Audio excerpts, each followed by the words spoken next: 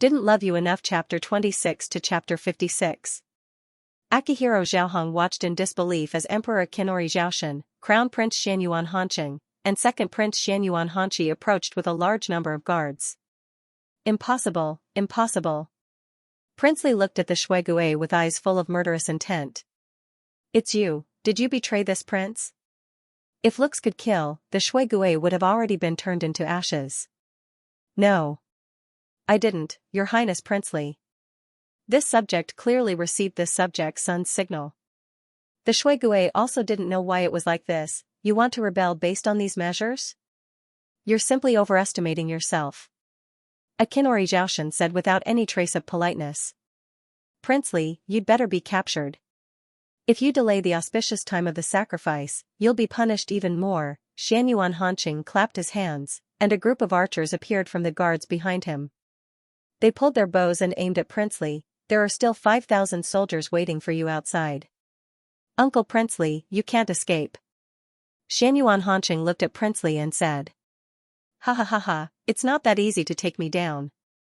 Akihiro Zhaohong suddenly pulled the Shuigui, who was closest to him, to his body, and then quickly seized Xie Chongqing, who was in front of him.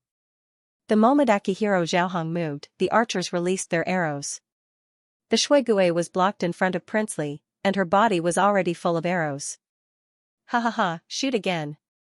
Let Prime Minister Xia become the first Prime Minister to be shot into a hedgehog since the Xianyuan dynasty. Ha ha ha, let go of the Prime Minister, and Zhen will leave your corpse intact. Akinori Zhaoshan said in a low voice. For a moment, no one dared to move, and the atmosphere was a bit anxious. Your Majesty, you don't have to worry about this old official's safety. Xie Chongqing struggled despite the danger he was in.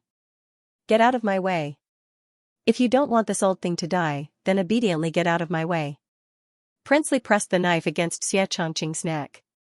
Fine. I'll let you leave. Don't hurt the Prime Minister.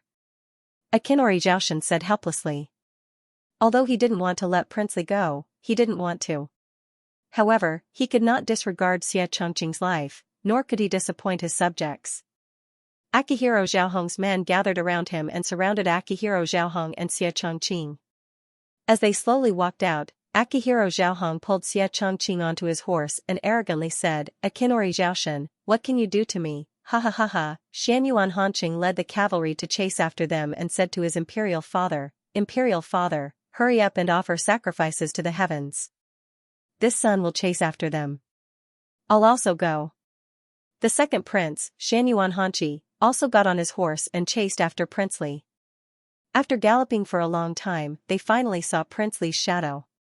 Princely saw this and abandoned Xie Chongqing. Akihiro Zhaohong didn't dare to kill Xie Chongqing. Xie Chongqing had a high prestige in the court and was deeply loved by the civil officials. If he killed Xie Chongqing, he was afraid that he would be cursed by all the scholars in the world.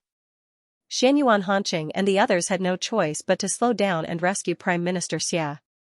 Xianyuan Hanqi unwillingly looked at Princely's back and pulled back his bow. With a whoosh, an arrow hit Akihiro Zhaohong's back and he almost fell off his horse. Akihiro Zhaohong didn't expect that the second prince, Xianyuan Hanqi, would be so good at archery. He had already galloped so far on his horse, but he was still shot. Fortunately, his vitals weren't hurt. Xianyuan Hanqing helped Xie Chongqing up. Prime Minister, are you okay? Your Highness, this old minister is fine. You should quickly chase after Princely. Xie Chongqing was only a little frightened and had some scratches on his body, but it wasn't a big deal.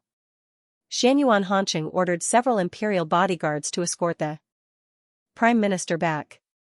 Xianyuan Hanqing and his younger brother continued to chase with the cavalry. Following the bloodstains on the ground, they didn't lose Princely's trail. They didn't stop to rest along the way, constantly chasing. Several times, when they were about to catch up, Princely would send his men of sacrifice to intercept them. Although Xianyuan Hanqing and his cavalry had the advantage and quickly dealt with them, they still bought time for Princely to escape. There aren't many people left by Princely's side, but the direction they're fleeing in isn't towards Li City, but towards the capital. Xianyuan Hanqi had chased them for a long time, and voiced the doubts in his heart. Princely might have other arrangements. We can't let him go to the capital. Xianxia Hanqing had a bad premonition. Chase. After a day and night of chasing, both sides were exhausted. Princely didn't expect that Xianxia Hanqing would be so fierce and keep chasing after him. He didn't even have time to rest, and the men of sacrifice around him were getting fewer and fewer. Akihiro Zhaohong and his men were hungry and thirsty, but he still bitterly held on because he always had a belief in his heart. He still has a backup plan. As long as he goes to the capital and meets with his men of sacrifice, he has confidence that he can make a comeback. Princely's bodyguard helped Princely dismount from his horse. "Your Highness Princely, please take a rest. It's dark, and this place is more hidden. This subordinate will find some food and water for you." Princely let the men of sacrifice around him bandage his wound. Although the arrow wound on his back wasn't serious, he lost too much blood. Akihiro Zhaohong felt a little dizzy. "Find me some water, we'll leave immediately. Let's hurry to Tsiyun Temple." "Yes." Princely asked his confidant, "Do you think Xuesong will succeed?" After today's events, Akihiro Zhaohong's heart was also faintly worried. "Your Highness Princely, don't worry. You gave Xuesong 100 men of sacrifice, gave Xuesong so much money, and let him bribe Jianghu experts. You also used the last nail left by the Empress Dowager for you. It will definitely succeed." Princely's confidant wasn't sure, so he could only comfort him. After a while, the bodyguard still hasn't come to fetch water. Akihiro Zhaohong felt danger. "Not good, let's go." Princely and his men galloped for a while, then they heard the sound of horse hooves behind them. It's Crown Prince Xianxia Hanqing and his men catching up. Xianxia Hanqing and his men didn't stop for a day and night, and they only had one thought in their minds. That was to stop Princely and not let him take a single step into the capital. After a day and night, even if the cavalry behind Xianxia Hanqing were the best of the best, they still felt exhausted. During this day and night, they only stopped for a short while once. Xianxia Hanqing ordered the slaughter of a warhorse, and only drank the horse's blood to replenish their strength. Xianxia Hanqi admired his brother even more. He already couldn't hold on several times, but he still clenched his teeth and persevered. Xianxia Hanqing caught up with Princely and his men, and took the lead to fight with the bodyguards. "Uncle Princely, you can't escape." Princely, Akihiro Zhaohong, only had 30 men left. They weren't a match for Xianxia Hanqing and his men, and they quickly fell into a disadvantageous position. Akihiro Zhaohong wanted to see the men of sacrifice around him fall one by one, but he suddenly burst into laughter. "Xianxia Hanqing, don't be so proud. Do you think this king doesn't have a backup plan? In another hour, if my people don't see me, Empress won't be able to live." "What did you say? What did you do to my mother?" Xianxia Hanqi anxiously roared when he heard this.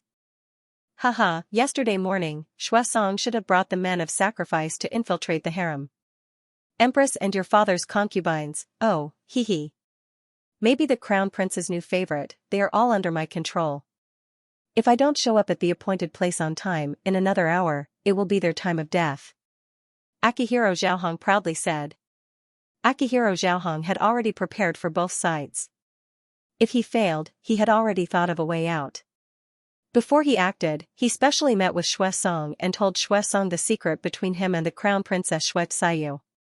At that time, Xuesong was scared silly.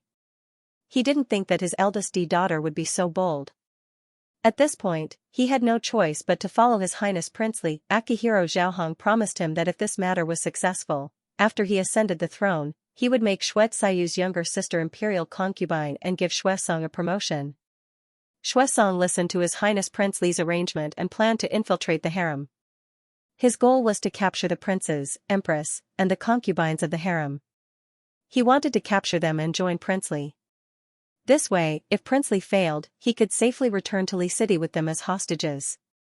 If he succeeded, those princes, empress, and the others would naturally die. Akihiro Zhaohong didn't expect that the emperor would bring all the princes to this sacrifice. But it didn't matter. As long as he caught empress or one or two concubines, it would be fine. Those concubines were connected to the court. If the emperor didn't care about their safety and insisted on putting him to death, then a Kinori Zhaoshan wouldn't be able to explain it to the court. As long as he had these talismans, he wouldn't have to worry about a Kinori Zhaoshan entering Li City in a short period of time. He could also recuperate and expand his strength. Xianyuan Hanqing, do you dare to ignore the safety of your mother? Haha, if you don't let me go, many people will be buried with me. Akihiro Zhaohong saw that Xianyuan Hanqing and the others were stunned. He laughed and left with the remaining men of sacrifice. Brother, what should we do? Mother, Xianyuan Hanqi unwillingly asked his brother. At the same time, he was very worried about his mother's safety. I've already sent people to follow them. They're riding horses, so they'll leave traces along the way. We must find out where they agreed to meet. Don't alarm them. Investigate clearly first. Xianyuan Hanqing said to his younger brother, release a signal for Father Emperor to bring the army over. Find their meeting place and immediately surround them. Yes, I understand. We must not let him go. If anything happens to Mother, I must cut him into pieces. Xianyuan Hanqi's anger soared to the sky. Xianyuan Hanqing ordered the guards to climb to the top of a tree and look in the direction of the capital. Your Highness the Crown Prince, there's thick black smoke above the imperial city. Xianyuan Hanqing's heart tightened when he heard this. His guibao, Xianyuan Hanqing promptly said, I'll take half of the people back to the capital first. Prince Li's words may not be true. There are many imperial guards in the palace. It won't be easy to hold them hostage. I want to go back and see for myself. Xianyuan Hanqing said to his younger brother. Prince Li said half an hour, which means that he's not far from here. We can search around the outskirts of the capital. I'll go back to the palace to take a look. If Mother is safe, I'll immediately send a signal to you. After that, Xianyuan Hanqing told his younger brother not to act rashly. After finding Prince Li's hiding place, they must wait for the army to arrive before taking action. Xianyuan Hanqing took a small group of people on horseback and rushed to the capital. His guibao must be well. He really couldn't afford to lose his treasure again. Prince Li, Akihiro Zhaohong, in a sorry state, took a dozen people and rushed to Ci Yun Temple. When his mother was alive, she often came here to burn incense. The temple's abbot had received his mother's grace. After his mother's death, Ci Yun Temple gradually lost its importance. The incense offerings were also not strong. This was also his most secret place in the capital. This time, he came to the capital to live here. It was the safest and most reliable place. The abbot saw Prince Li covered in blood. Prince Li. Are you okay? Where are Shui Song and the others? Akihiro Zhaohong grabbed the abbot and asked. This old monk has been waiting here for a day and a night. I don't see Lord Shui and the others. I'm afraid. The abbot replied. After hearing this, Akihiro Zhaohong's blood rushed up. He clutched his chest and finally couldn't hold back and spat out a mouthful of blood. How? Shui Song, that trash. Prince Li, Your Highness. The abbot hurriedly supported Prince Li. Prince Li was thinking of a way to escape. He didn't want to die, he wasn't willing. At this time, the abbot's little monk came to report, not good. The temple is surrounded by the army. There are more than 1,000 soldiers outside, and there are still more coming. Akihiro Zhaohong's vision turned black. Heaven wants me to die. On Lin Jiabao's side, it had to start from the day before. As usual, Lin Jiabao went to greet Empress early in the morning. Lin Jiabao arrived very early. He was always the first to arrive. After he arrived, the concubines in the harem would arrive one after another. Gradually, Lin Jiabao became familiar with them. After Empress arrived, Lin Jiabao and the concubines in the harem saluted Empress together. Afterwards, Empress would talk about some official matters in the harem. After that, she would talk about some matters in the harem. When she talked about the heavenly worship ceremony this time, the 3 princes and concubines who went with her had faces full of pride. Lin Jiabao sat at the end of the seat and listened quietly. Lin Jiabao was very happy when he heard that His Highness the Crown Prince and the others would be back in a day. When Lin Jiabao watched His Highness the Crown Prince leave, he couldn't help but miss him. Without His Highness the Crown Prince's embrace at night, Lin Jiabao couldn't sleep. Husband, come back soon. Everyone had just talked for a while when Empress sent them away early today. She said to the concubines, that's all for today. You should all go back early, yes. The concubines all stood up and bid farewell to Empress. Lin Jiabao also stood up and prepared to leave. Anju, you stay. Empress stopped Lin Jiabao. Some of the concubines showed expressions of schadenfreude. Everyone saw how His Highness the Crown Prince brought Lin Jiabao to the ceremony on New Year's Eve and let him sit in the Crown Princess seat. They didn't expect that the Emperor and Empress didn't seem to notice and didn't reprimand him at all. It seemed that Empress was going to teach Lin Jiabao a lesson today. Lin Jiabao stayed. He saw that the other concubines looked at him in confusion. He didn't know why Empress wanted him to stay. Anju, come in front of me. Empress said to Lin Jiabao. Yes. Lin Jiabao walked forward and stood in front of Empress. Empress, what orders do you have? Empress looked at Lin Jiabao in front of her. This Lin Jiabao was really a lovely child. Looking at Lin Jiabao's pure and clear eyes, no one would dislike him. It was no wonder that the Crown Prince was somewhat infatuated. The most precious thing about Xiao Lin was that even though the Crown Prince doted on him so much, he was still able to maintain his nature. He was neither arrogant nor impatient, and he did not forget himself. The Empress sighed in her heart. It's a pity that it's a Shuang'er. In the end, the sons can't be compared to women. Empress thought and said to Lin Jiabao gently, Anju, in the future, other than when the Crown Prince brings you to Eternal Longevity Palace, you don't have to come to Eternal Longevity Palace to pay your respects. Lin Jiabao was stunned after hearing this. Empress, did Anju do something wrong? At this time, Mama Zhou hurriedly came in, reporting to Empress, Lian Hall is on fire. What's going on? Is the fire big? Lian Hall was a palace close to Eternal Longevity Palace. The late Emperor's dowager consort used to live there. After the dowager consort passed away, it was always empty. How could it be on fire? Empress was puzzled. Reporting to Empress, it's on fire for some reason. Maybe it's because the weather is dry. This old servant has already ordered the guards to put out the fire. I believe the fire will be put out soon and won't spread to Eternal Longevity Palace. Mama Zhou replied. Send more guards over to check the cause of the fire. Be sure to put out the fire completely. Empress ordered Mama Zhou. Yes. Mama Zhou retreated. Empress turned to look at Lin Jiabao. I just said that you don't have to come to Eternal Longevity Palace to pay your respects every day. Do you understand? Lin Jiabao was a bit confused. He felt that it was normal to pay his respects to the Crown Prince's imperial mother every day. He could also feel Empress's kindness towards him. He had always been very respectful to Empress. Lin Jiabao would come early every day, rain or shine. It was still like this. Empress asked Lin Jiabao, when you pay your respects, have you seen the Song clan and the Yu clan? Lin Jiabao thought for a bit before replying, I haven't. He had never seen the Song clan and the Yu clan in Eternal Longevity Palace. Now that he thought about it, it was a bit strange. Why didn't they come to pay their respects to Empress? That's right. Logically speaking, as the Crown Prince's concubines, they don't have the qualifications to pay their respects to this Empress. That's why you've never seen them pay their respects.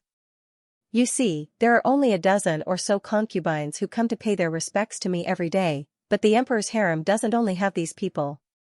Only those at the concubine rank and above can pay their respects to this Empress. Empress looked at Lin Jiabao's face full of disappointment. This child really had all his thoughts written on his face. Empress unconsciously softened her voice as she said, You're a good person, but the palace has its own rules. The palace is strict and cannot be overstepped. If this continues, it won't be good for the Crown Prince or you. The imperial censors will also take advantage of the Crown Prince's words to take action. Empress, Anju understands. Anju will definitely abide by the palace's rules and won't cause trouble for the Crown Prince. Lin Jiabao nodded heavily. At this time, Mama Zhou led the Eternal Longevity Palace's guard captain in. Empress, it's not good. Shuesong led a large group of thieves into the harem and are heading towards Eternal Longevity Palace. It seems that the fire in Lian Hall was set by those thieves in order to draw away the guards. This damned Shui family, are they rebelling? Empress's anger soared to the heavens as she asked, How many guards are left in Eternal Longevity Palace right now? The guard captain replied, Right now, there are 20 or so guards left in Eternal Longevity Palace that can hold them off for a while. Those thieves number close to 100 people and are heading straight for Eternal Longevity Palace. Empress, please make arrangements as soon as possible. Empress gradually calmed down. Take my Phoenix Decree and find the commander of the Imperial Guard. Have him dispatch the Imperial Guard as soon as possible. Empress handed the Phoenix Decree to the guard captain. Go quickly, yes. The guard captain took the Phoenix Decree with both hands and quickly retreated. Quickly go and get a set of palace made clothes for me. Empress ordered Mama Zhou. She had to be prepared for both sides. If the Imperial Guard couldn't arrive in time, she couldn't be a scapegoat. Since they were coming for Eternal Longevity Palace, then they were coming for her. Empress, quickly change into them. The guards outside the courtyard won't be able to hold on for much longer. Mama Zhou said anxiously. Empress put on the palace-made clothes. Call in all the guards outside the hall. We're going to Heavenly Purity Palace. There are more guards there, so it's safer there. Several guards retreated in, all of them injured. Yuan Qing also came in and stood guard by Lin Jiabao's side. Empress looked at Lin Jiabao, who was somewhat afraid but was forcefully suppressing it, and comforted him. Don't be afraid. The Imperial Guard will arrive soon. Let's go hide in Heavenly Purity Palace first. Empress had experienced the fierce struggle for the throne in the early years. She had seen things like forced abdication. She thought about how young Lin Jiabao was and how could he have experienced such things. Empress, I'm not afraid. Lin Jiabao said as he clenched his fists. Empress was quite satisfied with Lin Jiabao's performance. Fortunately, he didn't cry endlessly. Empress and Lin Jiabao were escorted by guards as they quickly walked towards the rear courtyard. The guards in the front courtyard gradually couldn't hold on any longer. Some people had already rushed in. Xuesong, who was leading the way, saw Empress and shouted, Empress is over there. Prince Li said that whoever can catch Empress will be rewarded 10,000 taels of gold. As soon as he said this, some thieves rushed over. The guards rushed forward to block them. The remaining guards continued to protect Empress and Lin Jiabao as they moved forward. More and more people rushed over. For a moment, the sound of fighting rang in Lin Jiabao's ears. Lin Jiabao and the others had fewer and fewer guards around them as they struggled to move forward. The two secret guards beside Lin Jiabao also joined the fight. With the addition of these two shadow guards, the situation turned for the better. However, there were too many of them. The two shadow guards were also exhausted. In the end, the thieves took advantage of the situation and attacked them. One of the thieves was about to catch them, but he was killed by the guards. However, there were still people who didn't care about their lives coming in an endless stream. The guards around them were all entangled by the thieves. Yuan Qing also rushed over and hugged the thieves who came forward. Empress, young Mistress Lin, hurry and leave, Yuan Qing. Lin Jiabao's eyes were filled with tears. He picked up the broadsword that the guard had dropped on the ground not far away and supported Empress as they ran. Empress didn't run far before she lost her balance and fell to the ground. Empress, are you all right? Lin Jiabao went forward to help Empress up. Hiss. I sprained my ankle. Empress usually didn't walk so much. Lin Jiabao didn't even think before he carried Empress on his back and walked forward. Empress was middle-aged and wasn't light. Lin Jiabao felt his body sink, but he still gritted his teeth and held on. Lin Jiabao used all his strength to carry Empress on his back and ran forward with all his might. Lin Jiabao ran for a long time in a panic. He specifically chose the small paths in the palace. After a few rounds, he managed to shake off the thieves. Empress looked at Lin Jiabao, whose neck and face were covered in sweat. She thought about how he ran for so long with such a thin and small body. She felt very touched. Empress saw that there was no one around. Let me down. You must be tired. I can walk by myself. Lin Jiabao wiped his sweat with his hand. Empress, I'm not tired. I'll carry you on my back for a while longer. I can't let the bad guys catch you.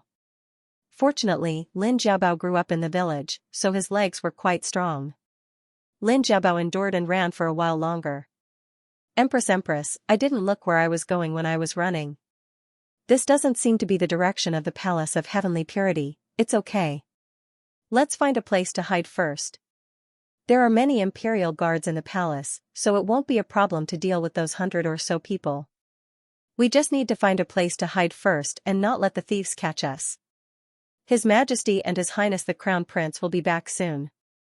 Empress knew that if it weren't for Lin Jiabao desperately carrying her, she would have been caught long ago. It would be bad if she was used to threaten His Majesty and the others. Fortunately, Lin Anju was here. Lin Jiabao tried his best to carry Empress for a while. Empress saw that he was really tired and said, "Hurry and let me down." Lin Jiabao put Empress down. His back was already soaked in sweat. Lin Jiabao used the broadsword he had been holding tightly in his hand to support Empress as they continued to walk forward. This broadsword was very heavy for Lin Jiabao, but he didn't dare to let go. If something happened, he could use this broadsword to protect Empress. "Anju, do you know the way here?"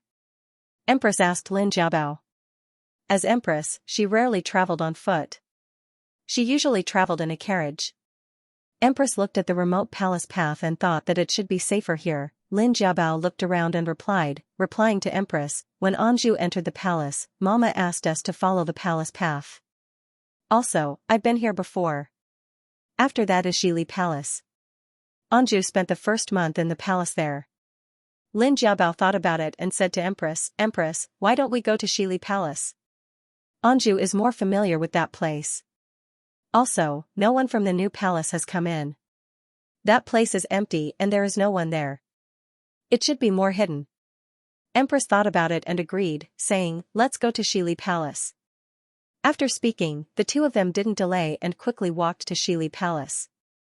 When they arrived at Shili Palace, they found that it was as Lin Jiabao said. There was no one there. Lin Jiabao took Empress to the room that Mama Steward used to live in. This was also the best room in Shili Palace. After being empty for a long time, a layer of dust had accumulated in the room. Empress, please wait for a moment. Let me tidy it up." Lin Jiabao found a cloth and wiped it. Empress didn't just watch. She also came to help Lin Jiabao. After a while, she was mostly done tidying up. Empress, is your foot better?" Lin Jiabao helped Empress sit down on the bed. "It's much better. Sit down too. It's all thanks to you today." Empress saw what Lin Jiabao did today and was very touched. She said to Lin Jiabao gratefully. Lin Jiabao was indeed exhausted. He felt like his bones were about to fall apart as he sat on the bed. His hands and legs were sore. Lin Jiabao and Empress sat down and rested quietly. Lin Jiabao felt hungry and thirsty. He hadn't had lunch yet and it was already afternoon. He didn't know how long they were going to hide. He had to get something to eat first. Empress, you must be hungry. I'll go to the kitchen of Shili Palace to see if there's anything to eat." Lin Jiabao stood up and said to Empress. Empress also felt hungry. "Anju, be careful. Come back quickly." Before Lin Jiabao left, he placed the broadsword he was holding beside Empress. Empress, take this broadsword to protect yourself. I'll be back soon." Lin Jiabao gently opened the door and crept out. After carefully closing the door, he quickly ran to the kitchen of Shili Palace. Empress stared at the broadsword in a daze. The kitchen of Shili Palace had been empty for a long time. The stove was also covered in dust. Lin Jiabao searched for a long time but couldn't find anything to eat. In the end, he found a bag of white rice and a small bag of flour in the cellar of the kitchen.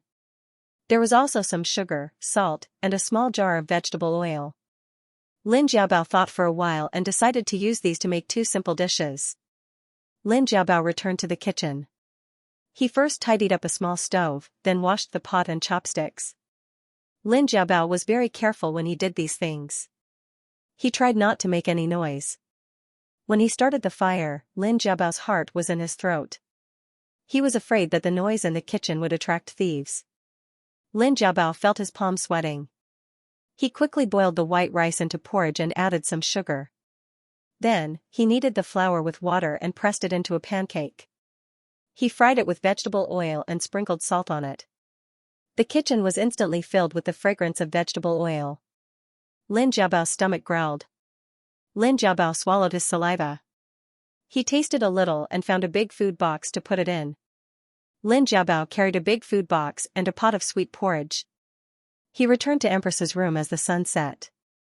Empress waited anxiously in the room. Her heart was full of worry. Empress. The Empress knew that Xiao was also very scared, but she left her only weapon for self-defense. And when the Empress saw that Lin Anju had returned, she heaved a sigh of relief. Anju. You're back. Did you encounter any danger? Empress. I'm fine. I didn't meet anyone. It seems that Shili Palace is still very safe. Lin Jiabao put the porridge on the table and took out the bowls and chopsticks from the food box. Empress was relieved after hearing that. Empress. I only found these in the kitchen. I made porridge and pancakes. It's a little simple. Please forgive me. Lin Jiabao scooped a bowl of hot porridge and put it in front of Empress. Then, he put the baked pancakes on a small plate from the bottom of the food box and prepared to serve Empress. Empress took the bowl and tasted the porridge. After half a day of danger, there was nothing better than drinking a mouthful of hot porridge in a cold room in winter. The porridge was just right. It was sweet and delicious. Empress tasted the sweetness in her heart and felt warm in her heart. Empress looked at Lin Anju, who was standing beside her. Anju, sit down and eat. It's a special situation now. Don't worry about it. Eat quickly. It won't taste good when it's cold. Empress, you eat first.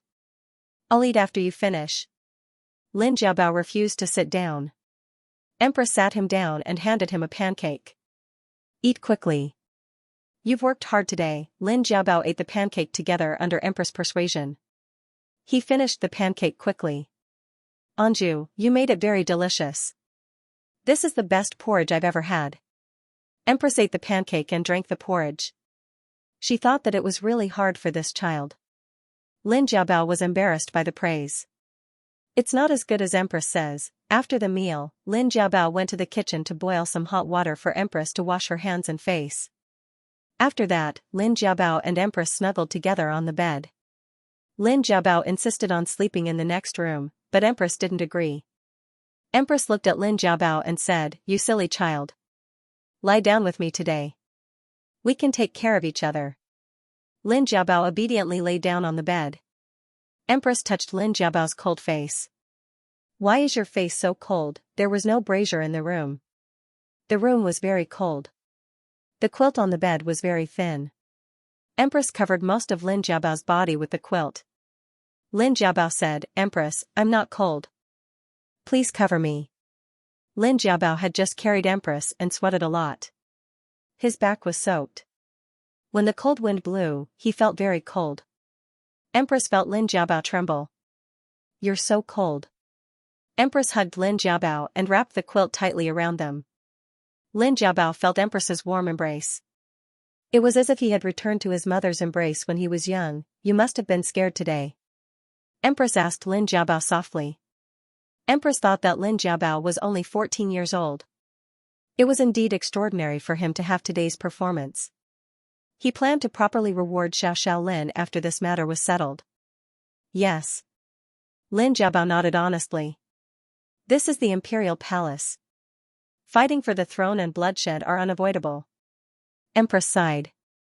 Lin Jiabao calmed down. He was also worried about Yuan Qing and the others. He didn't know how they were doing. Empress felt that her words were a bit heavy, so she changed the topic. I heard Qing'er call you Jiabao. Is that your real name? Empress, yes. Anju's real name is Lin Jiabao. Lin Jiabao replied. That's a good name. Your parents must love you very much. Empress knew that Lin Jiabao's name meant that he must be very loved at home. My parents love me the most. My brothers and sisters also love me.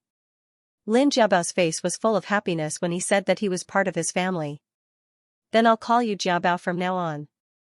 Jiabao, how did you come to the palace? Empress was a bit curious. The Lin family had many children, so they shouldn't have let their most precious child enter the palace. Lin Jiabao quietly told Empress about what happened to his uncle Lin Dali's family, and how he came to the palace. Empress heard this and said, "What a troublesome relative. But if it weren't for that, you wouldn't have come to the palace, and you wouldn't have the good fortune you have today." The sky darkened. Lin Jiabao and Lin Dali didn't dare to light a lamp. They whispered in the dark room. Lin Jiabao whispered some trivial things about his hometown. Empress liked to hear it. Empress grew up in the capital and had never left the capital. Listening to Lin Jiabao talk about interesting things in the mountains, she felt that it was very novel. Lin Jiabao was talking about how he and his brothers and sisters went to the mountains to pick wild fruits when they were young. The wild fruits tasted sour and crunchy. As he was talking, he heard a sound coming from the room next door. Lin Jiabao fell silent. He and Empress didn't even dare to breathe loudly as they listened to the sounds coming from the room next door. Lin Jiabao stealthily placed his broadsword in front of the two of them. A man's voice came from next door. "Mother **Ker, this palace is too big. My head is dizzy from walking." Another voice came. "Big brother, you should rest first. There's no one here. If you ask me, this palace is too big. That old emperor must be tired from walking every day." "Haha, I told you that you're stupid, but you don't admit it. That emperor doesn't need to walk himself. There are always people carrying him." "Oh, haha, big brother is right. Look at my brain." "Hiss, be gentler, big brother, bear with it. I'll help you bandage it. Those imperial guards are really strong. Fortunately, big brother is here. Otherwise, my little life would have ended here today." Sigh. It's a pity that we don't know if the other brothers are dead or alive. Life and death are fated. Living on the edge of the sword will be like this sooner or later. "Big brother, what do you think we should do next? Should we still go and catch Empress? That's 10,000 taels of gold." "So what if it's 10,000 taels of gold? Empress is the mother of a country. If she's caught, her 9 generations will be exterminated." 9 generations, do you know? Anyway, we're just looking for money. We don't have to risk our lives like Prince Li's men of sacrifice. Big brother is right. Let those men of sacrifice catch Empress. Haha, most of those men of sacrifice are dead or injured. Who knows how many escaped? Let's not care about them. Anyway, we still gained something from entering the palace this time.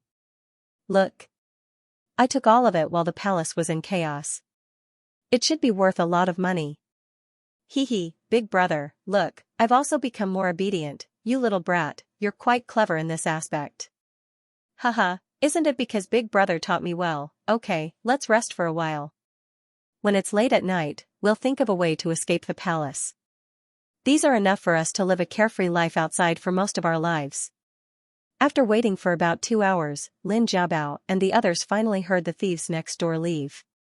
They both breathed a sigh of relief. It was very late at night. The two of them didn't dare to sleep. They were afraid that the thieves would turn back and that Prince Li's men of sacrifice would come.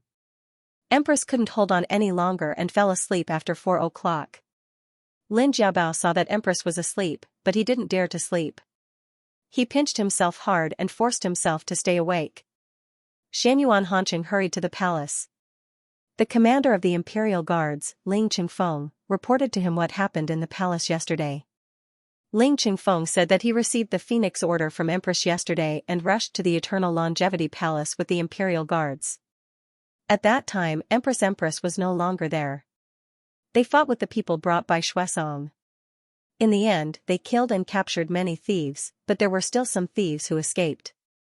Ling Qingfeng said that Lin Xiaoxiao and Empress escaped together with the Imperial Guards. According to the Imperial Guards protecting Empress and the others were preparing to hide in the Palace of Heavenly Purity. However, he later sent people to the Palace of Heavenly Purity and didn't see Empress and the others. They should be hiding in other palaces. Later, the Imperial Guard separated from Empress and Lin Xiaoxiao.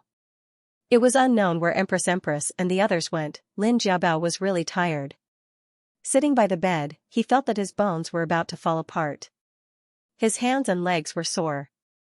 Lin Jiabao and Empress sat and rested quietly. Lin Jiabao felt hungry and thirsty.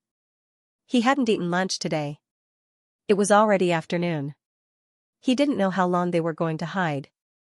He had to get something to eat first. Empress, you must be hungry. I'll go to the kitchen of the Shili Palace to see if there's anything to eat. Lin Jiabao stood up and said to Empress. Empress also felt hungry. Anju, be careful. Go and come back quickly. Before Lin Jiabao left, he put the broadsword he was holding beside Empress. Empress, take this broadsword to protect yourself. I'll be back soon.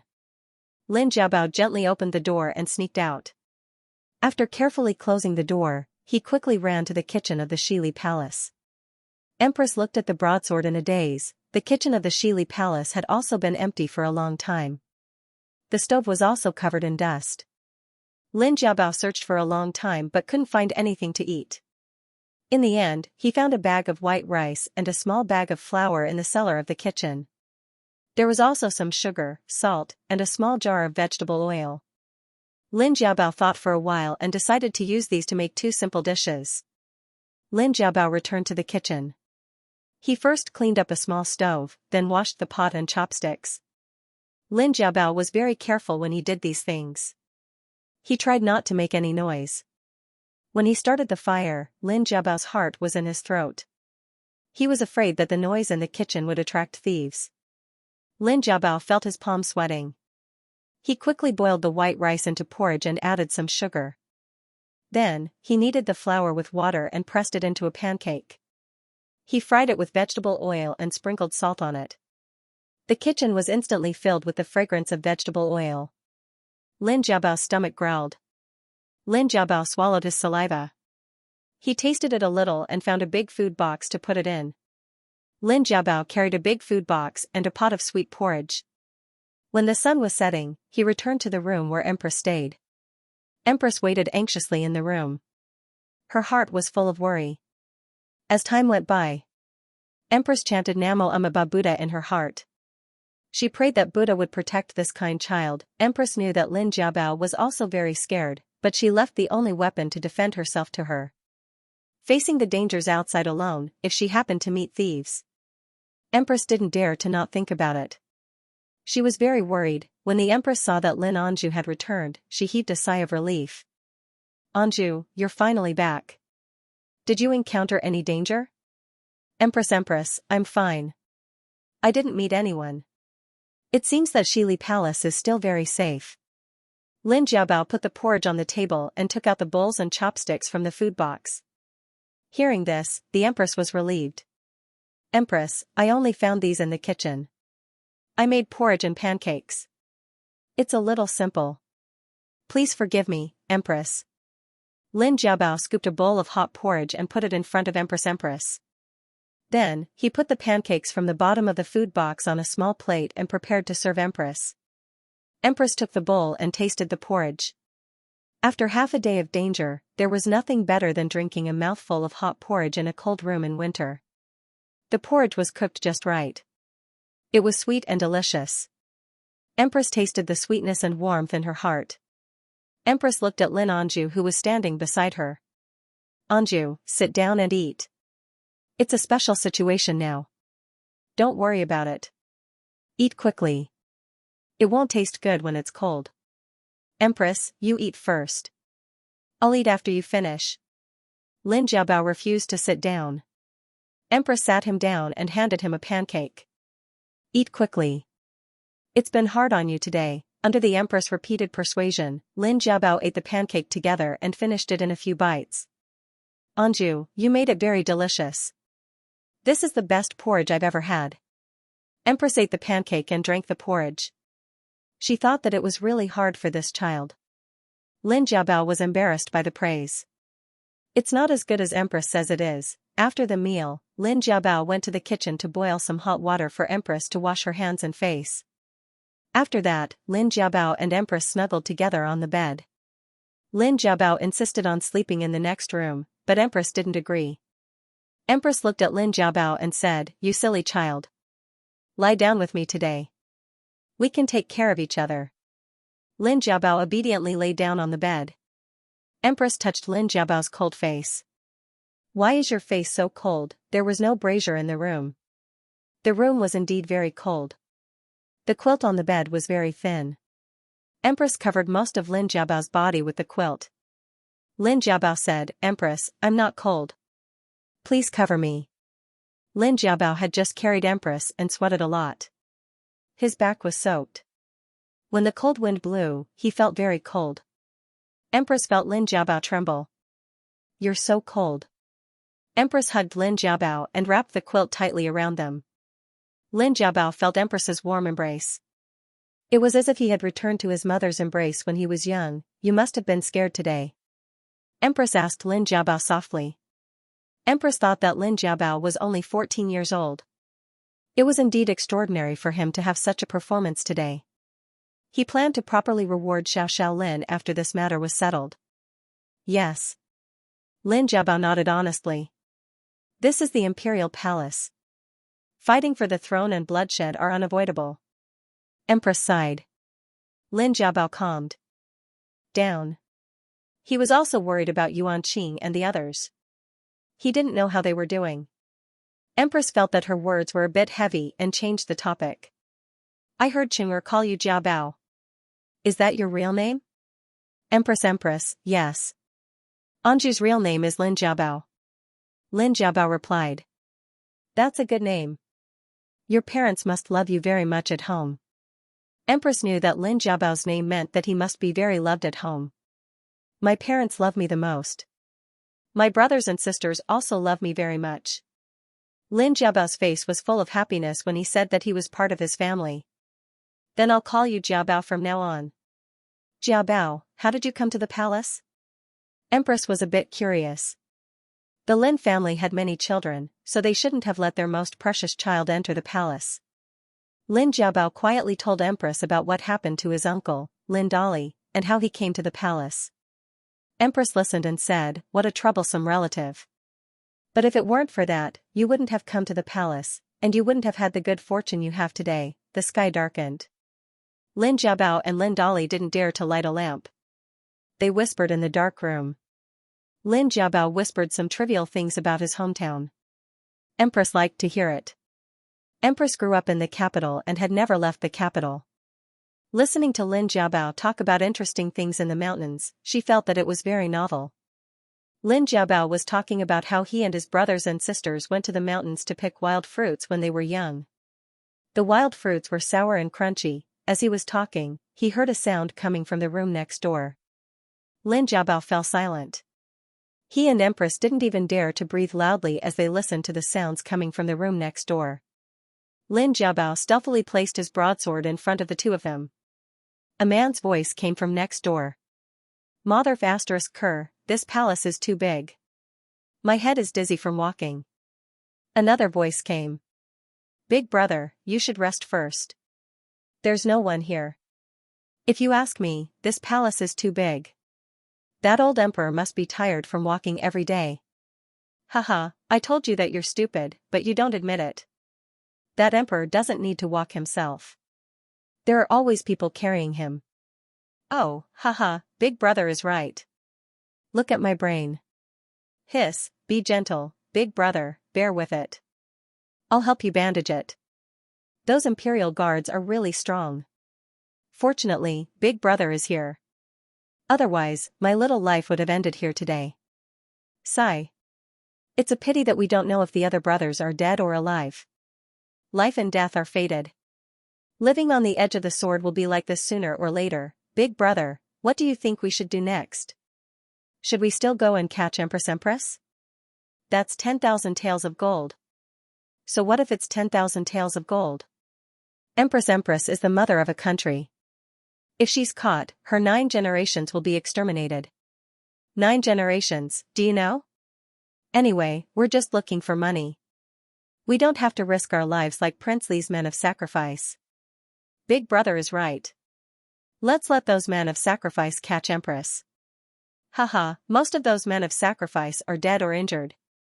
I wonder how many of them escaped. Let's not care about them. Anyway, we still gained something from entering the palace this time. Look. I took all of it in the chaos in the palace. It should be worth a lot of money. Hee hee, Big brother, look, I've also become more obedient. You little brat, you're quite clever in this aspect. Haha, isn't it because Big Brother taught me well? Alright, let's rest for a while. When it's late at night, we'll think of a way to escape the palace. These are enough for us to live a carefree life outside for most of our lives. After waiting for about 2 hours, Lin Jiabao and the others finally heard the thieves next door leave. They both breathed a sigh of relief. It was very late at night. The two of them didn't dare to sleep. They were afraid that the thieves would turn back and that Prince Li's man of sacrifice would come. Empress couldn't hold on any longer and fell asleep after 4 o'clock.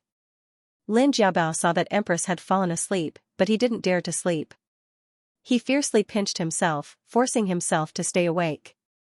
Xianxia Hanqing hurried to the palace. The commander of the Imperial Guards, Ling Qingfeng, reported to him what happened in the palace yesterday. Ling Qingfeng said that he received Empress's Phoenix order yesterday and rushed to the Eternal Longevity Palace with the Imperial Guards. At that time, Empress had already disappeared. They were fighting with the people brought by Xuesong. In the end, they killed and captured many thieves. However, there were still some thieves who escaped. Ling Qingfeng said that Lin Xiaoxiao and Empress fled together under the protection of the Imperial Guards. According to the Imperial Guards protecting Empress and the others, Empress and the others were preparing to hide in the Palace of Heavenly Purity. However, he later sent people to the Palace of Heavenly Purity and didn't see Empress and the others. They should be hiding in other palaces. Later, the Imperial Guards separated from Empress and Lin Xiao. It was unknown where Empress and the others went. Yes. Your Highness the Crown Prince, we caught Xuesong. Should we bring him up? No matter what, Xuesong was the father of the Crown Princess and the father-in-law of the Crown Prince. Ling Qingfeng asked the Crown Prince for instructions. Bring him up. Xianxia Hanqing's eyes were filled with killing intent. Xuesong was brought up dejectedly and saw the Crown Prince's murderous eyes. Your Highness the Crown Prince. Your Highness the Crown Prince. I was forced by Prince Li. It really was Prince Li who forced me to do it. Xuesong felt that he was really too unlucky. Clearly, everything had gone smoothly at the beginning. The old consort's mama had set fire in Lian Hall and lured away most of the guards in Yongshou Palace.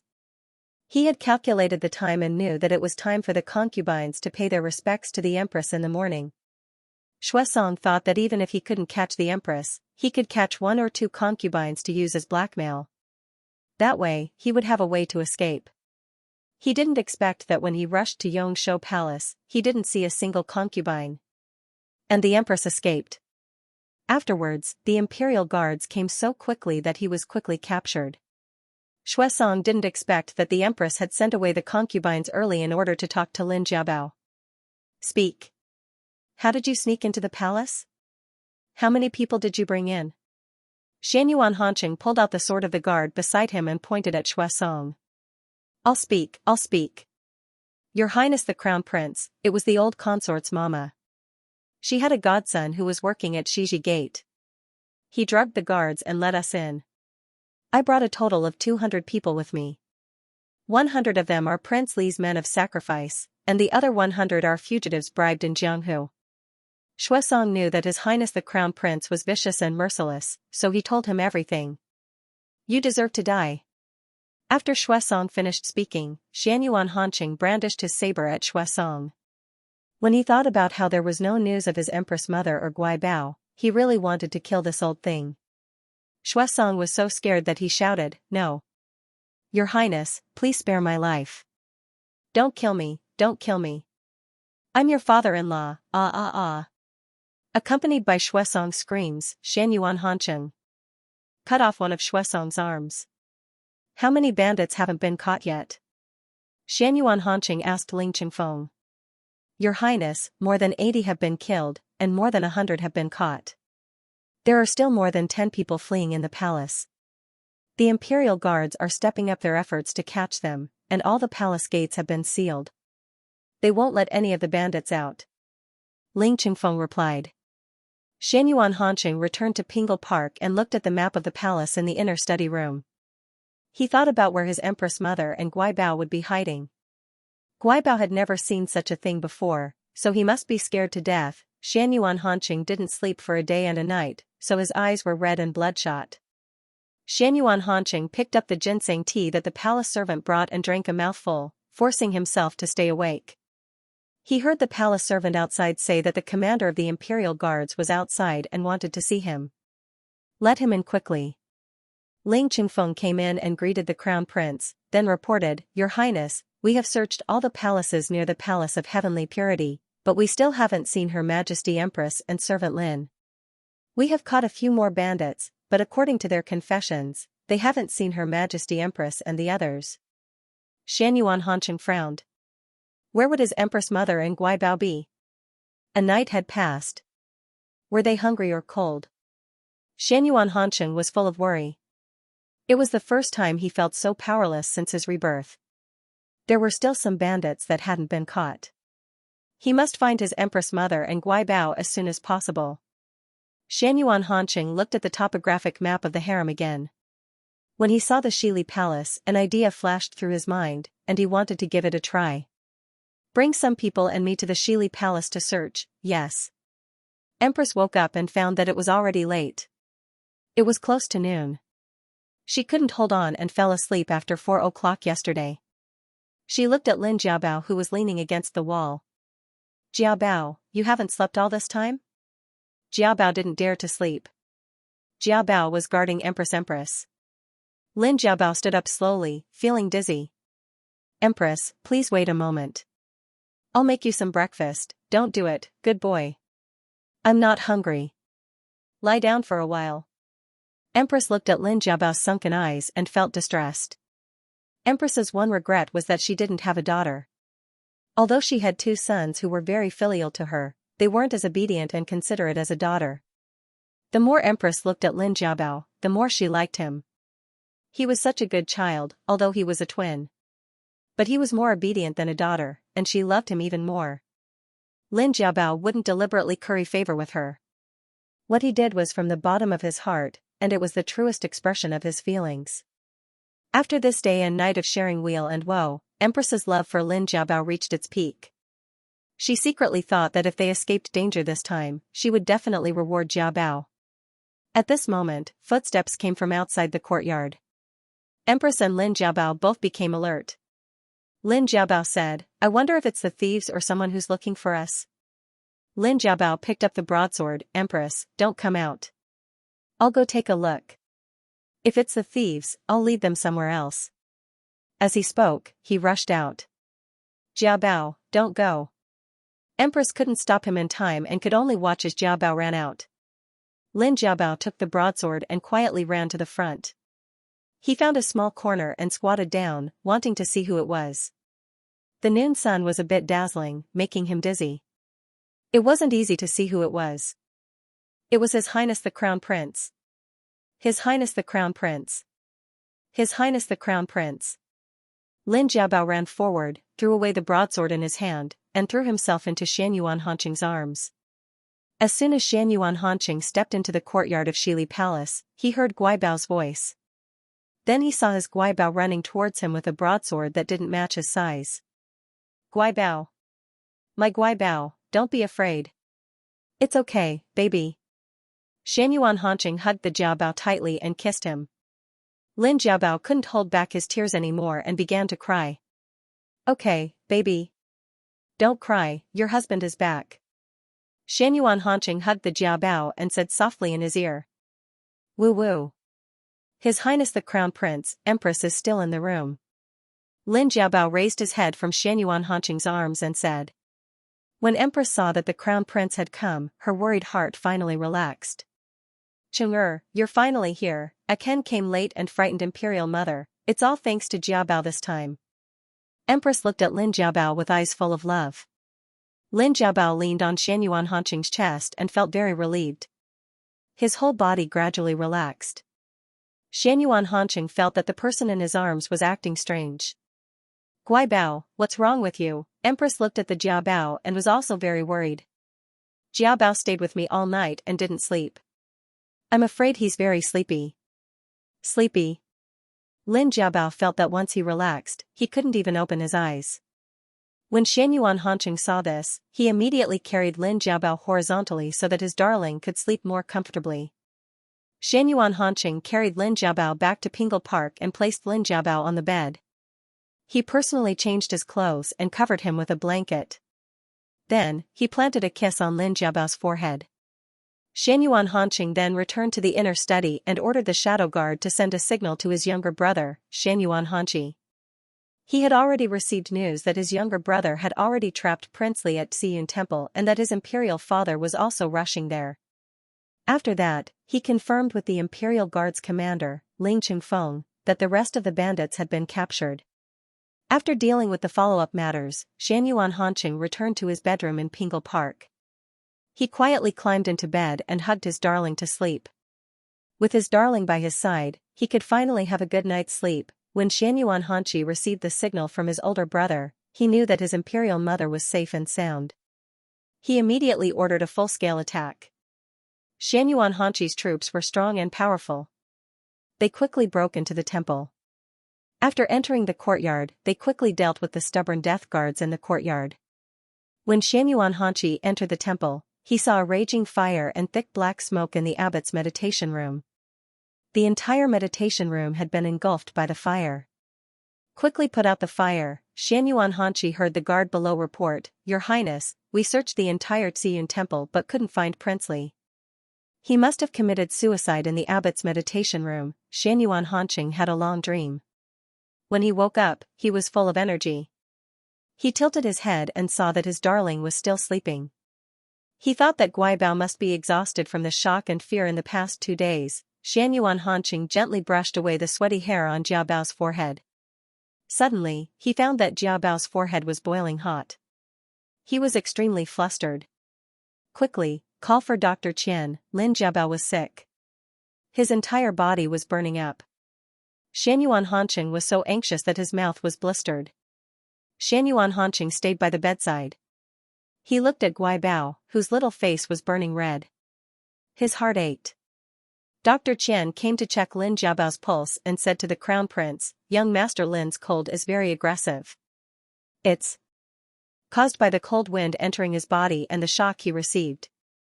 This humble subject has already prescribed a prescription. Young Master Lin should get better after taking a few doses." "Your Highness, the medicine is ready." Xia came in with a bowl of medicinal soup. "Bring it over." Xianyuan Hanqing helped Lin Jiabao up and let Guaibao sit in front of him. "Guaibao, come and drink the medicine. You'll be fine after drinking the medicine, Wu." Lin Jiabao was already in a daze from the fever. He felt as if he was on top of a flaming mountain. His head was so heavy that he couldn't lift it up. His little mouth was slightly open as he breathed out hot air. Xianyuan Hanqing looked at his darling and was afraid that he wouldn't be able to drink the medicine. "Give the medicine to me," Xia obeyed and brought the medicine forward. Xianyuan Hanqing took a big gulp of the medicine and passed it to Guaibao. He repeated this twice before finally feeding Jiabao the entire bowl of medicine. "Wu, bitter." Lin Jiabao frowned and swallowed the bitter medicine. "Bring some water." Xianyuan Hanqing took the water that Xia passed to him and drank it before passing it to his darling. Then, he let Jiabao lie down and covered his darling with a blanket. Lin Jiabao fell asleep again. Empress was also very worried when she heard that Lin Jiabao was sick. Every 2 to 4 hours, she would send someone to ask about Lin Jiabao's condition. Xianyuan Hanqing lay down next to his darling, keeping watch over Guaibao. Lin Jiabao had a long and beautiful dream. In his dream, he was back in the Lin family village. He was playing with his brother, sister, and younger siblings under a big tree. "Jiabao, stop playing, it's time to eat." His mother called out to them from the front yard. "Coming. Mom, we're coming back." Lin Jiabao replied happily. In his dream, Lin Jiabao was eating with his family. His father said to him, "Jiabao, you're married. You have to be good with your husband, okay?" Lin Jiabao nodded vigorously. The scene in his dream changed, and beautiful fireworks bloomed in the night sky.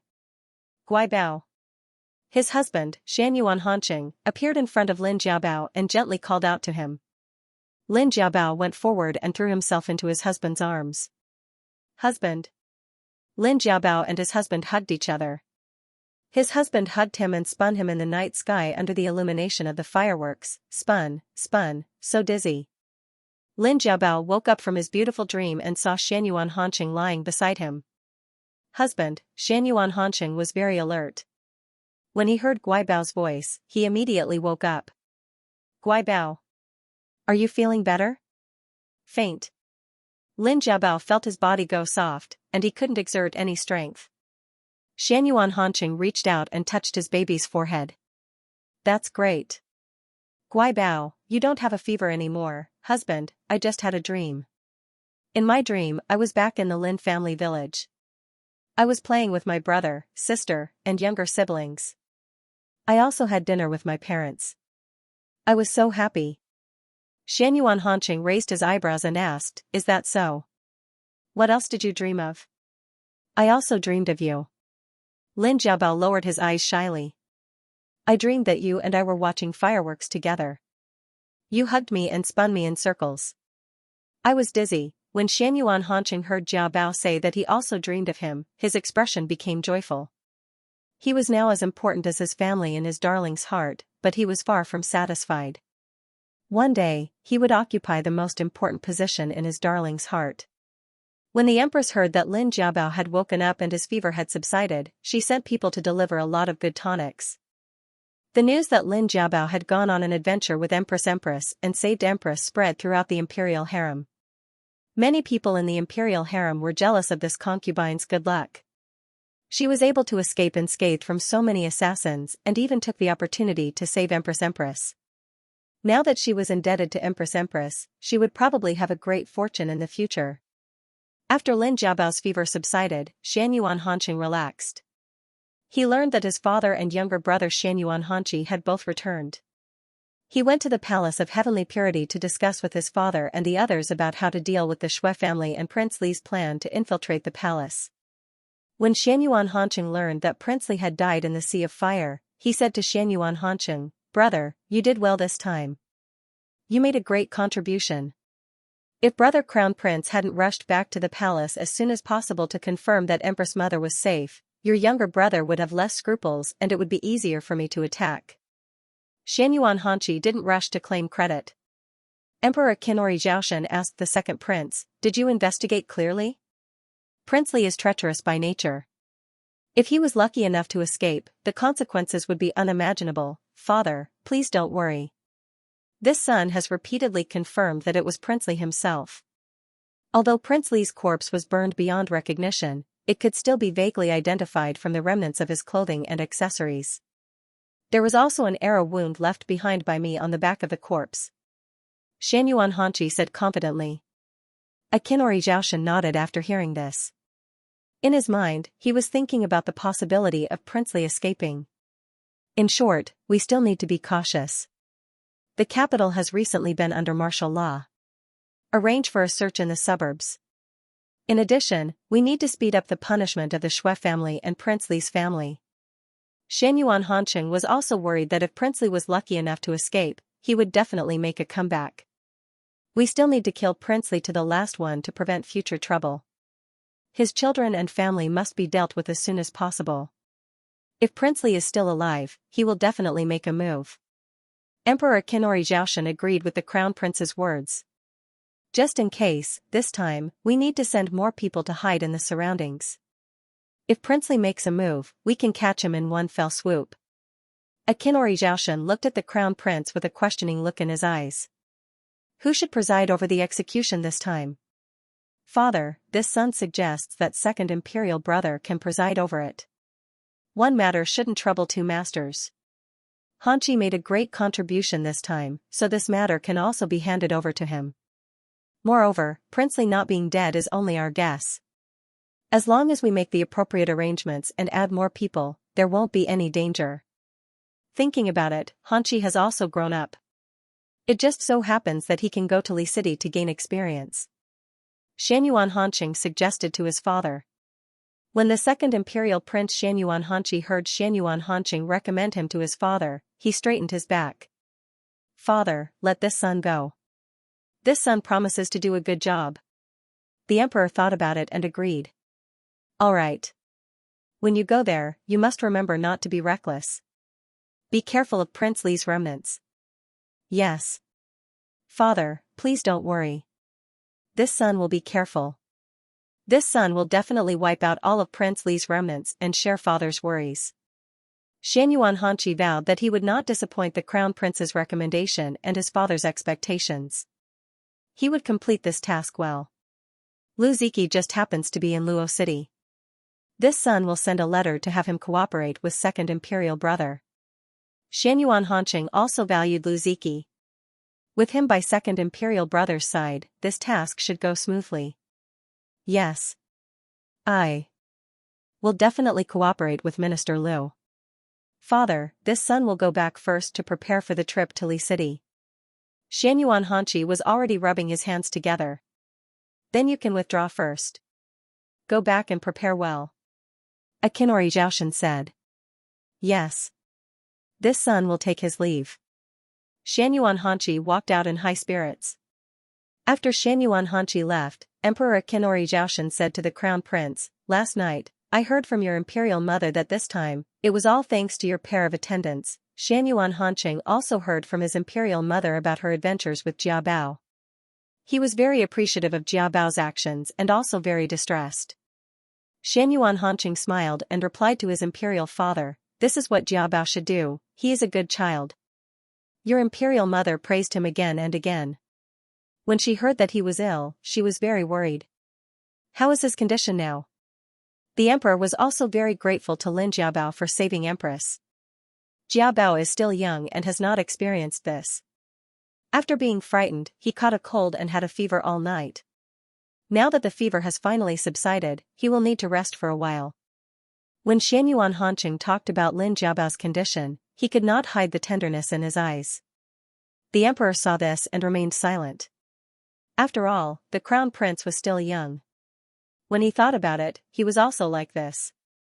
Unfortunately, as the emperor, he still had a lot of helplessness. The relationship between the imperial harem and the imperial court has always been inseparable. I hope this son can handle it better than him in the future. Your imperial mother said that Lin Jiabao saved her this time and wanted to reward him greatly. She told me that she wanted to make him a vice prince. What do you think? The emperor asked the crown prince what he thought. Empress went back and told the emperor about this thrilling day and night. She talked about Lin Jiabao's bravery and strength, and she also sincerely loved and respected him. Empress was deeply moved. When she heard that Lin Jiabao was sick, she also felt very uneasy. She wanted to properly compensate and reward Lin Jiabao. After thinking about it, Empress decided to make Lin Jiabao a vice prince. This way, Lin Jiabao could rightfully come to Yongshou Palace to pay his respects to her in the future. Lin Jiabao's personality was soft, kind, and pure. It might be difficult for him to have children in the future. If he was made a vice prince, the vice prince of the crown prince would have the same status as the crown prince's concubine. This way, he would not be afraid of being bullied by the crown prince's concubines. Thinking about it this way, it was a wonderful thing to kill many birds with one stone. This son thanks imperial father and imperial mother for their love for Jia Bao. This son is willing to make Jia Bao a vice prince. Imperial father, please grant my wish. Xianxia Hanqing knelt down and said with a serious expression. Crown prince, you should think carefully. Aside from the crown princess, you can still have 3 crown prince's concubines. Now, after taking away one, there are only 2 spots left. The vice prince and the concubines are all of the 3rd rank. This is the best way to win over the court officials. A good aristocratic family will be a great help to your future. Although Lin Jiabao is good, his mother's family cannot help you at all. The emperor and crown prince analyzed. This son has already thought it through. This son understands imperial father's intentions. This son does not want to rely on the harem to control the court. Imperial father, please believe this son.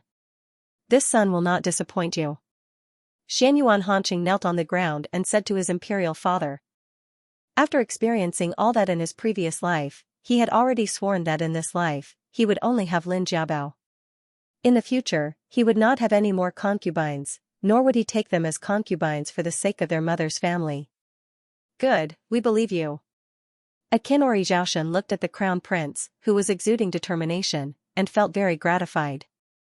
He didn't know when it started, but the crown prince's kingly aura was getting stronger by the day.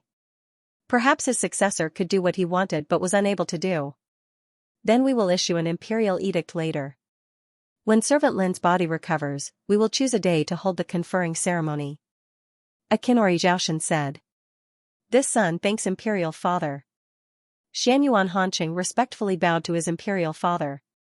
When Xianyuan Hanqing returned to Pingle Park, Lin Jiabao was sitting on the bed and leaning against the cushion, eating porridge in small bites. Your Highness the Crown Prince. Lin Jiabao saw that Xianyuan Hanqing had returned and his eyes lit up. Shu Qin took young Mistress Lin's empty bowl and tactfully retreated. Guai Bao, are you feeling better? Xianyuan Hanqing came to the bedside and asked with concern. I'm feeling much better. My head isn't dizzy anymore. Lin Jiabao replied. Xianyuan Hanqing looked at Lin Jiabao and saw that he was indeed much more spirited. Guai Bao, you suffered this time, were you afraid? Lin Jiabao shook his head lightly. Jiabao wasn't afraid. Jiabao knew that you would come back to save us, my Guai Bao, there won't be a next time. I won't let you be alarmed again. Xianyuan Hanqing sat on the bed and hugged Lin Jiabao in his arms. He secretly swore to himself that he would never put his darling in danger again. Lin Jiabao felt very at ease in her husband's arms. Xia came in with a bowl of medicine. Young Mistress Lin, it's time to take your medicine. I'm already better. Lin Jiabao said weakly as he looked at the black medicine in the bowl. The bitter taste of the medicine from last night was still fresh in his mind. Young mistress, this servant knows that the medicine is very bitter. Today, I specially prepared candied fruits for you. After drinking the medicine, it won't be bitter anymore. Shu Qin followed behind Xuya and handed a small plate filled with candied fruits to Lin Jiabao. Guai Bao, listen to me. You're not better yet, you have to take your medicine properly. Xianyuan Hanqing took the medicine and brought it to his darling's lips. Or you can let me feed you, just like last night, the medicine is very bitter. I'll take it myself. Lin Jiabao shook his head. When he recalled the way Xianyuan Hanqing fed him the medicine last night, he blushed and his heart raced. Xianyuan Hanqing loved to see his darling's shy and bashful expression the most. Lin Jiabao frowned and obediently drank the bitter medicine. With a bitter expression, as soon as Lin Jiabao drank the medicine, Xianyuan Hanqing immediately stuffed a candied fruit into his mouth.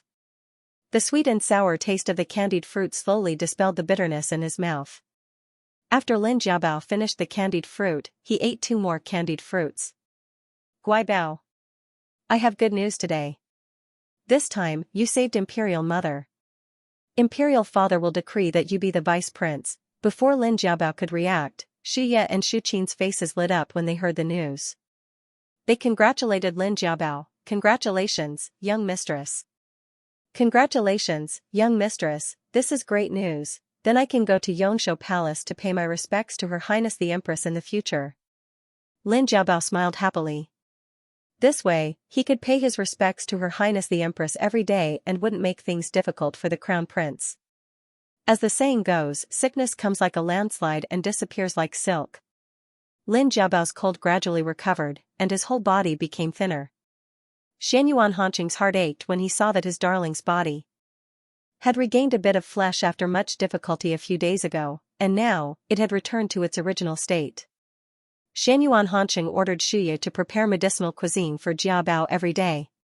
In the past 2 days, Guai Bao had finally gotten better. On the 15th day of the first lunar month, the Lantern Festival, Xianyuan Hanqing rejected Lin Jiabao's idea of making Lantern Festival. To him, Guai Bao's health was the most important thing. As long as he could spend the festival with his baby, nothing else mattered. That night, they had delicious Lantern Festival. The sweet red bean paste filling was Lin Jiabao's favorite. Lin Jiabao ate 6 Lantern Festival in one go. He wanted to eat more, but Xianyuan Hanqing stopped him. Although Lantern Festival tastes good, it won't melt easily if you eat too much. It won't be good if it gets indigestion. If Guai Bao likes it, we can ask the kitchen to make more. When Lin Jiabao heard this, he could only obediently put down his bowl and chopsticks. Xianyuan Hanqing held Guibao's hand. Guibao is so good. Come with me. Guibao, Xianyuan Hanqing brought Lin Jiabao out of the courtyard. Ever since Lin Jiabao fell ill, he had not been allowed to leave his room. The weather was cold, and Xianyuan Hanqing was afraid that Lin Jiabao would catch a cold again. However, he also knew that Guibao was a little bored. Xianyuan Hanqing knew that Jiabao was looking forward to the Lantern Festival, so he specially prepared a surprise for Guibao. Lin Jiabao was stunned by the scenery in the courtyard. The trees in the courtyard were filled with colorful lanterns of different shapes. There were peony lanterns, lotus lanterns, and other beautiful lanterns. There were also lanterns in the shape of small animals, such as tiger lanterns, rabbit lanterns, cat lanterns, deer lanterns, and so on. All of them were very lifelike. Lin Jiabao walked around the courtyard with Xianyuan Hanqing by his side. He stopped in front of every lantern. Guibao, which one do you like? The rabbit one? Xianyuan Hanqing hugged Jiabao with one hand and took a rabbit lantern from a tree branch and handed it to Guibao. Lin Jiabao took the rabbit lantern and held it carefully in his hand. When he was young, he had heard about the Lantern Festival.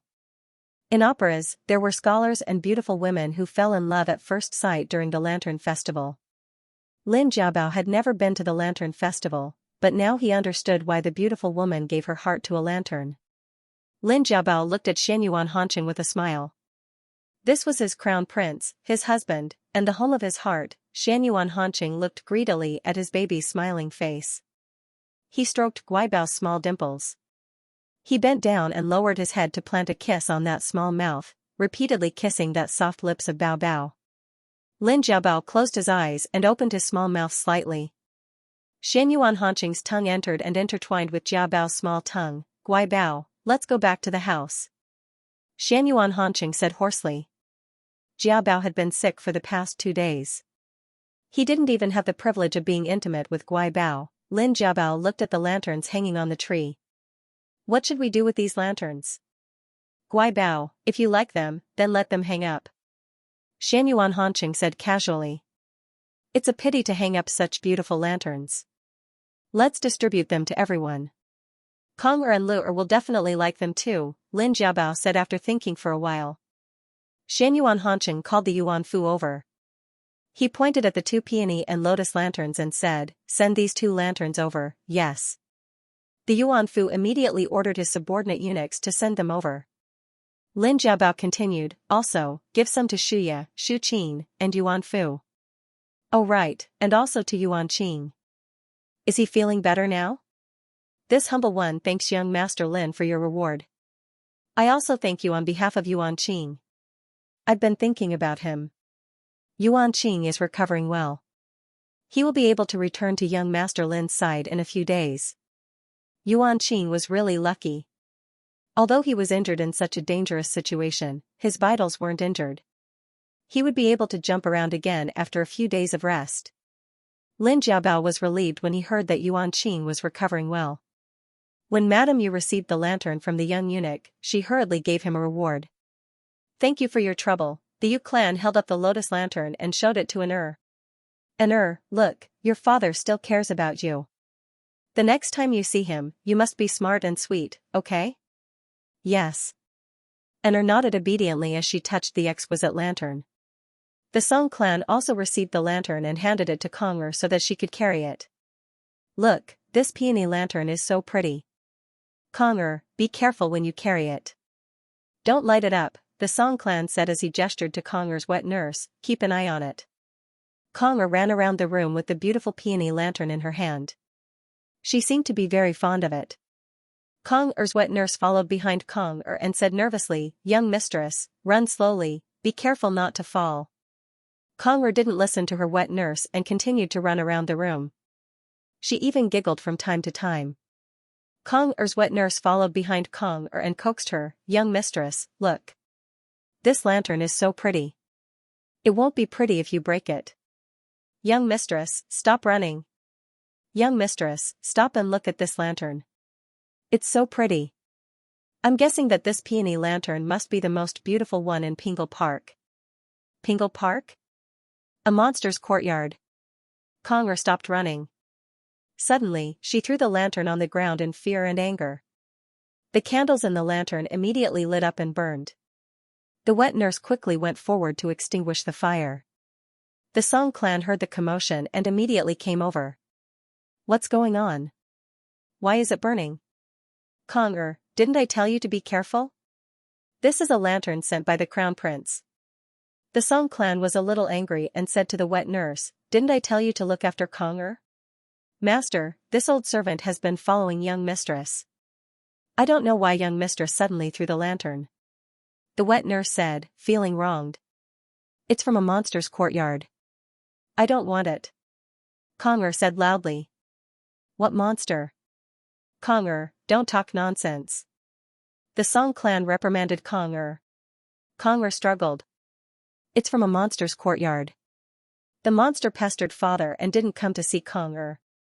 The monster killed. The Song clan covered her daughter's mouth and asked sternly, Conger, what nonsense are you talking about?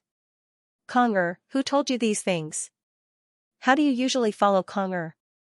Who told her these things? The Song clan looked coldly at Conger's wet nurse. Conger's wet nurse knelt down and cried for mercy. Master, this old servant really didn't say anything. You can't wrong this old servant. The Song clan looked at her tears and snot and felt disgusted.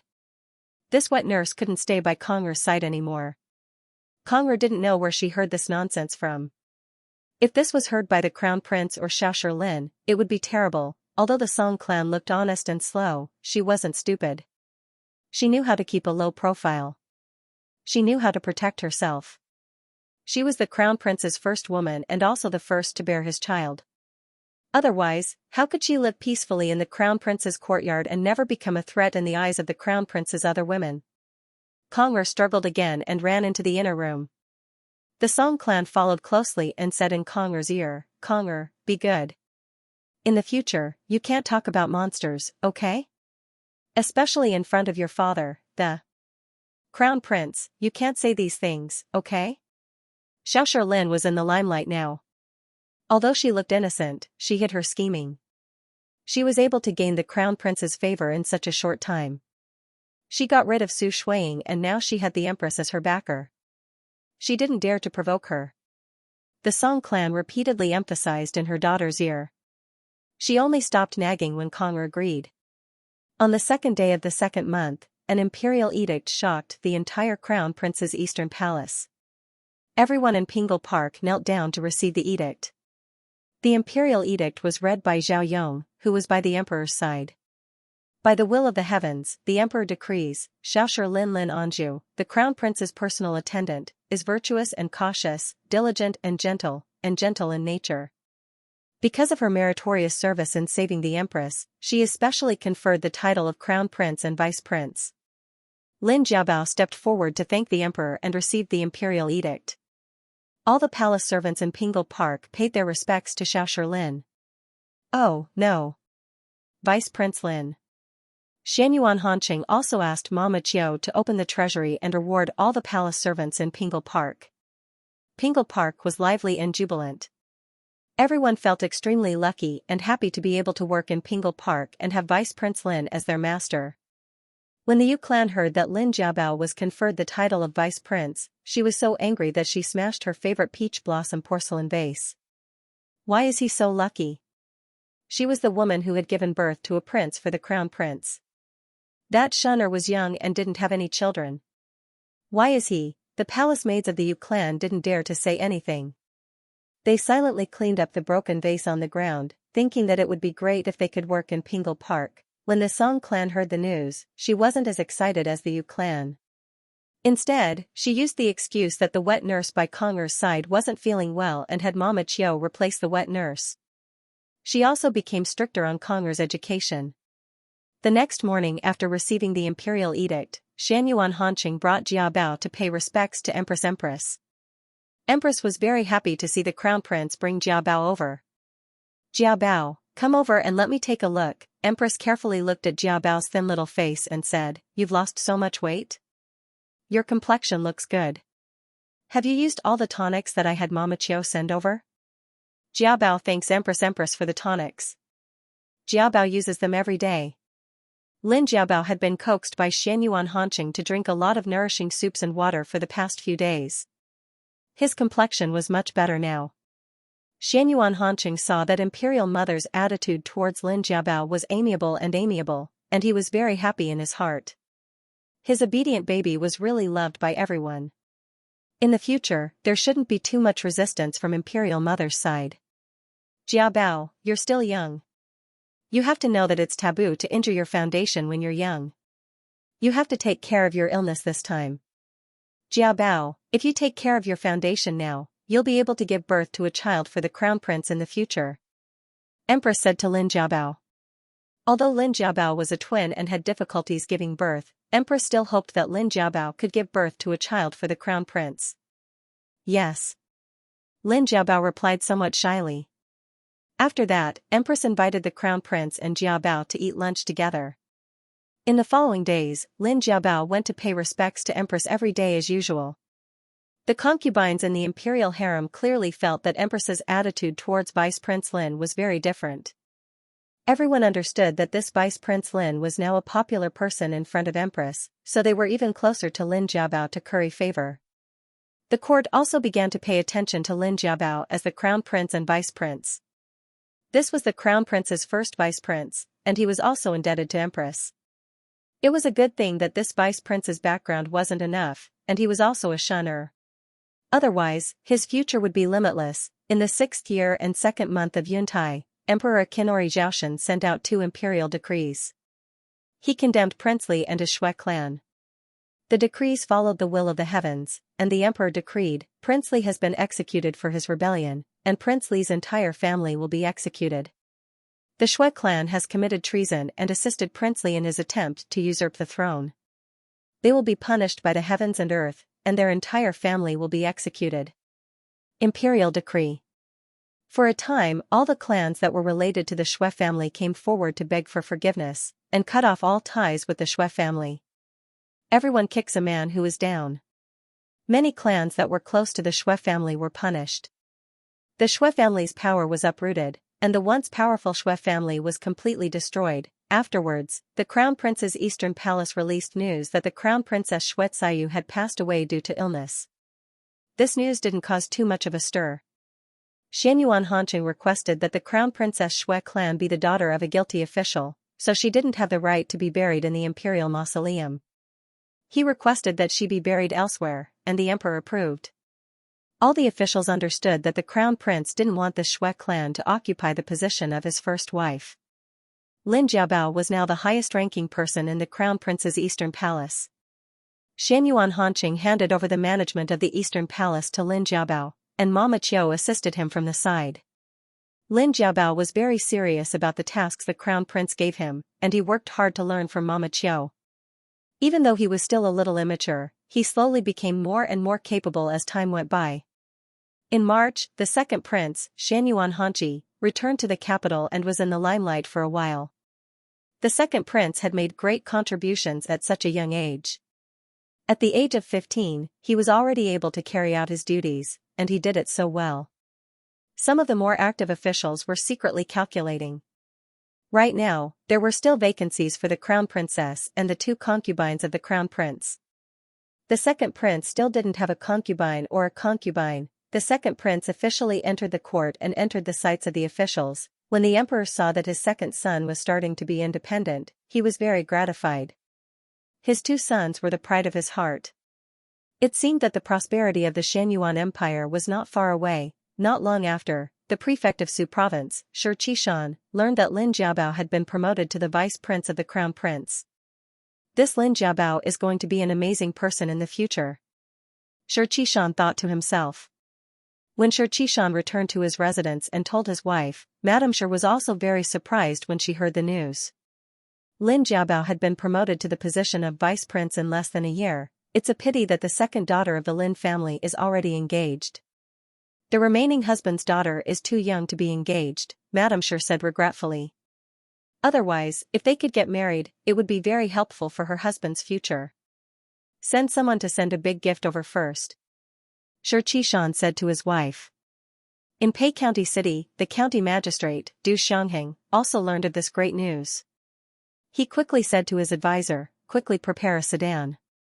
I want to personally go and tell the Lin family the good news." When the Lin family saw that the county magistrate had come, there was another commotion. When they heard that the county magistrate had told Lin Dazhuang's family that Lin Jiabao had been promoted to the vice prince of the crown prince, the entire village was in an uproar. The entire village was bustling with noise and excitement. The villagers all rushed to spread the news.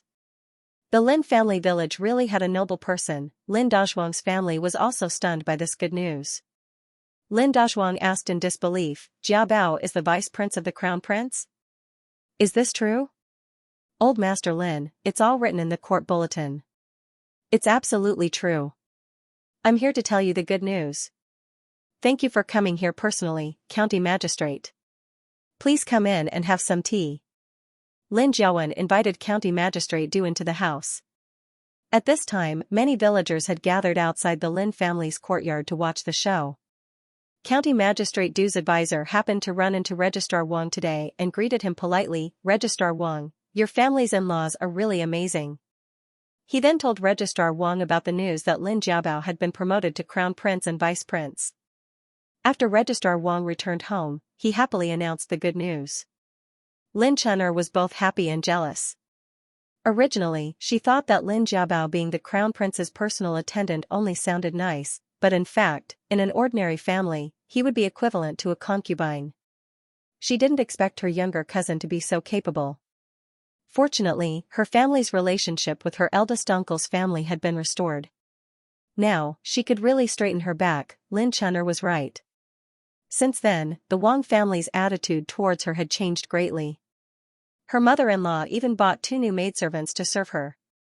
Her mother-in-law increased her living expenses by a lot, and she even voluntarily gave up the right to be the housekeeper.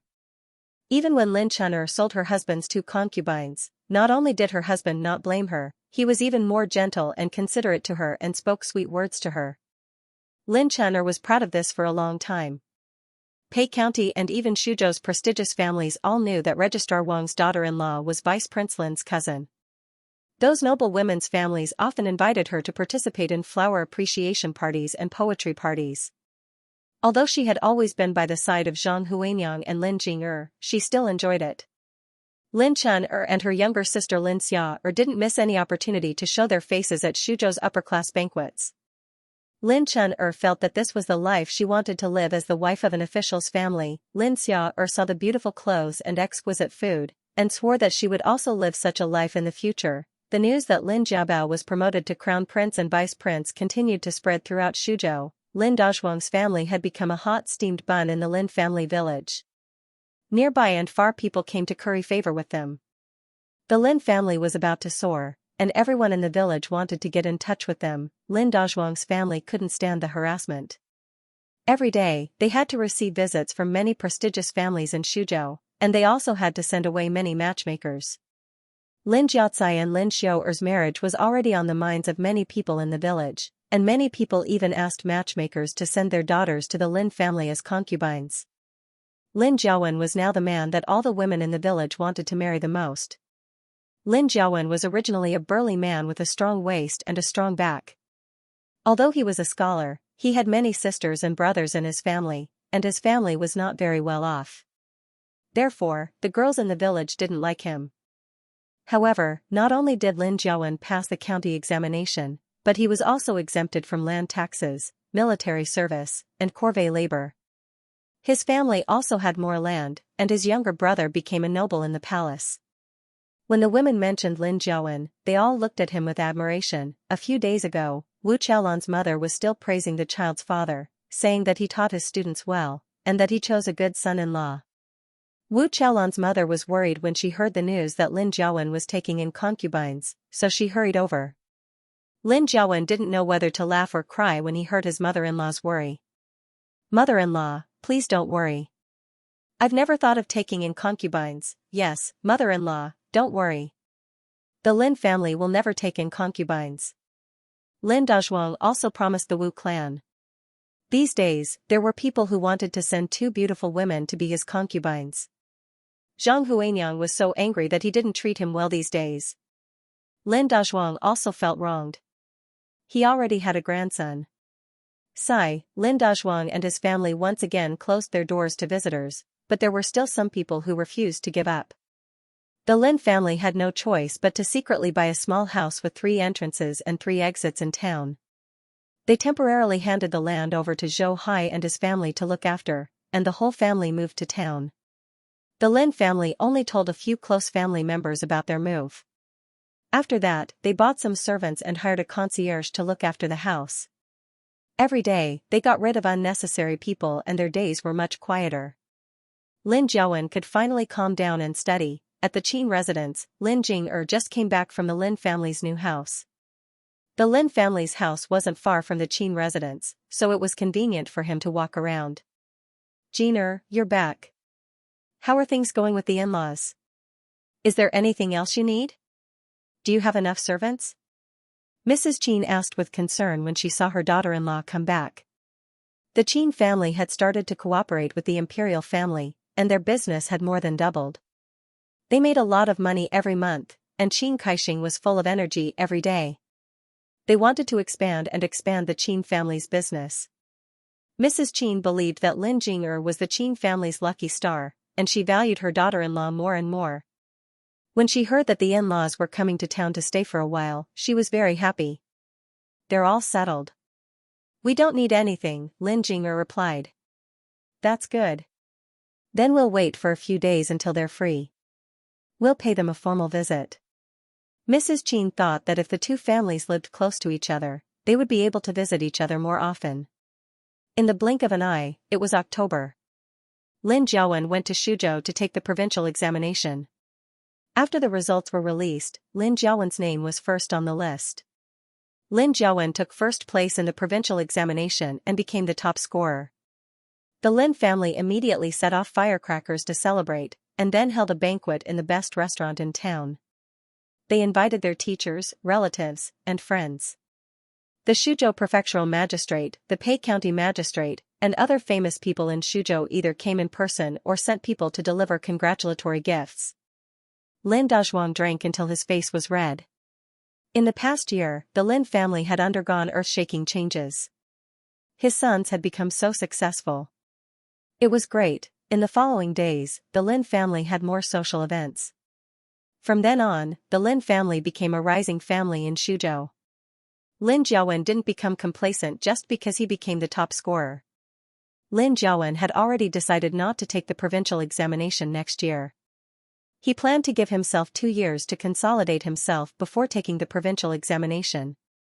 Otherwise, with his current ability, it was possible for him to become a grand scholar again. However, it was impossible for him to stand out among the top scholars from all over the country. Now that Lin Jiabao was the crown prince and vice prince, Lin Jiawen, as the eldest brother of the Jiabao and the future pillar of the Lin family, had to work hard and work hard. For the sake of the Jiabao, for his family, for the sake of the Lin family, and for himself. Lin Jiawen felt that he had a great responsibility on his shoulders. Lin Jiawen told his teacher, who was also his father-in-law, his decision, and received his father-in-law's approval. Lin Dazhuang's family also supported their eldest son's decision. Lin Jiabao received a letter from the Lin family and learned that his eldest brother had become a grand scholar. He was also very happy for his eldest brother. Xianxia Hanqing knew about the news in advance and specially went to look at Lin Jiawen's papers. Although he couldn't rule out the influence of Lin Jiabao's status as the crown prince and vice prince on the examiners, Lin Jiawen's essays were indeed very good and talented. In his previous life, although Lin Jiawen became a grand scholar, his ranking wasn't high. After Lin Jiabao's death, Lin Jiawen gave up the opportunity to take the provincial examination. He only opened a private school in Pei County to teach. For the rest of his life, he never took the provincial examination again. Xianxia Hanqing thought that in this life, Lin Jiawen had worked hard and would be a useful talent for him in the future. Lin Jiabao began to write a letter home. Now, Lin Jiabao's handwriting had improved greatly. Lin Jiabao first greeted everyone in his family, then talked about his daily life in the palace.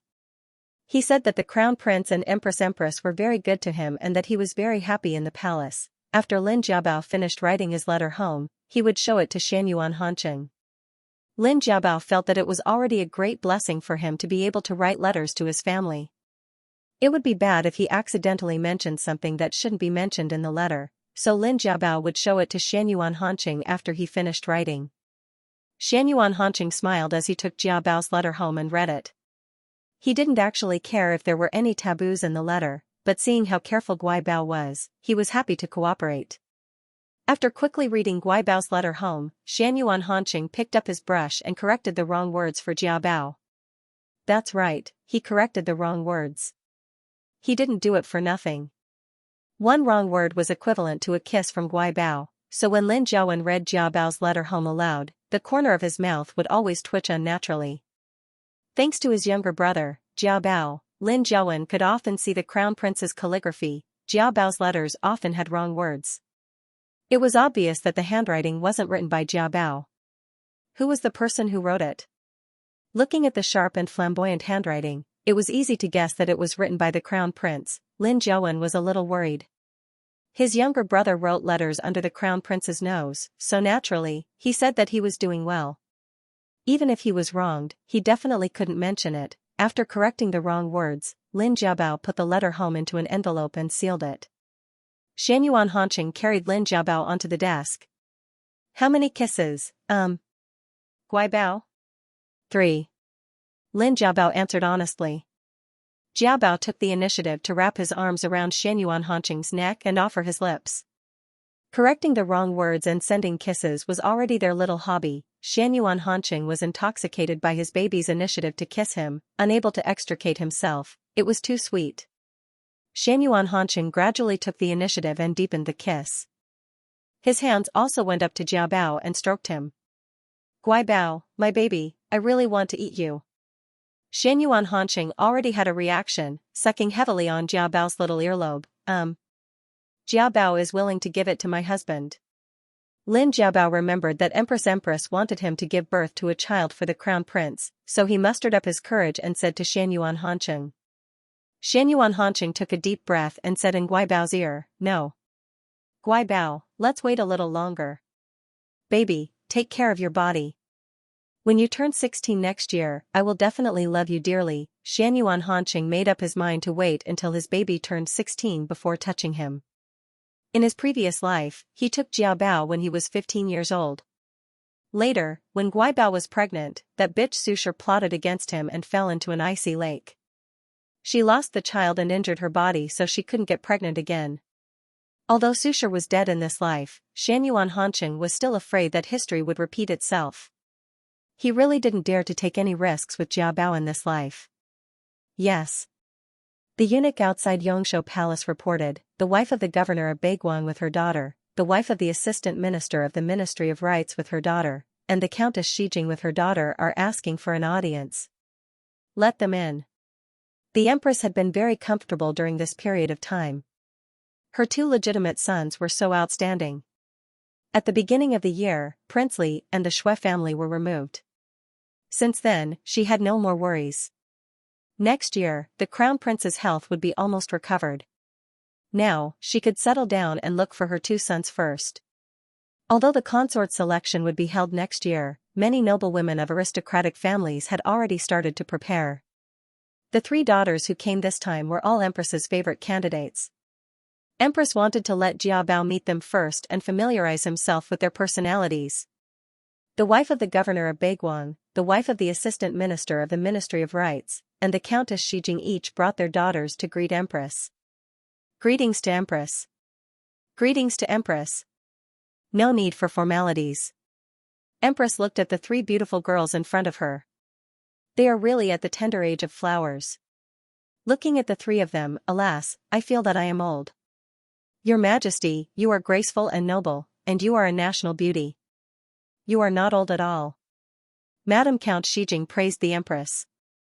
Empress looked at Wen Wenqian, the daughter of Count Shijing. Qian, you are so big in the blink of an eye. I still remember how you looked when you were an infant. You are so beautiful. Wen Wenqian greets Empress. Empress, you are too kind. Wen Wenqian went forward to greet Empress. Wen Wenqian, the daughter of Count Shijing, was 16 years old this year. The Wen family was an aristocratic family. Wen family's ancestor had a princess. The Wen family had gone through ups and downs several times, but it had always held a place in the Xianyuan dynasty. It could be seen that the Wen family had a deep background. Wen Wenqian's every move could be said to be the model of a legitimate daughter of an aristocratic family. Although her appearance was not the most outstanding, her calm and demure temperament could not help but be praised. In Empress's heart, Wen Wenqian was the best candidate to be the crown princess and the future mother of the nation, regardless of family background or temperament. Empress looked at Wen Wenqian and nodded with satisfaction. Empress looked at Cheng Clan, the wife of the assistant minister of the Ministry of Rites, and her daughter, Cheng Chunwei, who were sitting next to Countess Shijing. She's called Chunwei, right? I haven't seen her before. She's really a lovely child. The assistant minister of the Ministry of Rites, Zhang Tinghui, was a Hanlin scholar. He had many students and was quite respected among the civil officials. Now that the minister of the Ministry of Rites was old, Zhang Tinghui was the best candidate to take over. In terms of appearance, Cheng Chunwei was the most beautiful of the three girls present. She was really more delicate than flowers and made people feel pity for her. Unfortunately, Cheng Chunwei's body was weak. She was born prematurely and was congenitally deficient. She was weak and sickly since she was young. Cheng Chunwei was 14 years old this year. She had a slender figure and fair skin. She had a kind of morbid beauty that could arouse men's desire to protect her. Empress looked at the wife of the governor of Beiguang and her youngest daughter, Yao Yulan. This is the most talented girl in our capital, right? Madame Yao is really lucky. Both her legitimate son and legitimate daughter are so outstanding. The legitimate son that Empress mentioned was the eldest son of the governor of Beiguang, Yao Yugong. He was now a capable general under Marquis Jingyuan. At a young age, Yao Yugong relied on his martial arts to become the top scholar. Later, he was under Marquis Jingyuan. Now, Yao Yugong had just turned 30 and was already a military officer. His future was limitless.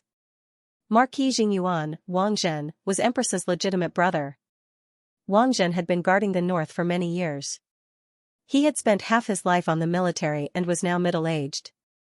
The biggest threat in the north, the barbarians, had been eliminated. The emperor intended to transfer Wang Zhen back to the capital. Among the candidates to take over Wang Zhen's position, Wang Zhen favored Yao Yugong the most. Yao Yulan's father was the governor of Beiguang.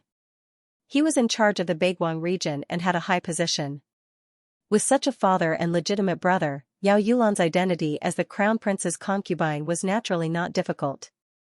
Yao Yulan was also very outstanding. Yao Yulan was Madame Yao's youngest daughter. She was doted on since she was young and carefully raised. Yao Yulan was also a strong person. She was good at zither, chess, calligraphy, and painting. Last year, Yao Yulan was only 13 years old. At the flower appreciation banquet held by the late Empress's princess, she shocked everyone with her lotus poem. Her reputation as a talented girl gradually spread in the capital. Yao Yulan was cold and arrogant. When she heard Empress praise Wen Wenqian's good looks, she was very unconvinced. Of the three girls present, the most outstanding was naturally her, who was both talented and beautiful. Yao Yulan knew why Empress had summoned them to the palace. She was very confident. If there was any man in the world who was worthy of her, it would be the crown prince, who was skilled in both civil and martial arts. She originally thought that she could only be the crown prince's concubine. She didn't expect to hear the news that the crown princess had died of illness. Even the heavens were helping her. She was definitely going to be the crown princess. Yao Yulan knew that Wen Wenqian would be her biggest competitor. Wen Wenqian's family background was better than hers. She wasn't worried about Cheng Chunwei's illness. She looked like a short-lived beauty. She was definitely not her opponent. Esteemed Empress, this is the Buddhist scripture that this little girl copied for esteemed Empress. I heard that Empress likes to worship Buddha, so I specially copied the Diamond Sutra to show my respect. Please kindly accept it, Empress. Yao Yulan handed over the Buddhist scripture that she had copied with both hands. Mama Zhou, who was beside Empress, went forward to take it and handed it to Empress. Empress flipped through it. It's the first time I've seen such a beautiful thin gold body. Empress saw that Jiabao was also watching, so she handed the Buddhist scripture to Lin Jiabao. Jiabao, come and take a look, these words are so beautifully written. Lin Jiabao looked at the words and praised sincerely. Empress also introduced Lin Jiabao to them. This is Vice Prince Lin from the Crown Prince's Eastern Palace. Everyone bowed to Lin Jiabao and sized up this rumored Vice Prince Lin. In Yao Yulan's heart, she looked down on this Shuang'er Sujun. What made her angry was that she actually had to salute Shuang'er, who was born in the palace. Her heart felt very unjust. She secretly vowed that one day, she would make this Lin Sujun kneel and kowtow to her. After they left, Empress asked Lin Jiabao, Jiabao, what do you think of these 3 daughters? Of course they're all excellent. They're all so outstanding. Jiabao is ashamed of his inferiority. Lin Jiabao vaguely understood Empress's intentions. Jiabao, you don't have to be modest. I heard that you've managed the Crown Prince's palace very well. These 3 have good personalities. You should be able to get along well with them. Empress took Lin Jiabao's hand and said, Jiabao, don't worry. No matter what, you still have me. I won't let you be bullied in the future. In the afternoon, Xianyuan Hanqing hugged Lin Jiabao and took a nap. He watched Guibao toss and turn. Guibao, what's wrong? Is there something on your mind? Did Imperial Mother say something to you? Come and talk to your husband. Lin Jiabao lay in Xianyuan Hanqing's arms and talked about the 3 daughters he saw in the Yongshou Palace today. Empress told me to get along well with them in the future. Guibao, you don't have to worry about that. Do you still remember your husband's promise? Xianyuan Hanqing turned sideways to face Lin Jiabao and looked at him affectionately. Lin Jiabao looked into Xianyuan Hanqing's eyes. He could feel the love in them. He really wanted to believe Xianyuan Hanqing's promise. Xianyuan Hanqing had always used his actions to prove that he was the only one in the past 2 years. But, don't think too much. Your husband will find a way. Sleep peacefully. Guibao's task now is to take good care of your body, gain more weight, and grow taller. Xianyuan Hanqing pinched Guibao's little nose. I know.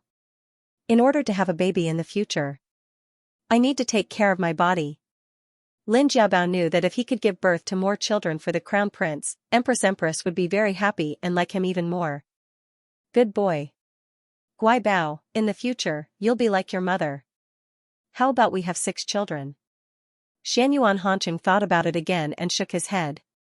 6 is too much. I'm afraid your body won't be able to take it.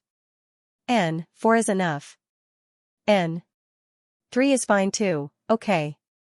Lin Jiabao seriously thought about what Xianyuan Hanqing said. If he could have 6 children like his mother and grow up with his siblings. As he thought about it, he slowly fell asleep. Xianyuan Hanqing didn't sleep. He was thinking about Yao Yulan, Chang Chunwei, and Wen Wenqian that the Jiabao mentioned in his previous life. Yao Yulan was also his concubine in his previous life. She was a very ambitious woman. Relying on her father and brother's high status and power, she wanted her son to inherit the throne. Xianyuan Hanqing wouldn't allow such a woman to enter the palace again and have a chance to come in contact with the Jiabao. Xianyuan Hanqing had a deep impression of Chang Chunwei. Chang Chunwei was a famous sickly beauty in the capital.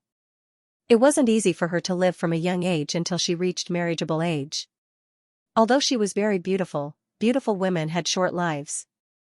Xianyuan Hanqing remembered that Chang Chunwei died in the 8th year of the Yuntai dynasty. As for Wen Wenqian, Xianyuan Hanqing remembered that in his previous life, his father and mother died one after another. At that time, Wen Wenqian had just finished mourning for her grandfather. After that, it was the mourning for the nation. After that, there were more elders in the Wen family who died one after another. Wen Wenqian delayed her flowering period because of mourning. Later, she married a prince of the imperial clan and became his stepwife. Wen Wenqian was worthy of being the legitimate daughter of an aristocratic family. She treated the prince's children as her own. She acted like a model of the matriarch of an aristocratic family. She was praised by all the women in the capital. Xianyuan Hanqing thought that Wen Wenqian should be a good person. In this life, she shouldn't delay her flowering period. Wen Wenqian's family background and character made her a good match for her younger brother, Xianyuan Hanqi. In his previous life, Xianyuan Hanqi's early death had always been a regret in Xianyuan Hanqing's heart. Xianyuan Hanqi died too early. He didn't even get married and didn't leave behind any children. In his previous life, Xianyuan Hanqing had no choice but to adopt his youngest son under his younger brother's name. This way, his younger brother would have a successor in the future. In this life, Xianyuan Hanqi sincerely hoped that his younger brother would be able to start a family early. In the future, he would be able to have many children and grandchildren and live a long life. Maopu Chinese. It's all thanks to Imperial Father's good fortune that the progress is so smooth. In less than 2 years, Huzhou, Jiangzhou, Liqing, and Luoqing will be connected by the canal. The convenience of water transportation and the prosperity of trade will bring great benefits to our dynasty. Xianyuan Hanqing said. In this life, the army was involved in the project, so the progress was much faster than in his previous life. In his previous life, Xianyuan Hanqing had witnessed the impact on the Xianyuan dynasty after the canal was connected. Next year, Jin intends to let you represent Jin to inspect the area around Jiangzhou. The emperor said to the crown prince. You are Jin's chosen heir. Jin also hopes that you can see the mountains and rivers of our Xianyuan Empire before you ascend the throne. This way, you can better understand the people's situation. Yes. Aken will not disappoint Imperial Father's expectations. Xianyuan Hanqing knelt and promised. He had always been grateful for Imperial Father's teachings and cultivation. In this life, he would definitely take good care of the country that Imperial Father had passed down to him. The emperor then talked to the crown prince about next year's selection. For the selection in March next year, your imperial mother wants to marry the crown princess and take in 2 side concubines for you. If there is someone you like in this selection, you can also choose a few more. As the crown prince, your body has almost recovered. It's time to increase the number of people in the inner courtyard. You have too few people in the inner courtyard right now, it's not good. Xianyuan Hanqing was silent for a while. He raised his head to look at Imperial Father and asked, Imperial Mother, have you mentioned anyone? The crown princess hasn't been decided yet. Your Imperial Mother said that the legitimate daughter of the Wen family, Wen Wenqian, is good. What do you think? As for the side concubines, the legitimate daughter of the Assistant Minister of Rights, Chang Chunwei, and the legitimate daughter of the governor of Beiguang, Yao Yulan, are good candidates. The emperor said and asked the crown prince, do you have anyone in mind? Xianyuan Hanqing thought and said, the legitimate daughter of the Assistant Minister of Rights is a good candidate for the side concubine. Assistant Minister Zhang has a lot of prestige in the court. Furthermore, Yao Yulan's father and brother are already in high positions. This son does not want to take a woman with such a maternal family as a concubine. In addition, I don't want to marry the crown princess immediately. After all, I announced to the public that the Shui clan had just passed away due to illness, so she was no longer qualified to enter the imperial mausoleum. If he were to marry the crown princess next year, it would be too cold. I heard that the daughter of the first wife of the Wen family is good. My younger brother is not young anymore. It's time for him to marry a wife. When the emperor heard the crown prince's words, he gave him a deep look. Is this really the reason why you don't want to marry the crown princess? This son doesn't dare to deceive Imperial Father. This son thinks that among the 3 candidates that Imperial Mother has chosen, there is no one who is qualified to be the crown princess. Xianyuan Hanqing answered truthfully. In this life, other than his Gui Bao, no one else could walk side by side with him. When the emperor heard the crown prince's words, he sighed. It was obvious that the crown prince's answer did not satisfy him. Wait until next year's consort selection, then make a decision. In short, next year's consort selection, you have to take in at least 1 more concubine. Yes. Imperial Father, the journey to Jiangzhou next year is long. This son wants to bring Vice Prince Lin Vice Prince with me. Xianyuan Hanqing said to the emperor. The emperor thought for a moment, then nodded in agreement. He said meaningfully, it's not impossible to bring the Vice Prince with you, but we must remind you that as the crown prince, having an heir is the most important. Thank you for your grace, Imperial Father. This son understands. This son will not let Imperial Father down. Xianyuan Hanqing said solemnly. After Xianyuan Hanqing came out of the imperial study, he did not immediately return to Pingle Park. Instead, he went directly to Yongshou Palace to see his imperial mother alone. Xianyuan Hanqing told his imperial mother about the consort selection that he had discussed with his imperial father today. That Chang Chunwei comes from a scholarly family. She has a gentle temperament and is also beautiful. However, her body seems to be a bit weak. This empress is a bit worried about her future children. This official feels that Yao Yulan is better. How about you take in both of them? Empress expressed her concerns. This son does not like Yao Yulan. At such a young age, she is already known as the most talented woman in the capital. There is no lack of talented women from famous families in the capital.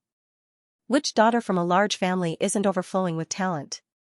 However, why is it that a girl who has just reached marriageable age is known as the most talented woman in the capital? It can be seen that she is a very ambitious woman. This son still has Jiabao by his side. After the matter with Su Shuiying, this son does not want to have such a woman in the rear court of the Eastern Palace. Xianyuan Hanqing resolutely and decisively spoke of his dislike for Yao Yulan. As for Chang Chunwei's body, imperial mother does not need to worry. This son has Dr. Qian with excellent medical skills. I can let Dr. Qian take good care of her body. Thinking about it, she should be fine by March next year. As for Wen Wenqian, she is a good woman. It is better to leave her for younger brother to be his first consort. Wen Wenqian is older than younger brother by a year. Her temperament is calm and steady. She is perfect for younger brother who is somewhat impatient. Empress felt that the crown prince's words were reasonable. Empress saw that her two legitimate sons were very close to each other and that the crown prince was also considerate of the second prince. She felt very gratified. Empress also felt that the crown prince's suggestion was good. The crown prince also mentioned Jiabao. Empress also thought about Jiabao's temperament. Then let Dr. Qian take a look at Miss Zhang first. As for the rest, let's wait and see. Next year's first consort will still have many good women from aristocratic families. On the way back to Pingle Park, Xianyuan Hanqing ordered the Yuan Fu beside him. Tell Qian Chuanrong to come see me in the inner study. Qian Chuanrong came to the crown prince's inner study. After 2 years, he was now the crown prince's trusted imperial physician. Your Highness, what orders do you have? Find a way to find out the true condition of Chang Chunwei's first daughter's body. I want to know the exact information as soon as possible. Xianyuan Hanqing only remembered that in his previous life, Chang Chunwei would die of illness in the coming year, which was the 8th year of Yuntai. However, he didn't remember the exact date. He didn't know if she would be able to survive until the consort's first consort. Yes. Qian Chuanrong immediately went to investigate. Qian Chuanrong made many inquiries and reported the results of his investigation to the crown prince. Miss Zhang's body condition is very poor. Although the case history only shows that her body is weak and she needs to rest. However, from the medicine prescribed by the doctor, a large amount of medicine has been used to maintain her body condition. It seems that Chang Chunwei's internal organs have already begun to fail.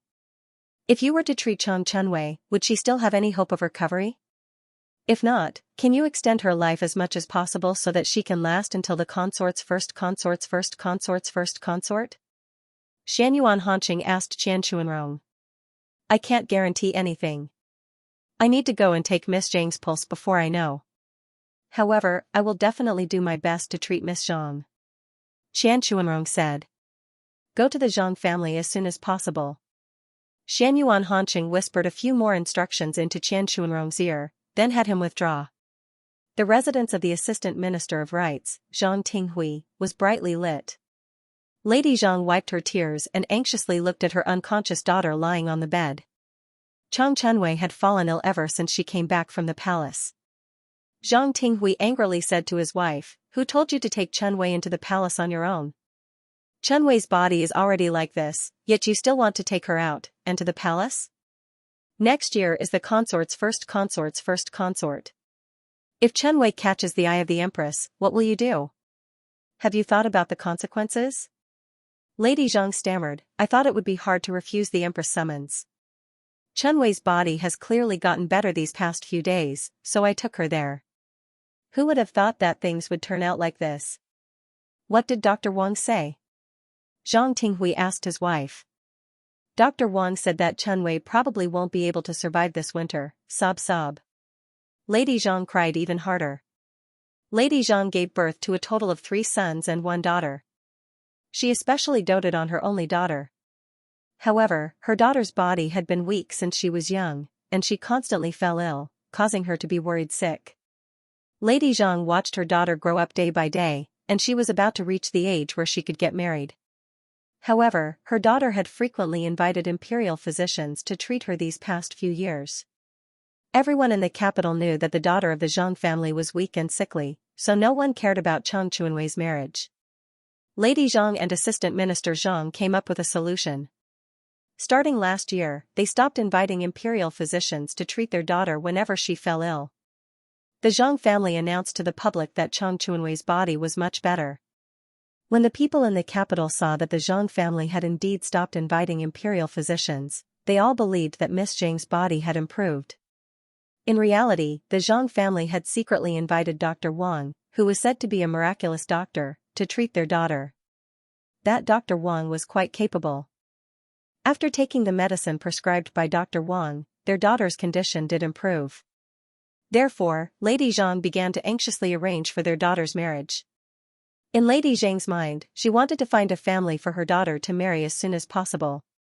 Madame Zhang had no choice but to find a way to hide her daughter's condition and find someone to marry her off to, even though she knew about her daughter's condition. In the Xianxia dynasty, unmarried women who died were not qualified to be buried in the Zhang family's ancestral grave. However, if they were engaged, they would be part of a family with a husband. This way, if their daughter died, she wouldn't end up as a lonely ghost. At least she would have a place to return to. In the beginning, everything went smoothly. Their daughter gradually recovered under the treatment of the common physician. Everyone in the capital knew that Miss Zhang's body was much better and that she had reached the age where she could get married. Matchmakers continued to visit her. Lady Zhang was busy looking for a suitable candidate when she was summoned by Her Highness the Empress. Unexpectedly, her daughter caught a cold after returning from the palace and was bedridden. The physician even said that her daughter wouldn't be able to live past next spring. Lady Zhang and Assistant Minister Zhang both felt that this was too sudden and couldn't accept reality. What Lady Zhang and Assistant Minister Zhang didn't know was that the folk physician they invited was actually mediocre in medical skills. Chang Chunwei's body was already at the end of its flight. She had been using a lot of nutritious medicine to keep her body going. Therefore, a small cold caused her body to quickly collapse. At this moment, a servant came in to report, "Master, Madam, Dr. Qian from the Imperial Physician Hospital is here." Assistant Minister Zhang and Lady Zhang were very surprised. They didn't invite an imperial physician. Assistant Minister Zhang suddenly remembered that there were only 2 imperial physicians with the surname Qian in the Imperial Physician Hospital. One was the head of the Imperial Physician Hospital, so he couldn't come in person. The other was the son of the head of the Imperial Physician Hospital. This young Dr. Qian was now a favorite of the Crown Prince. Dr. Qian took Chang Chunwei's pulse and found that her pulse was very messy.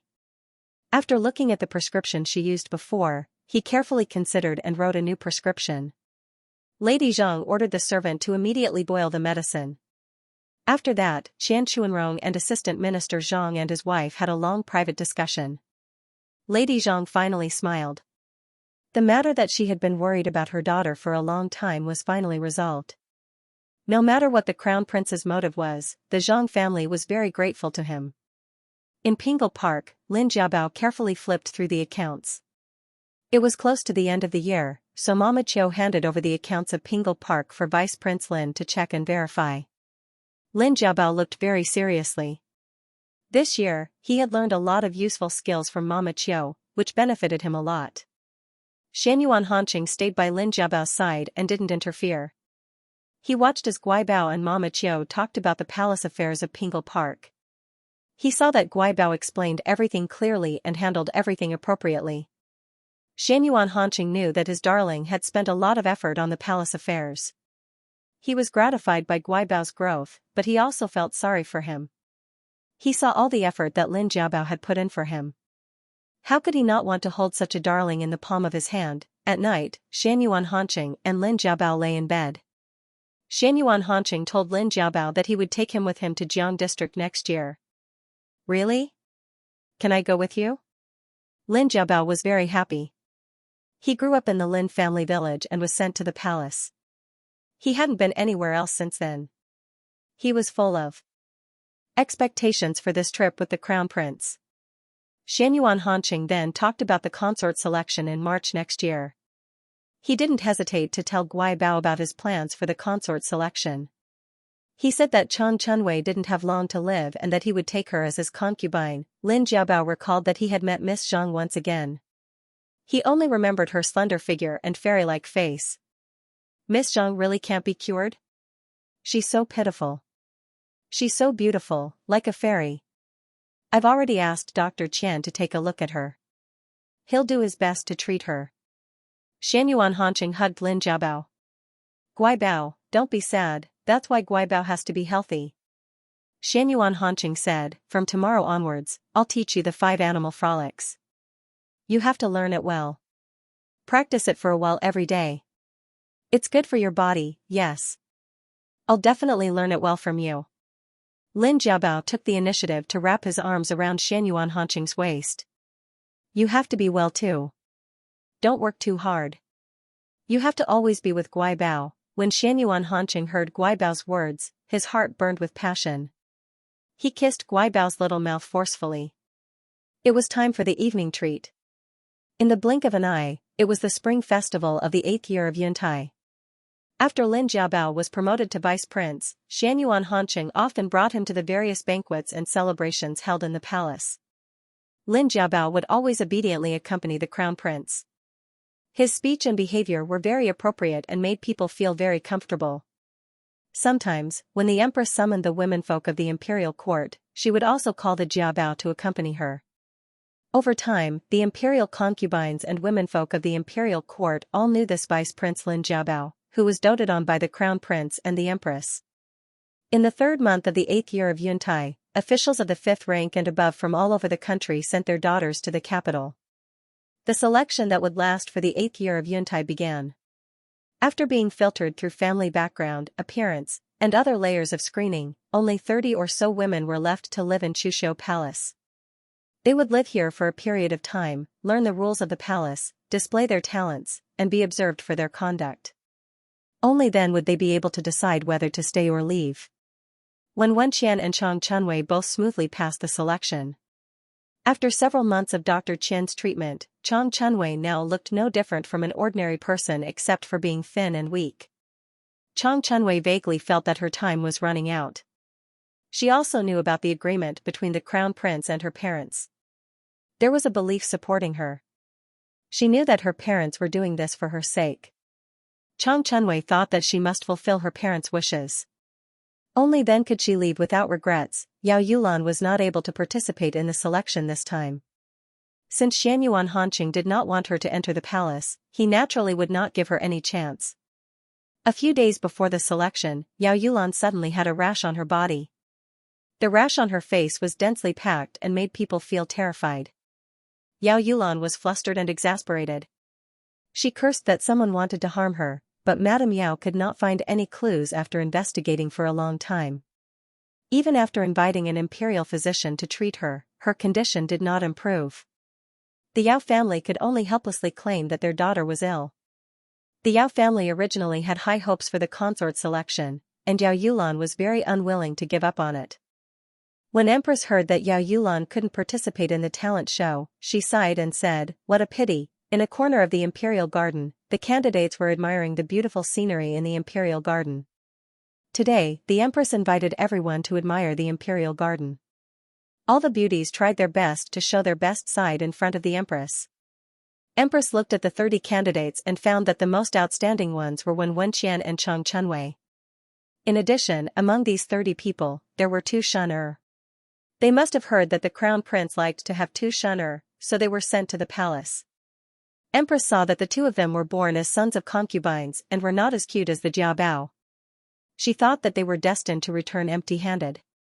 On the other side of the imperial garden, Xianyuan Hanqing brought his younger brother to a pavilion and looked in the direction of the candidates in the distance. The pavilion was relatively high, so they could see very clearly. Eldest brother Crown Prince, let's go back. It's too embarrassing. Xianyuan Hanqi said shyly when he saw so many young and beautiful candidates. Second brother, you're not young anymore. It's time for you to marry a wife. Imperial mother is helping you find one. What kind of wife do you like? Xianyuan Hanqing asked his younger brother. I. As long as Imperial mother likes her, she will definitely be good. Xianyuan Hanqi rubbed his head and said naively. That's your wife. Of course, you have to like her. Xianyuan Hanqing pointed at Wen Wenqian, who was answering in the distance. What do you think of that young lady wearing a light green dress? That's Wen Wenqian, Count Jingxi's legitimate daughter. She's educated and reasonable, and her talent and appearance are top-notch. Imperial mother and I both want her to be your imperial consort. Xianyuan Hanqi looked in the direction the crown prince pointed. He saw the young lady from the Wen family had an elegant temperament, as if she had walked out of a painting. Xianyuan Hanqi's handsome face instantly flushed red. He stuttered, I'll follow Imperial Mother's idea. Xianyuan Hanqing saw this and understood clearly. After that, Xianyuan Hanqing told Empress that his younger brother was interested in Wen Wenqian. Empress thought about it and was still a bit hesitant. This Wen Wenqian was originally chosen for you to be the crown princess. A gentleman doesn't take what others like. Since my younger brother likes her, as an older brother, I naturally have to fulfill his wish, Xianyuan Hanqing said. It's been hard on you to always think of your younger brother. Empress praised the crown prince. All right. Since your younger brother likes her, and the two are very compatible, I will talk to your imperial father. Then what about you, crown prince? Is there anyone you like? Aken wants to take Assistant Minister Zhang's legitimate daughter as a secondary consort. Xianyuan Hanqing said to Empress. Chang Chunwei is not bad. Her body also looks much better. Empress also agreed. Xianyuan Hanqing said to Empress, Aken will definitely let you hold an imperial grandchild next year. Empress laughed when she heard this.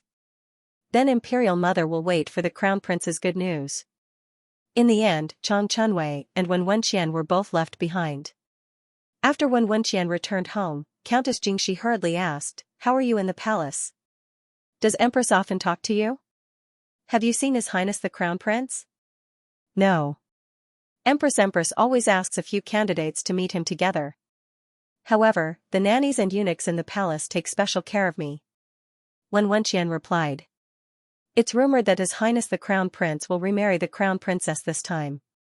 Since your name is left behind, then. Countess Jingxi thought that regardless of family background or character, her daughter was the best candidate for the Crown Princess. Mother, we'll know when we wait for the decree. When? Wenqian knew that her family had great expectations for the consort selection this time, but she didn't feel that Empress treated her specially. One day later, the imperial decree was issued. The legitimate daughter of the assistant minister of the Ministry of Rights would be the Crown Prince's secondary consort next month. Countess Jingxi's legitimate daughter would be the second prince's consort. The wedding would be held in February next year. Assistant Minister Zhang's family didn't feel surprised when they received the imperial decree. After receiving the imperial decree and thanking the Empress, Assistant Minister Zhang and his wife finally felt relieved. After receiving the imperial decree, Countess Jingxi's family still didn't come back to their senses. How could she suddenly become the second prince's consort? However, when they came back to their senses, Wen family was still very happy. It was a great grace to be the second prince's consort. In April, Chang Chunwei endured her illness and pretended to be normal when she entered the palace. That night, she lay in bed in a coma and didn't get up. Xianyuan Hanqing had sealed off the news and only announced to the public that secondary consort Zhang had fallen ill from exhaustion on the day she entered the palace. The Empress was rather critical of this and felt that this Chang Chunwei was too weak to stand up to the wind. She didn't expect that consort Zhang's illness didn't get better. Instead, it got worse and worse. Finally, one morning in late April, she died of illness. The news of Chang Chunwei's death shocked everyone inside and outside the harem. She clearly looked like a good girl during the consort selection. How could she die of a serious illness after marrying the crown prince? For a time, everyone inside and outside the court was very surprised. The rumors about the crown prince's innate illness spread again. Empress flew into a rage in Xianxia Palace. How did the imperial physicians treat her? How could they not treat her? Empress was very angry. She said that Chang Chuanwei's body was weak, but the crown prince wanted to marry her.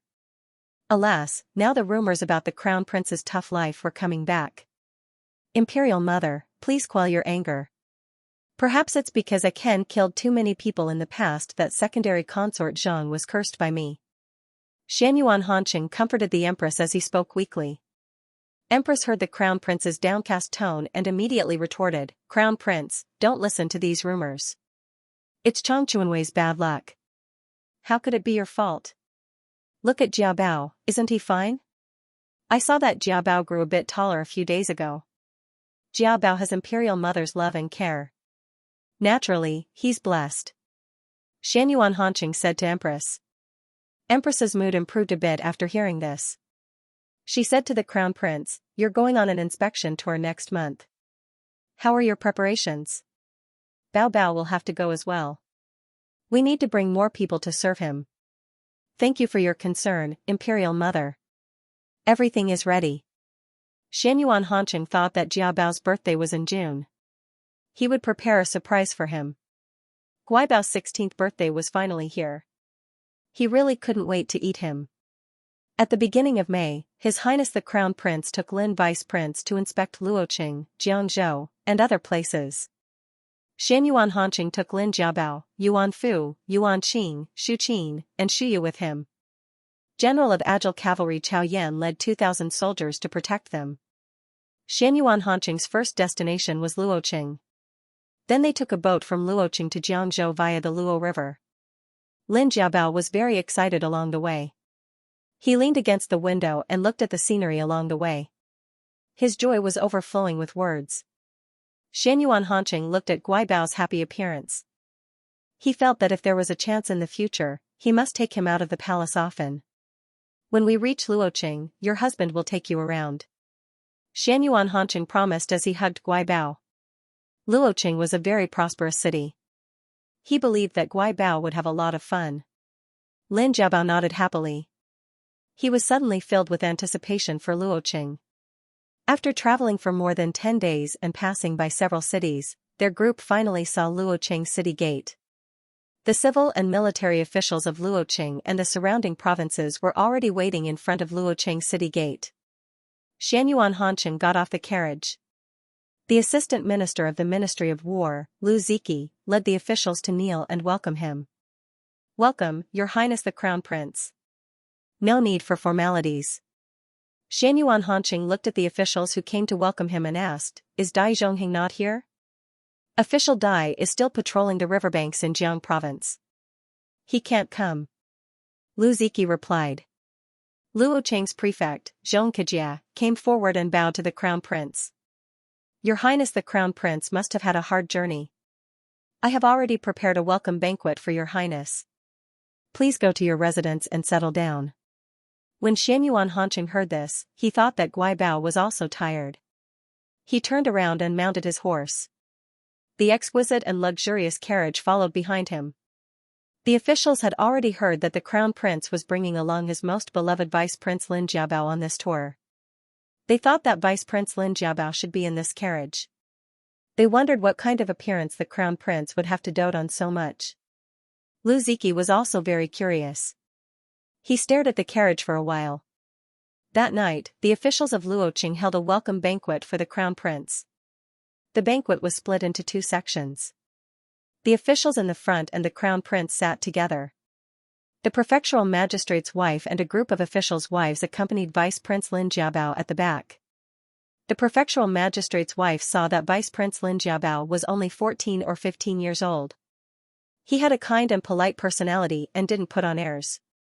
She thought to herself, so the Crown Prince likes this kind of schwung. At the banquet, the prefectural magistrate's wife enthusiastically introduced the local customs of Luoqing and invited Vice Prince Lin Jiabao to enjoy Luoqing's specialties. Lin Jiabao listened attentively to the prefectural magistrate's wife's introduction of Luoqing and carefully tasted Luoqing's specialties. When the prefectural magistrate's wife saw that Vice Prince Lin Jiabao was very interested in listening to her, she felt very proud. She spoke even more energetically about Luocheng's historical sites. The other officials' wives were not to be outdone. They hurriedly tried to curry favor with Vice Prince Lin Jiabao. The atmosphere of the banquet was very lively. Lin Jiabao very appropriately responded to each of their words without the slightest bit of impatience. He made all the officials' wives feel as if they were bathed in a spring breeze. Lin Jiabao also left a very good impression in their hearts. The prefectural magistrate's wife thought that it was no wonder that the crown prince liked this Vice Prince Lin Jiabao so much. With such a person by his side, how could the crown prince not feel comfortable and happy? At night, Lin Jiabao and Xianxia Hanqing returned to their residence. The residence they were staying in was given to them by a very wealthy merchant in Luocheng. Xia and Shu Qin had already tidied up the bedroom. After the two of them washed up, Xianxia Hanqing hugged Jiabao and lay down on the large jade bed. Guibao's performance tonight was very good. Lin Jiabao was very happy to receive Xianxia Hanqing's praise. I learned it from the empress. When the empress summons the women of the imperial court, I often watch from the side. This time I'm going on an inspection tour with my husband. Of course, I have to perform well and not lose face for my husband. Xianxia Hanqing hugged Guibao and kissed his little dimples. Guibao, you can do whatever you want. You don't have to deliberately perform. The prefectural magistrate's wife is very enthusiastic. She invited me to the prefectural magistrate's residence as a guest. Can I go? Lin Jiabao asked expectantly. Of course, as long as you like. But you have to bring more guards with you. I have to take care of some official business for the next few days. After that, I'll take you around Luocheng. Okay, darling. Let's go to bed early. As Xianxia Hanqing spoke, he had already unbuttoned Jiabao's inner clothes and reached his hand into Guibao's chest. Lin Jiabao hugged his husband's shoulders and let him touch and kiss his body. Now, his husband had to strip him naked every night. Even the way he looked at him made him feel like he was about to spit fire. As his birthday approached, Lin Jiabao was both shy and full of anticipation. Lin Jiabao agreed to the prefectural magistrate's wife's invitation and went to the prefectural magistrate's residence as a guest. The prefectural magistrate's residence wasn't large and was decorated in a simple and elegant manner. The cherry blossoms in May were already in full bloom and decorated the backyard beautifully. After lunch, the prefectural magistrate's wife invited the best opera troupe in Luo City to perform. The prefectural magistrate's wife specifically asked Lin Jiabao to choose a play. Lin Jiabao looked at the signs and saw that they were all ones he had never seen before, so he randomly picked one. Lin Jiabao ate tea and snacks as he watched the play and felt that it was very interesting. The prefectural magistrate's wife saw that Lin Jiabao was watching seriously and happily said, Vice Prince Lin also likes to watch plays? The prefectural magistrate's wife was already in her 30s and usually loved to watch plays. She didn't expect that Lin Jiabao would also like to watch plays at such a young age. Empress really likes to watch plays, so I often watch them with her. However, the plays in the palace are different from the ones here. The plays in the palace were all specially arranged by the imperial family and had many taboos. Most of them were auspicious and lively plays. When the prefectural magistrate's wife heard that Lin Jiabao often accompanied Empress to watch plays, she thought that Vice Prince Lin was really favored. On the stage, there was a play called Mandarin Duck Button being performed. This play was about a scholar named Xianxia and Lin Yuaner's daughter who fell in love at first sight after a spring rain. The two of them fell in love with each other because of a Mandarin duck button. Afterwards, the two of them eloped despite their family's objections and got married in a place where no one knew them. Although their lives were difficult, the two of them were willing to endure it. Lin Yuaner relied on her outstanding needlework to support Xianxia's studies. Xianxia didn't disappoint Lin Yuaner and became the top scholar. However, the good times didn't last long. Xianxia was chosen by the princess and was made the prince consort. Xianxia had no choice but to abandon Lin Yuaner for fame and fortune. Lin Yuaner waited for Xianxia for a long time and finally heard that Xianxia had become the prince consort. Completely disheartened, he grabbed the Mandarin duck buckle and threw himself into the Luo River. The female lead performing Lin Jiabao on stage had a beautiful face, and her singing was excellent. Her infatuated, heartbroken, and desperate singing was very moving. Lin Jiabao couldn't help but shed tears when he saw it. After the performance, Lin Jiabao specially called the actress who played Lin Yuan to come forward. Upon closer inspection, the actress was also a Shen, and he immediately felt a sense of familiarity. "You sang really well." Lin Jiabao gestured to Shu Qin behind him. Shu Qin stepped forward to reward the female lead. "Thank you, noble lady, for your reward." The young actress took the heavy reward and was very grateful in her heart. She knelt down and kowtowed before leaving. When Huadan returned to the Shen troupe, a few of his close friends came forward and surrounded him. "I heard that the one watching today's show is the Crown Prince's favorite vice prince. Isn't she very beautiful?" "Shen, it was really worth it to go to this extent. Quickly tell us." "That's right, was there a reward for you?" Another Shen said, "That's right, other than poor farmers who can't marry a Shen. Shen's status in the Xianyuan Empire had always been very low. I heard that the vice prince was born as a palace attendant. I hope that he will always be loved by the crown prince. Then our Shen's status will also rise a bit. That vice prince's temperament is otherworldly and incomparably beautiful. His temperament is also very gentle, and he doesn't have the slightest arrogance of a noble. May the heavens bless him." "Look." Huadan opened the bag of rewards, and it was full of silver fruits that dazzled their eyes. Wow! After counting, there were more than 30 taels of silver, and everyone was very happy. When Xianyuan Hanqing came to pick up Guai Bao, he discovered that Guai Bao's eyes were red. His face immediately became cold and he asked, "What's wrong, Guai Bao? Did you cry? Could it be that Guai Bao was bullied and was wronged?" "Yes, I saw a very touching play this afternoon. Yuan was very pitiful." Lin Jiabao explained the play to Xianyuan Hanqing, talking about Xianxia's heartbreak and Lin Yuan's infatuation. "Silly Bao, next time you're not allowed to watch these tragedies, and you're not allowed to cry anymore." Xianyuan Hanqing held Lin Jiabao's small hand and ordered. Xianyuan Hanqing himself didn't want Guai Bao to cry for him, so how could he bear to let Guai Bao cry for other people and things that didn't matter? Guai Bao's tears were more precious than pearls in Xianyuan Hanqing's heart. "Yes." Lin Jiabao nodded obediently. The prefectural magistrate's wife stood to the side, not daring to interrupt. His Highness the Crown Prince was really overbearing. Xianyuan Hanqing looked at the prefectural magistrate's wife and said, "Thank you for your hospitality today, Madame Zhong. You're welcome, Vice Prince Lin Jiabao. Your presence brings light to our humble dwelling," the prefectural magistrate's wife hurriedly said.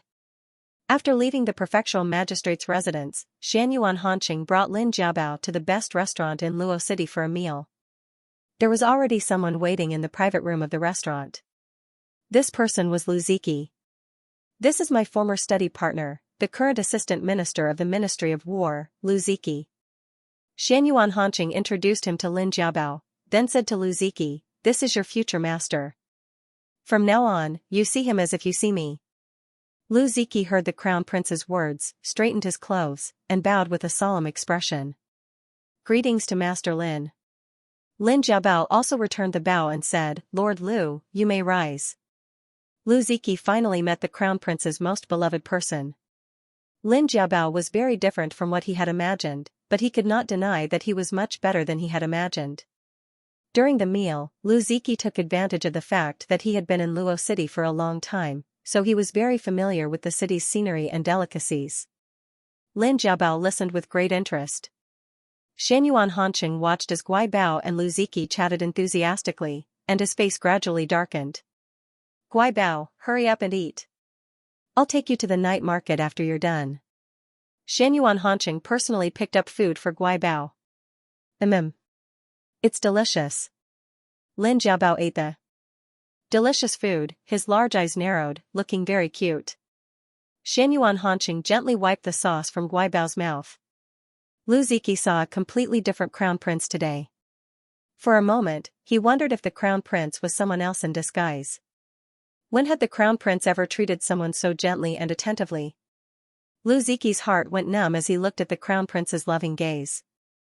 Lu Ziki looked at Lin Jiabao with a slightly scrutinizing gaze, hoping that this Vice Prince Lin Jiabao would be worthy of the Crown Prince's love. After dinner, Xianyuan Hanqing sent Lu Ziki away, then took Guibao to the famous night market in Luo City. Xianyuan Hanqing's bodyguards all wore casual clothes and hid in the crowd, leaving only the Yuan Fu and Yuan Qing to follow them. Xianyuan Hanqing held Guibao's small hand and slowly strolled around the night market. The night market was very lively and there were many people. Lin Jiabao held Xianyuan Hanqing's hand tightly. Even when he was choosing small trinkets, his other hand did not let go. After strolling around the night market, Lin Jiabao was still not satisfied. The Yuan Qing behind him was already carrying bags of various sizes. However, Lin Jiabao was still a little tired. As they walked, they saw a wonton stall. "Let's go eat some wontons and take a break." Xianyuan Hanqing naturally agreed with Guibao's decision. Since there were no other customers at the stall, it was quite clean. Xianyuan Hanqing and Lin Jiabao sat at the same table. Everyone else sat around the tables around them. The owners of the wonton stall were a middle-aged couple. The middle-aged Shun-er was in charge of wrapping and cooking wontons, while the middle-aged Shun-er was in charge of running errands, serving the customers, and cleaning the dishes. When the middle-aged Shun-er saw that his stall was suddenly full, he quickly went forward and greeted them warmly. "Dear customers, do you want to eat wontons? They are all freshly made today. There are small wontons and large wontons. The large wontons are filled with cabbage and pork." After strolling around the night market and walking for so long, their dinner had already been digested. Lin Jiabao thought for a moment and said, "Give each of us a large bowl of wontons." As he spoke, he asked for Xianyuan Hanqing's permission. Of course, Xianyuan Hanqing did not have any objections. When the middle-aged Shun-er received the order, he immediately instructed his wife to cook the wontons. He also helped by passing her a bowl of wontons. The two of them cooperated well and soon, the wontons were ready. Lin Jiabao was the first to taste it. The soup was very fresh and should have been simmered with big bones. The wontons were very large and seasoned just right. Lin Jiabao finished the large bowl of wontons one by one. Xianyuan Hanqing stared at Lin Jiabao eating the wontons without blinking. Lin Jiabao was embarrassed by his stare. "The wontons are very delicious. They won't taste good when they're cold." Xianyuan Hanqing lowered his head and ate the wontons. He was very satisfied with the Guibao's good appetite. The Guibao's body had finally grown some meat and it felt better to the touch. Lin Jiabao and the others finished eating the wontons and gave the middle-aged Shun-er a silver ingot. The Shun-er was extremely grateful to the middle-aged Shun-er. Xianyuan Hanqing and Lin Jiabao held hands and left. On the way, Lin Jiabao asked Xianyuan Hanqing, "Will we be like them in the future? In this life, we will definitely be together until we grow old." Xianyuan Hanqing swore that no matter what difficulties he faced in this life, he would not let go. Lin Jiabao's hand was tightly held by Xianyuan Hanqing. They walked and walked like this. He really hoped that they could walk like this until the end of time. Xianyuan Hanqing and Lin Jiabao stayed in Luo City for a few days. After accompanying Jiabao to see the beautiful scenery of Luo City, they boarded a large ship and set off for Huzhou first. Finally, they went to Jiangzhou, which they had to patrol. This large ship was specially built for the Crown Prince to patrol the Luo River Canal. The hull of the ship was very large. It was 2 stories high and could accommodate more than 1,000 people. The huge ship sailed on the Luo River with the wind. It was very stable. It was Lin Jiabao's first time building a boat, and it was such a huge boat. The feeling was different from when he was on land. Walking on the planks was a little shaky. Looking at the rolling river, Lin Jiabao felt that everything was very fresh. After 2 days of sailing, the ship docked in Huzhou. Similarly, many officials were already waiting.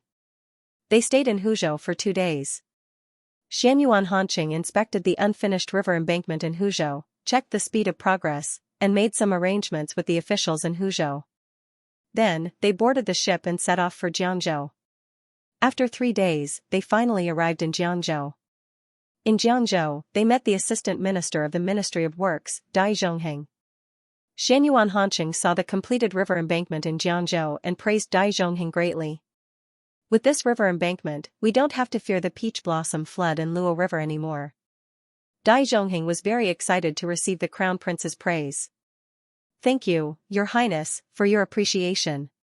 Without Your Highness' support, I wouldn't have been able to do all this. Next, I will continue to work hard and supervise the completion of the other river embankment projects as soon as possible. Lord Dai has worked hard and contributed greatly. When we return, I will ask for a reward in front of Father, Xianyuan Hanqing said. A few days later, Xianyuan Hanqing finished his official business and began to bring Lin Jiabao to tour Jiangzhou scenery. The canal in Jiangzhou had been completed. It was connected to Luo River and branched out in all directions. The port was very prosperous. The shops on the shore were still very lively even at night. There were also a few pleasure boats on the shore. The melodious sound of guqin could be heard from them. Lin Jiabao praised when he heard it. These boats are so beautiful. The guqin is so nice too. Xianyuan Hanqing saw that Guibao liked it. He ordered the Yuan Fu beside him, go and book a pleasure boat. Yuan Qing said nosily, that's a pleasure boat, right? Lin Jiabao asked curiously, a pleasure boat? Are there flowers on the boat? Xianyuan Hanqing was amused by Guibao's expression. You'll know when you see Guibao. Lin Jiabao accepted the kind invitation of the prefectural magistrate's wife and went to the prefectural magistrate's residence as a guest. The prefectural magistrate's residence wasn't very big. It was decorated simply and elegantly. The cherry blossoms in May were already in full bloom. They decorated the backyard beautifully. After lunch, the prefectural magistrate's wife invited the best opera troupe in Luo City to perform. The prefectural magistrate's wife specifically asked Lin Jiabao to choose a play. Lin Jiabao looked at the signs. He had never seen any of them before, so he randomly picked one. Lin Jiabao ate tea and snacks as he watched the play. He felt that it was very interesting. The prefectural magistrate's wife saw that Lin Jiabao was seriously watching the play and happily said, Vice Prince Lin also likes to watch plays? The prefectural magistrate's wife was already in her 30s. She usually loved to watch plays. She didn't expect Lin Jiabao to also like them at such a young age. Her Highness Empress really likes to watch plays. I often watch them with her. However, the plays in the palace are a bit different from the ones here. Most of the plays in the palace were specially arranged by the imperial family. Many of them were strictly controlled and taboo. Most of them were auspicious and lively plays. When the prefectural magistrate's wife heard that Lin Jiabao often watched plays with her Highness Empress, she thought that Vice Prince Lin was really favored. On the stage, there was a play called Mandarin Duck Button being performed. This play was about a scholar named Xianxia and Lin Yuaner's daughter who fell in love at first sight after a spring rain. The two of them fell in love with each other because of a Mandarin duck button. Afterwards, the two of them eloped despite their family's objections.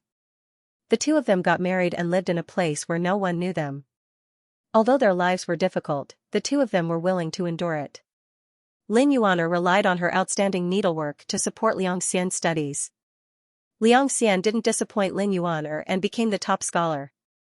However, good times didn't last long.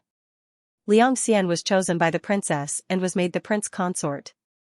Liangxian had no choice but to abandon Lin Yuaner for fame and fortune. Lin Yuaner waited for a long time for Liangxian to return. In the end, she heard that Liangxian had become the prince consort. In despair, she held the Mandarin duck button and threw herself into the Luo River. On the stage, Lin Jiabao's female lead was very beautiful and sang very well. Her infatuated, sad, and desperate singing was very moving. Lin Jiabao couldn't help but shed tears when he saw it. After the play, Lin Jiabao deliberately called the female lead who was acting as Lin Yuaner to come forward. After taking a closer look, the female lead was also a songer. He immediately felt a little familiar. You sang very well. Lin Jiabao motioned to Shu Qin behind him. Shu Qin went forward and gave the female lead a reward. Thank you for your reward. The female lead held a heavy reward and felt very grateful. She knelt down and kowtowed before retreating. When the female lead returned to the theater, several songers who had a good relationship with her came forward and surrounded her. I heard that the one who watched the play today was His Highness the Crown Prince's favorite vice prince. Isn't he very beautiful? AI, song we're doing this to this extent is really worth it. Quickly tell us, that's right, was there a reward for you? Another song said, that's right, other than poor farmers who can't marry a wife, who would marry a song Song status in the Xianyuan Empire had always been very low. I heard that the vice prince was born as a palace attendant. I hope that he will always be loved by His Highness the Crown Prince. Then our songer's status will also rise a little. That vice prince's temperament is otherworldly and incomparably beautiful. His temperament is also very gentle and he doesn't have the slightest arrogance of a noble. May the heavens bless him. Look. The female lead opened the bag of rewards. It was full of silver fruits that dazzled their eyes. Wow. After counting, there were more than 30 taels of silver. Everyone was very happy. When Xianyuan Hanqing came to pick up the guaibao, he found that the guaibao's eyes were red. His face immediately became cold and he asked, "What's wrong, guaibao? Did you cry? Could it be that the guaibao was bullied and was wronged?" "Yes, I saw a very touching play this afternoon. Yuan was very pitiful." Lin Jiabao explained the play to Xianyuan Hanqing, talking about Liang Xian's heartbreak and Lin Yuan's infatuation. "Silly Bao, next time you're not allowed to watch these tragedies, and you're not allowed to cry anymore." Xianyuan Hanqing held Lin Jiabao's small hand and ordered. Xianyuan Hanqing himself couldn't bear for the guaibao to cry for him, so how could he bear for the guaibao to cry for other unimportant people and things? In Xianyuan Hanqing's heart, the guaibao's tears were more precious than pearls. Yes. Lin Jiabao nodded obediently. The prefectural magistrate's wife stood to the side, not daring to interrupt. His Highness the Crown Prince was really domineering. Xianyuan Hanqing looked at the prefectural magistrate's wife. "Thank you for your hospitality today, Madame Zhong. You're welcome, Vice Prince Lin Jiabao. Your presence brings light to our humble residence," the prefectural magistrate's wife hurriedly said. After leaving the prefectural magistrate's residence, Xianyuan Hanqing brought Lin Jiabao to the best restaurant in Luo City for a meal. There was already someone waiting in the private room of the restaurant. This person was Lu Ziki. "This is my former study partner, the current assistant minister of the Ministry of War, Lu Ziki." Xianyuan Hanqing introduced him to Lin Jiabao, then said to Lu Ziki, "This is your future master. From now on, you see him as if you see me." When Lu Ziki heard the crown prince's words, he straightened his clothes and bowed with a solemn expression. "Greetings to Master Lin." Lin Jiabao also returned the greeting. "Lord Lu, you may rise." Lu Ziki finally met the crown prince's most beloved person. Lin Jiabao was very different from what he had imagined, but it was undeniable that he was much better than he had imagined. During the meal, Lu Ziki took advantage of the fact that he had been in Luo City for a long time and was very familiar with the city's scenery and delicacies. Lin Jiabao listened with great interest. Xianyuan Hanqing's face gradually darkened as he watched Guaibao and Lu Ziki chatting enthusiastically.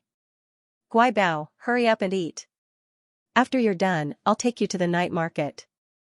Xianyuan Hanqing personally picked up food for Guaibao.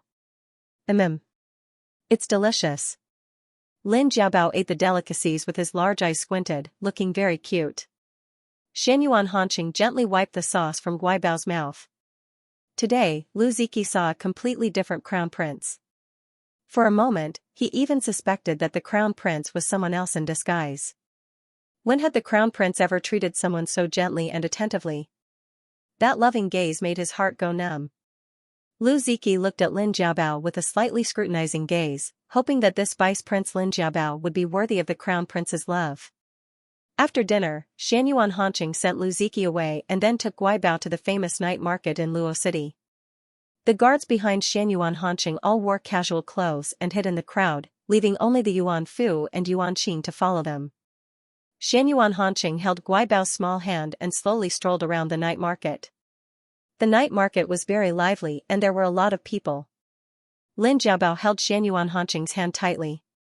Even when he was choosing small trinkets, his other hand didn't let go. After strolling around the night market, Lin Jiabao still wanted to continue. The Yuan Qing behind him was already carrying bags of various sizes. However, Lin Jiabao was still a little tired. As they walked, they saw a wonton stall. Let's go eat some wontons and rest. Xianyuan Hanqing naturally agreed with Guibao's decision. Since there were no other customers at the stall, it was quite clean. Xianyuan Hanqing and Lin Jiabao sat at the same table. Everyone else sat around the tables around them. The owners of the wonton stall were a middle-aged couple. The middle-aged shunner was in charge of making and cooking wontons, while the middle-aged man was in charge of running errands, serving customers, and cleaning the dishes. When the middle-aged man saw that his stall was suddenly full, he quickly went forward and greeted them warmly. "Dear customers, do you want to eat wontons? They are all freshly made today. There are small wontons and large wontons. The large wontons are filled with cabbage and pork." After strolling around the night market and walking for so long, their dinner had already been digested. Lin Jiabao thought for a moment and said, "Give each of us a large bowl of wontons." As he spoke, he asked for Xianyuan Hanqing's permission. Of course, Xianyuan Hanqing didn't have any objections. When the middle-aged man received the order, he immediately instructed his wife to cook the wontons. He also helped by passing a bowl of wontons to his wife. The two of them cooperated well and soon, the wontons were ready. Lin Jiabao was the first to taste it. The soup was very fresh and should have been simmered with big bones. The wontons were very large and seasoned just right. Lin Jiabao finished the large bowl of wontons one by one. Xianyuan Hanqing stared at Lin Jiabao eating the wontons without blinking. Lin Jiabao was embarrassed by his stare. Wontons are very delicious. They won't taste good when they're cold. Xianyuan Hanqing lowered his head and ate the wontons. He was very satisfied with the guibao's good appetite. The guibao's body had finally grown some meat, and it felt better to the touch. Lin Jiabao and the others finished eating the wontons and gave the middle-aged couple a silver ingot. The middle-aged couple was very grateful. Xianyuan Hanqing and Lin Jiabao held hands and left. On the way, Lin Jiabao asked Xianyuan Hanqing, "Will we be like them in the future? In this life, we will definitely be together until we grow old." Xianyuan Hanqing swore that no matter what difficulties he faced in this life, he would not let go. Lin Jiabao's hand was tightly held by Xianyuan Hanqing. They walked and walked like this.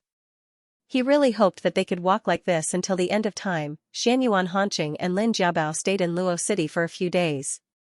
After accompanying the Jiabao to see the beautiful scenery of Luo City, they boarded a large ship and set off for Huzhou first. Finally, they went to Jiangzhou, which they had to patrol. This large ship was specially built for the Crown Prince to patrol the Luo River Canal. The hull was very large. It had 2 floors and 1 floor below. It could accommodate thousands of people. The large ship sailed on the Luo River with the wind. It was very stable. It was Lin Jiabao's first time building a boat, and it was such a huge boat. The feeling was different from when he was on land. Walking on the planks was a little shaky. Looking at the rolling river, Lin Jiabao felt that everything was very fresh. After 2 days of sailing, the ship docked in Huzhou. Similarly, many officials were already waiting. They stayed in Huzhou for 2 days. Xianyuan Hanqing inspected the unfinished river embankment in Huzhou. He checked the speed of progress and made some arrangements with the officials in Huzhou. Then, they boarded the ship and set off for Jiangzhou. After 3 days, they finally arrived in Jiangzhou. In Jiangzhou, they met the Assistant Minister of the Ministry of Works, Dai Zhongheng. Xianyuan Hanqing saw the completed river embankment in Jiangzhou and praised Dai Zhongheng greatly. With this river embankment, there is no need to fear the peach blossom flood in Luo River. Dai Zhongheng was very excited to receive the Crown Prince's praise. "Thank you, Your Highness, for your appreciation. Without Your Highness' support, I wouldn't have been able to do this. From now on, I will continue to work hard and supervise the completion of the other river embankment projects as soon as possible. Lord Dai has worked hard and contributed greatly. When I return, I will ask my father for a reward for you," Xianyuan Hanqing said. A few days later, Xianyuan Hanqing finished his official business and began to bring Lin Jiabao to tour Jiangzhou scenery. The canal in Jiangzhou had been completed. It was connected to the Luo River and branched out in all directions. The port was very prosperous. The shops on the shore were still very lively even at night. There were also a few pleasure boats on the shore. Melodious zither music could be heard from them. Lin Jiabao praised when he heard it. These boats are so beautiful. The zither music is so nice too. Xianyuan Hanqing saw that Guibao liked it. He ordered the Yuan Fu beside him, go and book a pleasure boat. Yuan Qing said nosily, that must be a flower boat. Lin Jiabao asked curiously, flower boat? Are there flowers on the boat? Xianyuan Hanqing was amused by Guibao's expression. You'll know when you see Guibao. After Lin Jiabao boarded the boat, he finally understood the meaning of the flower boat. There were no flowers on the boat, only a few women wearing scantily clad clothes playing the guqin. Although the music was very pleasant to hear, he did not like them throwing flirtatious glances at His Highness the Crown Prince. Lin Jiabao drank the flower tea uninterestedly. Xianyuan Hanqing did not allow him to drink, so he could only obediently drink the flower tea. I want to go back. Xianyuan Hanqing hugged Jiabao and kissed Guibao's slightly pouted lips. Originally, he booked this boat to satisfy Guibao's curiosity. He felt Guibao's jealousy, so he happily said to the Yuan Fu, tell them to dock the boat. Yes. At this time, a loud noise suddenly came from the stern of the boat. The entire boat shook, and the two women screamed. Xianyuan Hanqing sternly asked, what happened? Reporting to Your Highness the Crown Prince, there are assassins. The assassins cut a hole in the boat. The bodyguards are fighting with them. The Yuan Fu anxiously reported the situation outside. Xianyuan Hanqing felt the boat sink, quickly dock. This time, because the boat was very small, there were only 2 guqin girls and a few turtle slaves. Xianyuan Hanqing only brought a few bodyguards on board. This time, he was careless. Xianyuan Hanqing protected Lin Jiabao as they walked outside. The fight was still going on, and the boat was already tilting. Looking around, they were far away from the shore, and did not know where they were. Xianyuan Hanqing saw someone he did not expect. Princely, Akihiro Zhaohong. Akihiro Zhaohong's face had a few more scars.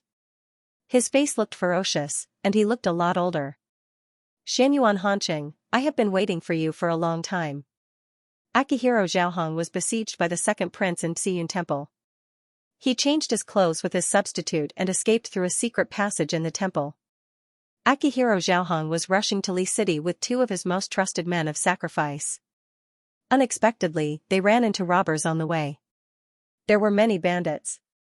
Not only were they robbed of their silver, they were also seriously injured. They could only find a place to recuperate and wait for them to recover. When he rushed to Li City, he learned that all his sons and family members had been executed. Prince Li's trusted subordinates were either dead or captured. Seeing that the dust had settled and there was no possibility of him making a comeback, Akihiro Zhaohong's hair turned white overnight. This time, when they heard that the crown prince was patrolling Jiang Prefecture, they had long been waiting in Jiang Prefecture. When they finally saw the Yuan Fu chartered pleasure boat, Akihiro Zhaohong and 2 of his trusted men of sacrifice quietly snuck into the stern of the boat and broke through the boat, all for the sake of perishing together with the crown prince. Akihiro Zhaohong. Xianyuan Hanqing gnashed his teeth and called out Prince Li's name. Looking at the already subdued Akihiro Zhaohong, he listened to Akihiro Zhaohong's crazy laughter. I have nothing left. It's worth it to die with you, the crown prince. Ha ha ha ha. Xianyuan Hanqing stepped forward and ended him with a knife. This was fate. In this life, Akihiro Zhaohong still died in his hands. Your Highness, this boat can't hold on for much longer. It's about to sink. The guard said anxiously. The splint under their feet had already cracked. Xianyuan Hanqing looked at the worried Lin Jiabao and asked, Can Guibao swim? A little.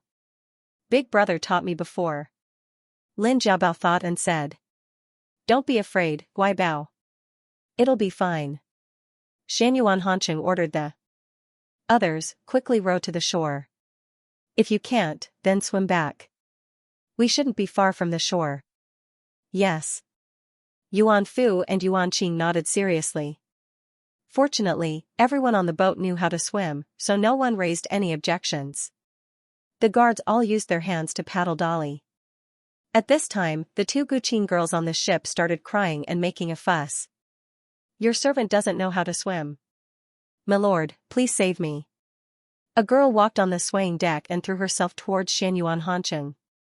Lin Jiabao, who was next to Xianyuan Hanqing, was caught off guard by her and fell into the river. Xianyuan Hanqing reached out to grab her, but he only had enough time to grab a piece of Guibao's clothes. He didn't hesitate to jump into the river with Guibao. The Yuan Fu and the guards on the boat cried out in alarm. "Your Highness! Vice Prince Lin Jiabao!" The river water was very cold. Lin Jiabao tried his best to remember how to swim so that he wouldn't sink, but he still drank a few mouthfuls of water. Xianyuan Hanqing swam to Lin Jiabao's side and swam in the direction of the pleasure boat. Just as they were about to reach the boat, an accident happened. With a bang, the boat's stern broke. A huge impact hit the two of them. A pile of broken wood crashed into them and sent them flying far away. Xianyuan Hanqing withstood the impact and did his best to shield Guibao. A sharp piece of wood pierced through his left shoulder with the force of the impact. Xianyuan Hanqing groaned and gritted his teeth. Lin Jiabao heard a sound. "Husband, what's wrong?" Xianyuan Hanqing gasped for breath.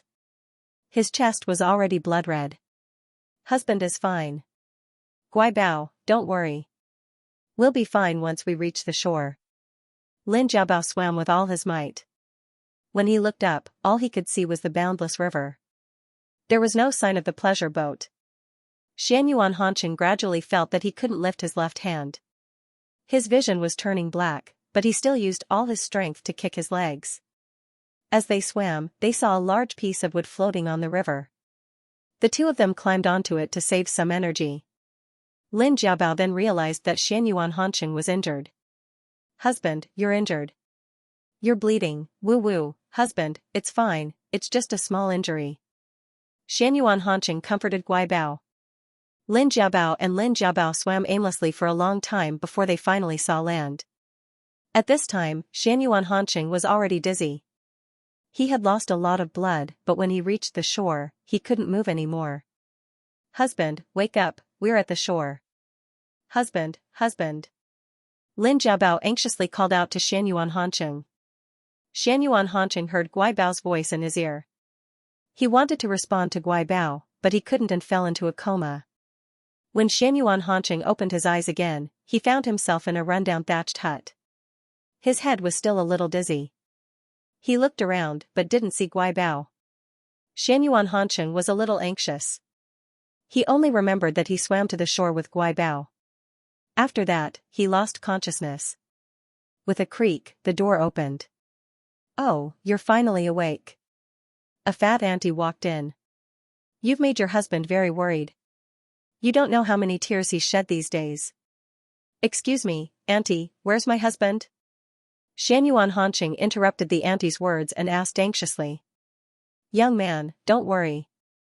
Your husband went to the village to make longevity peaches. You're really blessed. Your family Schwanger's craftsmanship is really good. The longevity peaches are fast and beautiful. The taste is also very good." The auntie enthusiastically talked about what happened these days. The auntie's husband, Uncle Wang, found Lin Jiabao and the others while chopping firewood. At this time, Lin Jiabao was dragging Xianyuan Hanqing back to the village. Uncle Wang was a kind person.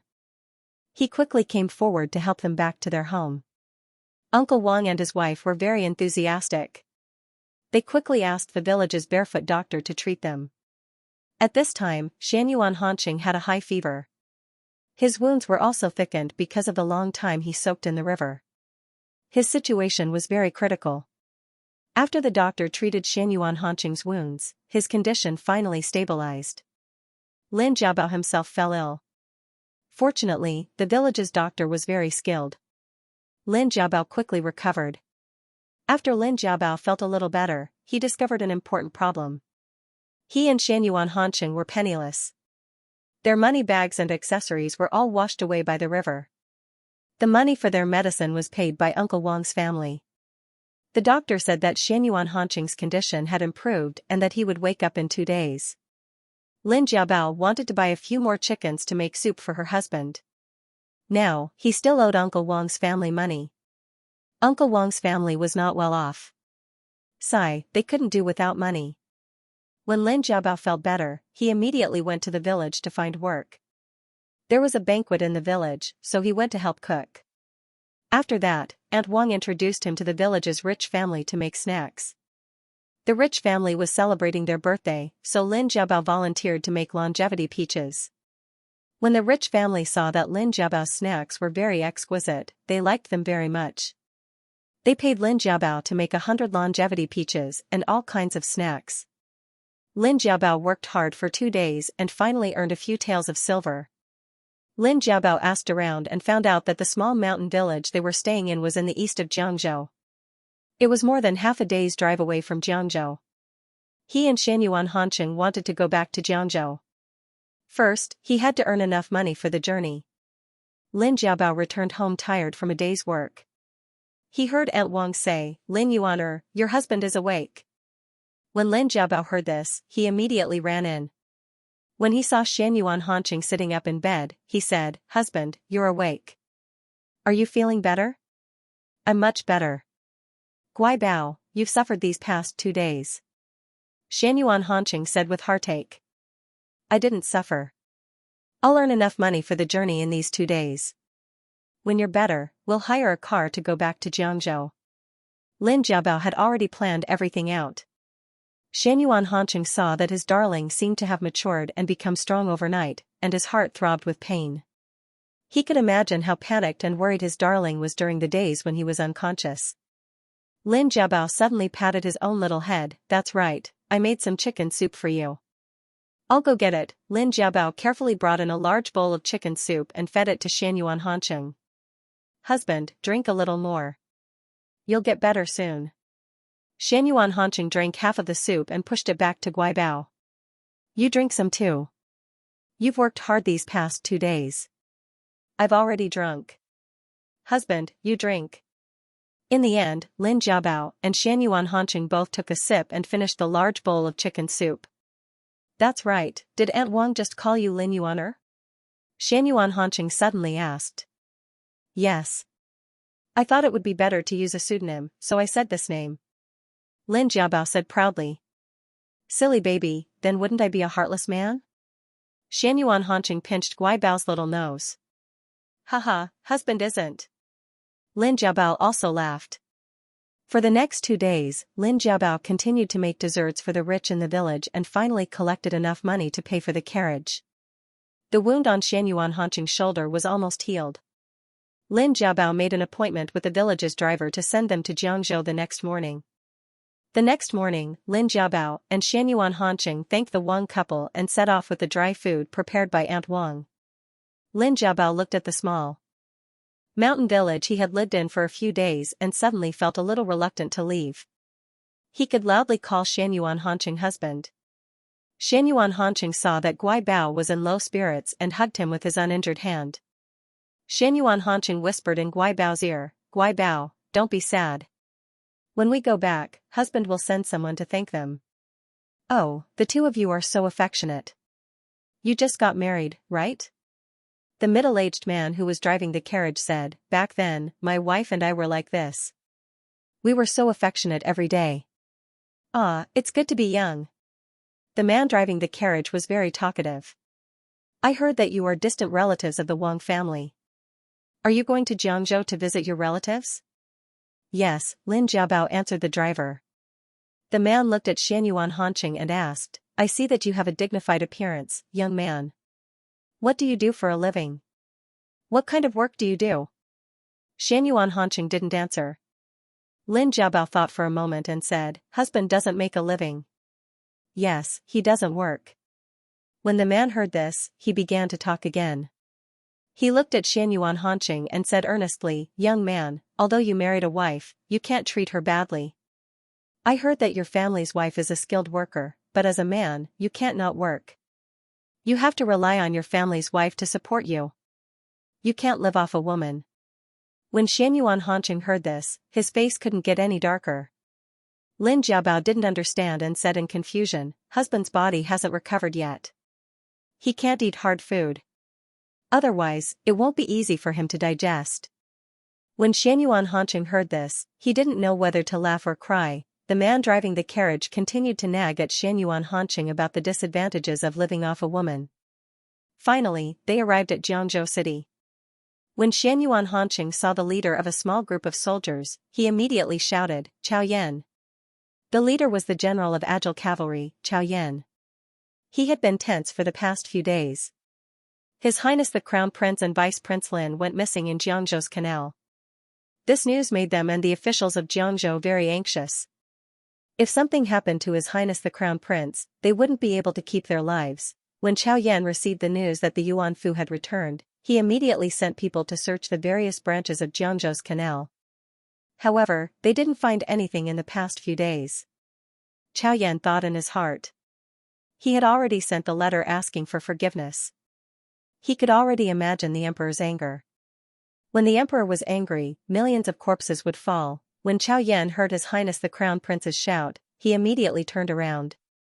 When Chao Yan saw His Highness the Crown Prince, he excitedly said, "Your Highness the Crown Prince. It's great to see that you're fine." Chao Yan immediately got off his horse and knelt down in front of His Highness the Crown Prince and Vice Prince Lin. When Chao Yan knelt down, the soldiers behind him also knelt down. "Greetings to Your Highness the Crown Prince. Greetings to Vice Prince Lin." At this time, the surrounding commoners also came back to their senses and knelt down together. The man driving the carriage was dumbfounded. His body trembled as he knelt down with everyone else. In his heart, he thought, "Oh my God, I was just saying that the guy who lives off a woman has become the crown prince." The news that Xianyuan Hanqing and Lin Jiabao had fallen into the river and disappeared was quickly sent to the capital. When the emperor saw Chao Yan's letter asking for forgiveness, he flew into a rage. "Isn't Akihiro Zhaohong dead? He's really haunting me. His crown prince, the heir to the Xianyuan dynasty." The emperor was so anxious that he spat out a mouthful of blood and fainted. "Your Majesty. Your Majesty, what's wrong?" Zhao Yong stepped forward to support the emperor. "Quickly summon the imperial physician." The emperor was ill, and the atmosphere in the palace of heavenly purity was low. Empress sat by the bed and secretly shed tears. Her husband was unconscious in bed, and her eldest son's life and death were unknown. Her sky was about to fall. The second prince accompanied her by her side, and his heart was filled with self-blame. He had clearly confirmed Prince Li's death, and he had been complacent about his achievements. Alas! He didn't expect things to turn out like this. He had indirectly harmed his eldest brother.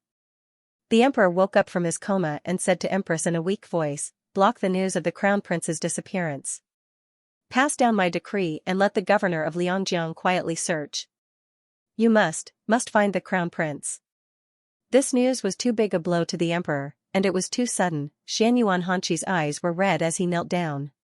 "Imperial father, this son is guilty. It's all this son's fault." The emperor waved his hand at him, "I don't blame you." He didn't have the energy to blame anyone right now.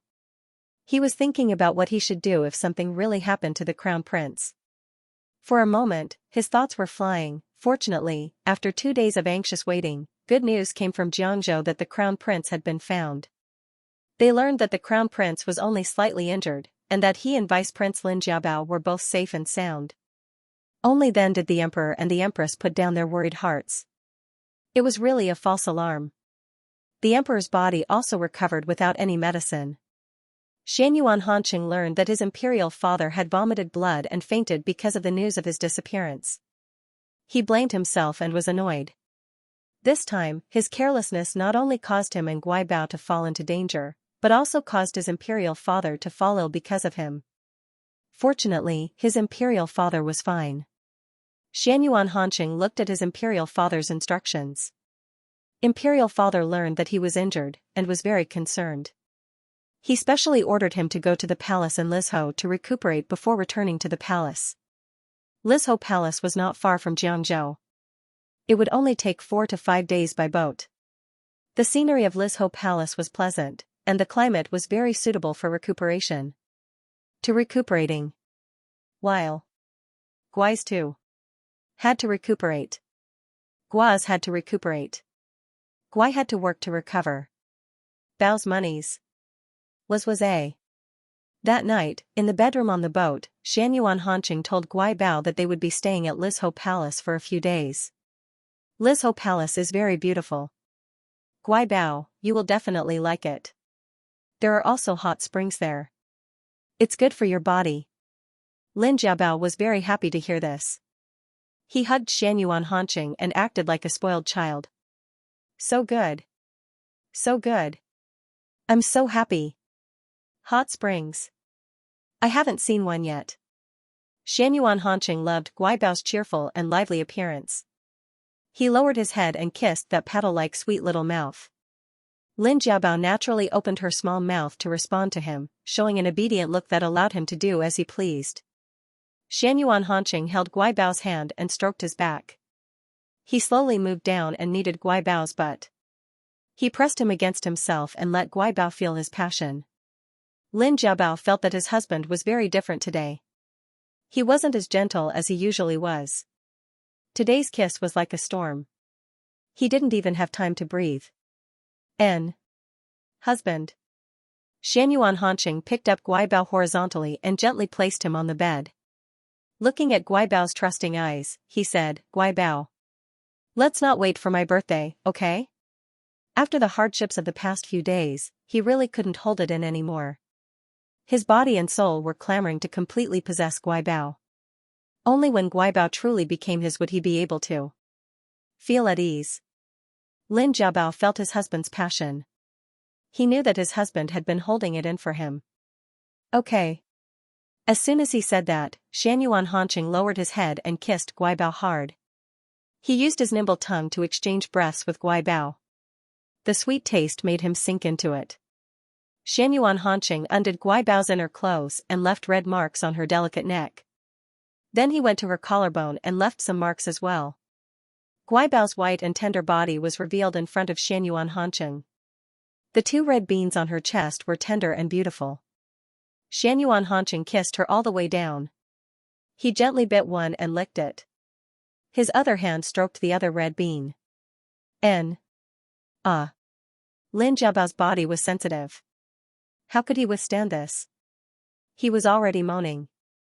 Xianyuan Hanqing loved these 2 red beans so much that they became even more lustrous. He couldn't help but taste them again and again. Then Xianyuan Hanqing stopped at Guai Bao's belly button. His hands also went to Guai Bao's inner thighs and stroked the delicate and smooth skin. Lin Jiabao felt very hot. The air in the bedroom became hot. Xianyuan Hanqing kissed the Guai Bao's skin all the way down. He looked at the light golden petal shape on Guai Bao's lower abdomen. This was the birthmark that symbolized Shunner. Xianyuan Hanqing held Guai Bao's tender hand and stroked it. Shunner men were not fully developed. Guai Bao's were smaller than the average man's. But in Xianyuan Hanqing's eyes, it was so cute. Slowly parting Guai Bao's legs, Xianyuan Hanqing buried his head in it and licked it. This was Guai Bao's first time. Xianyuan Hanqing was prepared to use the softest and most gentle movements to love him. He wanted to let Guai Bao have a wonderful first experience. Hubby, don't. Lin Jiabao struggled a little, embarrassed. Xianyuan Hanqing raised his head. Guai Bao, this is your first time. Hubby doesn't want to hurt you. Xianyuan Hanqing put his finger in and felt the heat and tightness in Guai Bao's body. He gently moved his finger. Lin Jiabao felt something strange in his body. He was a little nervous and his legs were trembling. Guai Bao, don't be afraid. Relax. Fortunately, because Guai Bao was a shunner, his body was slowly secreting lubricant. Because of the moisture in Guai Bao's body, Xianyuan Hanqing added another finger and continued to expand Guai Bao's body. Lin Jiabao gradually felt an indescribable numbness rise in his body and his body slowly relaxed. He unconsciously opened his mouth and said, Hubby. Xianyuan Hanqing saw that the time was ripe and stuffed a pillow under Guai Bao's waist. He spread Guai Bao's legs even wider and pressed down. He slowly sank his body into Guai Bao's body. It hurts. Hubby. It hurts. Lin Jiabao's screams were laced with sobs. He felt like he was about to be split in half. So swollen, so hot. Lin Jiabao felt that even breathing hurt. Okay. Guai Bao. Bear with it for a while, it won't hurt anymore. Xianyuan Hanqing didn't dare to move and kept kissing Guai Bao. He left kisses on Guibao's little dimples and sucked on Guibao's sensitive little earlobe. He resisted the urge to go on a rampage and waited for Guibao to slowly adapt. Finally, when Guibao's brows relaxed, Xianyuan Hanqing began to move gently. It was too wonderful. Guibao's body was wet and tight, making him feel like he was in a fairyland. There was nothing more beautiful than making love with Guibao. Guibao. My baby. Xianyuan Hanqing gradually sped up his movements. Lin Jiabao felt waves of pleasure wash over him as his hubby moved. This was a feeling he had never felt before. Hubby. Lin Jiabao let out a sweet moan. His hands hugged his hubby's back and endured his hubby's possession. Guibao, is it comfortable? Does hubby make you feel good? Xianyuan Hanqing's scalding sweat dripped down. Listening to his obedient baby's pleasant moans, he exerted even more effort in thrusting. Comfortable. So comfortable. Lin Jiabao answered honestly. His body had already turned into a puddle of spring water. Xianyuan Hanqing and Guibao kissed deeply. After a few thrusts, Dolly finally released his burning seed. Guibao, I love you. Lin Jiabao still hadn't recovered from what had just happened. His body couldn't help but tremble slightly. He also responded loudly, hubby, I love you too. Xianyuan Hanqing still hadn't come out of Guibao's body. Hearing Guibao's loud response, Xianyuan Hanqing's heart warmed. Warmth surged in his heart, and desire arose again. Xianyuan Hanqing's body slowly lifted up. He picked up Guibao and let Guibao sit on his body. So deep. Lin Jiabao felt his body swell up again. Xianyuan Hanqing couldn't help but want Guibao again. Originally, he wanted to be gentle, but in the end, he still made Guibao faint. Xianyuan Hanqing looked at Guibao's beautiful sleeping face and felt exceptionally satisfied. He had finally tasted it. The taste was 100 times better than he had imagined. Even though Xianyuan Hanqing tried his best to restrain himself and only wanted to do it twice, he still made Lin Jiabao lie in bed for 2 days. When the ship arrived in Lizhou, Lin Jiabao's legs were still weak. He was carried off the ship by Xianyuan Hanqing. Lin Jiabao was very embarrassed. His face was red as he buried his head in Xianyuan Hanqing's neck and refused to raise his head. When the officials waiting at Lizhou's harbor saw the crown prince carrying someone off the ship, they knew that this must be Vice Prince Lin, who was rumored to be the crown prince's favorite. Xianyuan Hanqing and the others boarded the carriage and were escorted to Lizhou Palace. After getting off the carriage, Xianyuan Hanqing continued to carry Jiabao. You don't have to carry me. I can walk on my own. Lin Jiabao said in a small voice. Guibao has rested well these 2 days. Your husband can love you again tonight.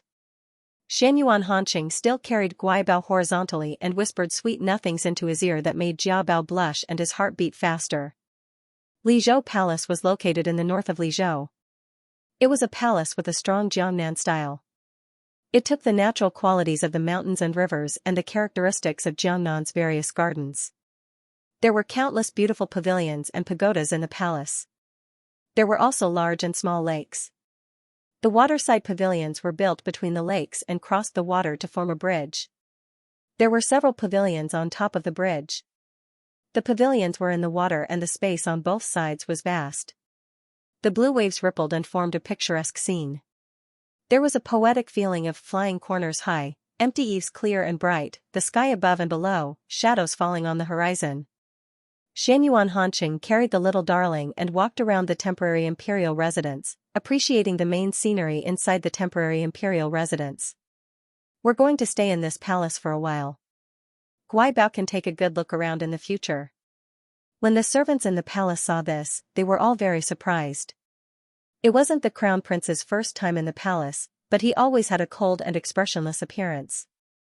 But now, the crown prince doted on Vice Prince Lin so much that he didn't even want to let Vice Prince Lin walk down the road. Today, they saw how much the crown prince valued Vice Prince Lin.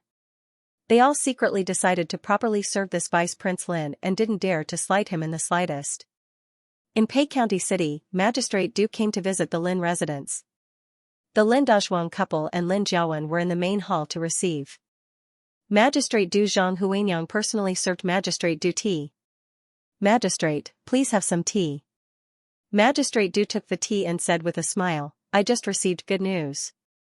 His Highness the Crown Prince and Vice Prince Lin have arrived at Lizhou Palace. His Highness the Crown Prince has given orders to send guards to escort Vice Prince Lin's family to Lizhou Palace to reunite with Vice Prince Lin. Lin Dazhuang's family was very excited when they heard the good news. Zhang Huanyang was so happy that he cried, That's great. I haven't seen Jia Bao in so many years. I don't even know if he's grown taller or fatter. His Highness the Crown Prince is too good. Lin Jiawen cupped his hands towards Magistrate Du. Magistrate, please come personally to tell us this good news. This student is very grateful. Scholar Lin is too polite. I just received His Highness the Crown Prince's orders and rushed over to tell you the good news. In 2 days, His Highness the Crown Prince will send guards to pick you up. I will also send some bailiffs to escort you. You should prepare well in the next 2 days.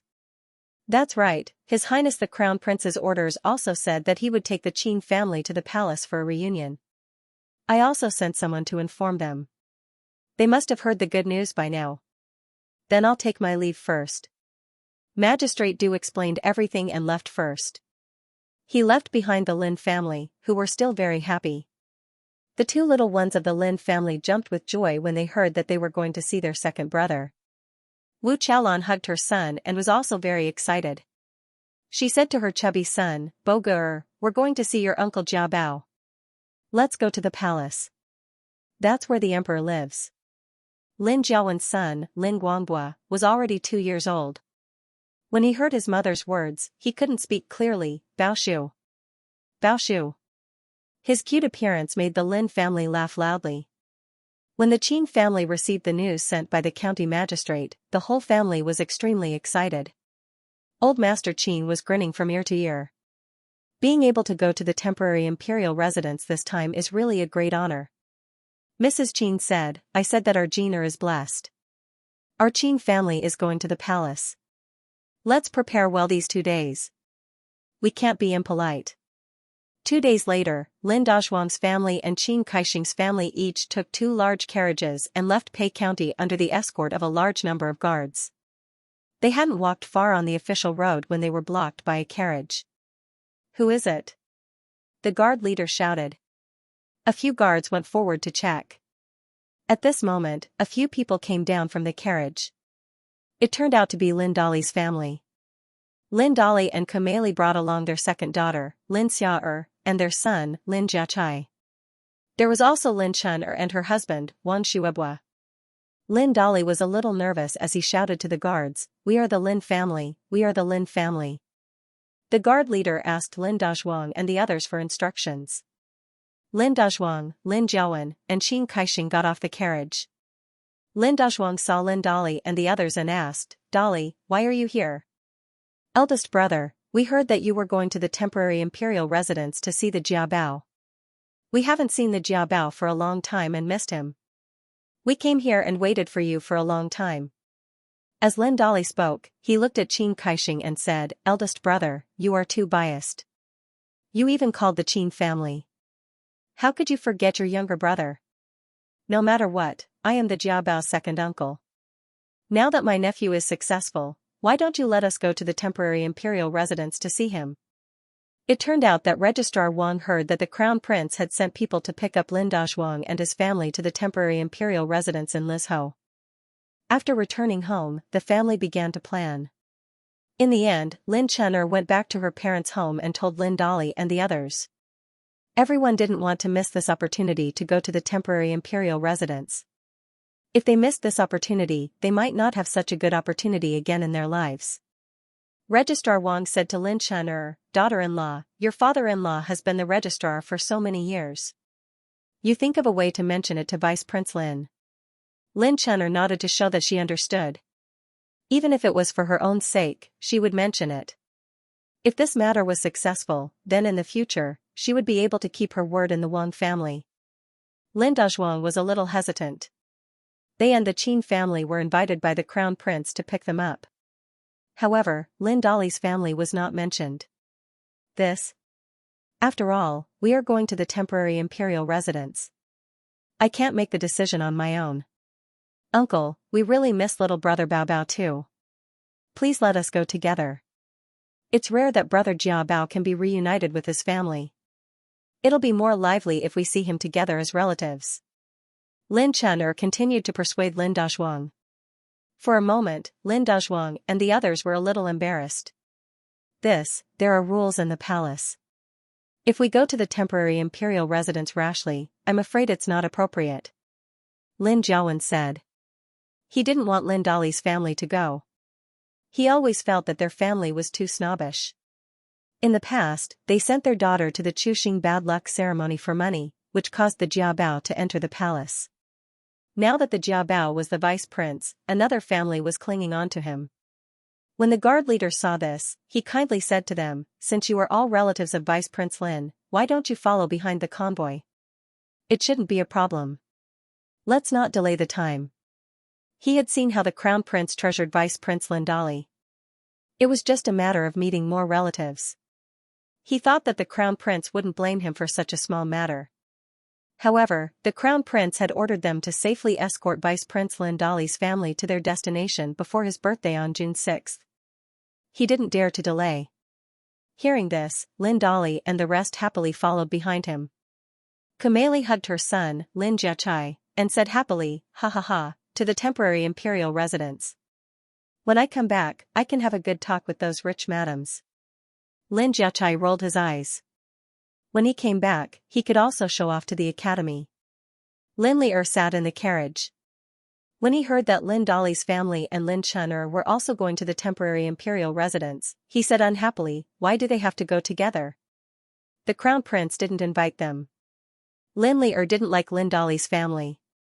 Ever since they caused the Jia Bao to enter the palace, he hadn't been nice to them.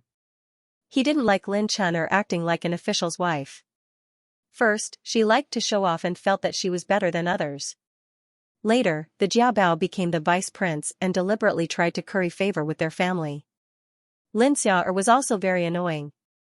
Every time she came to their house, she wanted to ask for beautiful clothes and jewelry. Once, she even took a fancy to his sister Lin Xiao'er's pearl hairpin. That was a gift from the crown prince to every female in the Lin family. How could he give it to her? Lin Li'er scolded her, but Lin Xia'er didn't care. After a few days, she acted as if nothing had happened and stuck to him. Lin Li'er never went to banquets or flower gatherings because he was already engaged. It was always his mother who brought Wu Chaolan and Xiao'er. Lin Xia'er always begged to go with them. At such a young age, she already knew how to show off in front of the madams and wanted to marry into a rich and powerful family. She definitely doesn't have good intentions. Lin Li'er said angrily. Zhang Huanyang comforted his second daughter, "All right, don't be angry. You're going to be a bride soon. You should change your temper. Don't always be so fiery.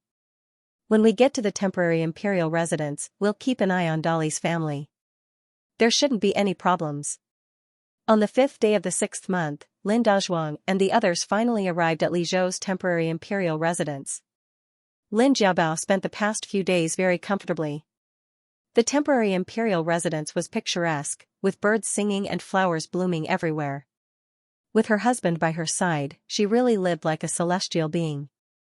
At this time, Xianyuan Hanqing was accompanying Guaibao to draw by the lakeside. The scenery of the lakeside was vividly depicted on paper. "Guaibao's drawing is really good," Xianyuan Hanqing said as he hugged Jia Bao from behind and whispered in his ear. These past few days, Xianyuan Hanqing was also happy physically and mentally. Every night, he blended in with Guaibao and gradually entered a better state. Xianyuan Hanqing thought about last night's affair and became somewhat restless. He bent down and licked Guaibao's sensitive ear. Lin Jiabao was distracted by Xianyuan Hanqing and stopped drawing. "Ah, don't," Xianyuan Hanqing's voice was slightly hoarse as he said, "Guaibao, let's go take an afternoon nap." "No. I don't want to take an afternoon nap." Lin Jiabao shook his head. These past few days of afternoon naps in the temporary imperial residence, when did he actually take one? It was all done by her husband. Xianyuan Hanqing also knew that he had gone a bit overboard these past few days. He was like a young brat, but every time he faced Guai Bao, he couldn't help himself. Guai Bao was like a delicious delicacy that he had yearned for a long time. Now that he finally got it after waiting for a long time, of course he couldn't just stop after tasting it. At this time, Yuan Fu walked over and bowed to His Highness the Crown Prince. "Your Highness the Crown Prince." Shan Yuan Hanqing let go of Guai Bao and waved to Yuan Fu. Yuan Fu understood and went up to His Highness the Crown Prince's ear and said something. When Shan Yuan Hanqing heard this, the corners of his lips raised slightly. After waving his hand to dismiss Yuan Fu, he said to Guai Bao, "Tomorrow is your birthday. Today, there is a surprise waiting for you. I guarantee that you will like it." Shan Yuan Hanqing pulled Guai Bao to a side hall. Before entering, Lin Jiabao asked curiously, "What kind of surprise is it?" Shan Yuan Hanqing smiled but didn't say anything. Lin Dazhuang and the others were led to a large side hall to wait. Looking at the carved beams and painted rafters in the hall, they were dazzled by the exquisite furnishings. The palace maids filed in and served them tea and snacks. Yuan Qing said to Lin Dazhuang, "Master Lin, please wait a moment. Vice Prince Lin will be here in a moment." Lin Dazhuang, Lin Jiawen, and Qing Kaixing had seen Yuan Qing before, so they were a little less restrained. Lin Jiawen knew that this was his younger brother's eunuch. He said to Yuan Qing very politely, "Thank you for your trouble, eunuch." Zhang Huanyang was a little excited because he was about to see Jia Bao. He was very restless. Wu Chaolan hugged Bojer and didn't let him move. Bojer was at the age where he was very active. He looked around curiously at the things in the palace. Lin Lier, Lin Shouer, and Lin Jiaocai were also curious, but they still sat obediently and drank their tea. They didn't dare to move. Master Qin and Madame Qin also slowly drank their tea. Lin Jing'er drank her tea while looking at her 3 children. Her eldest son, Qin Zizong, was already 7 years old and looked like a little adult.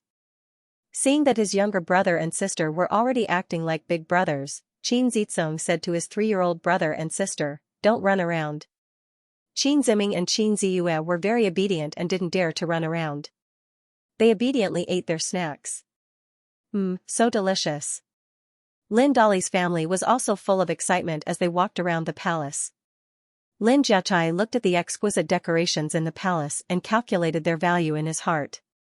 Lin Chener's husband stared at the palace maids. He thought that the palace was really different. Even the palace maids were so beautiful. Then he looked at Lin Chener, who looked like a village girl. If it weren't for Vice Prince Lin, who was such a good relative, he would have divorced her long ago. At this moment, the door to the side palace opened. Lin Jiabao walked in and saw his family. "Father! Mother!" Lin Jiabao ran to Zhang Huanyang and threw himself into his mother's arms. Lin Jiabao hugged his mother and refused to let go. "Mom! Jiabao missed you so much." Zhang Huanyang hugged Jia Bao and said excitedly, "Jia Bao, Mom's baby, Mom missed you too." Lin Xiaoer and the others were also very excited and kept calling out second brother. "Come, let Mom take a good look at you. Our Jia Bao has grown a lot taller and whiter." That's right, second brother even gained weight. Everyone in the Lin family talked at once. Bojer also waved his little hand. "Precious book. Precious book. White, just like Grandma's white steamed buns." Lin Jiabao laughed when he heard that. He took Bogey from his sister-in-law's hand and said, "This must be my little nephew. He's so cute." He weighed his little nephew in his arms and said, "He's so sturdy." Lin Dazhuang's family surrounded Lin Jiabao and was very happy. Amidst the enthusiastic chatter of the Lin family, a somewhat abrupt voice sounded. "Greetings to your Highness the Crown Prince." After Lin Jiabao entered the palace, Lin Xiaoer didn't pay attention to Lin Jiabao like everyone else. Her attention was attracted by the man who entered the palace with Lin Jiabao. The man was tall, handsome and exuded an air of nobility. This must be the Crown Prince. Lin Xiaoer was the first to go forward and greet the Crown Prince. Then everyone hurriedly knelt down to greet the Crown Prince. Shan Yuan Hanqing didn't look at Lin Xiaoer and said gently to everyone, "No need for formalities. Today, I invite everyone to reunite with Jia Bao. There's no need for formalities." After that, Shan Yuan Hanqing left. He knew that if he was around, everyone would feel awkward. Lin Xiao'er was very disappointed to see the crown prince leave. Lin Jiabao continued chatting with his family. He was very happy to see his sister and brother-in-law, his sister's children, and the twins. Lin Dali's family couldn't get a word in. Finally, when Lin Jiabao and the others were talking, Kameli pulled her son and daughter forward. Jiabao, I'm your second aunt. Look, this is your second cousin and younger cousin. Kameli said fawningly, Jiabao, you're so successful now that you're the crown prince's vice prince, don't forget to take care of your little brother and sister. After that, Lin Chen'er introduced her husband to Lin Jiabao.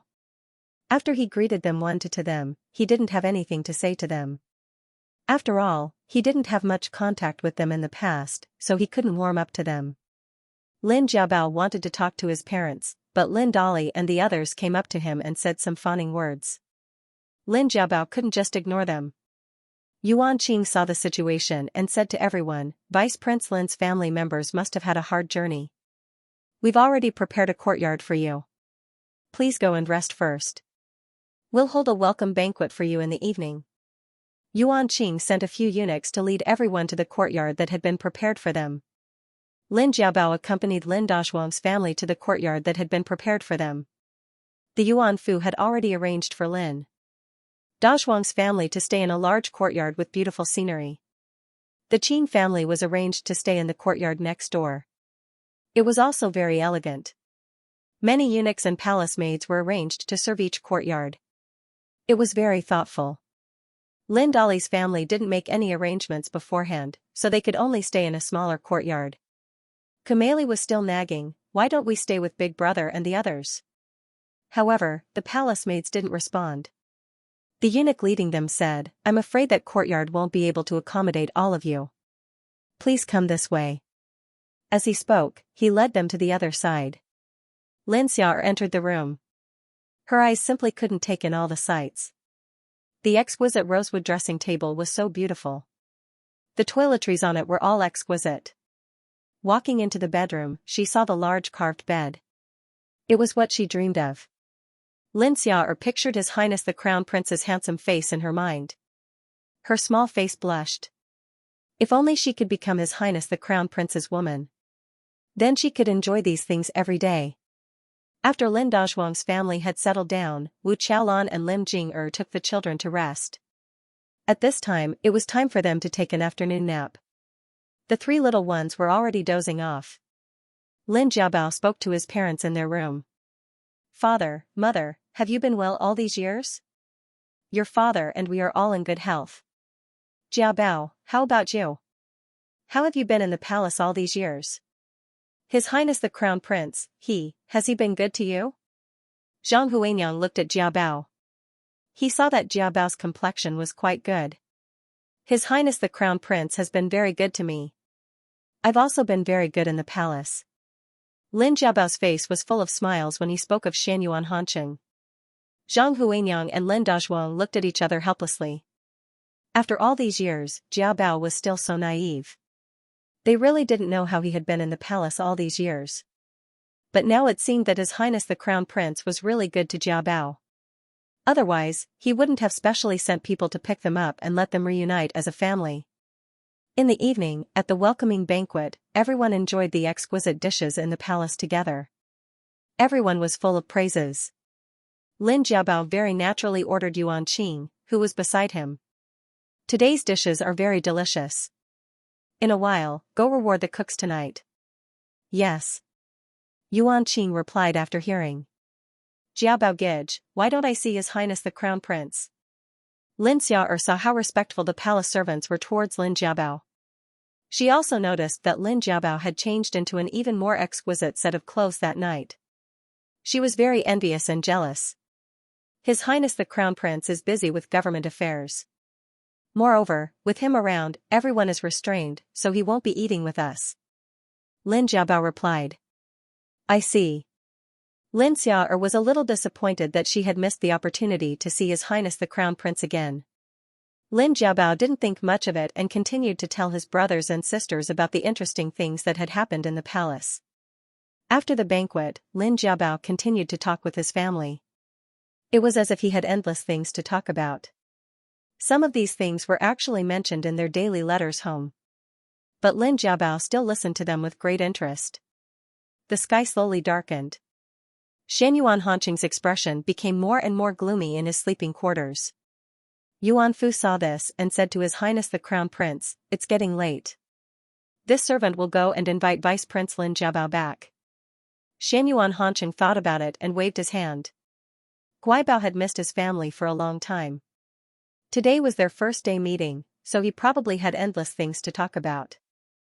At this moment, he heard Shu Qin say from outside, "Vice Prince Lin, you're back." Xianyuan Hanqing's gloomy expression instantly brightened. "Guibao. Are you happy today? Did you like hubby's surprise?" Xianyuan Hanqing hugged and kissed Guibao. He was very happy that Guibao had returned early. The palace servants tactfully retreated. Lin Jiabao hugged Xianyuan Hanqing's waist. "I'm very happy. Thank you, hubby, for the surprise." Then Guibao must properly thank hubby tonight. Xianyuan Hanqing deliberately emphasized the word thank you. His body was already a little hot as he hugged Guibao. "Yes." Lin Jiabao blushed and nodded. Xianyuan Hanqing hugged Guibao. "Let's go to Liqi." Liqi was located in the palace behind the sleeping quarters in the main palace. There was a natural hot spring inside. There were several hot springs in the palace, and this was the largest one.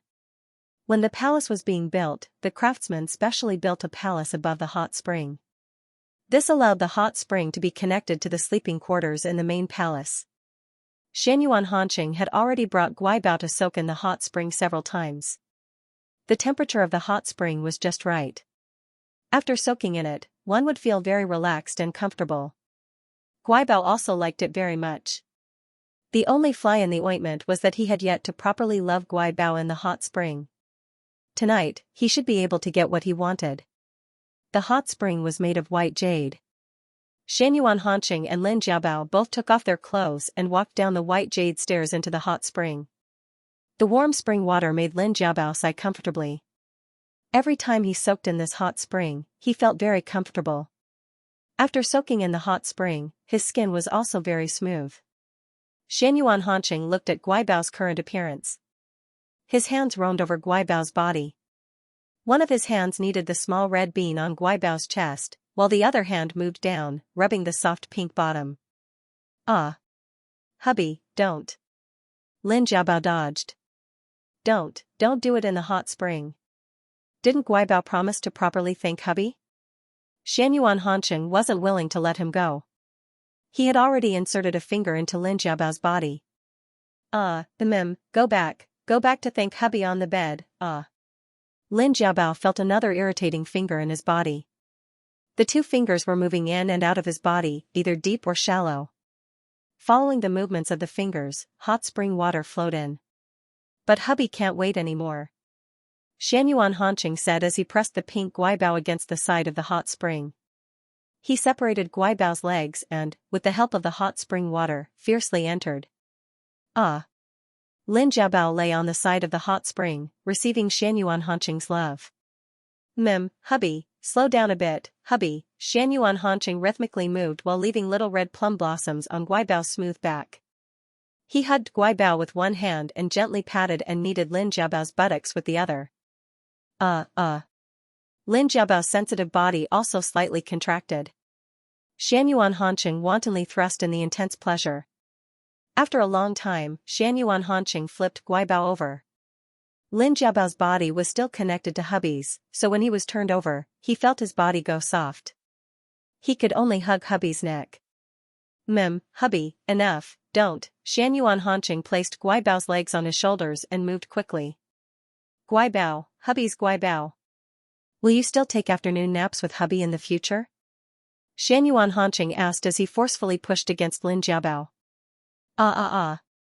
Lin Jiabao's back was pressed against the white jade pool wall. He felt as if he was about to be swallowed by pleasure. He screamed, "Sleep, woo-woo, sleep with hubby, woo-woo, Guibao, so obedient, hubby will reward you." Xianyuan Hanqing groaned and released the seed of love in Guibao's body. Xianyuan Hanqing gave Guibao and himself a simple wash. He dried Guibao's body and put on the clothes that the palace maids had prepared for him. He carried Guibao back to the bedroom. At this time, Guibao was extremely tired. His body was soft and he couldn't exert any strength. Xianyuan Hanqing carried Guibao and laid on the bed.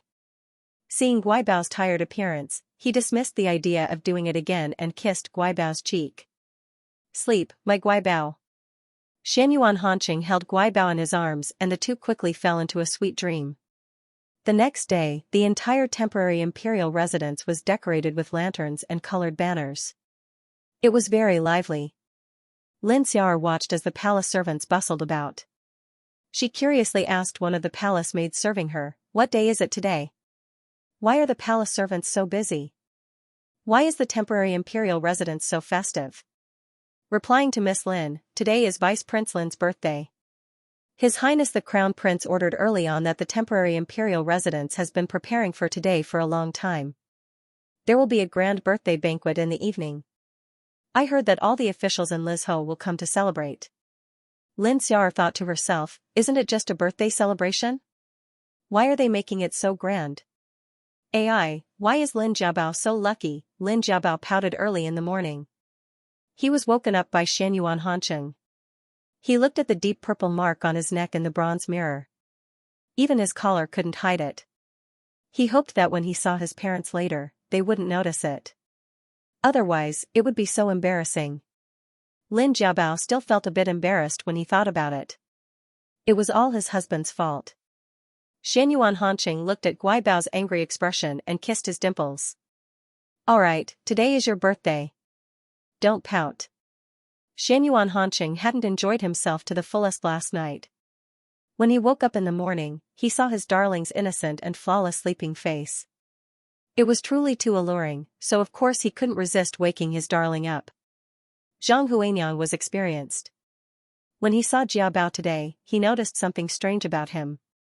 Zhang Huanyang had mixed feelings when he saw those deep purple marks. On one hand, he felt gratified that Jiabao was favored by His Highness the Crown Prince. On the other hand, he felt sorry for Jiabao.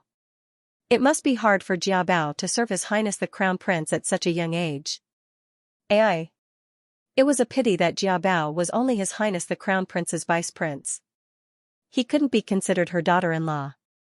Otherwise, she would definitely use all her courage to mention this in front of the Crown Prince and ask the Crown Prince to be gentler towards Jiabao. Lin Jiabao lowered his head in embarrassment. "Mother, don't keep looking at me. Jiabao has grown up, yet she is still shy with Miang Qin." Zhang Huanyang rubbed Jiabao's head. "Jiabao, you're living a good life now. His Highness the Crown Prince dotes on you so much. Mother is happy for you. If you can give birth to a son or daughter for His Highness the Crown Prince as soon as possible, Mother will be more at ease. His Highness the Crown Prince told me to take good care of my body. Next year, we will have a baby." Lin Jiabao was also full of anticipation when it came to babies. He no longer resisted the medicinal cuisine and tonics that Xiya prepared for him. He would drink them all obediently. Zhang Huanyang and Lin Dazhuang had a discussion last night. His Highness the Crown Prince was still young and was the heir apparent. In the future, he would definitely have many concubines. Only when Jiabao had a child would she have someone to rely on in the future. Otherwise, even if His Highness the Crown Prince loved Jiabao now, what about in the future? After a few years, when Jiabao was old and no longer beautiful, His Highness the Crown Prince would probably forget about Jiabao. They were very clear about Jiabao's temperament. She was the worst at seeking favor.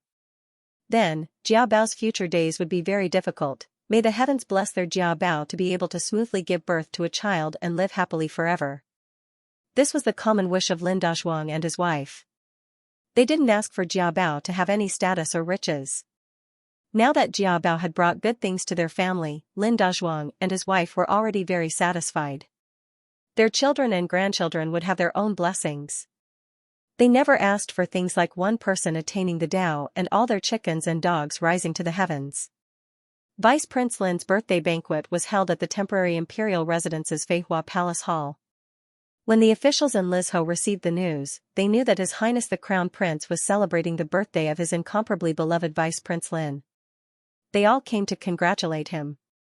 They brought many priceless gifts, which greatly broadened the horizons of the Lin family. Lin Dali and his family were also stunned. Lin Jiabao warmly received the family members of the officials who came to congratulate him. His behavior was very appropriate. Xuzhou Prefectural Magistrate Shi Qishan and his wife also came. Zhang Huanyang, Mrs. Qin, and Lin Jing'er were already familiar with the prefectural magistrate's wife. They chatted together and didn't appear to be uncomfortable in the midst of a crowd of officials' wives. Kumeli, Lin Chun'er, and Lin Xia'er weren't as comfortable. No one came to talk to them. They took the initiative to approach, but they couldn't get a word in. When the banquet began, Xianyuan Hanqing and Lin Jiabao sat at the head of the table. Lin Dazhuang's family and the Qin family were arranged to sit at the front. Lin Dali's family was seated at the back. Kumeli and the others were very dissatisfied with this, but they didn't dare to say anything. Xianyuan Hanqing coldly looked at Lin Dali's family. He already knew what Lin Dali's family had done. Of course, if it weren't for them, the Guaibao wouldn't have come to the palace. Because of this, Xianyuan Hanqing decided to let them off for now. However, if they still wanted to cause trouble, then he definitely wouldn't let them off easily. In addition to delicious food and wine, there were also songs and dances to liven things up. The dancers gracefully danced, and the lead dancer's movements were graceful. Lin Chun'er's husband couldn't take his eyes off them. At the end of the banquet, dazzling fireworks rose above the palace. Xianyuan Hanqing didn't shy away from hugging Lin Jiabao in front of everyone. "Do you like it?" He knew that the Guaibao loved watching fireworks the most. "I like it very much. I'm very happy." Lin Jiabao generously allowed Xianyuan Hanqing to hug him. When the officials in Lizhou saw this beautiful couple, they all thought that it was the right decision to come here. Lin Xiao'er's face was filled with adoration as she lovingly looked at the crown prince. She fantasized that it would be great if the person in the crown prince's arms was her. Lin Li'er had been paying attention to Lin Dali's family. When he saw Lin Xiao'er's expression, he could guess what she was thinking. Lin Li'er looked at Lin Xiao'er with disdain. She actually dared to have designs on the crown prince. Lin Li'er secretly decided to pay attention to Lin Xiao'er while they were in the palace. He couldn't let her do anything bad. After the banquet ended, Xianyuan Hanqing hugged the tipsy Guaibao and left. Xianyuan Hanqing saw that the Guaibao was very happy today, so he specially allowed him to drink some fruit wine. Unexpectedly, the Guaibao couldn't hold his liquor and became drunk after just 2 cups. Lin Jiabao felt that he was very happy to be able to celebrate his birthday with his family and husband. Lin Jiabao felt dizzy and his steps were unsteady. It was as if he was stepping on clouds. On the way back to the palace, Lin Jiabao suddenly said, "I can dance too." "Husband, I can dance too." As Lin Jiabao spoke, his steps were a bit light. He hummed an unknown song and began to dance in circles around Xianyuan Hanqing. Xianyuan Hanqing didn't know whether to laugh or cry at the Guaibao's dance in front of him. He pulled his body and hugged him. "Okay, Guaibao, stop dancing. You're going to faint." "I haven't finished dancing yet," Lin Jiabao said jokingly. Even when they returned to the dorm, Lin Jiabao was still shouting that he wanted to dance. Xianyuan Hanqing couldn't do anything about him and carried him to the bed. Okay. I'll let you dance, how about we dance on the bed?" Xianyuan Hanqing said as his eyes flashed. "Okay." Lin Jiabao nodded foolishly. Xianyuan Hanqing pressed Guaibao down on the bed and kissed Guaibao's little mouth. He tasted the honey in his mouth and was intoxicated by the sweet taste of wine. The red muslin curtain hung down, and the 2 people behind the curtain stayed together until dawn. The next day, when Lin Jiabao woke up, it was already close to noon. Xianyuan Hanqing was nowhere to be seen. Lin Jiabao's body was sore. Last night's memories were imprinted in his mind. Lin Jiabao's face turned red. His husband was too naughty. While he was drunk, he did this and that. He was too embarrassed to think about it. "Hey!" Lin Jiabao found a small box studded with gems next to his pillow. Lin Jiabao opened it and saw a small rectangular seal inside. The entire seal was made of Hetian white jade. There was an auspicious beast carved at the top and the word treasure was engraved on the seal. This was personally written and engraved by Xianxia Hancheng. He originally wanted to give it to Guibao as a birthday present last night, but Guibao was drunk. Xianxia Hancheng put it next to Guibao's pillow this morning, hoping that Guibao would see it when he woke up. Lin Jiabao held the small seal and was filled with joy. He knew that this was definitely a gift from his husband. His heart felt as sweet as honey. Xiya and Shu Qin heard the commotion inside and came in to serve Lin Jiabao. Xiya helped Lin Jiabao change his clothes as she said, "His Highness the Crown Prince said that he would meet with the officials of Li Province today. He told Vice Prince Lin to have lunch first and not to wait for him." Lin Jiabao nodded to show that he understood. After lunch, Lin Jiabao impatiently took out the painting he made a few days ago. He dipped the seal in red mud and imprinted it on the signature, then carefully looked at it. The more he looked at it, the more he liked it. Lin Jiabao put the seal in a brocade pouch and prepared to wear it at all times. At this time, Lin Jiabao heard from Yuan Qing that Lin Chun'er was outside the hall and wanted to see him. Although he was a bit surprised, he still had Yuan Qing bring her to the side hall. Elder cousin Chun'er. Lin Jiabao came to the side hall and invited Lin Chun'er to take a seat when he saw her. "Jiabao. I haven't talked to you properly since coming to the temporary imperial residence." Lin Chun'er looked at Lin Jiabao's brocade robes and his youthful and tender face. The two of them were only a year apart, but now it seemed that the age gap between the two of them was very large. "Ai. Think about it, our fates are really strange. If it wasn't for me, you wouldn't have been able to take my place and enter the palace." Lin Jiabao patiently listened to his cousin's words, but he didn't know how to respond to her. Lin Chun'er continued, "Ai. Your cousin's life isn't good. Life as a bride is hard. You really have a good life. You're living a life of luxury. If it was me who entered the palace at that time, our positions would have been switched today." At this time, a snicker could be heard. Shu Qin, who was standing behind Lin Jiabao, couldn't help but laugh. Xiya also couldn't help but laugh. This Lin Chun'er really dared to dream. She was so tanned and strong. What kind of person was the crown prince? How could he take a liking to her? Lin Chun'er was angered by the laughter. She fiercely glared at Shu Qin and Xiya. She lectured Lin Jiabao, "Jiabao ah, it's not that I want to criticize you, but you are the crown prince's vice prince. How can the palace maids by your side be so unruly? You're just a soft-hearted person. This won't do." Lin Jiabao could only appease Lin Chun'er, "Elder cousin Chun'er, don't be angry. Why did you come today?" "Jiabao ah, elder cousin came today to beg you. You have to help me. Your elder cousin's good days in the future depend on you." Lin Chun'er said. "Help? What is it?" "If I can help, I will definitely help your elder cousin."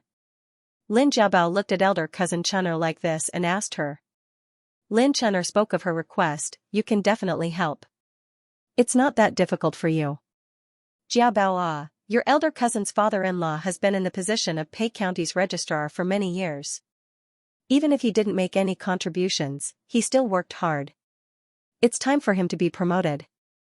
As for you, you just have to mention it to the crown prince and ask him to see if there are any vacancies.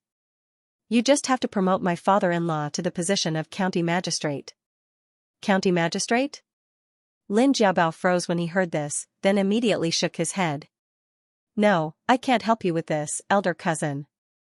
He understood that the imperial harem couldn't interfere with politics. "Why not?" "Jiabao ah, you took my good luck and became a noble person. Do you not care about us poor relatives anymore? It's just a small matter. You just have to whisper some words into the crown prince's ear at night." Lin Chun'er said excitedly. Lin Jiabao firmly shook his head, "I really can't do this." Lin Chun'er saw that Lin Jiabao still wouldn't agree, so she didn't give up and continued to persuade him. Lin Jiabao was a bit overwhelmed. Xiya saw this and said to Lin Jiabao, "Vice Prince Lin Jiabao, it's time for your afternoon nap. The crown prince specially ordered that you were tired last night and needed an afternoon nap to recover your energy." Lin Jiabao was also a bit tired when he heard this. He had been tossed around by his husband last night and hadn't slept until dawn. As soon as he heard the word afternoon nap, he felt very sleepy. He hurriedly said to Lin Chun'er apologetically, "Elder cousin, I really can't help you with this matter. You're already an adult and you still need an afternoon nap. Being a noble person really makes a difference." Lin Chun'er saw that Lin Jiabao couldn't get through to him and could only leave angrily. Lin Chun'er returned to Kameli's courtyard. The more she thought about it, the angrier she became. When she saw her mother and little sister, she complained to them. "Ai! If only it was little sister who entered the palace, then I wouldn't have to beg Lin Jiabao, this husband." Lin Xiao'er heard this and agreed, "That's right. If it wasn't for my young age, he wouldn't have had a chance. I don't know what His Highness the Crown Prince sees in him. He's not even as good-looking as me." Lin Chun'er listened to her little sister's words and looked at her pretty little face. She thought of an idea. "I have an idea. If little sister can also become His Highness the Crown Prince's concubine, then that would be great. Little sister and Lin Jiabao are cousins, so they're 70% similar. Since His Highness the Crown Prince likes Lin Jiabao, there's no reason why he wouldn't like little sister. Moreover, little sister is even younger and more beautiful than Lin Jiabao." Kameli agreed. Weren't all men like that? Even His Highness the Crown Prince was no exception. He definitely liked young and beautiful women. When Lin Jiabao became His Highness the Crown Prince's personal attendant, he was around Xiao'er's age. "We have to think of a way. If Xiao'er becomes His Highness the Crown Prince's concubine, then our family will be rich. We won't have to worry about Zhang Huanyang and the others' expressions. In the end, Lin Jiabao is a husband. It's a problem whether he'll be able to give birth to a child in the future. But our Xiao'er is different. She'll definitely be easier to give birth to than that husband. In the future, when she gives birth to a son or daughter, it's not impossible for her to become a concubine. At that time, our family will really become relatives of the emperor, haha." Lin Xiao'er's face was full of confidence. It was as if she could see her future life as an imperial concubine surrounded by eunuchs and palace maids. Lin Chun'er, Kameli, and Lin Xiao'er then began to seriously discuss. Lin Jiabao felt full of energy after his afternoon nap.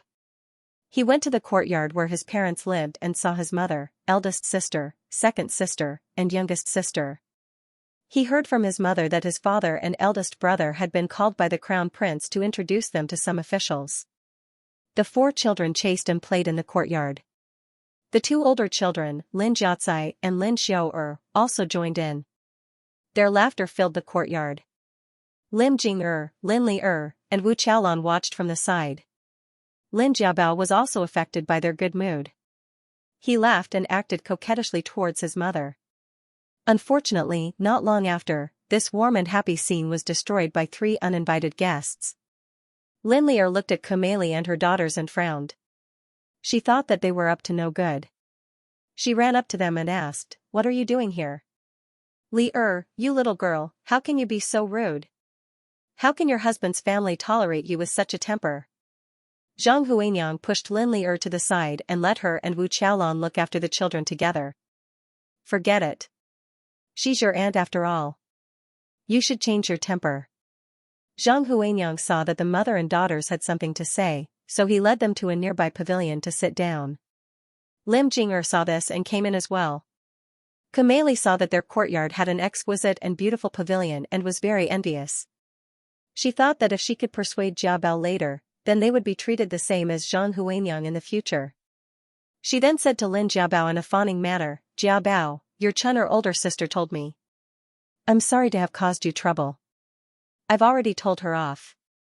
Please don't take it to heart." Lin Jiabao didn't mind.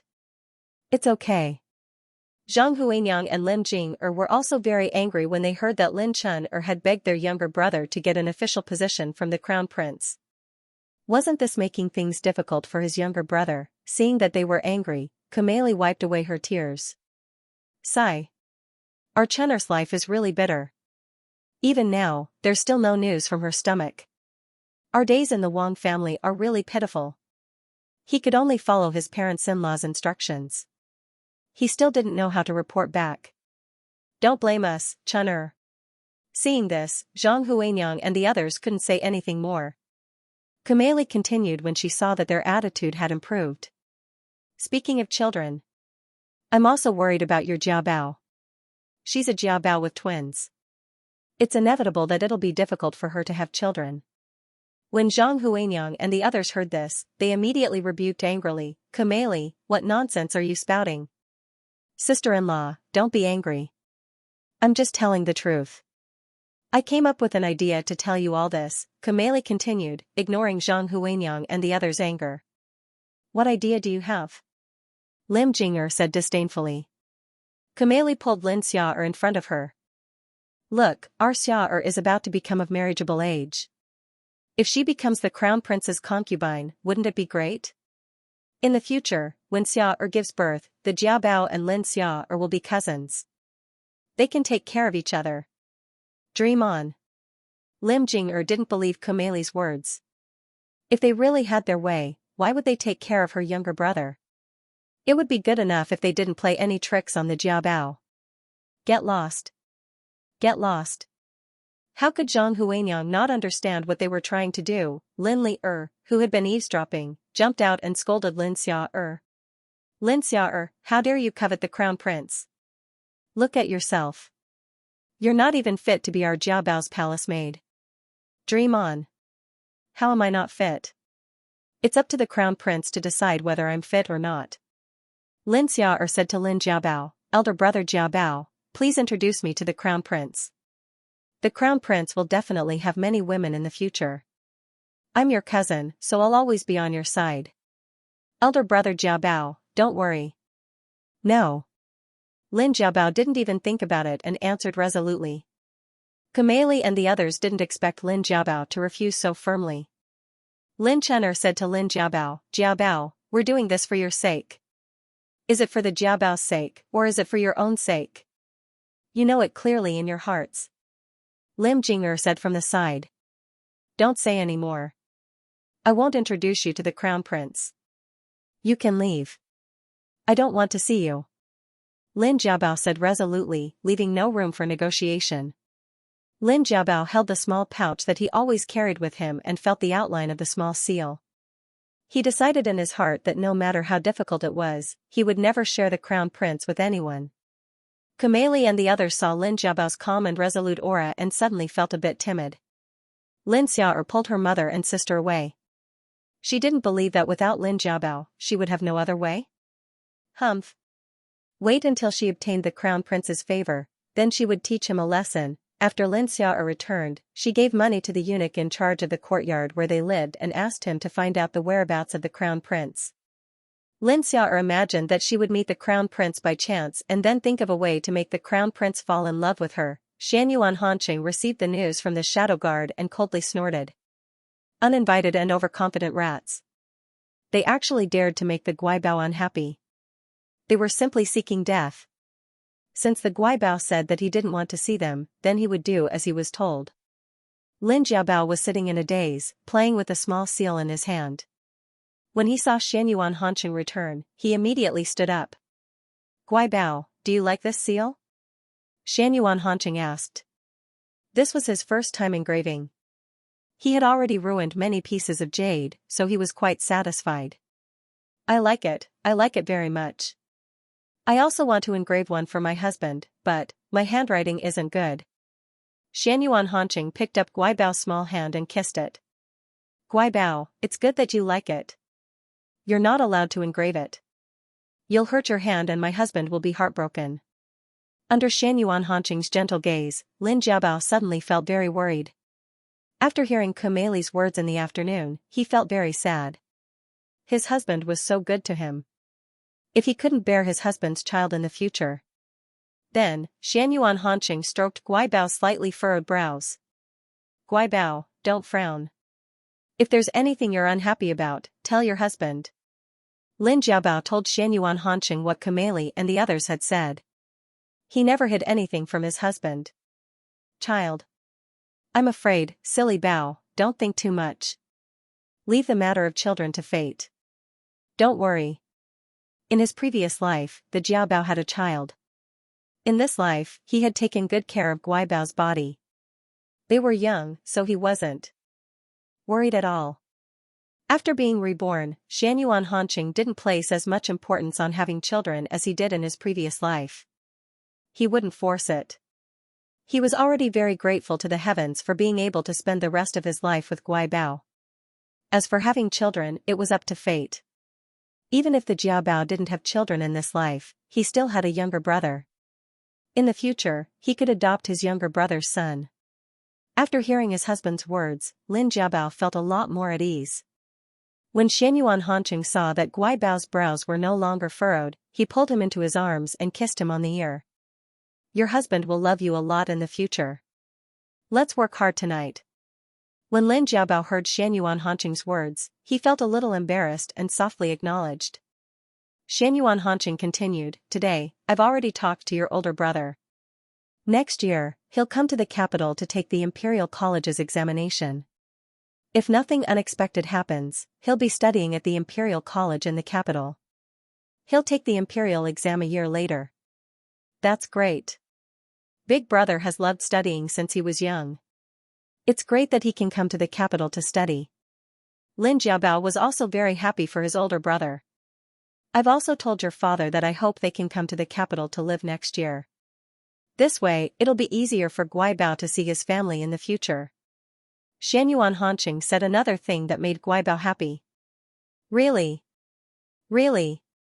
That's great. Lin Jiabao was extremely happy. The corners of his mouth formed a beautiful arc and his eyes were smiling. When Lin Dazhuang and Lin Jiawen returned to their courtyard, they excitedly shared what they had seen and heard today with the rest of the Lin family.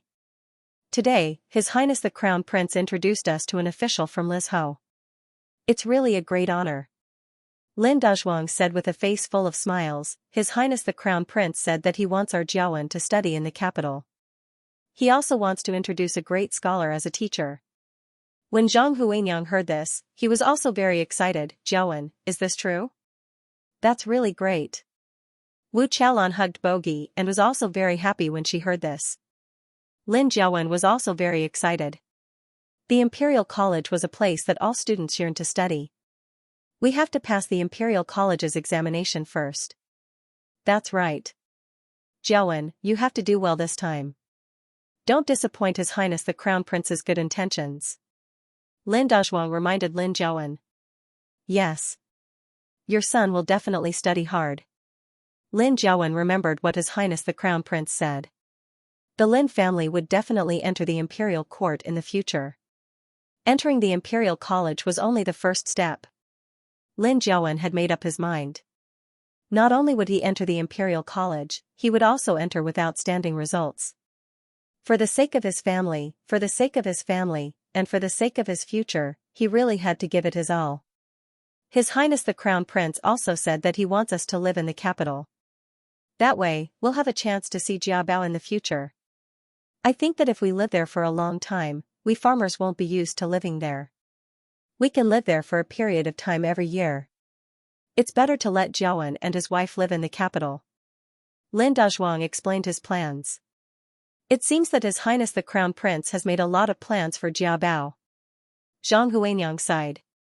Unfortunately, I'm just worried about Jiabao. What's wrong with Jiabao? Lin Dazhuang didn't understand and asked. Jiabao is a blessed person. Mother, don't think too much about it. I think that His Highness the Crown Prince clearly cares a lot about our Jiabao. Lin Jing'er comforted his mother.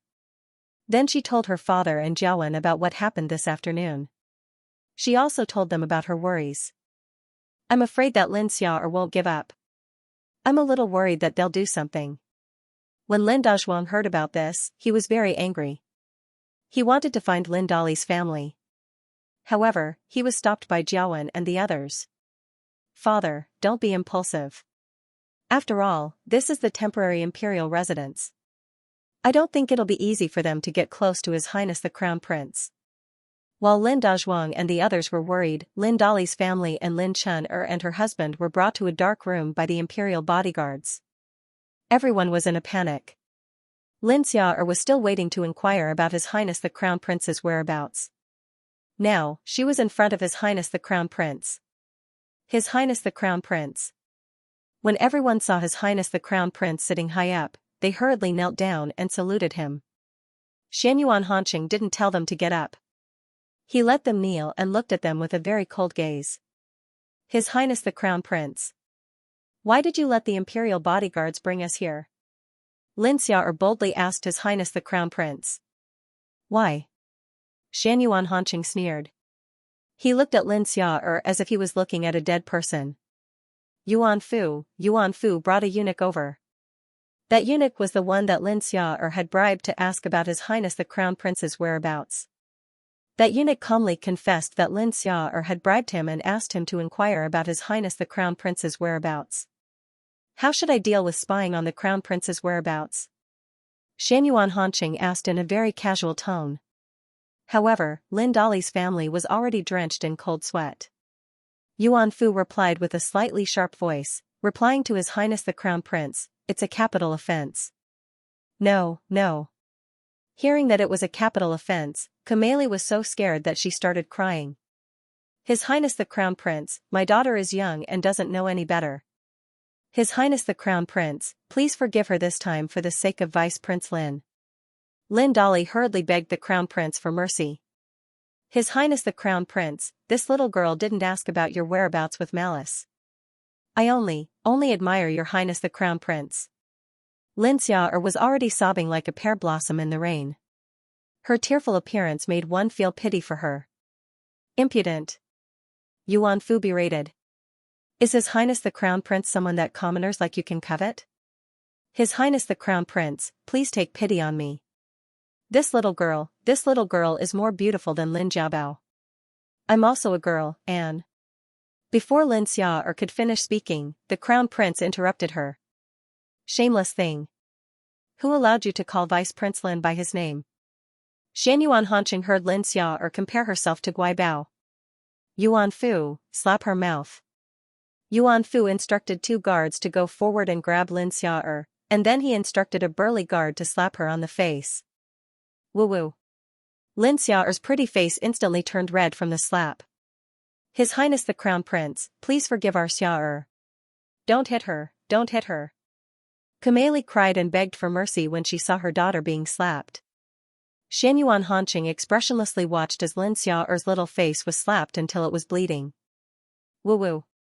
Lin Xiao'er was in so much pain from the slap that one of her teeth was knocked out. Only now did she realize that even if she was beaten to death right now, the Crown Prince wouldn't even frown. It turned out that the Crown Prince's gentleness towards Lin Jiabao was all a facade. This was the Crown Prince's true colors. She had been too naive. Only when Xianyuan Hanqing raised his hand slightly did the slap on Lin Xiao'er's face stop. Lin Xiao'er had already fainted from the pain. Lin Dali and the others hurriedly called out, Xiao'er. Xiao'er, Lin Chen'er kowtowed to the Crown Prince and said, Your Highness the Crown Prince, please forgive my younger sister. She knows her mistake and won't dare to do it again. You're a good older sister. I heard that your father-in-law wants to be promoted. Xianyuan Hanqing calmly said, Registrar Wang is getting old. Even if he didn't make any contributions, he still worked hard. It's time for him to retire. Lin Chen'er's husband sucked in a breath of cold air when he heard this. This meant that his father was going to be dismissed from his position. This prince has thought of a good place for your father-in-law. How about Border City? Lin Dali, your family can come along. Yuan Fu, arrange for them to be on their way immediately. Xianyuan Hanqing instructed the Yuan Fu that Lin Dali's family was a nuisance. He didn't want them to stay in Pei County any longer. Xianyuan Hanqing had always been decisive in his actions. In the future, the Jiabao would be promoted to that position. Keeping them here would definitely affect the Guaibao. It was better to get rid of them as soon as possible. Wang Xuebuo was a scholar, so he naturally knew where Border City was. Wasn't this sending them to the borders? Xianyuan Hanqing didn't give them a chance to refute. He didn't even look at them as he got up and left. After the Crown Prince left, Lin Dali's family collapsed to the ground. They felt that this was really bad. They wanted to go and plead with Lin Dazhuang and the others. Unfortunately, they were already under surveillance. Very quickly, they were secretly sent away in the middle of the night. Registrar Wang's family was still waiting for the good news of his promotion. A few days later, he was sent away in the middle of the night by the crown prince's men. Just like that, before Lin Dazhuang's family knew anything, Lin Dali and the others had already disappeared without a trace. One day later, Lin Dazhuang's family realized that Kumeli and the others were gone. Lin Dazhuang asked the Jiabao, "Where did your second uncle and his family go? And where did Lin Chener and her husband go?" "I'm not sure." The crown prince said that he sent them back. He said that he arranged a good place for Lin Chener's father-in-law. Lin Jiabao heard from Xianyuan Hanqing that it was in some city. Unfortunately, he was too sleepy to remember. This is really difficult for the crown prince. Lin Dazhuang didn't think much of it, thinking that the crown prince had arranged it for the sake of the Jiabao. Since that's the case, it's time for us to go back. After all, this is the temporary imperial residence. We don't have much to live in. Yes, we celebrated your birthday for you, Jiabao, and we stayed here for so many days. We should go back. Jiabao, seeing that you're doing well, we're relieved, Zhang Huanyang said reluctantly. Lin Jiabao was also reluctant to part with his mother, so he hugged her tightly. Mother, I can't bear to part with you. You must come to the capital next year. Lin Jiawen felt that something was wrong with the sudden disappearance of Lin Dali's family. That night, he went to see the crown prince alone. Xianyuan Hanqing met Lin Jiawen alone. He admired the Guibao's eldest brother. Lin Jiawen looked like a rough farmer, but he had the sharp heart of a scholar. Your Highness, where were Lin Dali and the others sent to? Lin Jiawen asked. He didn't think that the crown prince would arrange a good place for them. I arranged for them to go to the border town. The scenery there is good. I think they'll like it, Xianyuan Hanqing said emotionlessly as he looked at Lin Jiawen. Lin Jiawen thought that the crown prince's appearance was truly frightening. This was the real crown prince. The usually gentle crown prince was just a younger brother. The border town. It would be strange if Kumeli and the others liked it there. However, he remembered the rumors about the crown prince. The crown prince was already very benevolent. You don't have to worry about that. You just need to study hard when you go back and prepare for your trip to the capital. Xianyuan Hanqing was very satisfied with Lin Jiawen. After a few more years of training, he could put him in an important position. Yes. I will do my best, Lin Jiawen replied. The next day, Lin Jiabao reluctantly said goodbye to his family. Xianyuan Hanqing stayed by his side and didn't say anything. He only heard Guibao chatter to his family. He told his older brother to study hard and enter the capital. He told his parents to come and live in the capital with him. He also told them to bring their little nephew. He also heard Guibao tell his brother-in-law to do well in Qin Kaixing and open a shop in the capital as soon as possible. He also told him to bring his older sister and the 3 little ones along. All right, Guibao. It's getting late. Xianyuan Hanqing held Lin Jiabao's hand. He said to everyone, I wish you all a safe journey. The guards will escort you back to Pei County.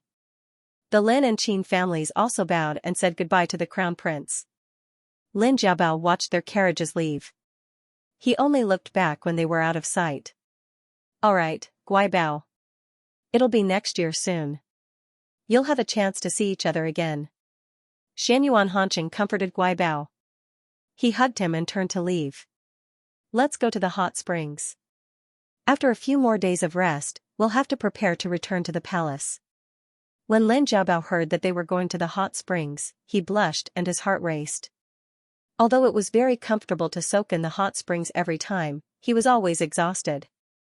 Every time Xianyuan Hanqing used the hot springs as an excuse to tempt him, Lin Jiabao couldn't refuse. Every time, he went along with Xianyuan Hanqing's wishes. This made Xianyuan Hanqing even more obsessed with the idea of soaking in the hot springs. A few days later, Xianyuan Hanqing took Lin Jiabao back to Luo City by boat. This time, they took a boat directly from Lizhou to Luo City along the Luo River Canal. The journey on the water was longer, and Lin Jiabao was a little seasick. When they reached Luo City and stepped onto dry land, Lin Jiabao still felt a little dizzy. His appetite wasn't good, and his entire body was weak. Xianyuan Hanqing worriedly stroked Guibao's small face. When we reach our residence, we'll get a doctor to take a look at you. He regretted not bringing an imperial physician with them this time. I'm fine. I'm just a little seasick. I'll feel better in a while. When Lin Jiabao heard that he needed to see a doctor, he quickly shook his head. He didn't think it was that serious. When they reached Luo City's officials came to welcome them. After Xianyuan Hanqing and the others returned to their residence, they rested for 2 more days. When they saw that Guibao's seasickness was indeed much better, they took the carriage back to the capital. Unexpectedly, after a few days of travel, Guibao felt a little carsick again. Lin Jiabao felt dizzy again. Sometimes, he even felt nauseous. Later, it was Shuya who prepared some candied fruits and other snacks for Lin Jiabao to suppress his nausea. Lin Jiabao couldn't stop eating once he started, and he felt much better. Guibao, don't eat too much. If it's too sour, it won't be good if your teeth fall out. Xianyuan Hanqing was relieved when he saw that Guibao's complexion had improved. It's not sour. It's very delicious. Lin Jiabao ate half of the candied fruits in the small jar in a short while. He held the jar of candied fruits in his hands as if he was holding a precious treasure. Come, let your husband taste whether it's sour or not. Xianyuan Hanqing kissed the Guibao without any explanation and tasted the Guibao in his mouth. It tastes a little sweet. When the Yuan Fu, who was driving the carriage outside, heard the sounds coming from the carriage, he thought to himself that the Crown Prince and Vice Prince Lin were really sweet. A few days later, they arrived at Bin City. At this time, they were already halfway through their journey. Bin City was a small city. It was still 5 to 6 days' journey from the capital. That night, a banquet was held at the Bin City garrison residence. The main officials of Bin City all came to the garrison residence to greet the Crown Prince. The garrison residence's wife, Madame Lu, and some other women accompanied Lin Jiabao to the residence's reception pavilion for dinner. Madame Lu and the others had already found out that Vice Prince Lin was the most important person in the Crown Prince's eastern palace. He was the Crown Prince's favorite person. They didn't dare to neglect him. Fortunately, Vice Prince Lin was gentle and didn't put on airs. He was very easy to get along with. This red fish soup is a specialty of our Bin City. The red fish is a specialty of our Bin City. This fish isn't big, and its meat is delicate and delicious. It's also very nourishing. Vice Prince Lin, please taste it, Madame Lu introduced to Lin Jiabao. Lin Jiabao scooped a spoonful of the milky white fish soup from the soup bowl and took a sip. It's indeed very delicious and delicious. Lin Jiabao had always liked to drink fish soup. He drank the entire bowl of fish soup. Gradually, he felt very uncomfortable in his stomach, and waves of sourness rose. Lin Jiabao tried to hold it in, but he couldn't help but turn his head to the side and vomit. Lin Jiabao vomited a lot. After vomiting, he felt dizzy and almost fainted. Lin Jiabao's appearance frightened the people around him. Shu Qin, who was at the side, hurriedly went forward to support him. Vice Prince Lin, what's wrong? Madame Lu asked anxiously. Quick! Quick, help Vice Prince Lin to rest. Quickly, get a doctor. In the front yard, the Yuan Qing rushed over and said something to the Yuan Fu. When the Yuan Fu heard this, his heart trembled. He hurriedly went forward and whispered into the Crown Prince's ear. When Xianyuan Hanqing heard the Yuan Fu's words, his face darkened. He hurriedly got up and left. He left the Bin City garrison behind. They were confused and didn't know what had happened. Later, they found out from the rear courtyard garrison's wife that Vice Prince Lin wasn't feeling well. When everyone heard this, they felt that Vice Prince Lin was really doted on. Xianyuan Hanqing quickly returned to Lin Jiabao's side.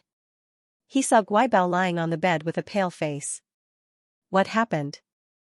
Guibao, what's wrong with you? Xianyuan Hanqing asked in a low voice.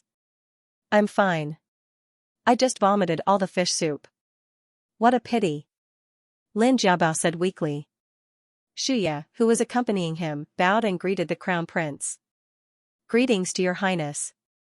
The garrison's wife has already sent someone to get a doctor for Vice Prince Lin. He'll be here soon. Not long after, the garrison's wife, Madame Lu, brought in a doctor who was close to 50 years old. The two of them knelt and greeted the Crown Prince. Your Highness, this is Dr. Lu.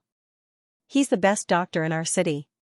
Please allow Dr. Lu to take Vice Prince Lin's pulse, Madame Lu said to the Crown Prince. Quickly take his pulse, Xianyuan Hanqing urged. Yes. Dr. Lu nervously stepped forward. This was the first time he had taken the pulse of such a noble person. Dr. Lu first took Lin Jiabao's pulse through a silk handkerchief. Then, he asked Lin Jiabao to use his other hand to take his pulse. After a while, the doctor jokingly said to the Crown Prince, "Congratulations, Your Highness. Vice Prince Lin is pregnant." When Xianyuan Hanqing heard the doctor say that Guibao was pregnant, he was ecstatic. In this life, he and Guibao's child had returned to their side. Good. Good. Guibao, we have a child. Xianyuan Hanqing was extremely excited. Lin Jiabao also blankly touched his flat stomach. He was pregnant. This was great. Congratulations, Your Highness. Congratulations, Vice Prince Lin. This is great news, Madame Lu congratulated the Crown Prince. Yuan Fu, Yuan Qing, Xu Qin, and Shuya also congratulated the Crown Prince and Vice Prince Lin. Ha ha ha ha. Good. Good. Everyone will be rewarded. Xianyuan Hanqing was extremely happy. He and Guibao had a child so soon. This was a blessing from the heavens. This time, he swore to protect Guibao and their child. He wouldn't let anything happen to them. How is Vice Prince Lin's pulse? Does he need to take medicine to prevent miscarriage? Is there anything I need to pay attention to? Xianyuan Hanqing calmed down and asked with concern. Replying to Your Highness, Vice Prince Lin's pulse is stable. He doesn't need to take medicine to prevent miscarriage. However, Vice Prince Lin is currently in the early stages of pregnancy. It hasn't even been a month. This is the most important period. He needs to be extra careful. He mustn't tire himself out. Also, this bedroom thing. For the first few months, he can't. Xianyuan Hanqing nodded. Okay. Yuan Fu, bring him to Dr. Lu to receive his reward. After everyone left, Xianyuan Hanqing hugged and kissed Guibao, who had just come back to his senses. Guibao, Guibao, you're really my baby. And our child, you're all my baby. Husband. I'm so happy. I have a baby. Lin Jiabao leaned against Xianyuan Hanqing's chest. He was still worried when he was in the temporary imperial residence. He didn't expect him to already have a baby. A feeling of joy welled up in his heart. He felt that he was very, very happy at this moment. Xianyuan Hanqing and the others rested in Bin City for a few days. After asking the doctor to confirm that Guibao was fine, they set off again. They were afraid that the carriage would bump into Guibao, so they traveled very slowly. The journey that was supposed to take 5 days took them 7 to 8 days to finally reach the capital. After returning to the palace, Xianyuan Hanqing first had Qian Xuanrong check Lin Jiabao's pulse. Only after confirming that Guibao's condition was normal did he feel at ease. Xianyuan Hanqing went to the imperial study to report to his imperial father on the state of the patrol. This time, it was this son's carelessness that caused imperial father to fall ill because of this son. Xianyuan Hanqing said apologetically to his imperial father. It's all Prince Li's fault for being crafty. Fortunately, Akihiro Zhaohong really did die this time, preventing future troubles. The emperor asked Xianyuan Hanqing with concern, how is the crown prince's injury? Imperial father, please be at ease. It's only a small injury, but it's already healed. Xianyuan Hanqing replied. Then he said with a face full of smiles, this son also has good news to report to imperial father. Vice Prince Lin Jiabao is pregnant. It's been almost a month. Good. Good. The emperor was also very happy to hear this good news. The crown prince's heirs had always been a sore point for him. This Vice Prince Lin Jiabao really was blessed. This means that there should be no problems with your body, right? Yes, this son is completely healed. This son has caused imperial father and imperial mother to worry for this son these past few years. Xianyuan Hanqing said apologetically to his imperial father. These past few years, in order to wait for Guibao to grow up, he had hidden some things from his imperial father and imperial mother, causing them to worry endlessly for him. In the afternoon, Xianyuan Hanqing took Guaibao to Yongshou Palace in a carriage. Cheng'er, Jiabao, quickly come over. Let Imperial Mother take a good look. Empress was very happy to see the Crown Prince and Lin Jiabao come. Xianyuan Hanqing and Lin Jiabao went forward. Empress pulled Jiabao in front of her. You just came back today, so you should rest for a while. This Empress sees that your complexions are quite good. The patrol this time was really thrilling. Fortunately, it was more daunting than dangerous. I heard that Cheng'er had to thank you, Jiabao. Jia. Bao. This consort must reward you properly. Haha, then Imperial Mother must reward Jiabao heavily today. Xianyuan Hanqing smiled and hugged the Guaibao as he spoke to his Imperial Mother. Jiabao is 1 month pregnant. That's great, Jiabao. Sit down. Empress was very excited when he heard the good news. It had been a long time since the Crown Prince's Eastern Palace had a child. Empress was always worried when she thought of this. Now, everything was fine. Jiabao was pregnant. Lin Jiabao obediently sat down in front of Empress. The more Empress looked at Jiabao's obedient appearance, the more she liked him. She then asked with concern, Jiabao, how is your health? Did you have a good trip? This son has already asked Dr. Qian to check Jiabao's pulse. Jiabao's health is very good. Xianyuan Hanqing replied. Empress was relieved when she heard this.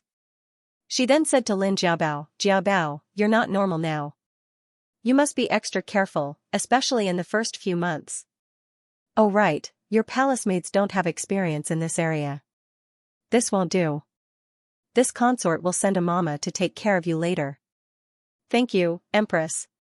Lin Jiabao thanked her happily when he heard that Empress would send a mama to take care of him. Child, why are you still calling me Empress?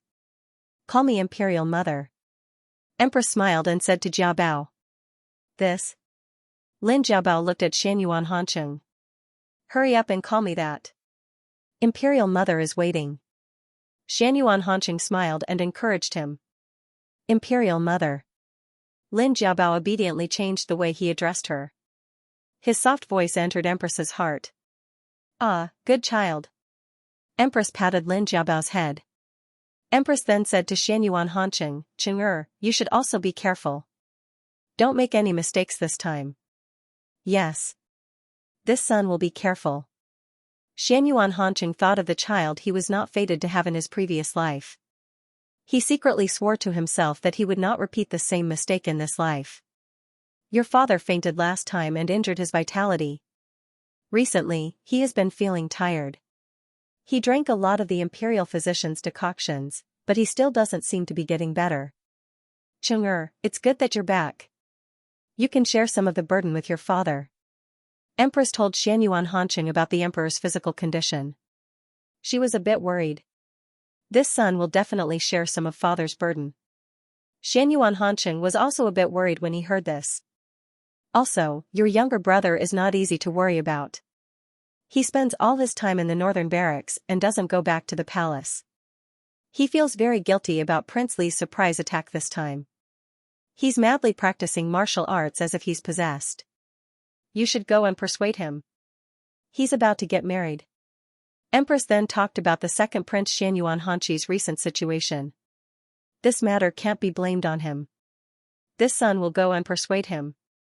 Xianyuan Hanqing was thinking about going to the northern barracks tomorrow to talk to his younger brother. After Xianyuan Hanqing and Lin Jiabao returned to Pingle Park, Mama Qiu came to report the situation in the Eastern Palace while they were away.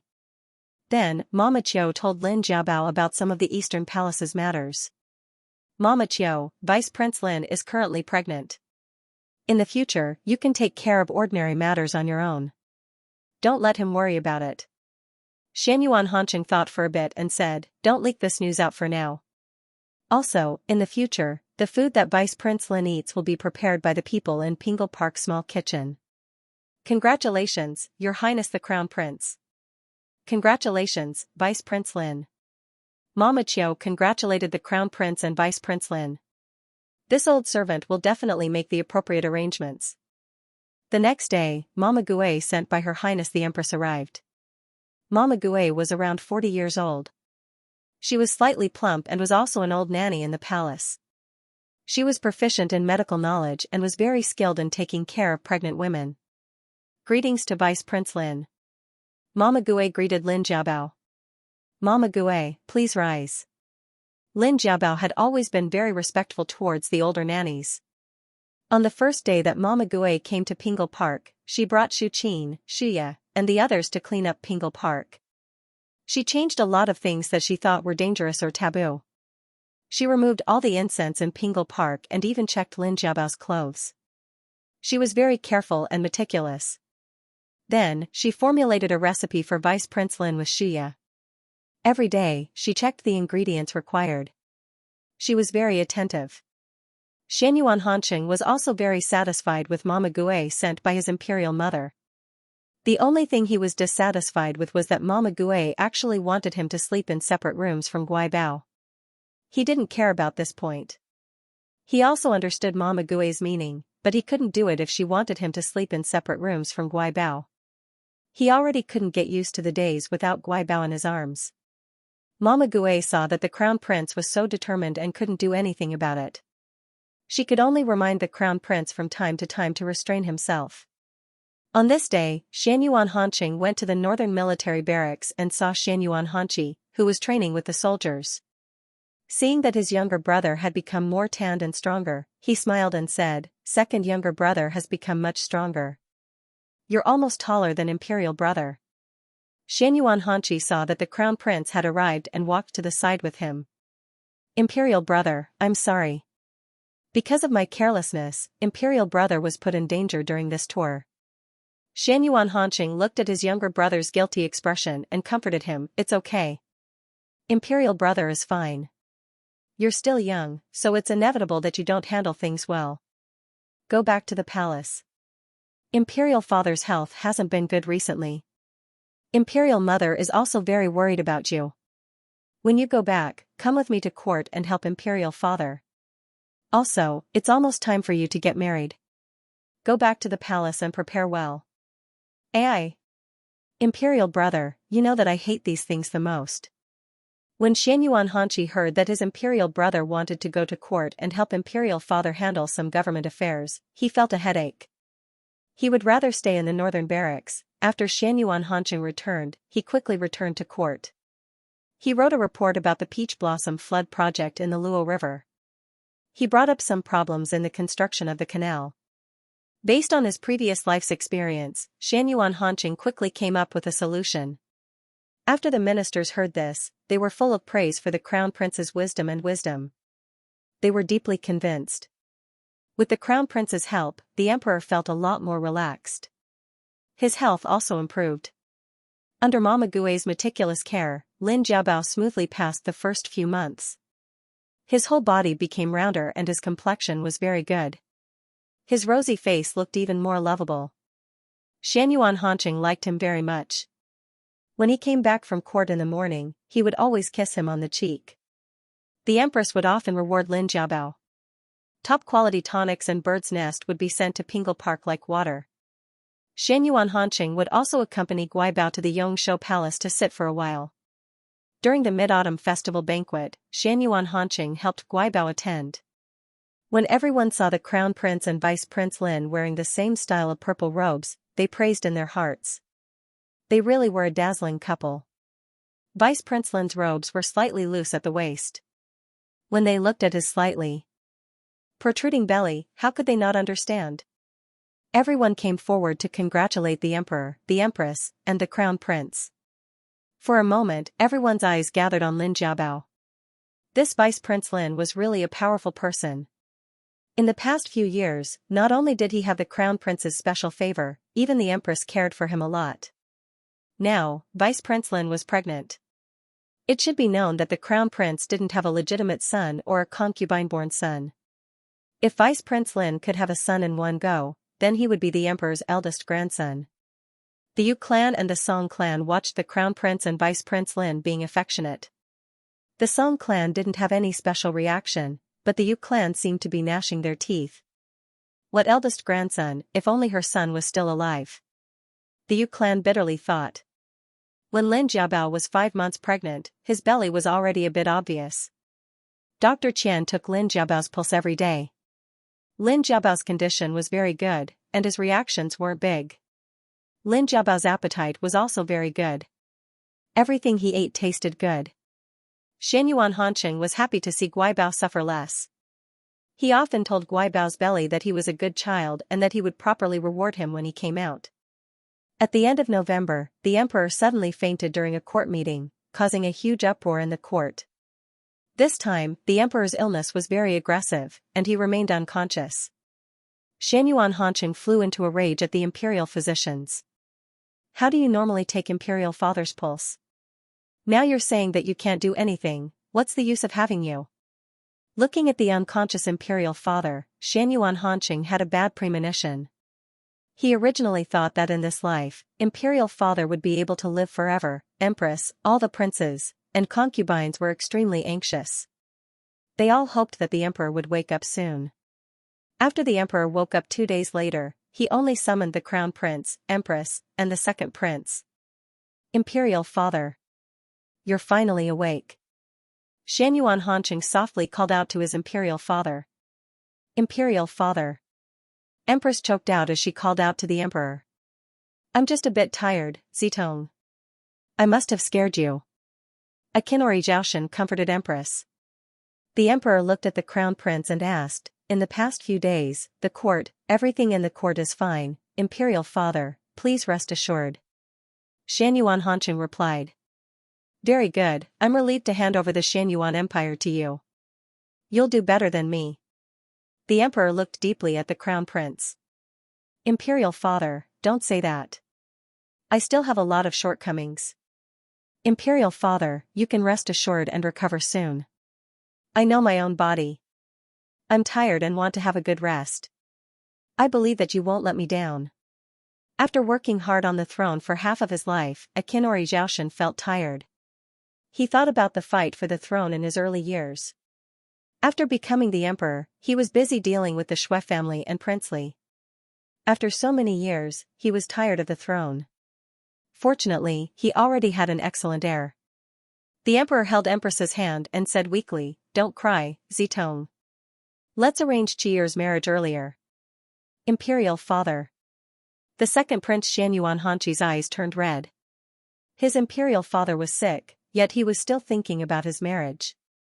Your Majesty, you will get better. The empress nodded in agreement after hearing the emperor's words. She understood the emperor's intention and also wanted to use this marriage to chase away the bad luck, hoping that the emperor would get better. I'll arrange it for Qiyer. The emperor thought about it and said to the crown prince, Crown princess. Xianyuan Hanqing understood the emperor's thoughts and knelt in front of his imperial father's bed. Please forgive me for being unfilial. In this life, I only want Vice Prince Lin. I won't marry anyone else. Crown Prince, you. Zhen knows that Vice Prince Lin is a good person. Not to mention balancing the court, but in terms of children. I don't know if Vice Prince Lin's child will be a boy or a girl. After all, he is a shun'er. Perhaps he will only have one child in his life. Have you thought about it? It's the emperor's responsibility to have children. The emperor sighed. He had already noticed the crown prince's feelings for Vice Prince Lin. Imperial father. Son and Vice Prince Lin are still young. Xianyuan Hanqing said honestly to his imperial father and imperial mother. Son really has no other choice. My heart can't hold anyone else. Imperial father, please help me. If there's no heir, there's still imperial younger brother. Son is the legitimate son of imperial younger brother. I definitely won't let the country be without an heir. Imperial father, please rest assured. Xianyuan Hanqing promised. Imperial older brother. Xianyuan Hanqi was very surprised to hear his imperial older brother's words. Ah. Zitong, look at our Cheng'er. He's like Zhen. He's also infatuated with love. He did what Zhen always wanted to do but didn't dare to do. He's better than Zhen. The emperor said to Empress affectionately, in the following days, Zhen will also accompany you well. Yes. Empress was already choked with sobs. The next day, the emperor went to court with his illness. In the morning court, he announced that the throne would be given to the crown prince. Although the ministers were shocked, it was within their expectations. They quickly kowtowed to the new emperor. The Xianyuan dynasty welcomed an excellent emperor. He would lead the Xianyuan Empire to glory. In the 12th month of the 8th year of Yuntai, Akinori Zhaoshan officially abdicated as the retired emperor. From then on, he no longer meddled in politics and focused on recuperating. After a simple coronation ceremony, Xianyuan Hanqing once again sat on the dragon throne that he had not sat on for a long time. His heart was filled with emotions. In the following days, Xianyuan Hanqing methodically dealt with government affairs. Every day, he would visit his imperial father. When he saw that his imperial father's condition had improved, he felt relieved. Xianyuan Hanqing was not in a hurry to move out of the crown prince's eastern palace. Every day, he would go back and forth between the imperial study and Pingle Park. Although Xianyuan Hanqing only had Lin Jiabao, the Song clan, and the Yu clan in his harem, it would not be difficult to move to another palace. However, Xianyuan Hanqing considered that Guibao's body was too heavy and could not tire himself out. Thus, the matter of moving to another palace was temporarily delayed. Xianyuan Hanqing only issued an imperial edict regarding the matter of the ministers conferring titles to the harem. He conferred the title of noble lord to Vice Prince Lin and posthumously conferred the title of consort Xian to consort Zhang. The Song clan and Yu clan were both conferred the title of concubines. Other than that, he did not hold a conferring ceremony. Xianyuan Hanqing knew that now was not the time to confer the title of empress to Guibao. Thus, he did not care too much about the lack of a conferring ceremony. Both inside and outside of court knew that this was because the retired emperor was ill. It was not good for the emperor to seal the harem at this time. Seeing that the emperor was still living in the crown prince's eastern palace, he did not have any intention of moving. The ministers praised the emperor for his filial piety and were less worried about the new emperor after he ascended the throne. When Assistant Minister Zhang's family found out that their daughter was posthumously conferred the title of consort Xian, the entire family was very gratified. They were deeply grateful to the emperor and were full of gratitude. In court, Assistant Minister Zhang followed the emperor's political views and followed his lead. This greatly facilitated Xianyuan Hanqing's control over the civil officials. The Yu clan broke a set of exquisite tea sets. Noble lord! Noble lord! She was just a shun-er, a palace attendant. Now, he's being conferred the title of noble lord. Why? The more the Yu clan thought about it, the more indignant they felt. We still don't know what's in her stomach. Your Highness, please don't be angry. It's not worth it to harm your body. The head palace maid of the Yu clan, Bai, tried to persuade her. Sigh. She didn't even move the palace, nor did she have a conferring ceremony. What kind of concubine is she? The members of the Yu clan continued to complain. Don't say any more, Your Highness. Be careful. Bai looked out the window worriedly. The walls had ears. The Yu clan immediately shut their mouths and could only vent their anger on their handkerchiefs. They wrung 2 more handkerchiefs before stopping. In the afternoon, Xianyuan Hanqing returned to Pingle Park after meeting several of his trusted ministers. He was not in a hurry to see the Guibao. Instead, he changed his clothes and removed the cold from his body before going to the Guibao's hall. As soon as he entered the palace, it was as warm as spring. More than 10 braziers were placed in the hall, and they burned until they were golden charcoal. There was no smell of smoke at all. Aside from Her Highness Empress, there was no one else in the imperial harem who received such top-notch treatment. The members of the imperial household department were all shrewd people. Everyone in the imperial harem was aware of Lin Guijuan's special status. Naturally, they would send anything good to Pingle Park. They were extremely attentive. When Lin Jiabao saw that Xianyuan Hanqing had returned, he stood up to welcome him. Crown Prince. Oh, no, Your Majesty, you're back. Lin Jiabao still couldn't get used to it. Her husband had suddenly changed from the Crown Prince to the Emperor. Guibao, how do you feel today? Xianyuan Hanqing helped Guibao sit down and planted a kiss on Guibao's dimple. Very good. I even felt the baby move today. Lin Jiabao said excitedly. It was the first time he had felt the baby move. It was the first time he had felt the magic of life. He stroked his bulging belly. The happiness of being connected by blood couldn't be described with words. It's true. Xianyuan Hanqing carefully placed his hand on Guibao's belly and expectantly said to Guibao's belly, "Good child, quickly say hello to your father."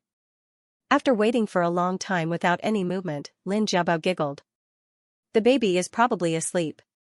Just as Lin Jiabao's voice fell, Xianyuan Hanqing suddenly felt Guibao's belly bulge. "Yeah. The baby just kicked me," Lin Jiabao said happily.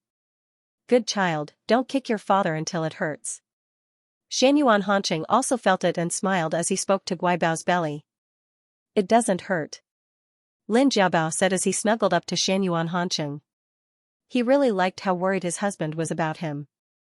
After her husband became the emperor, he still treated him like a treasure as before.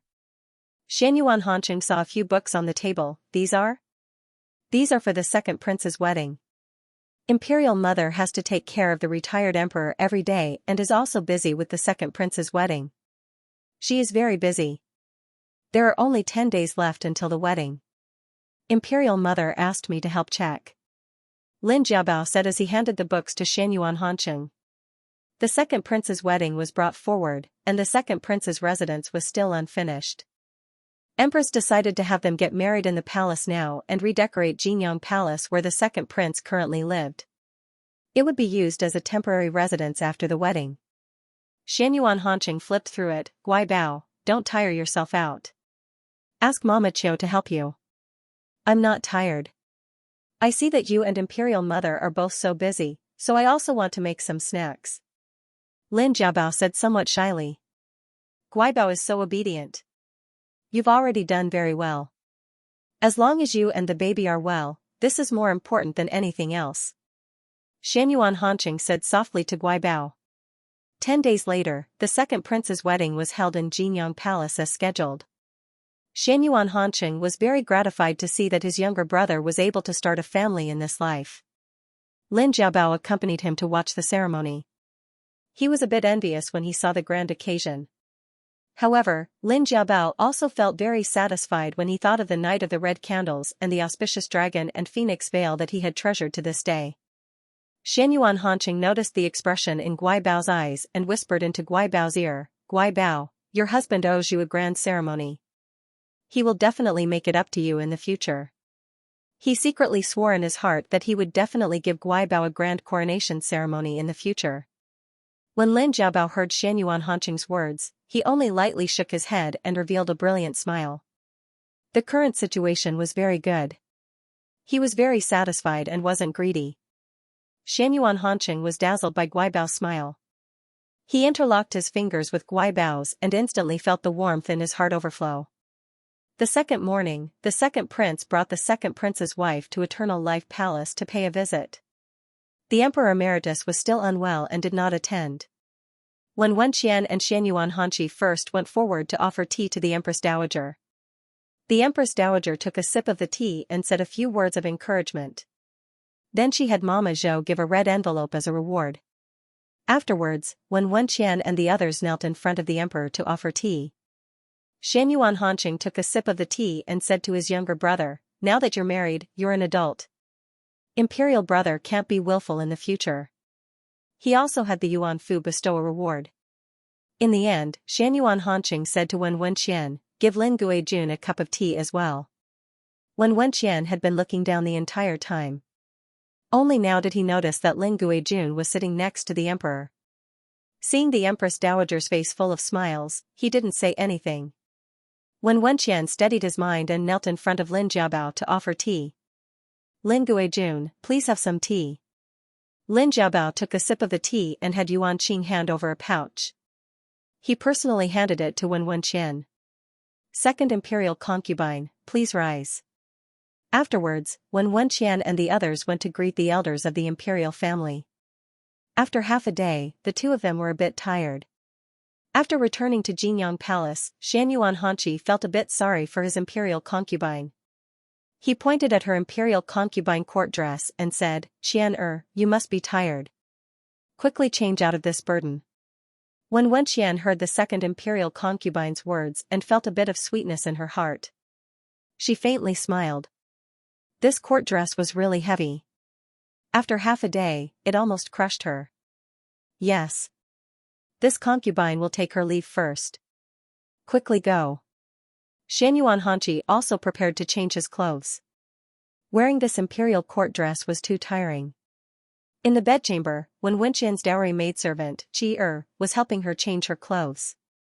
Young miss, your court dress is really heavy. You also walked so much. You must be tired. Ai, this palace is really big. After half a day of walking, it's really tiring. After changing her clothes, when Wenqian finally felt a bit more comfortable. Young miss, my horizons have been broadened today. I've seen so many members of the imperial family. Also, His Majesty isn't as scary as the rumors say. Qi was a bit excited as she chattered about what she saw today. How can rumors be trusted? When Wenqian recalled His Majesty's handsome and cold expression and was a bit dazed. That's right. Rumors really can't be taken seriously. That Lin Guijuan's appearance isn't very good. He's not as beautiful as the rumors say. Qi thought for a bit and said, however, Lin Guijun is really as favored as the rumors say. He's actually sitting in the Empress's seat so openly. Even the Empress Dowager didn't say anything. When Lin Guijun was mentioned, when Wenqian's face darkened.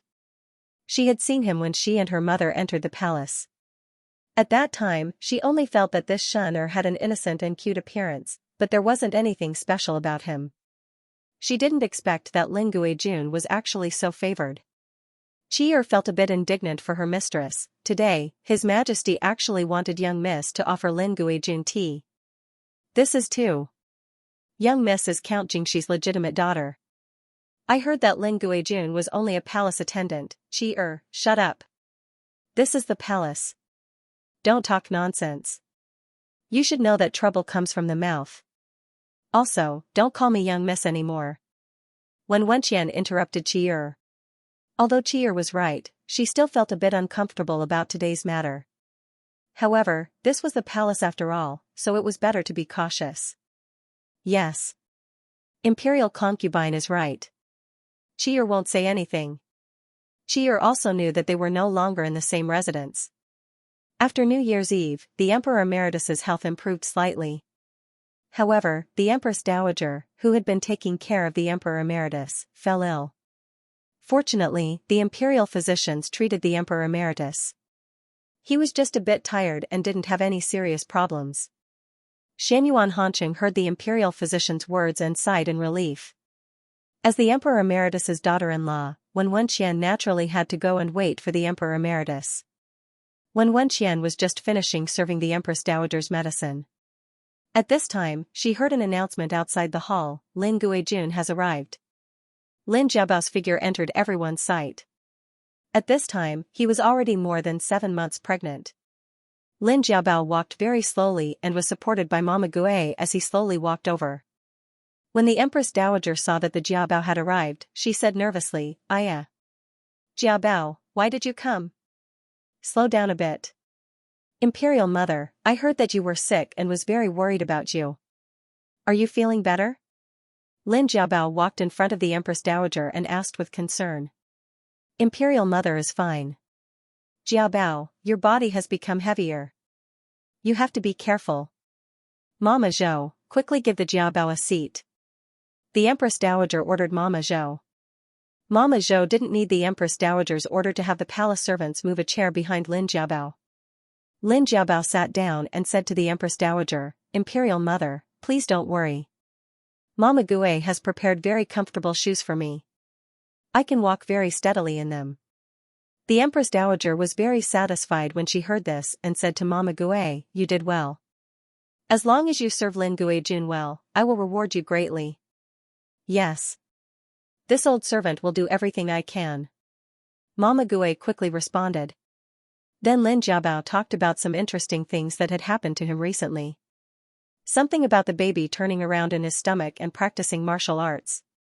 The emperor liked to listen to the movements of his stomach. The emperor would also greet him through his stomach. The Empress Dowager was amused when she heard this. She didn't know that Qing'er had such a side to him. When Wenqian stood to the side and listened quietly. She didn't interrupt. In these days in the palace, it wasn't the first time she had seen the Empress Dowager and Lin Guijun act like mother and son. She had asked around and found out that the Empress Dowager and Lin Guijun had entered the palace together during the Shui family's assassination attempt. Lin Guijun had also saved the Empress Dowager before. It was no wonder that the two of them were very close. Lin Guijun had always called the Empress Dowager Imperial Mother. They were very intimate. Ai. She was clearly the Empress Dowager's official daughter-in-law, but she was far from being able to surpass Lin Guijun. After talking for a while, the Empress Dowager felt a little tired. She said to them, "You should all go back early. I'm a little tired and want to rest for a while. Jia Bao, you should go back quickly. Don't get sick. Be careful on the way back. Mama Gue, be careful." Yes. This old servant will definitely be careful. When Wenqian and Lin Jiabao came out of Yongshou Palace together, she gently supported Lin Jiabao as they walked down the steps.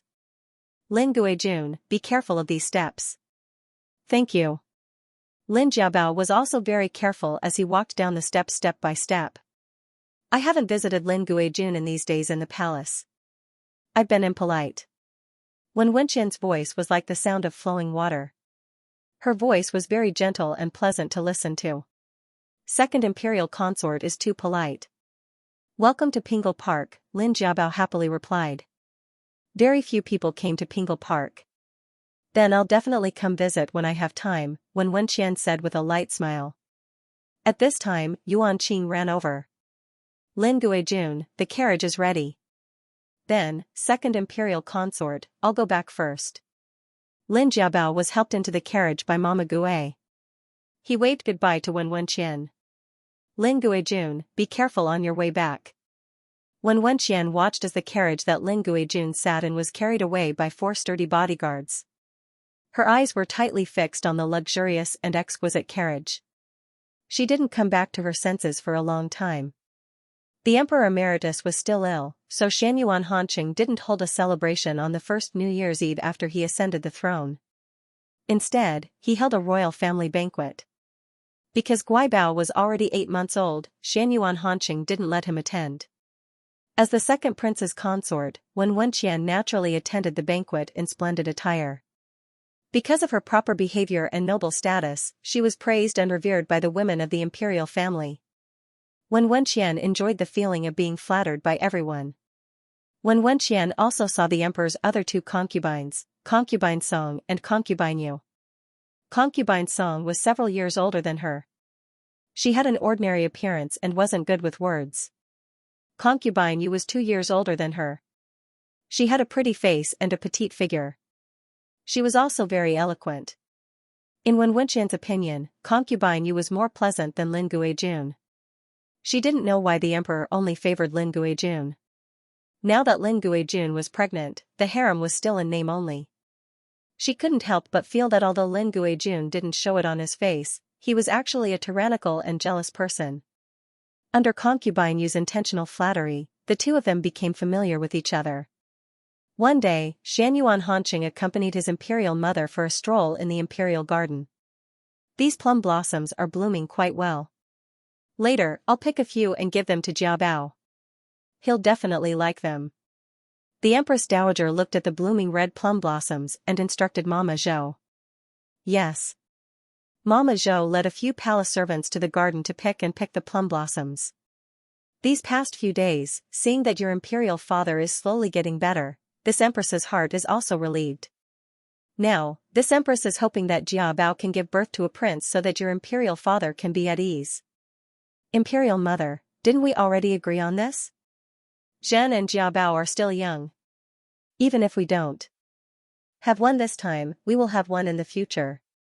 Even if it doesn't work, there's still a younger brother. Even if it's an adopted younger brother's legitimate son, it's also fine."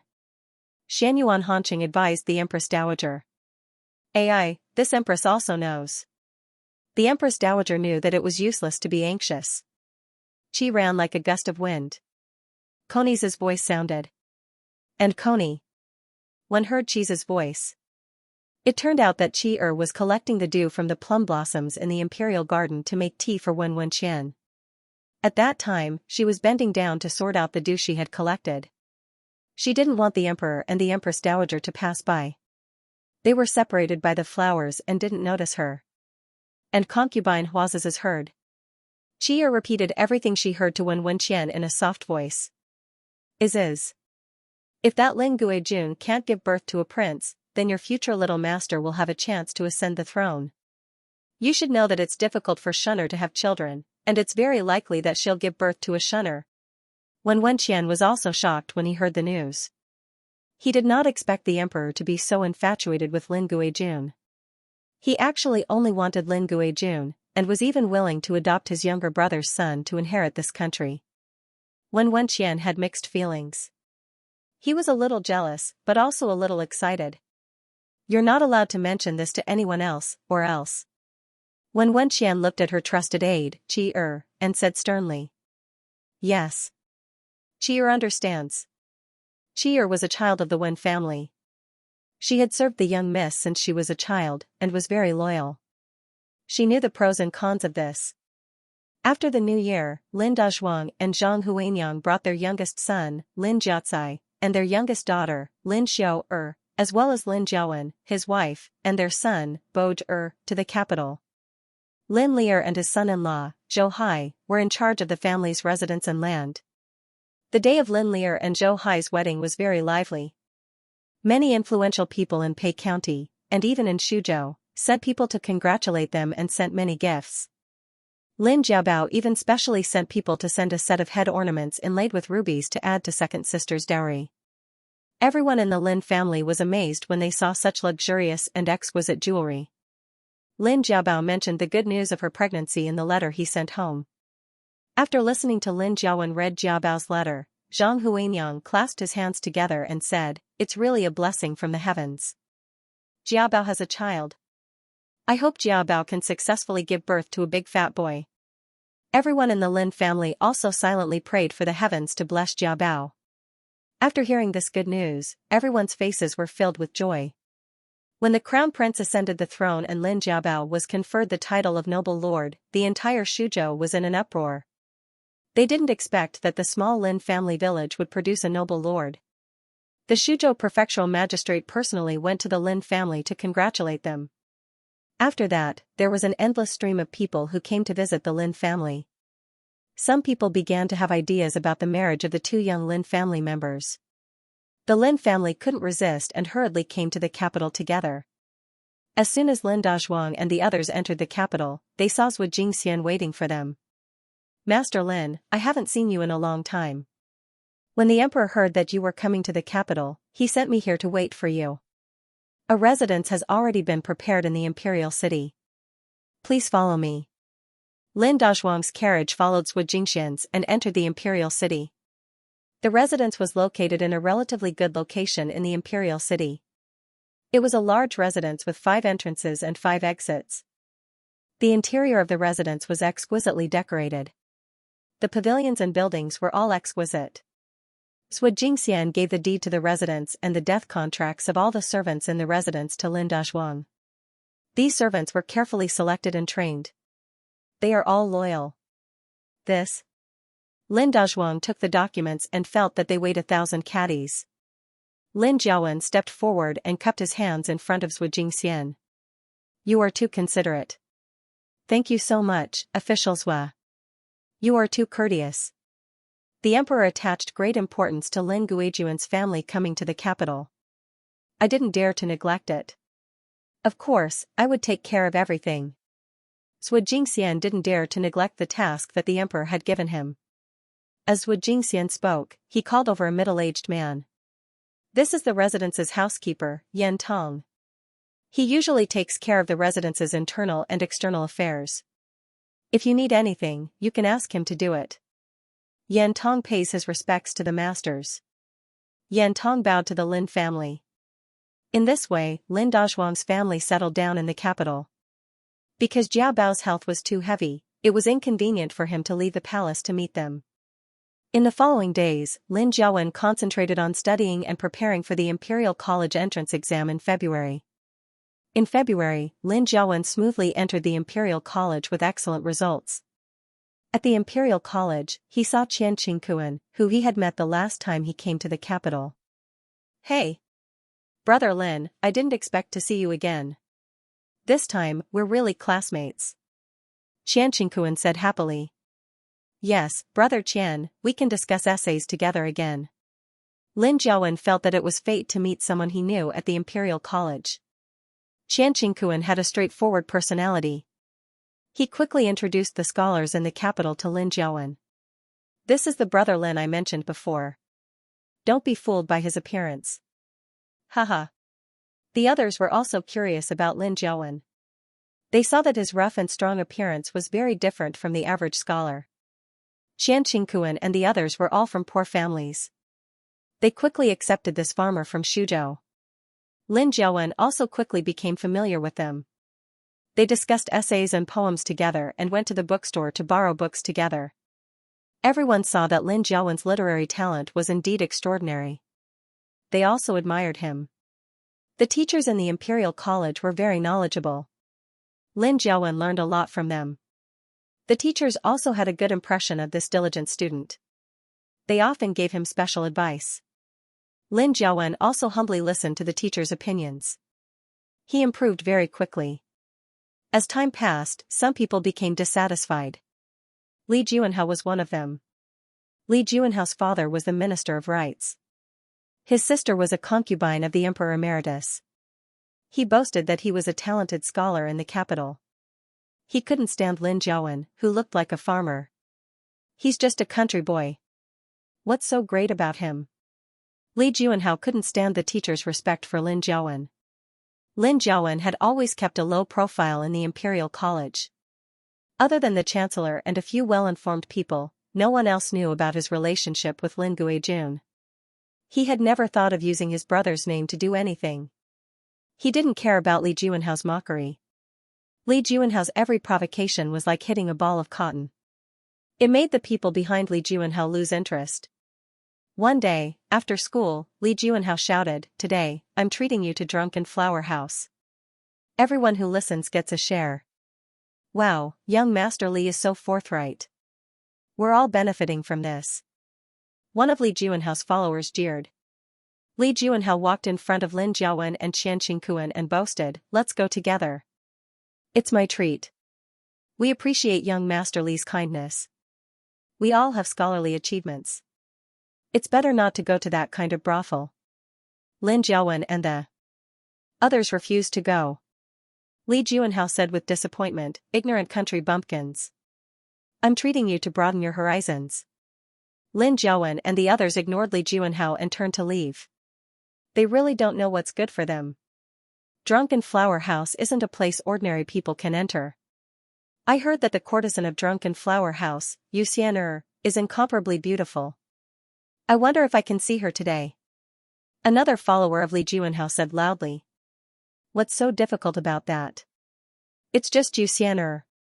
A few days ago, a courtesan came to Drunken Flower House. She's called Wu Shang. She's a real beauty. Her dance is so seductive. TSK.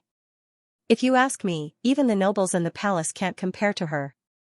Li Juanhao looked particularly proud as he boasted to the people around him. When the people around heard this, they all roared with laughter. "Then we'll have to see for ourselves, haha." Ever since Xianyuan Hanqing began to favor Lin Jiabao, courtesan gradually became the new favorite of the nobles. Lin Jiawen had already walked away, but when he heard Li Juanhao's vulgar words, criticizing the courtesans and comparing them to his younger brother, he became angry. He immediately turned around and rushed in front of Li Juanhao, punching him. Lin Jiawen was used to farm work since he was young, so he was very strong. With one punch, Li Juanhao's nose began to bleed. "Io, you country bumpkin, you dare hit me? You don't want to live anymore." Li Juanhao shouted and began to fight with Lin Jiawen. Li Juanhao was no match for Lin Jiawen. Lin Jiawen beat Li Juanhao until his nose was bruised and his face swollen. The people around them hurriedly pulled them apart. Li Juanhao's servants dared to come over and surrounded Lin Jiawen. Li Juanhao summoned his servants and prepared to give Lin Jiawen a good beating. The situation was in a deadlock. Li Juanhao had the advantage in numbers, and Lin Jiawen and the others were about to suffer. At this time, the Lord Chancellor and the others came out and saw the tense situation. He sternly berated, "What's going on?" When the crowd saw that the Lord Chancellor was alarmed, they didn't dare to say anything. Li Juanhao howled and complained to the Lord Chancellor. "Lord Chancellor, you have to uphold justice for me. Lin Jiawen, this boorish fellow, hit me for no reason. How can there be such an uneducated person in our directorate? Quickly kick him out." Seeing Li Juanhao beaten up like this, Lord Chancellor Xianxia sucked in a breath of cold air. Li Juanhao was the son of the Minister of Rights. Looking at the neither servile nor overbearing Lin Jiawen, he suddenly felt a headache coming on. Lin Jiawen also had a great background. After all, he was Lin Guijuan's elder brother. "Young Master Lin, why did you beat young Master Li up like this? After all, we are schoolmates." Xianxia asked. "He doesn't keep his mouth clean. I'll teach him a lesson on behalf of his parents." Lin Jiawen wasn't afraid of Li Juanhao's angry shouts and said calmly, "What can you do about what I say? You farmer, you're dead," Li Juanhao said fiercely. Today, he was beaten up by Lin Jiawen in front of everyone and lost face.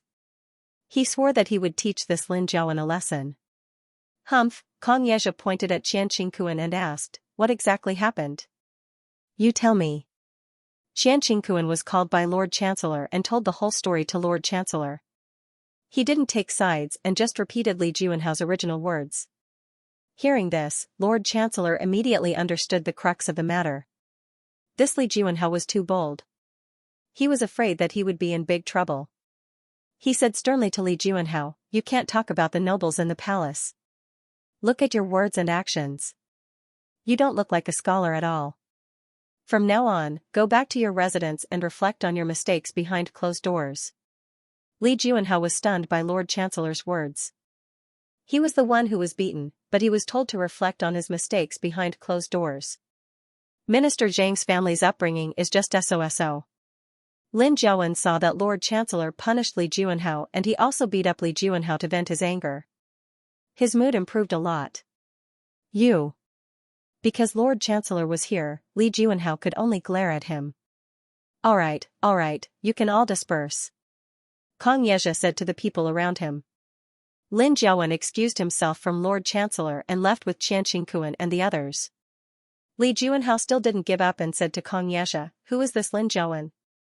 Why is Lord Chancellor shielding him like this? Lord Chancellor, you're unfair. Why don't you punish him? Lin Jiawen is Lin Guijuan's elder brother." Xianxia said to Li Juanhao with some earnest and heartfelt words, "Young Master Li, you'd better go back and discuss with your father. You should know that if your words reach His Majesty's ears." The people who hadn't left yet were very surprised when they heard Lord Chancellor's words. Lin Jiawen was actually Lin Guijuan's elder brother. They never thought of associating Lin Jiawen with Lin Guijun, whom His Majesty doted on incomparably in the palace. Everyone recalled the joking words they just said to Li Juanhao and their bodies broke out in cold sweat. The retired emperor was still ill, so Xianyuan Hanqing didn't hold a celebration on the first New Year's Eve after ascending the throne. Instead, a royal family banquet was held. Because Guibao's belly was already 8 months old, Xianyuan Hanqing didn't let him attend. As the second prince's consort, Wen Wenqian naturally attended the banquet in splendid attire. Because of her decent performance and honorable status, she was praised and respected by the women of the imperial family. Wen Wenqian enjoyed the feeling of being flattered by everyone. Wen Wenqian also saw His Majesty's other 2 concubines, Concubine Song and Concubine Yu. Concubine Song was a few years older than her. Her appearance was ordinary and she wasn't good with words. Concubine Yu was 2 years older than her. She had a pretty face and a petite figure. She was also very eloquent. In Wen Wenqian's opinion, Concubine Yu was more pleasant than Lin Guijun. She didn't know why His Majesty only favored Lin Guijun. Now that Lin Guijun was pregnant, the harem was still in name only. She couldn't help but feel that although Lin Guijun didn't show it on his face, he was actually a tyrannical and jealous person. Under concubine Yu's intentional flattery and fawning, the two of them became familiar with each other. One day, Xianyuan Hanqing accompanied Imperial Mother for a walk in the Imperial Garden. These plum blossoms are blooming quite well. Later, I'll pick a few and bring them back to Jiabao. He'll definitely like them. The Empress Dowager looked at the blooming red plum blossoms and instructed Mama Zhou. Yes. Mama Zhou led a few palace servants to the garden to pick the plum blossoms. These past few days, seeing that your imperial father is slowly getting better, this consort also let out a sigh of relief. Right now, this consort is hoping that Jia Bao can give birth to an imperial son so that your imperial father can be at ease. Imperial mother, didn't we already agree on this? Zhen and Jia Bao are still young. Even if we don't have one this time, we'll have one in the future. If it really doesn't work, there's still a younger brother. Even if he's the legitimate son of an adopted younger brother, it's also fine. Xianyuan Hanqing advised the Empress Dowager. This consort also knows. The Empress Dowager also knew that it was useless to be anxious right now. Qi ran over to Wen Wenqian like a gust of wind. Imperial consort, this servant just heard something incredible in the Imperial Garden. Wen Wenqian dismissed the others and listened to Qi's report. It turned out that Qi had just been collecting the dew from the plum blossoms in the Imperial Garden to make tea for Wen Wenqian. At that time, she was bending down to sort out the dew she had collected. Unexpectedly, the Emperor and the Empress Dowager passed by and didn't notice her because they were separated by the flowers. However, she had heard their conversation. Qi softly repeated what she had heard to Wen Wenqian. Imperial consort, great news. If that Lin Guijun can't give birth to an imperial son, then your future little master will have a chance to ascend the throne in the future. You have to know that it's difficult for a husband to have an heir, and it's very likely that she'll give birth to a husband. Wen Wenqian was also very shocked when she heard this news. She didn't expect the emperor to be so infatuated with Lin Guijun. He actually only wanted Lin Guijun and was even willing to adopt his younger brother's son to inherit the country. Wen Wenqian's feelings were complicated. She was a little jealous, but also a little excited. You're not allowed to mention this to anyone else, otherwise. Wen Wenqian looked at her confidant Qi and said sternly. Yes. Qi understands. Qi was a child of the Wen family. She had served the young miss since she was young and was the most loyal. She knew the pros and cons of this. After the new year, Lin Dazhuang and Zhang Huanyang brought their youngest son Lin Jiaocai and daughter Lin Xiao as well as Lin Jiawen and his wife and son Bo Gu to the capital. The residence and land were handed over to Lin Li and his son-in-law Zhou Hai to look after. The day of Lin Li and Zhou Hai's wedding was very lively. Many people with status in Pei County and even in Su Province sent people to congratulate them and sent many gifts. Lin Jiabao even specially sent someone to send a set of head ornaments inlaid with rubies to add to second sister's dowry. Everyone in the Lin family was amazed when they saw such luxurious and exquisite jewelry. Lin Jiabao mentioned the good news of his pregnancy in the letter he sent home. After listening to Lin Jiawen read Jiabao's letter, Zhang Huanyang clasped his hands together and muttered, "It's really a blessing from the heavens. Jiabao has a child. I hope that Jiabao can successfully give birth to a fat little boy." Everyone in the Lin family also silently prayed that the heavens would bless Jiabao. After hearing this good news, everyone's faces were filled with joy. When His Highness the Crown Prince ascended the throne and Lin Jiabao was conferred the title of Noble Lord, the entire Su province was in an uproar. Unexpectedly, the small Lin family village actually produced a noble lord. The Su province prefect personally went to the Lin family to congratulate them. After that, there was an endless stream of people who came to visit the Lin family. Some people with ulterior motives began to have ideas about the marriage of the Lin family's two children. The Lin family couldn't resist and hurriedly came to the capital together.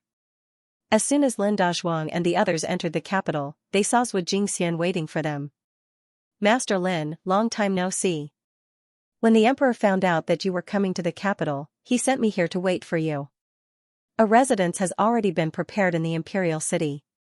Please follow me." Lin Dazhuang's carriage followed Zhu Jingxian's and entered the imperial city. The residence was located in a relatively good location in the imperial city.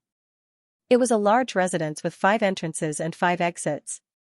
The interior of the residence was exquisitely decorated and the pavilions were exquisite. Xianxia gave Lin Dazhuang the title deed of the residence and the death contracts of all the servants in the residence. These servants were carefully selected and trained. They are all loyal. This. Lin Dazhuang took the documents and felt that they weighed 1,000 caddies. Lin Jiawen stepped forward and cupped his hands in front of Xianxia. You are too considerate. Thank you so much, official Zhua. Jiren Lin is too polite. The emperor attaches great importance to Lin Guijuan's family coming to the capital. I don't dare to neglect. Naturally, I will take care of everything. How could he dare to not take care of the task that the emperor had specially ordered? As Xianxia spoke, he called over a middle-aged man. This is the residence's housekeeper, Yan Tong. He usually takes care of the residence's internal and external affairs. If you need anything, you can ask him to do it. Yan Tong pays respect to the masters. Yan Tong knelt down and saluted everyone in the Lin family. Just like that, Lin Dazhuang's family settled down in the capital. Because Jiao Bao's health was too heavy, it was inconvenient for him to leave the palace to meet them. In the following days, Lin Jiawen concentrated on studying and preparing for the Imperial College entrance exam in February. In February, Lin Jiawen smoothly entered the Imperial College with excellent grades. At the Imperial College, he met Xianxia, who he had met the last time he came to the capital. Hey! Brother Lin, I didn't expect to meet you again. This time, we are really classmates. Xianxia said happily. Yes, Brother Qian, we can discuss essays together again. Lin Jiawen felt that it was fate that he was able to meet someone he was familiar with at the Imperial College. Xianxia had a straightforward personality. He quickly introduced Lin Jiawen to the scholars in the capital. This is the Brother Lin that I mentioned before. Don't be fooled by his appearance, haha. The others were also very curious about Lin Jiawen. They saw that his rough and strong appearance was very different from the average scholar. Xianxia and the others were all children of humble families. They quickly accepted this farmer from Suzhou. Lin Jiawen also quickly became familiar with them. They discussed essays and poems together and went to the bookstore to borrow books together. Everyone saw that Lin Jiawen was indeed talented in literature and admired him. The teachers in the Imperial College were very knowledgeable. Lin Jiawen learned a lot from them. The teachers also had a good impression of this diligent student. They often gave him special advice. Lin Jiawen also humbly listened to the teachers' opinions. He improved very quickly. After a long time, some people became dissatisfied. Li Juanhao was one of them. Li Juanhao's father was the Minister of Rights. His sister was a concubine of the retired emperor. He boasted that he was a talented scholar in the capital. He couldn't stand Lin Jiawen, who looked like a farmer. He's just a country boy. What's so great about him? Li Juanhao couldn't bear to see the teachers think highly of Lin Jiawen. Lin Jiawen had always kept a low profile in the Imperial College. Other than the chancellor and a few well-informed people, no one else knew about his relationship with Lin Guijun. He had never thought of using his younger brother's name for anything. He didn't care about Li Juanhao's mockery at all. Li Juanhao's every provocation was like hitting a ball of cotton. It made the people behind Li Juanhao bored. One day, after school, Li Juanhao shouted, "Today, I'm inviting you to drunken flower brothel. Anyone who listens will get a share." Wow, young Master Li is so forthright. We're all benefiting today. One of Li Juanhao's lackeys jeered. Li Juanhao walked in front of Lin Jiawen and Xianxia and said proudly, "Let's go together. It's my treat. We appreciate young Master Li's kindness. We all have scholarly achievements. It's better not to go to that kind of brothel." Lin Jiawen and the others refused to go. Li Juanhao said with disappointment, "Ignorant country bumpkins. I'm inviting you to broaden your horizons." Lin Jiawen and the others ignored Li Juanhao and turned to leave. They really don't know what's good for them. Drunken flower brothel is not a place ordinary people can enter. I heard that the top courtesan of drunken flower brothel, Yu Xian'er, is incomparably beautiful. Wonder if I can see her today. Another lackey of Li Juanhao said loudly. What's so difficult about that? It's just Ju Xian'er. A few days ago, a prostitute came to Drunken Flower Brothel. She's called Wu Shang. She's a real beauty. Her dance is so seductive. TSK TSK. If you ask me, even the nobles in the palace can't compare to her. Li Juanhao looked particularly proud as he boasted to the people around him. When the people around heard this, they roared with laughter. Then we'll have to see for ourselves. Haha. Ever since Xianyuan Hanqing began to favor Lin Jiabao, prostitutes had gradually become the new favorite of the nobles. Lin Jiaowen had already walked away, but when he heard Li Juanhao's vulgar words, criticizing the prostitutes in the brothel, and even comparing them to his younger brother, he was furious. He immediately turned around and rushed in front of Li Juanhao, punching him. Lin Jiaowen was used to farm work since he was young, so he was very strong. With one punch, Li Juanhao's nose started to bleed. "Ayo, you country bumpkin, how dare you hit me? Are you tired of living?" Li Juanhao shouted and started to fight with Lin Jiaowen. Li Juanhao was no match for Lin Jiaowen. Lin Jiaowen beat Li Juanhao until his nose was bruised and his face swollen. The people around them hurriedly pulled them apart. Li Juanhao's lackeys dared to come over and surrounded Lin Jiaowen.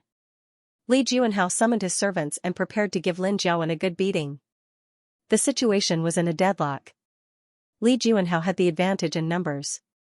Lin Jiaowen and the others were about to suffer. At this time, Lord Chancellor and the others came out and saw the tense situation. He shouted sternly, "What's going on?" When the crowd saw that they had alarmed Lord Chancellor, they didn't dare to say anything. Li Juanhao howled and complained to Lord Chancellor. "Lord Chancellor, you have to uphold justice for me. Lin Jiaowen, this boorish fellow, hit me for no reason. How can we have such an uneducated person in the Imperial College? Quickly kick him out." Lord Chancellor Xianxia saw Li Juanhao being beaten up like this and took a deep breath. Li Juanhao was the son of the Minister of Rights. When he looked at Lin Jiaowen, who was neither servile nor overbearing, he suddenly had a headache. Lin Jiaowen also had a great background. He was Lin Guijuan's elder brother. "Young Master Lin, why did you beat young Master Li up like this? After all, we are schoolmates." Xianxia asked. "He doesn't keep his mouth clean. I'll teach him a lesson on behalf of his parents." Lin Jiaowen wasn't afraid of Li Juanhao's angry shouts and said calmly. "What can you do about what I say? You farmer, you're dead meat." Li Juanhao said fiercely. Today, he was beaten up by Lin Jiaowen in front of everyone and lost face. He swore that he would teach this Lin Jiaowen a lesson. Xianxia pointed at Xianxia and asked, "What's going on? You tell me." Xianxia was called by the Lord Chancellor and told the whole story to the Lord Chancellor. Xianxia didn't take sides and just repeated Li Juanhao's original words. The Lord Chancellor immediately understood the crux of the matter. This Li Juanhao was too daring. He was afraid that he was going to be in big trouble. He said sternly to Li Juanhao, "The nobles in the palace are not people you can talk about. Look at your words and actions. You don't look like a scholar at all. From now on, go home and reflect on your mistakes." Li Juanhao was stunned by the Lord Chancellor's words. He was the one who was beaten, but he was told to reflect on his mistakes. Minister Zhang's family's upbringing is just SOSO. Lin Jiaowen saw that the Lord Chancellor punished Li Juanhao and he also beat Li Juanhao to vent his anger. His mood was much better. Because the Lord Chancellor was here, Li Juanhao could only glare at him. All right, let's disperse," Xianxia said to the people around him. Lin Jiaowen excused himself from the Lord Chancellor and left with Xianxia and the others. Li Juanhao still didn't give up and said to Xianxia, "Who is this Lin Jiaowen? Why is the Lord Chancellor shielding him like this? Lord Chancellor, you're unfair. Why don't you punish him? Lin Jiaowen is Lin Guijuan's elder brother." Xianxia said to Li Juanhao earnestly, "Young Master Li, you'd better go back and discuss it with your father. You should know that if your words reach the emperor's ears." The people who hadn't left yet were very surprised to hear the Lord Chancellor's words. Lin Jiaowen was actually Lin Guijuan's elder brother. They had never thought of associating Lin Jiawen with the Lin Guijun who was doted on by the emperor in the palace. Everyone recalled the joking words they had with Li Juanhao just now. They were so shocked that their bodies broke out in cold sweat. When Li Juanhao returned home, his father, Li Xianxia, saw his son's miserable appearance. "Juanhao, why are you like this? Who hit you?" Li Juanhao hesitantly told him what happened today. Li Xianxia was shocked when he heard his son's words. Then, he angrily rebuked Li Juanhao, "You unfilial son. As your father, I have already told you not to cause any trouble in the government school. Look at what you've done. I know I'm wrong. What should I do now?"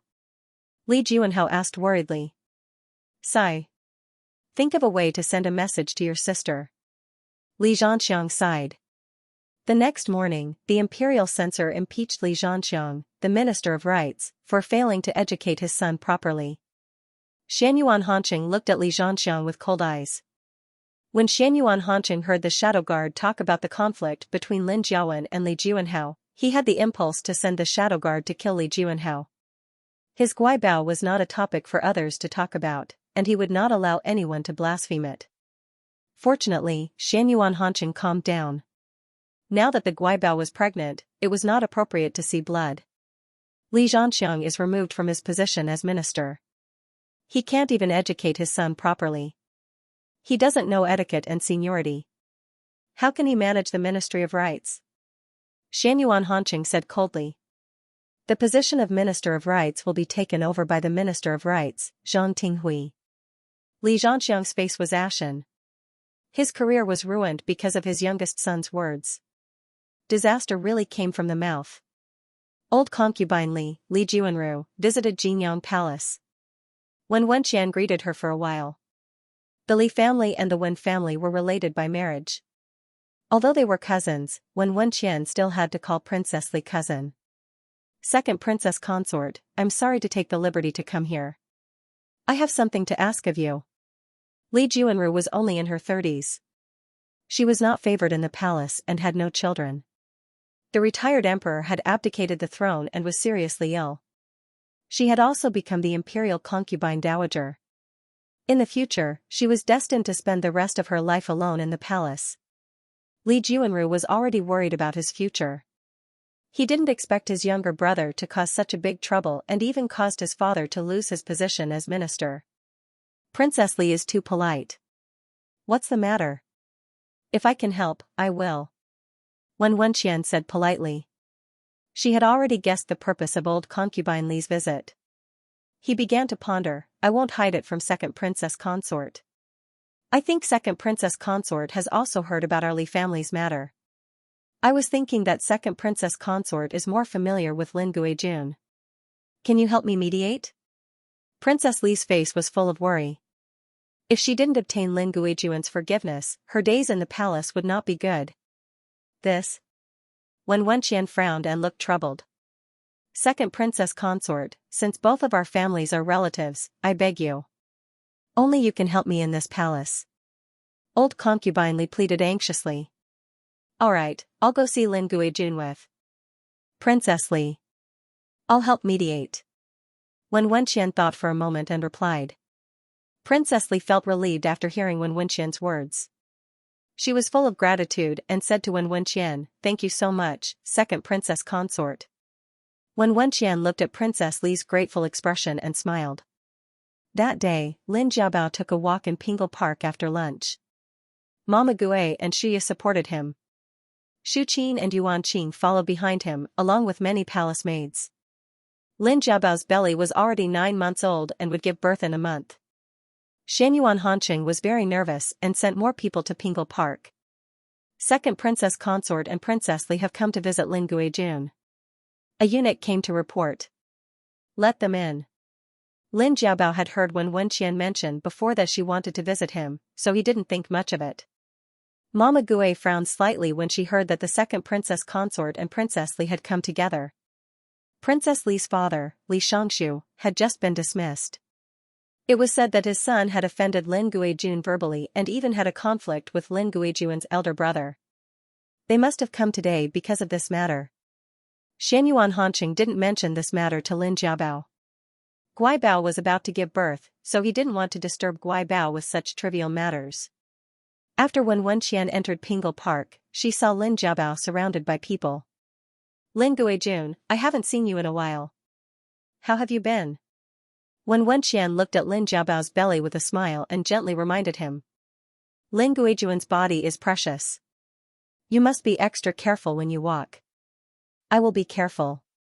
Lin Jiabao thanked Wen Wenqian for her kind reminder and greeted Princess Li Juanru saw that Lin Jiabao's attitude was gentle, so she said to him, Lin Guijun, please forgive me for taking the liberty to visit you today. Princess Li, what brings you here?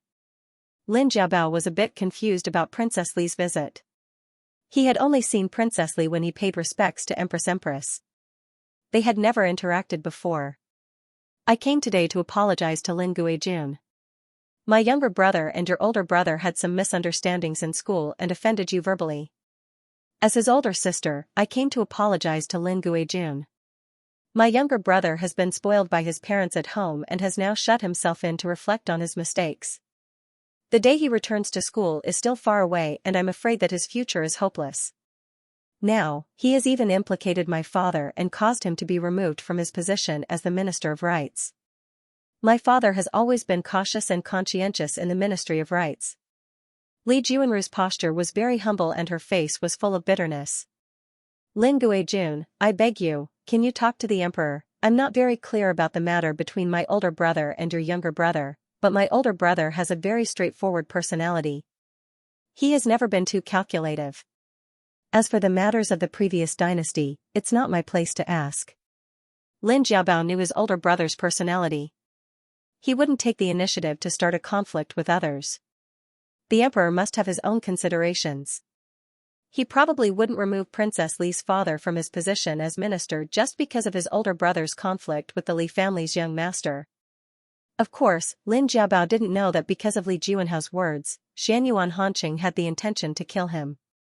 Removing him from his position as Minister of Rights was already very lenient. Lin Guijun, you're too modest. Who in the harem doesn't know your position in the emperor's heart?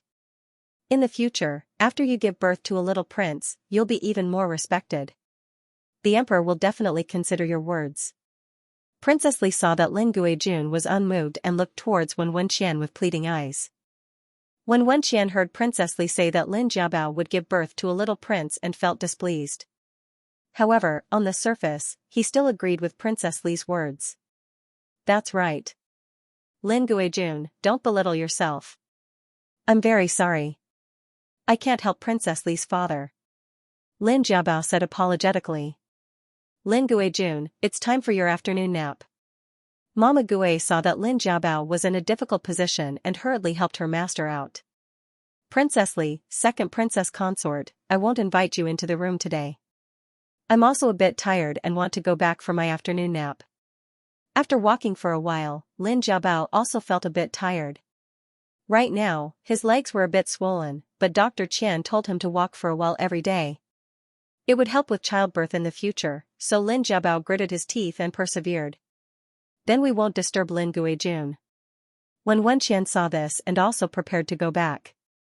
Lin Guijun, ah. Princess Li saw that Lin Jiabao was about to leave and wanted to go up and say something. She didn't know why, but her skirt suddenly tripped on something. She suddenly fell forward, and Lin Jiabao and the others hurriedly retreated. In the panic, they didn't look to the side. Unexpectedly, there was a small pond next to them. Lin Jiabao's left foot missed a step and he almost fell into it. Fortunately, Lin Jiabao had shadow guards by his side. They appeared in time and both of them supported him. Lin Guijun, are you okay? Mama Gui anxiously checked. Fortunately, the pond was very shallow. There were a few brocade carps in it that Lin Guijun usually used for his paintings. The shadow guards also appeared in time. Otherwise, if something happened to Lin Guijun, she could only apologize with her life. I'm fine. It's just that my shoes got wet. Lin Jiabao's heart suddenly tightened. Now he felt a bit weak and his palms were sweaty. Lin Guijun, please forgive me. I was walking in a hurry and accidentally tripped. Princess Li saw that Lin Guijun was fine and also felt relieved. If Lin Guijun was knocked down by her, the consequences would be unimaginable. Princess Li and second princess consort, please leave. Mama Gui somewhat impolitely ordered them to leave. Then we'll take our leave first. When Wenqian said with concern, Lin Guijun was frightened just now. It's better to quickly call an imperial physician to take a look. Also, Guijuan's shoes got wet and need to be changed immediately. Don't catch a cold. Li Juanru had no choice but to apologize to Lin Guijun and helplessly leave with Wen Wenqian. Lin Jiabao was helped to lie down on the bed. Yuan Qing immediately went to call Dr. Qian. Fortunately, Dr. Qian said that everything was normal after taking her pulse and that the fetus had not been affected. Only then did everyone feel at ease.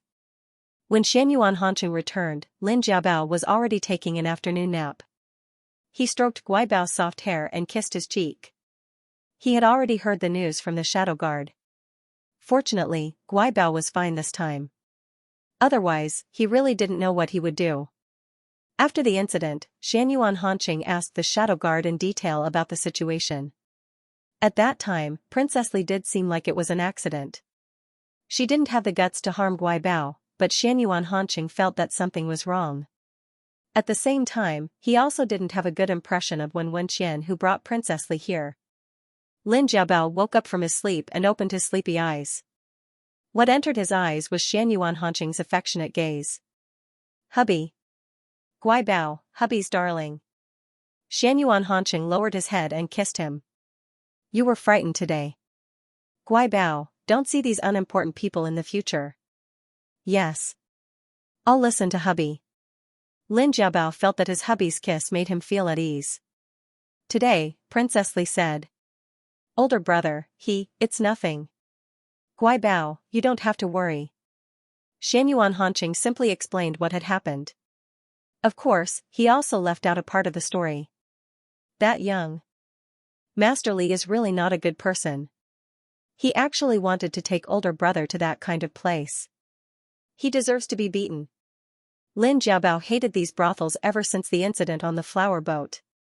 The next day, the Empress Dowager issued a decree to confine Princess Li. She also called Wen Wenqian in for questioning and scolded her. When Xianyuan Hanqi returned from the barracks and learned of this matter, he complained to Wen Wenqian that Lin Guijun is Imperial brother's darling. Now that he's pregnant, it's an important time. How could you and Princess Li disturb him and almost cause an accident? If there really was an accident, how could I face Imperial brother? Don't do this next time. Yes. That Princess Li is related to my family. I had no choice but to agree to accompany her. I really didn't think that something would happen. Wen Wenqian said in a choked voice. She didn't think that Lin Guijun would have a shadow guard protecting him. Fortunately, her movements were concealed and no one noticed. Now, she could only hope that Lin Guijun wouldn't be able to give birth to a son. Xianyuan Hanqi's heart softened when he saw his wife's aggrieved appearance. You just have to be careful next time. I don't know if Lin Guijun's child will be a boy. You have to know that a husband usually only has one child. Wen Wenqian said tentatively. Then, Xianyuan Hanqi heard Wen Wenqian's meaning and rudely interrupted her. Don't say such things, and don't have any thoughts that you shouldn't have. This concubine doesn't have any other meaning. It's just that the emperor's heir is related to the country. Wen Wenqian explained to Xianyuan Hanqi. I still have matters to attend to in the northern barracks, so I have to go back. Also, the prince's residence has been completed. I'll tell Imperial brother and Imperial mother that it's time for us to move out of the palace. Xianyuan Hanqi didn't wait for Wen Wenqian's response and turned to leave. Second prince. Wen Wenqian looked unwillingly at Xianyuan Hanqi's tall and strong figure as he left. Alas, this boorish fellow, Xianyuan Hanqi was a martial artist and had never liked the roundabout ways of the literati. He originally thought that Wen Wenqian was a good person. She was a virtuous legitimate daughter of an aristocratic family. Her elegance and gentleness were all things that he liked. But now, it seemed that she had too many thoughts. The next day, Xianyuan Hanqi asked Xianyuan Hanqing for an imperial edict to move out of the palace. Xianyuan Hanqing agreed. It's already been written. Imperial father also approves. Take a look at this title. Do you like it? Xianyuan Hanqing handed a bright yellow memorial to his younger brother. Xianyuan Hanqi opened the memorial to the throne. This was the memorial to confer him the title of prince. Prince Yi. He was like a tiger that had grown wings. Imperial brother really thought too highly of him. Imperial brother, this younger brother doesn't have much ability. It's a loss for me to receive this title. Don't be so modest. Imperial father hopes that we brothers will always be friendly and respectful towards each other. We can't let Imperial father down. Xianyuan Hanqing patted his younger brother's broad shoulders. He believed that his younger brother could do it. Yes.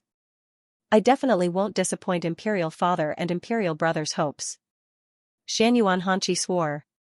In the second month of the 9th year of Yuntai, Xianyuan Hanqing conferred the title of Prince Yi on his second brother, Xianyuan Hanqi. He enjoyed the title of prince. After that, Prince Yi, Xianyuan Hanqi left the palace with princess consort and moved into the Prince Yi's residence. When Wenqian lived up to her status as the legitimate daughter of an aristocratic family, she took care of the entire residence in an orderly manner. She often came to the palace to pay respects to the Empress Dowager and personally copied many Buddhist scriptures for the Empress Dowager. She won the unanimous praise of the madams in the imperial court. As usual, Lin Jiawen went to the imperial college to study. As soon as he entered the school, he attracted a lot of attention. Lin Jiawen, you're finally here. What a surprise. So you're Lin Guijuan's older brother. Qian Qingkuan and the others saw that Lin Jiawen had arrived and hurriedly called him over. Yes, I'm sorry. Lin Guijun is my second younger brother. I didn't mean to hide it. Please forgive me. Lin Jiawen explained to his classmates. So that's how it is. I still remember the first time I met you. At that time, I heard you say that you had a younger brother who was a palace attendant in the Empress Palace. I didn't expect your younger brother to have such good fortune and become a noble lord. Qian Qingkuan congratulated Lin Jiawen. Brother Lin, are you and Lin Guijun related by blood? Do you and Lin Guijun look alike? A classmate asked Lin Jiawen curiously. Everyone was very curious about the appearance of Lin Guijun, who was favored by the emperor, but looking at Lin Jiawen's appearance, it was hard to imagine. At this time, the surrounding people were also very curious. Everyone pricked up their ears. Of course. Lin Guijun and I are born from the same mother. We're cut from the same mold. Lin Jiawen saw their strange expressions and laughed. I look like my father, and my younger brother looks like my mother. He's much better looking than me. Haha, brother Lin, you're so funny. Everyone laughed. Lin Jiawen's straightforward personality won everyone's favor. Apart from many people from poor families, there were also some people from influential families who befriended him. Of course, there were also some people who deliberately wanted to befriend him. However, Lin Jiawen always treated people with sincerity. After a long time, he made some friends who were truly like-minded. On a sunny morning in March, Lin Jiabao successfully gave birth to a baby boy. Pingle Park was filled with jubilation. This time, Xianyuan Hanqing accompanied Lin Jiabao throughout the delivery. He ignored his mother and the nanny's advice and insisted on staying by Lin Jiabao's side. Lin Jiabao's delivery went smoothly. He obediently cooperated with the nannies and did not complain about the pain. However, Xianyuan Hanqing was so scared that his face turned pale and he almost fainted. Xianyuan Hanqing looked at the Guibao bleeding so much. His heart ached, and his whole body trembled. Lin Jiabao took a total of 4 hours to give birth to the child. Xianyuan Hanqing looked at his son, who was related to him and Guibao by blood, with tears in his eyes. Xianyuan Hanqing said to the Guibao who was so tired that he was about to faint, "Darling, it's been hard on you." Lin Jiabao did not feel that it was hard at all. With his husband's company and encouragement, his heart was very calm and he was not afraid at all. When he heard the child's first cry, he instantly felt that all of his pain had disappeared. After hearing Xianyuan Hanqing's gentle words, Lin Jiabao fell into a deep sleep. After Dr. Qian confirmed that Guibao was safe, Xianyuan Hanqing carried his washed and wrapped son out. The Empress Dowager was anxiously waiting in the outer hall. When she saw the emperor carrying the child out, she immediately went to greet him. Mother, Zhen has a son. Ha ha ha. Xianyuan Hanqing was full of smiles as he reported the good news to his mother. That's great. That's great. The Empress Dowager carefully took her grandson and was very happy. Quickly go and report the good news to your father Emperor. Your father Emperor will be very happy when he knows. Aken has already sent the Yuan Fu to report it. As soon as Xianyuan Hanqing gave birth to his son, he immediately sent the Yuan Fu to report the good news to his father Emperor. He knew that his father Emperor was always worried about him. This consort's good grandson. He looks so good, he looks like my son. That little nose and little mouth are exactly the same as my son's. The Empress Dowager was holding the baby who had already cried himself to sleep. She liked him no matter how she looked at him. Haha, I see that his eyes are so big and round. He does look like Guaibao. Xianyuan Hanqing said with a smile. Although the child's eyes were closed, the outline of his face could still be seen. When the retired emperor received the good news, he was so excited that he said the word good 3 times. Akinori Zhaoshan had been worried about the emperor's children for a long time. Now that the problem had been solved, he immediately felt his heart relax and his spirit become much better. There was no morning court today, so all of the court officials knew that the emperor's favored daughter, Lin Guijun, was giving birth. When the news of Lin Guijun safely giving birth to a prince spread, the entire court was filled with excitement. The birth of the emperor's eldest son was of great significance. Lin Guijun's future was indescribable. Tonight was destined to be a sleepless night for many people. Soon, the news of the emperor's eldest son's birth spread throughout the imperial city as if it had grown wings. When Wenqian stroked her belly, which still hadn't shown any signs of life, and sighed. This Lin Guijun was too lucky, the emperor's eldest son. The emperor's eldest son. I'd like to see if he has the fate of being the emperor's eldest son. Concubine Yu gnashed her teeth as she thought of her son who had died young and almost went crazy. Beside Concubine Yu, the head palace maid, Bai Ying, was kneeling on the ground. She was drenched in cold sweat and trembling. Fortunately, she and Master Yu were the only ones in the room. If someone else heard this, the consequences would be unimaginable.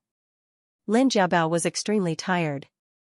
He slept for an entire day and night, and by the time he woke up, it was already night time. Guaibao, you're awake. As soon as Lin Jiabao moved, Xianyuan Hanqing woke up. Xianyuan Hanqing got up from the bed and walked to the bedside to ask, how do you feel? Does it still hurt? After Lin Jiabao fell asleep, he had the palace servants bring a bed to Guaibao's bedside to watch over him. The Empress Dowager advised him that Guaibao was going through her confinement period, so he should move to another palace.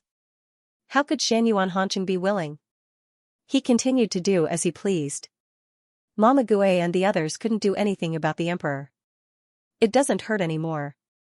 Where's the baby? Lin Jiabao looked around, but didn't find the baby. He's with the wet nurses. He's being taken care of very well. Guaibao, you don't need to worry. Ever since Guaibao became pregnant, Xianyuan Hanqing began to look for wet nurses. Guaibao was a shunner, so he didn't have any milk. After Xianyuan Hanqing's shadow guard's careful investigation and strict selection, he chose 3 wet nurses to take care of the baby. I want to see the baby. After giving birth, Lin Jiabao had only taken one look at the baby before falling asleep. He still hadn't taken a good look at the baby. All right. In a moment, I'll have them bring him over for you to see. Guaibao, eat something first. Are you hungry? Xianyuan Hanqing helped Guaibao sit up and personally helped him put on his clothes. Xianyuan Hanqing ordered Shuye to bring in some food, then ordered her to leave. He personally fed Guaibao the mushroom and minced meat congee. Lin Jiabao opened his mouth and swallowed the congee. He mumbled, I can eat by myself. Hubby wants to feed you. Guaibao, you've worked hard today. Hubby loves you. Xianyuan Hanqing spoke affectionately to Guaibao. Today, more than ever, he was grateful to the heavens for giving him a second chance. As he spoke, Xianyuan Hanqing fed Guaibao a large bowl of nourishing chicken soup. I also love hubby. Lin Jiabao smiled sweetly. He tasted the faint sweetness of the chicken soup in his mouth. The wet nurse brought in the little prince. Lin Jiabao was very excited to see the child. Quickly give me a hug. Lin Jiabao reached out and carefully took the baby from the wet nurse's arms. The baby in his arms was so small and soft, and there was also a milky fragrance on his body. Lin Jiabao's posture of holding the child was very accurate. He had held his younger brother and sister when he was young, so he knew how to hold a child. Xianyuan Hanqing waved his hand to have the wet nurse withdraw. He smiled and said, Guibao is holding the baby very well. Unlike me, I've been teased by Imperial Mother. Although Xianyuan Hanqing had a child in his previous life, he had never held one before. He felt that his son's body was so soft that it was as if there were no bones. It was as if he would break if he used any force. Rather than holding the child, it was more like holding the child. At that time, the Empress Dowager had seen Xianyuan Hanqing's awkward and difficult appearance while holding the child and had been very happy. I've helped take care of my younger brother and sister before, so of course I know how to hold them. The baby is so cute. Lin Jiabao saw that the baby's wrinkled appearance had already faded. Although the baby's skin was still a bit red, it was already pink and tender. The baby was very obedient and didn't cry. His eyes were rolling around, and because he had just drunk enough milk, he was still spitting out milk bubbles. Seeing the baby's cute appearance, Lin Jiabao felt that his heart was about to melt. Guibao Bao, let daddy kiss you. Xianyuan Hanqing saw how affectionate Guibao was with the child and felt a flash of jealousy. He was afraid that he would have to compete with the child in the future. Does the baby have a name? Lin Jiabao asked Xianyuan Hanqing. Imperial father will give him a formal name. As for a nickname, Guibao, you can give the baby a nickname. Xianyuan Hanqing said to Guibao. I'll give it? Can I? The imperial family wasn't like a normal family. How could he give the prince a name? Of course. Guibao, you're the baby's father. You can give the baby a nickname. It's not a big deal. Guibao can call him whatever you want. Xianyuan Hanqing sat on the bed and watched the warm interaction between Guibao and his son. He was very satisfied. As for his son's nickname, as long as Guibao liked it, it was fine. What name should I give him? Lin Jiabao seriously thought about it. In the past, in the Lin family village, he would give his child a lowly name because he felt that it was easier to raise the child. Looking at the pink and chubby baby, he didn't want to give him a bad name. Husband, how about we call him Dun Dun? I hope that the baby will always be honest and safe, and that he can grow up healthy and happy. Lin Jiabao thought for a long time. Dun Dun is not bad. From now on, the baby will be called Dun Dun. Guibao and I are a little chubby Dun. Haha. Xianyuan Hanqing reached out and teased his son. Dun Dun, your father gave you such a nice nickname. Are you happy? Dun Dun's little hand grabbed Xianyuan Hanqing's fingers and made ah-ah sounds. After playing for a while, Dun Dun yawned and fell asleep. Husband, I want to sleep with Dun Dun. Lin Jiabao looked at Xianyuan Hanqing expectantly. Xianyuan Hanqing couldn't stand Guibao's innocent and expectant gaze. Okay, Dun Dun will sleep with you tonight. I'll have the wet nurse and the others keep watch in the outer hall. But Guibao, you're still in confinement. Dun Dun will disturb you at night. During this time, it's better to have the wet nurse and Dun Dun stay in the side hall next to us at night. Lin Jiabao knew that Xianyuan Hanqing was doing this for his own good. Since he didn't have any milk, Dun Dun would be better off with the wet nurse taking care of him at night. At night, Xianyuan Hanqing stared at the two figures sleeping soundly on the bed. He really didn't get tired of looking at them. Although his son had taken the spot that originally belonged to him, he was still happy to lie on the bed. Dr. Qian had already told him that Guibao's labor this time was very successful. There was a possibility that she could have another child in the future. It would be great if he could give Dun Dun a younger brother or sister. That way, Dun Dun would have a younger brother or sister to accompany him and wouldn't fight over Guibao with him. Lin Dazhuang's family was overjoyed when they heard the good news. It's really Bodhisattva's blessing. Tomorrow, I'm going to Lingyan Temple. Zhang Huanyang said excitedly. During her stay in the capital, she would often bring her daughter-in-law to Lingyan Temple in the imperial city to burn incense and pray to Buddha. Lingyan Temple wasn't big, but it was filled with incense. Many of the imperial city's family members would go there to burn incense. Zhang Huanyang would always pray to Bodhisattva to bless Jiabao and give birth to a man. This time, it really came true. Zhang Huanyang happily busied herself in the kitchen and cooked a lot of red eggs. Although it wasn't convenient to send them to other families, she still ate with her family. However, she still ate it with her family. She even asked the housekeeper to give 2 to each of the servants so that they could share in the festive atmosphere. Dun Dun was a good child. He had a good appetite and his small body grew quickly. Just like the nickname Lin Jiabao gave him, he was white and chubby. Lin Jiabao liked to hug Dun Dun and take a nap with him. He would hum his childhood songs to coax Dun Dun. This was the song Dun Dun liked to listen to before he fell asleep. As long as he listened to this, he would immediately fall asleep. Lin Jiabao lay in bed for a month and a half before he was allowed to come out of confinement. Xianxia Hanqing and Dr. Qian discussed and gave Guibao 2 months of confinement.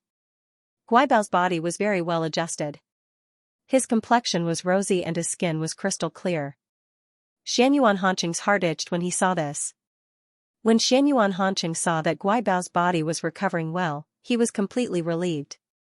He began to prepare for Dun Dun's 2 months of confinement. Because Guibao's confinement took a long time, the 1-month banquet was postponed and changed to 2 months of confinement. At the Dun Dun's double full moon banquet, the retired emperor also made an appearance despite his illness and bestowed upon him a great name, Xianyuan Ruei.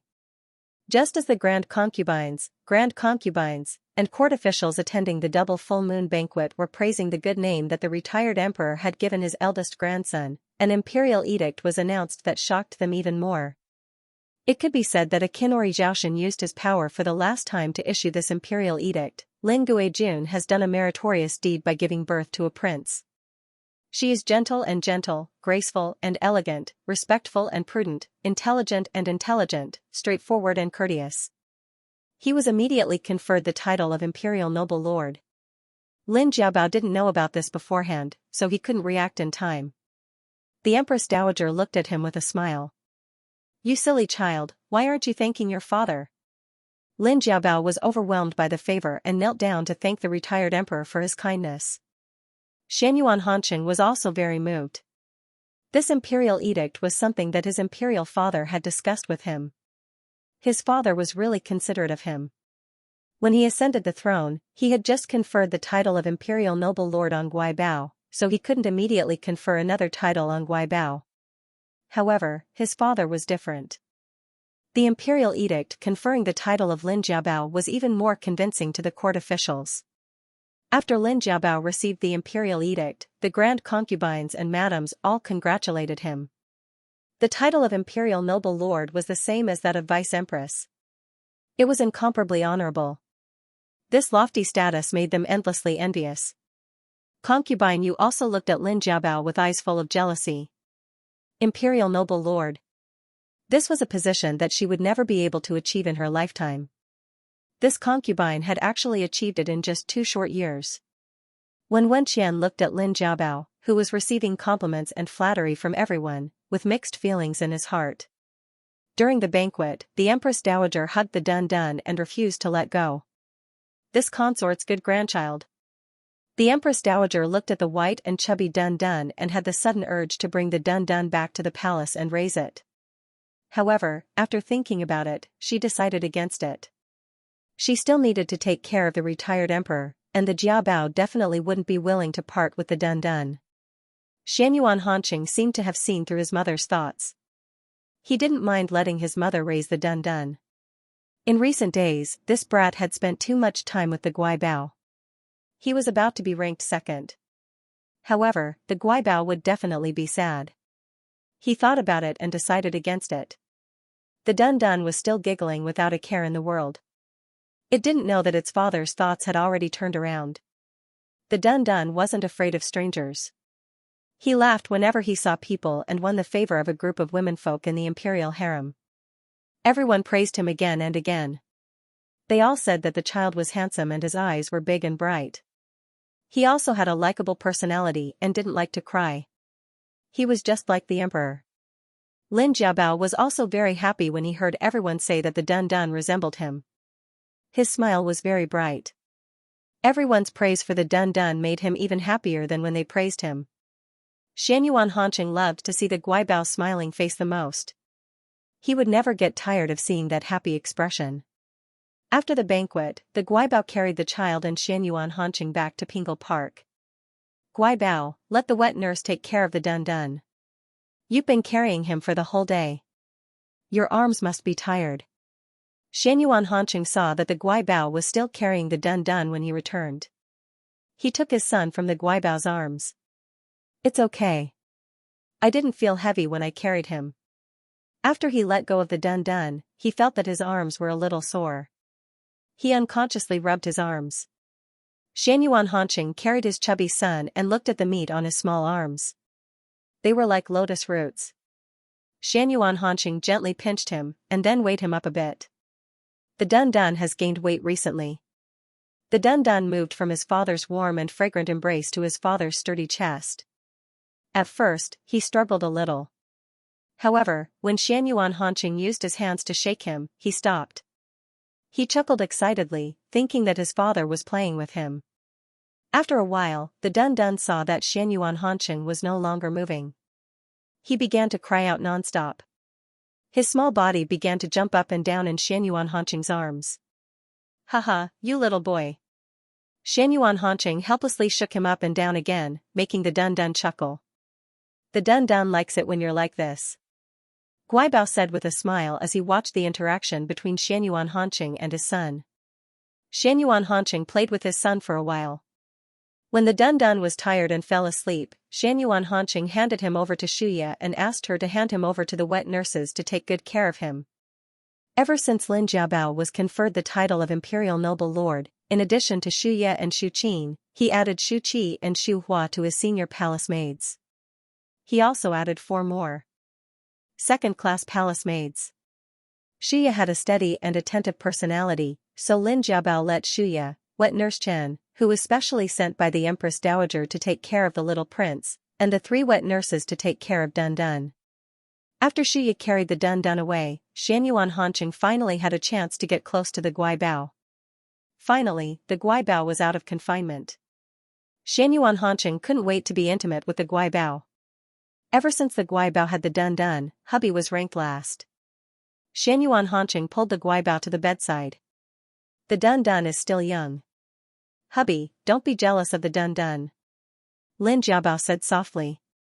You know that hubby is jealous, but you're still not thinking of how to compensate hubby. Xianyuan Hanqing's voice was slightly hoarse as he asked, Guibao. Do you miss hubby? Lin Jiabao's cheeks were red. He lowered his head, almost burying it in the quilt. Miss, Guibao. Xianyuan Hanqing hugged the Guibao, lifted his little face, and gently kissed him.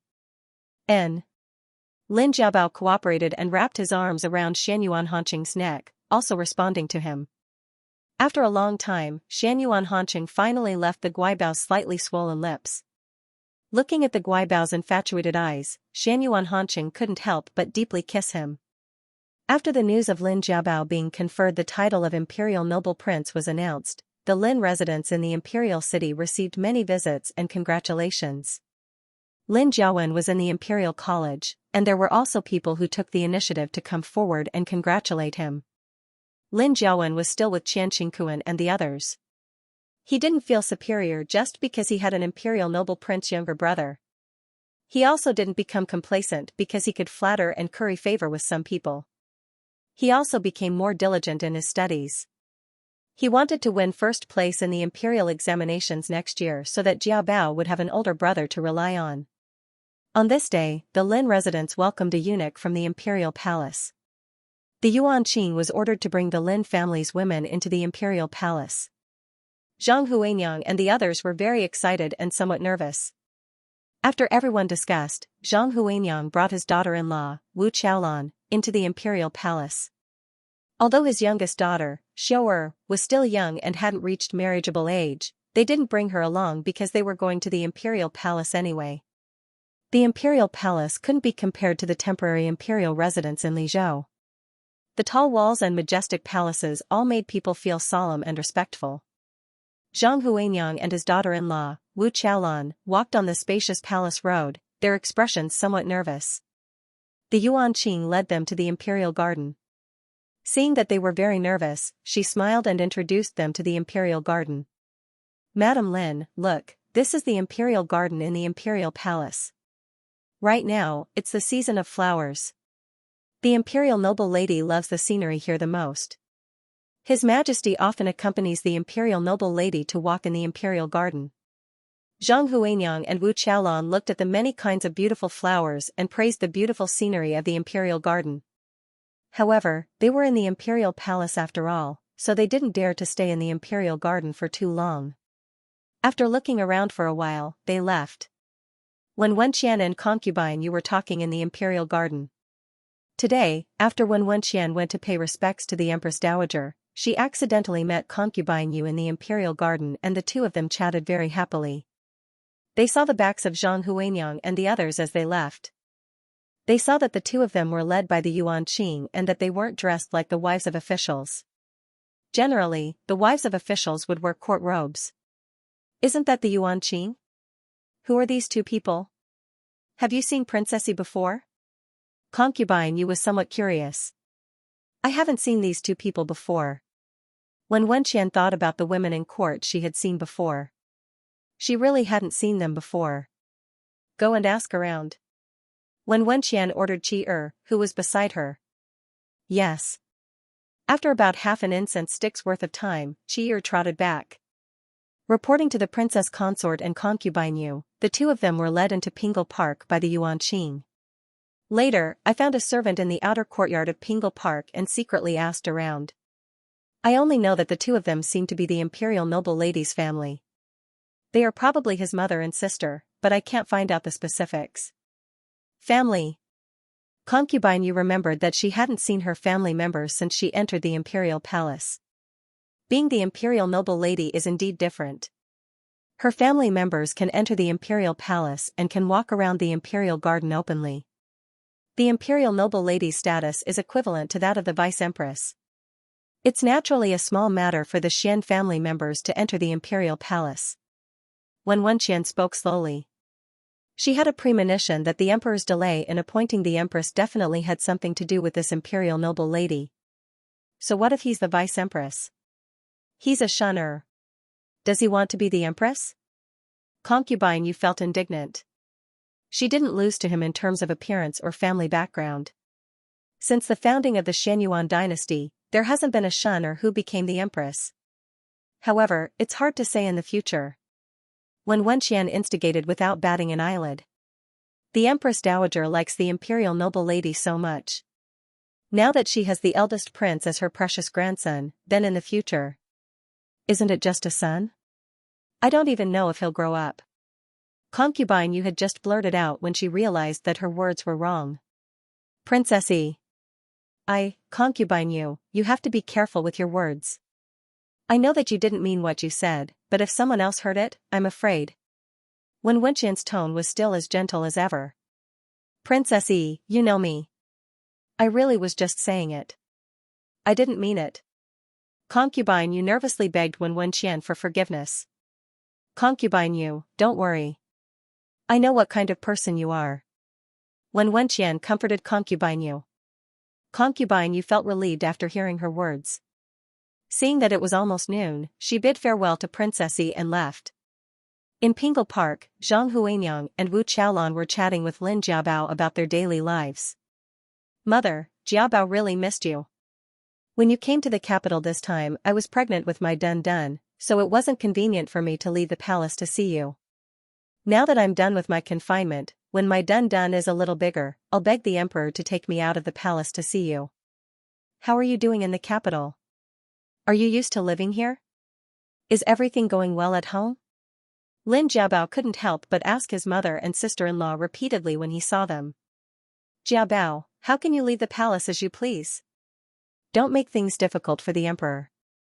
We're doing very well in the capital, so you don't have to worry. Your older brother is also studying in the Imperial College, so everything is going well at home. How about your delivery this time? Did you take care of your body during your confinement? Zhang Huanyang was still most concerned about Jiabao's health. The delivery this time was very successful. Dun Dun is a good child, he didn't make me suffer. Lin Jiabao said to his mother with a smile, his voice filled with sweetness. The emperor had me do 2 months of confinement again, and my body has also been taken care of very well. Zhang Huanyang was very relieved to see that Lin Jiabao was doing as he said. Wu Qiaolan saw that her second brother's complexion was even better than the last time she saw him in the temporary imperial residence.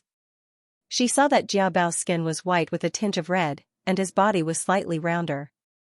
After having a child, Lin Jiabao's entire temperament had changed.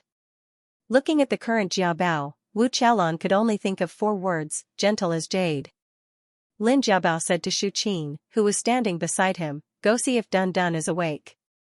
If he's awake, bring him over. Yes. Shu Qin complied and withdrew. Not long after, Shu Qin and Shuya returned. Wet Nurse Chen walked in front with the Dun Dun in her arms. When the Dun Dun saw Lin Jiabao, he squeaked. These days, the Dun Dun was already able to recognize people. What he loved the most was his father's embrace. Now that he saw his father, he wanted to be hugged. Dun Dun. Daddy's good baby. Mother, look, this is the Dun Dun, he's very fat, haha. Lin Jiabao took the Dun Dun in his arms and kissed his chubby little face. Mother, come hug him. Dun Dun, let grandma hug him, he's really a fat boy. He's so sturdy. Zhang Huanyang hugged the Dun Dun and was very happy, this child really looks like you. That's right. He really looks like Jiabao. In the future, he'll definitely be a handsome boy. Wu Qiaolan praised from the side. The Dun Dun was in Zhang Huanyang's arms. Seeing this kind-looking old granny coaxing him to play, he also cooperated and giggled. Everyone was very happy. After that, Lin Jiabao invited the 2 of them to have lunch together. In the afternoon, he reluctantly sent off his mother and sister-in-law. After leaving the palace, Zhang Huanyang and Wu Qiaolan excitedly returned home and shared with their family what they had seen and heard in the palace. Zhang Huanyang praised the Dun Dun again, and his happy mood infected everyone in the family. The 6th day of the 6th month was Lin Jiabao's birthday. This was Lin Jiabao's first birthday as an imperial noble. Xianyuan Hanqing held a grand banquet in the palace to celebrate Guibao's birthday. Lin Jiabao wore a bright yellow imperial noble robe and sat next to Xianyuan Hanqing, who was also wearing a bright yellow imperial robe. He received the kneeling congratulations from the harem, court officials, and noble women. The Emperor Emeritus and the Empress Dowager also bestowed many gifts. With the birthday gifts from other people today, Lin Jiabao's private treasury was expanded again. In the past 2 years, Lin Jiabao's private treasury was filled with countless priceless treasures. However, among all the gifts he received, Lin Jiabao's favorite was the treasure seal that his husband had carved for him. He wondered what his husband would give him for his birthday today. Lin Jiabao was secretly looking forward to it. At the end of the banquet, fireworks bloomed in the night sky. Lin Jiabao looked at the dazzling fireworks. It was as if flowers were blooming, scattering golden powder. Then, a cluster of chrysanthemum-like fireworks rose up. They were like dazzling lanterns, illuminating everyone's faces in the night sky. Everyone in the Lin family was invited to Lin Jiabao's birthday banquet today.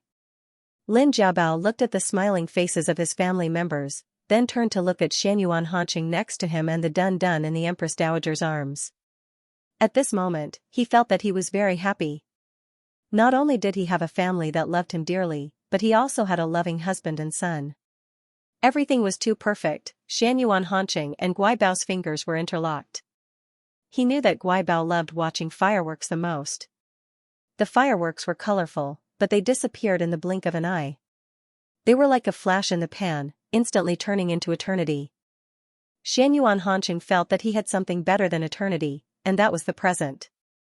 When they returned to Pingle Park, a slightly drunk Lin Jiabao's face seemed to have been smeared with rouge. His body was light as a feather as he walked around the table. Xianyuan Hanqing already knew that Guibao would spin in circles when he was drunk. Whether it was around him, around the table, around the pillar, or around him, it would always make him dizzy. Alright, Guibao, stop spinning. You'll feel dizzy again. Xianyuan Hanqing hugged the Guibao and stopped him from spinning. Yes. Lin Jiabao stood still and nodded obediently. Come. Guaibao, let's go take a shower. Xianyuan Hanqing carried him horizontally and walked towards the bathroom next to the bedroom. Yes. Lin Jiabao still nodded obediently. Xianyuan Hanqing carried the weak Guaibao to the bed. After a while, Lin Jiabao's drunkenness had already dissipated. Although he already had a child, Lin Jiabao was still very shy. At this time, his entire body was pink. Hubby took advantage of him being drunk again and again. Lin Jiabao pouted. His waist was so sore, hubby. Lin Jiabao mustered up his courage and asked Xianyuan Hanqing, hubby, where's my birthday present? Xianyuan Hanqing smiled and stood up, hubby, how could I forget? Xianyuan Hanqing quickly returned. Lin Jiabao's hand felt cold. He looked carefully and saw that there was a string of beads on his wrist. The bracelet was made up of 18 beads. Each bead was the same size. They were polished to be very round and full. They even emitted a faint fragrance. This is agar. Guaibao, do you like it? Agar was the best kind of agarwood. Xianyuan Hanqing sent people to search for it for a long time before finding it. Afterwards, he personally polished it into beads of the same size and strung it into a bracelet. It really took a lot of effort. I like it. Lin Jiabao looked at the carefully polished agarwood bracelet. He suddenly thought of something and grabbed his hubby's hands. When Lin Jiabao touched the thin calluses on Xianyuan Hanqing's fingers, his eyes glistened with tears. I like it, I really like it. Lin Jiabao said as he kissed Xianyuan Hanqing's fingertips. Every year, personally preparing a birthday present for Guaibao had become Xianyuan Hanqing's habit and pleasure. Guaibao. When Lin Jiabao kissed his palm, Xianyuan Hanqing's eyes darkened. He suddenly flipped over and pressed the Guaibao under his body. After Lin Jiabao received the agarwood bracelet that his hubby had carefully polished, he wore it on his hand every day. The agarwood bracelet had an elegant aura. Its fragrance was faint and refreshing. Lin Jiabao liked this birthday present very much. One day, when Lin Jiabao was paying respects to the Empress Dowager at Yongshou Palace, he was noticed by Wen Wenqian. She lost her composure and asked in a sharp voice, "Is this agar?" Wen Wenqian's voice was a bit abrupt and immediately attracted the attention of the Empress Dowager and Dowager concubines.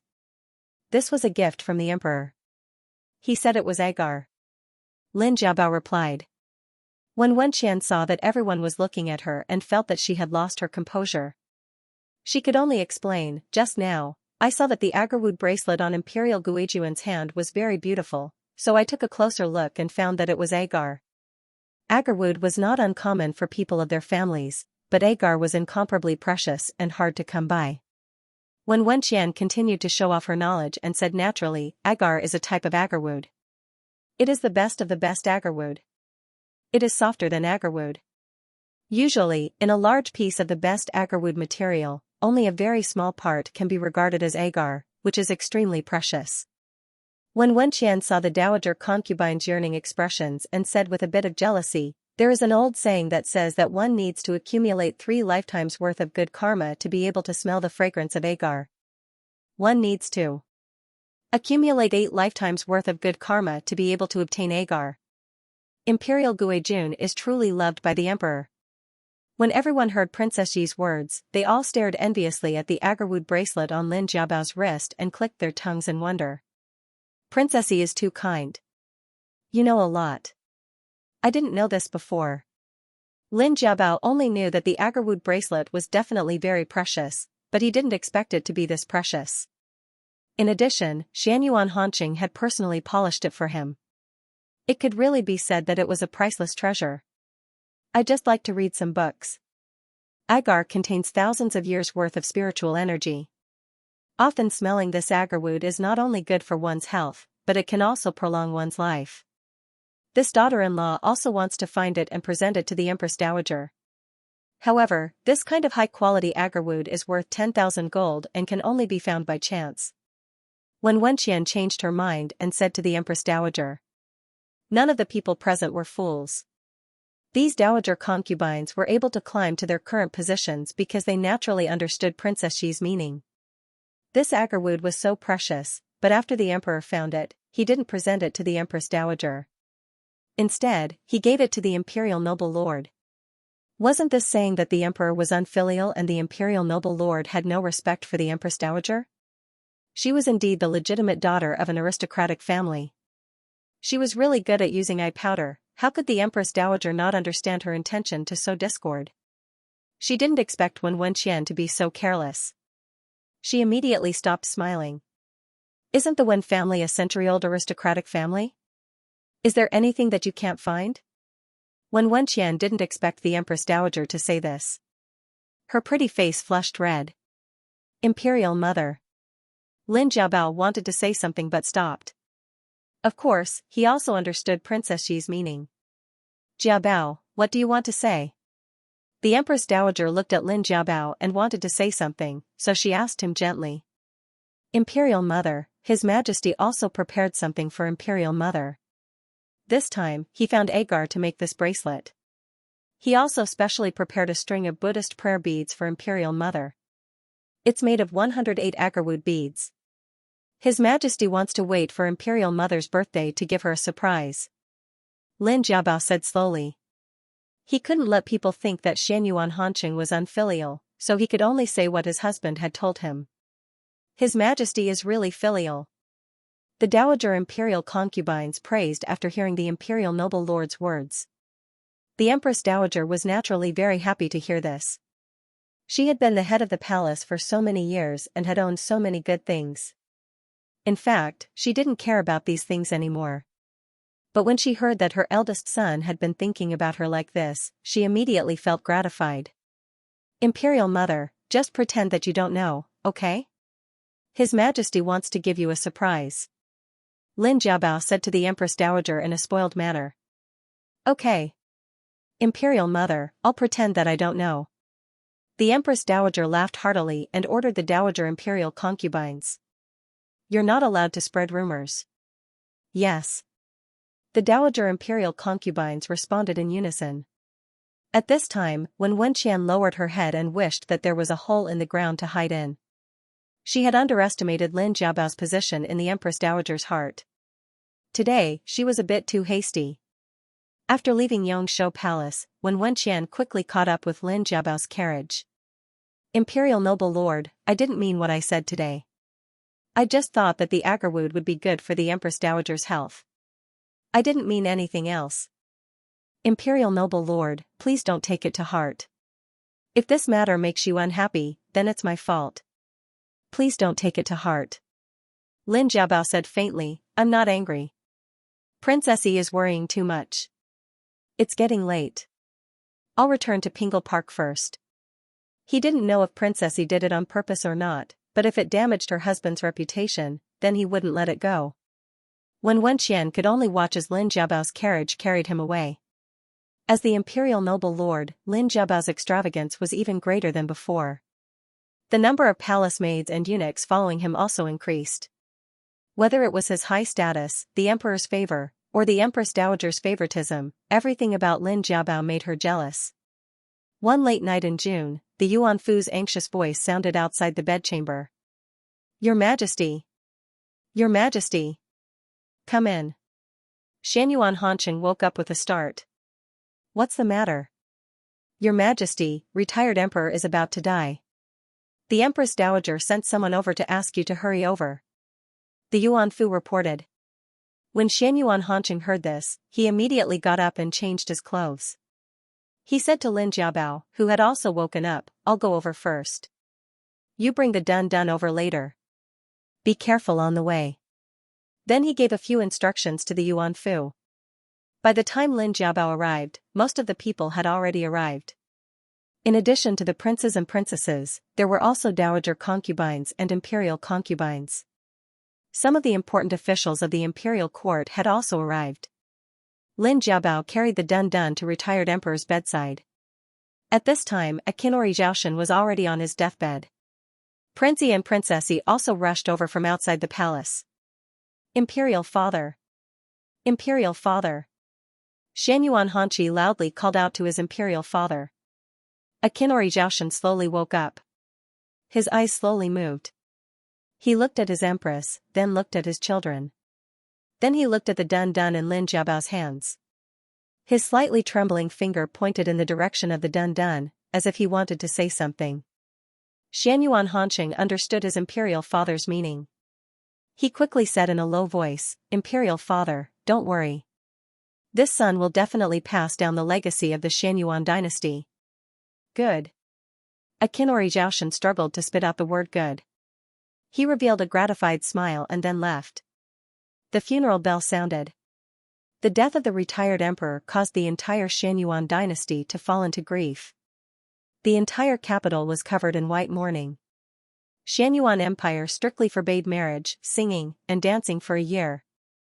All high-ranking officials and their wives were required to enter the palace to mourn for the retired emperor.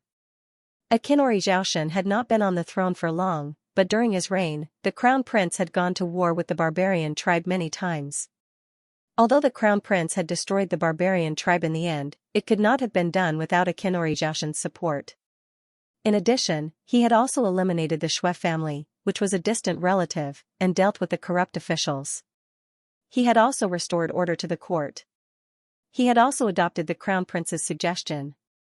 He had built a dam around the Luo River and dug a canal so that the people would no longer suffer from the peach blossom flood.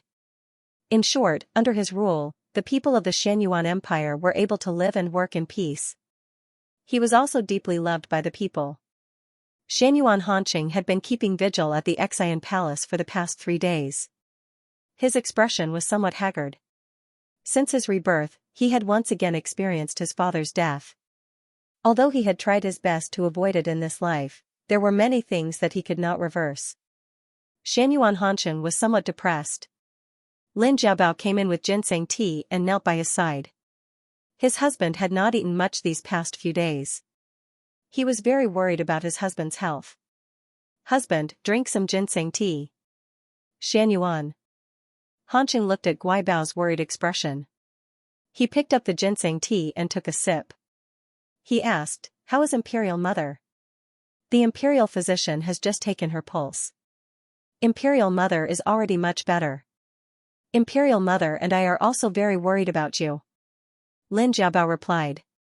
Ever since the retired emperor passed away, the Empress Dowager had fallen ill due to extreme grief. Xianyuan Hanqing was very worried. In his previous life, his mother could not bear the huge blow after Imperial father and Imperial brother passed away. She had fallen ill and passed away. However, in this life, his younger brother was safe and sound. Imperial Mother still had a good grandson, Dun-Dun. Xianyuan Hanqing believed that his mother would be able to pull herself together. "Guibao, you should accompany Imperial Mother more." Xianyuan Hanqing touched Guibao's cheek. "My husband should take care of himself." "Guibao, you should take good care of yourself too." "Yes." For the sake of her husband and Dun-Dun, she would take good care of herself. Xianyuan Hanqing looked at Guibao and smiled. In his heart, he was glad that he had Guibao to accompany him in this life. Of course, he would take good care of himself so that he could be with Guibao for a long time in the future. A few days later, a grand and solemn funeral was held. The Ministry of Rights, and the Ministry of Internal Affairs jointly hosted the funeral. By the time the funeral was over, Xianyuan Hanqing had lost a lot of weight. During the mourning period, he was not allowed to eat meat or fish. Although he forced himself to eat some soup, he did not have much of an appetite. This made Lin Jiabao and the Empress Dowager's heart ache. When the ministers saw this, they also advised the emperor to take care of his body. Although Xianyuan Hanqi was not as thin as his imperial brother, his eyes were still bloodshot and he was in low spirits. When they returned to Prince Yifu, Wen Wenqian pulled Xianyuan Hanqi to sit down and rest. She also gently comforted him. Xianyuan Hanqi looked at his wife comforting him in a soft voice. He held her hand and said to her, "You've also worked hard." He knew that Imperial Mother had been sick these past few days. Wen Wenqian had gone to see her every day, so she had lost a lot of weight. This concubine has not worked hard. This concubine has Wan Ye's words. Wen Wenqian looked at him affectionately. Although Xianyuan Hanqi was not as handsome as the emperor, he was very strong and had the rough manliness of a man. Wen Wenqian nestled into Xianyuan Hanqi's arms. She reached into his clothes and stroked his back. Xianyuan Hanqi abruptly grabbed her messy hand and pushed her away. What are you doing? You're still in the mourning period. Don't cause trouble. Xianyuan Hanqi had a stern face as he spoke in a serious tone. When Wenqian was suddenly pushed away and fell to the ground, she called out in a round voice, Wang Yi, during the mourning period, I'm going to sleep in the study. Xianyuan Hanqi walked out without looking back. After Qi'er saw Prince Yi leave, he entered the room and found Wen Wenqian sitting on the ground. Princess, why are you sitting on the ground? Wang Yi didn't seem very happy when he left. Wen Wenqian was helped up by Qi'er. She had an unhappy expression on her face. She saw that the atmosphere was very good and momentarily forgot about their relationship. However, she forgot that they couldn't have intercourse during the mourning period. Prince Yi had to observe a year of mourning. They couldn't perform the rites for a year. In other words, she wouldn't be able to conceive a child for a year. When Wenqian thought about the scene before the Emperor Emeritus died, it was obvious that he wanted the Emperor to make the eldest prince the crown prince. When Wenqian appeared to be a bit anxious. Why didn't the heavens help her? The Emperor clearly wanted to adopt her child to inherit the throne. As long as she had a son quickly, she would be the noblest woman in the world in the future. Lin Jiabao was clearly a Shan but she safely gave birth to a healthy prince. How could this be? How could this be? I heard that An is sick. Is he better? On this day, after when Wenqian entered the palace to pay respects to the Empress Dowager, she met up with concubine Yu. The two of them walked together to the imperial garden to admire the flowers. Thank you, Princess Yi, for your concern. An only caught a cold. He's already much better. An caught a cold when she came back from the morning hall. Because it was almost July, the weather was slowly getting hotter. Because they were worried that the Emperor Emeritus's corpse would rot, they used a large amount of ice in the morning hall. An's body was originally weak, so he fell ill when he came back. Concubine Yu was very touched by Princess Yi's concern for her daughter. She was only an unfavored concubine. Princess Yi's status was far above her, but she often listened to her complaints and comforted her. The weather is hot. Although ice is good for relieving the heat, it's still very hot. However, the child is still young and weak. Concubine Yu, you must be careful when taking care of the child.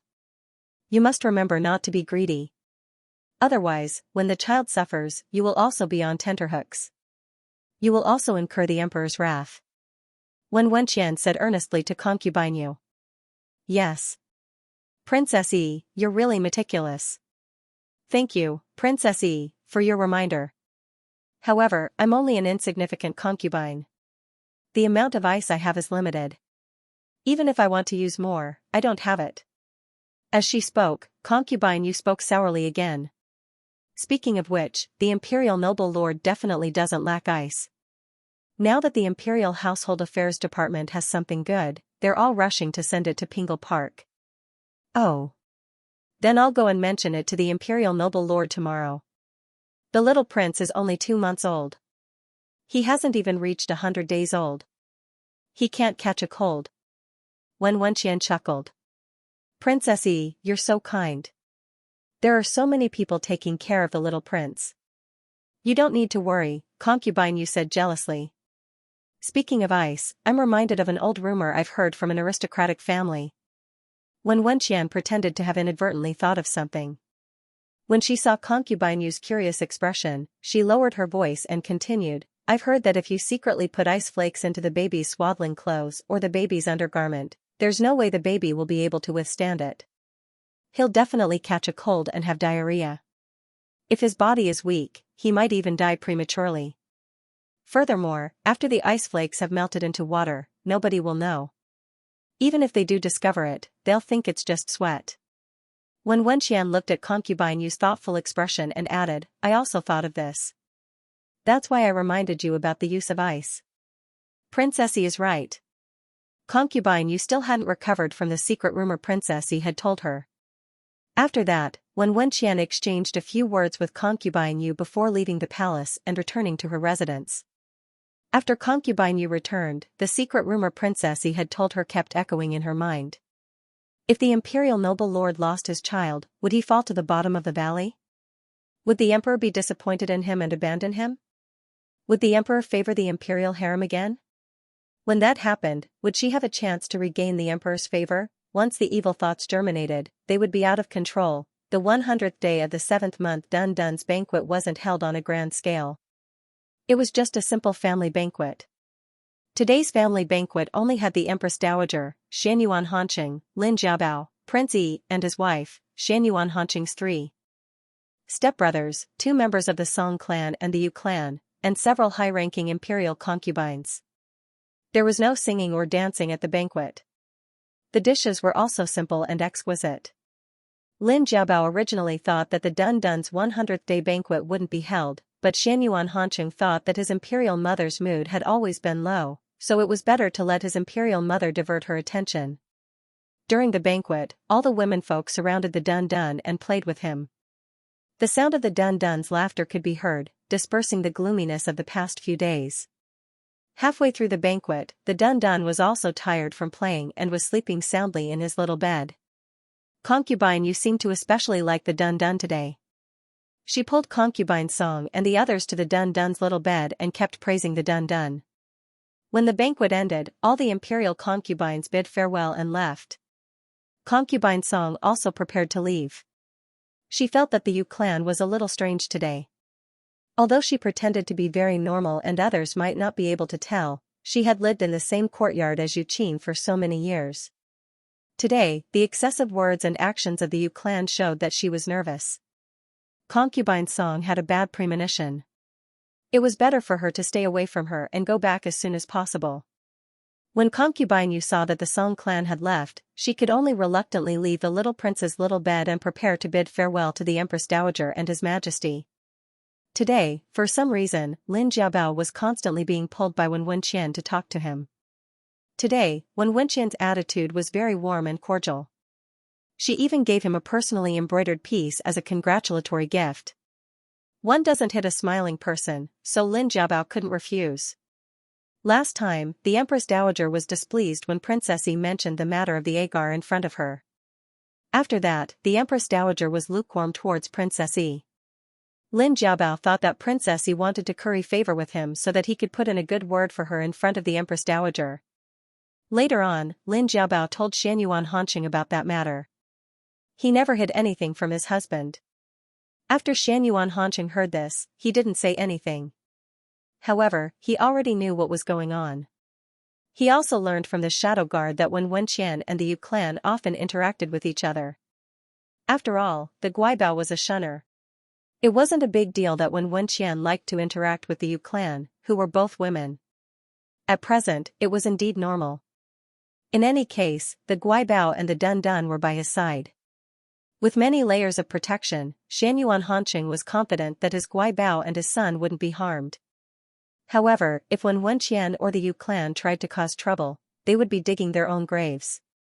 Xianyuan Hanqing hoped that Wen Wenqian wouldn't disappoint him. He hoped that such a day wouldn't come. After all, Wen Wenqian was his younger brother's official wife. Xianyuan Hanqing was happy. Of course, he also hoped that his younger brother would be happy in this lifetime. The Empress Dowager sat on the throne while Xianyuan Hanqing stood beside the Guibao and accepted everyone's greetings. At this moment, Xianyuan Hanqing suddenly noticed that the palace maid beside the Yu clan was acting strangely. Her body was trembling, and her left sleeve was also acting strangely. "You, come out." Xianyuan Hanqing pointed at the palace maid behind the Yu clan and said in a deep voice. "You, come out." Xianyuan Hanqing pointed at the palace maid behind the Yu clan. Buying nervously walked forward in fear. Her entire body trembled even more as she hid her left hand behind her back. Concubine Yu's face instantly turned pale. She hurriedly walked forward and tried to explain for Bai Ying, "Your Majesty, Bai Ying is a little sick today. Please forgive her for her rudeness." Xianyuan Hanqing narrowed his eyes and said in a dangerous tone, "Sick? Why did you bring her to the first prince's 100-day banquet if she's sick?" "Concubine Yu, what are you trying to do?" Concubine Yu was powerless to explain herself. She shook her head and knelt down. No, Your Majesty, this concubine didn't." Xianyuan Hanqing didn't believe her at all. He ordered the Yuan Fu, go and see what Bai Ying is hiding in her sleeve. Yes. The Yuan Fu brought 2 guards forward. Bai Ying hurriedly knelt down and begged for mercy. Your Majesty, please spare me. Your Majesty, please spare me. The 2 guards restrained her. The Yuan Fu saw that her sleeve was a little wet, so he dug out a piece of ice from her tightly clenched fist. Bai Ying's left hand was already blue from the cold. She was scared out of her wits when she saw that her secret had been exposed.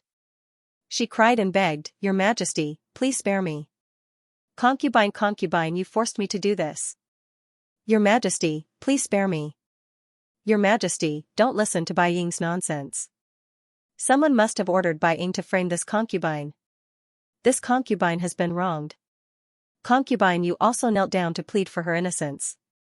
Bai Ying despaired when she saw that concubine Yu was trying to clear her name. She really had a hard life. Not only did she have to endure concubine Yu's beatings and scoldings, but she was also forced to murder an imperial heir. If she was discovered, she would die. If she succeeded, she would be silenced. Since she was going to die anyway, she didn't care anymore. Bai Ying immediately revealed everything about Her Highness Concubine Yu, and explained that Her Highness Concubine Yu had prepared an ice tablet for the first prince in advance, but there were too many wet nurses and palace maids to look after the little prince, so she couldn't find an opportunity to do so. Today, Concubine Yu had wanted to hug the Dun several times, but wet nurse Chen had stopped her. In the end, Concubine Yu had no choice but to return the ice chip to Being in her wide sleeves. However, Being was too timid and was discovered by the emperor when she was about to leave. B*TCH. How can there be such a vicious woman? The Empress Dowager was furious when she heard that Concubine Yu wanted to harm the Dun. Lin Jiabao also felt a chill run down his spine when he heard Bai Ying's recount. Lin Jiabao didn't know that a small ice tablet could harm people. He looked at the Dun, who was still sleeping soundly.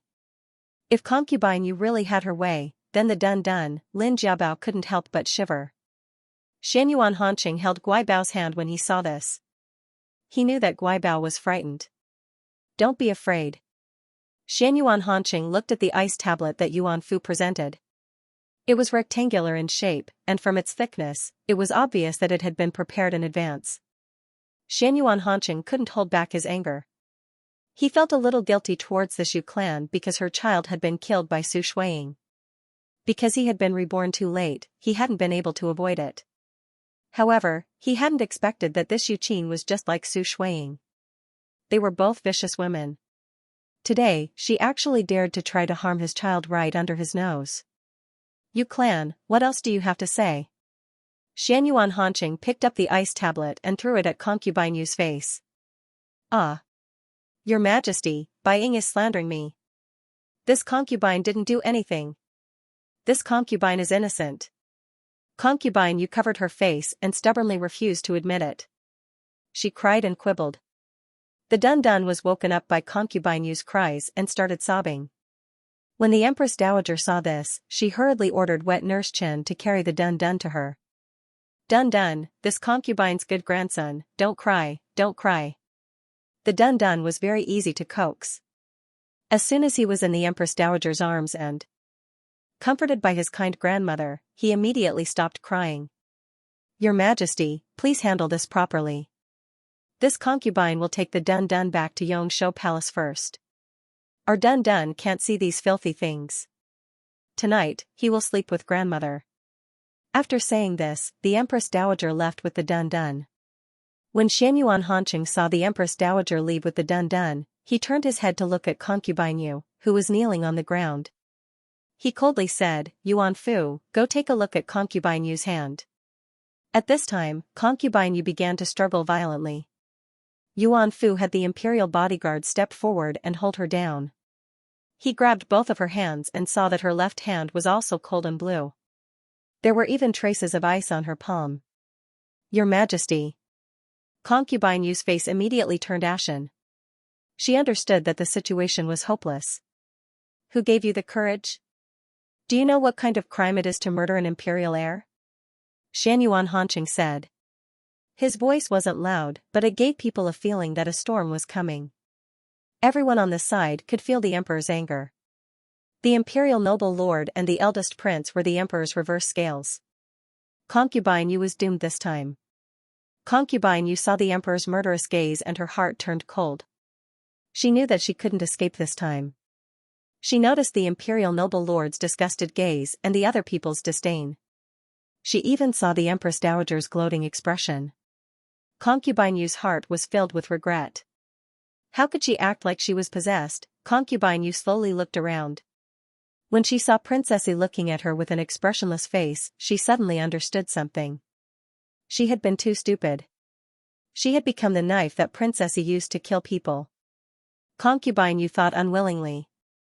Since she couldn't be kind, she wouldn't let Princess Yi, this ambitious woman, have an easy time. When Wen Qian had seen everything that had happened, her heart was filled with apprehension, but she suppressed it and didn't show it on her face. Concubine Yu was truly stupid. She had originally revealed the method of using ice because she wanted Concubine Yu to think of a way to bribe the eldest prince's wet nurse and have her act according to the circumstances. She didn't expect Concubine Yu to be so stupid. She actually dared to act personally and her methods were so clumsy. She was simply seeking her own death. Right now, the most important thing was to prevent Concubine Yu from saying anything related to her. When Wen Qian was constantly paying attention to Concubine Yu's expression. When she saw the look of realization on Concubine Yu's face, she knew that Concubine Yu intended to drag her down with her. When Wen Qian hurriedly stepped forward and reprimanded Concubine Yu in a righteous manner. Concubine Yu, you're a mother in vain. You actually did such a disgraceful thing. The eldest prince is still so young. How could you bear to hurt him? And how heartbroken would the imperial noble lady be? Put yourself in her shoes. Have you ever thought about your daughter before doing such a thing? When she grows up in the future and learns that she has a mother like you, how would she miss you? What would do in the future? Have you ever thought about it? When Wen Qian pretended to question Concubine Yu sternly, as if she was feeling indignant on behalf of the imperial noble lady. However, her words never left Concubine Yu's daughter. When Concubine Yu heard Princess Yi's words, she was already in tears. Yes, she still had a daughter. What would do in the future? When she heard Princess Yi's words, which sounded like she was worried about only she understood the meaning behind Princess Yi's words. She actually wanted to use as a threat. Concubine Yu smiled bitterly. In reality, she couldn't blame anyone for her current situation. However, it was already too late for her to understand. As for this Princess Yi, the emperor wasn't a fool. He would investigate sooner or later. Concubine Yu believed that she wouldn't have a good ending. Your Majesty, this concubine knows that her sins are grave, but is innocent. Your Majesty, please forgive her on account of the fact that she is of your blood.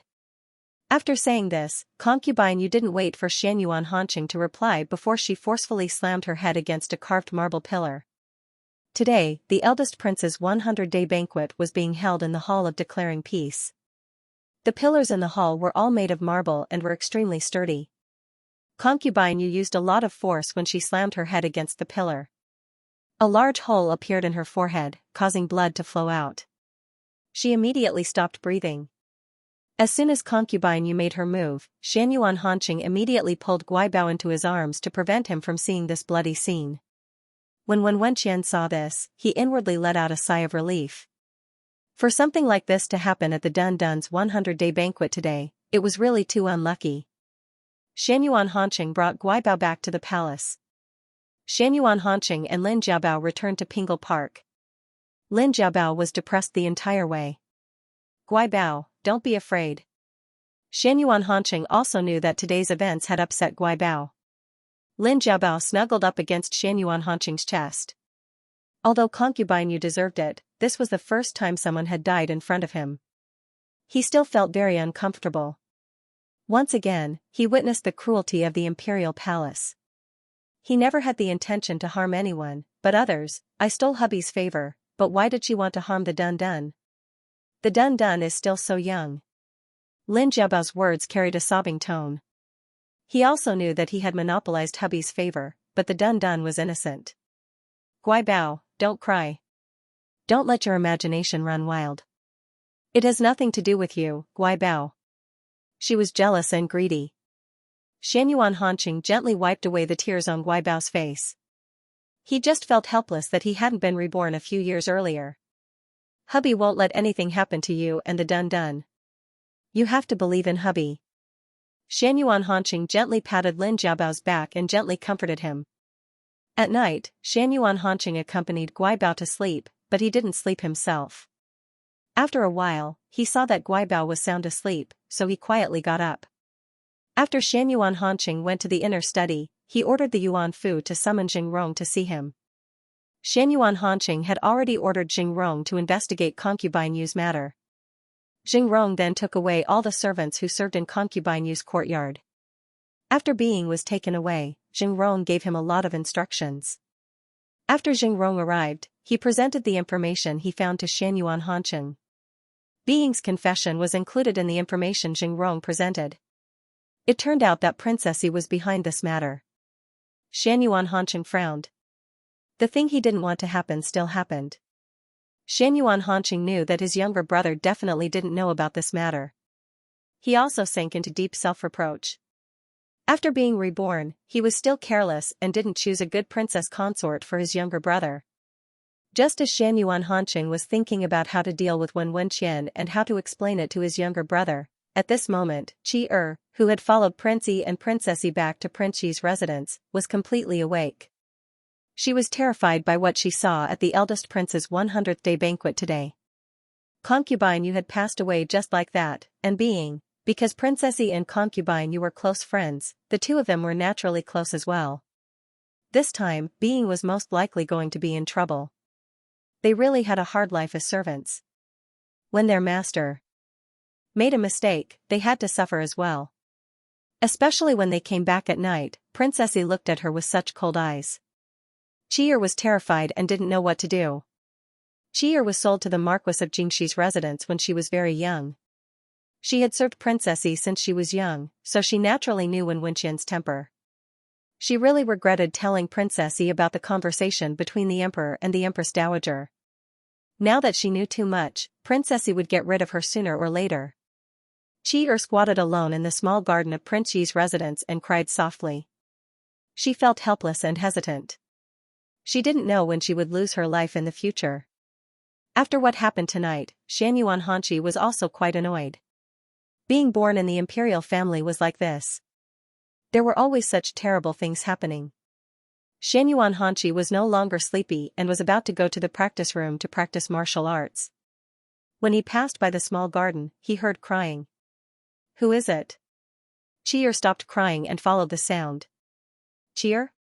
When Xianyuan Hanqing saw that it was Wen Wenqian's maid, Qi, he asked her, "It's late at night. Why are you here?" "Prince, this servant." Qi wanted to say something, but hesitated. When Xianyuan Hanqing saw that her eyes were red and swollen from crying, he asked, "Were you bullied?" "Prince, please save me, Prince." "Wang Fei, Qi doesn't want to die.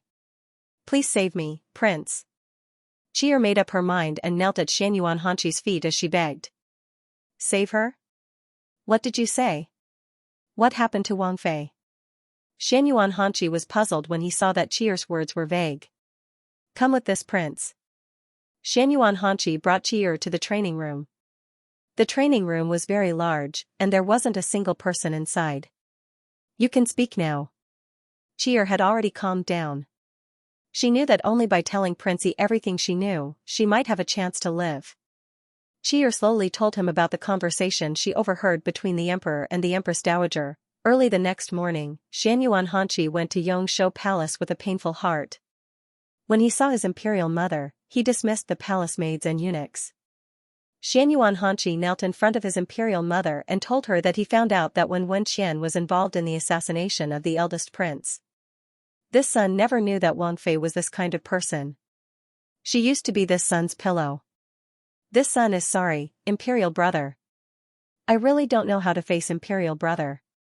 At that time, when Xianyuan Hanqing heard Qi's explanation, he realized that Wen Wenqian was such a scheming, ambitious, and vicious woman. When imperial father was alive, he always hoped that they could love each other and support each other.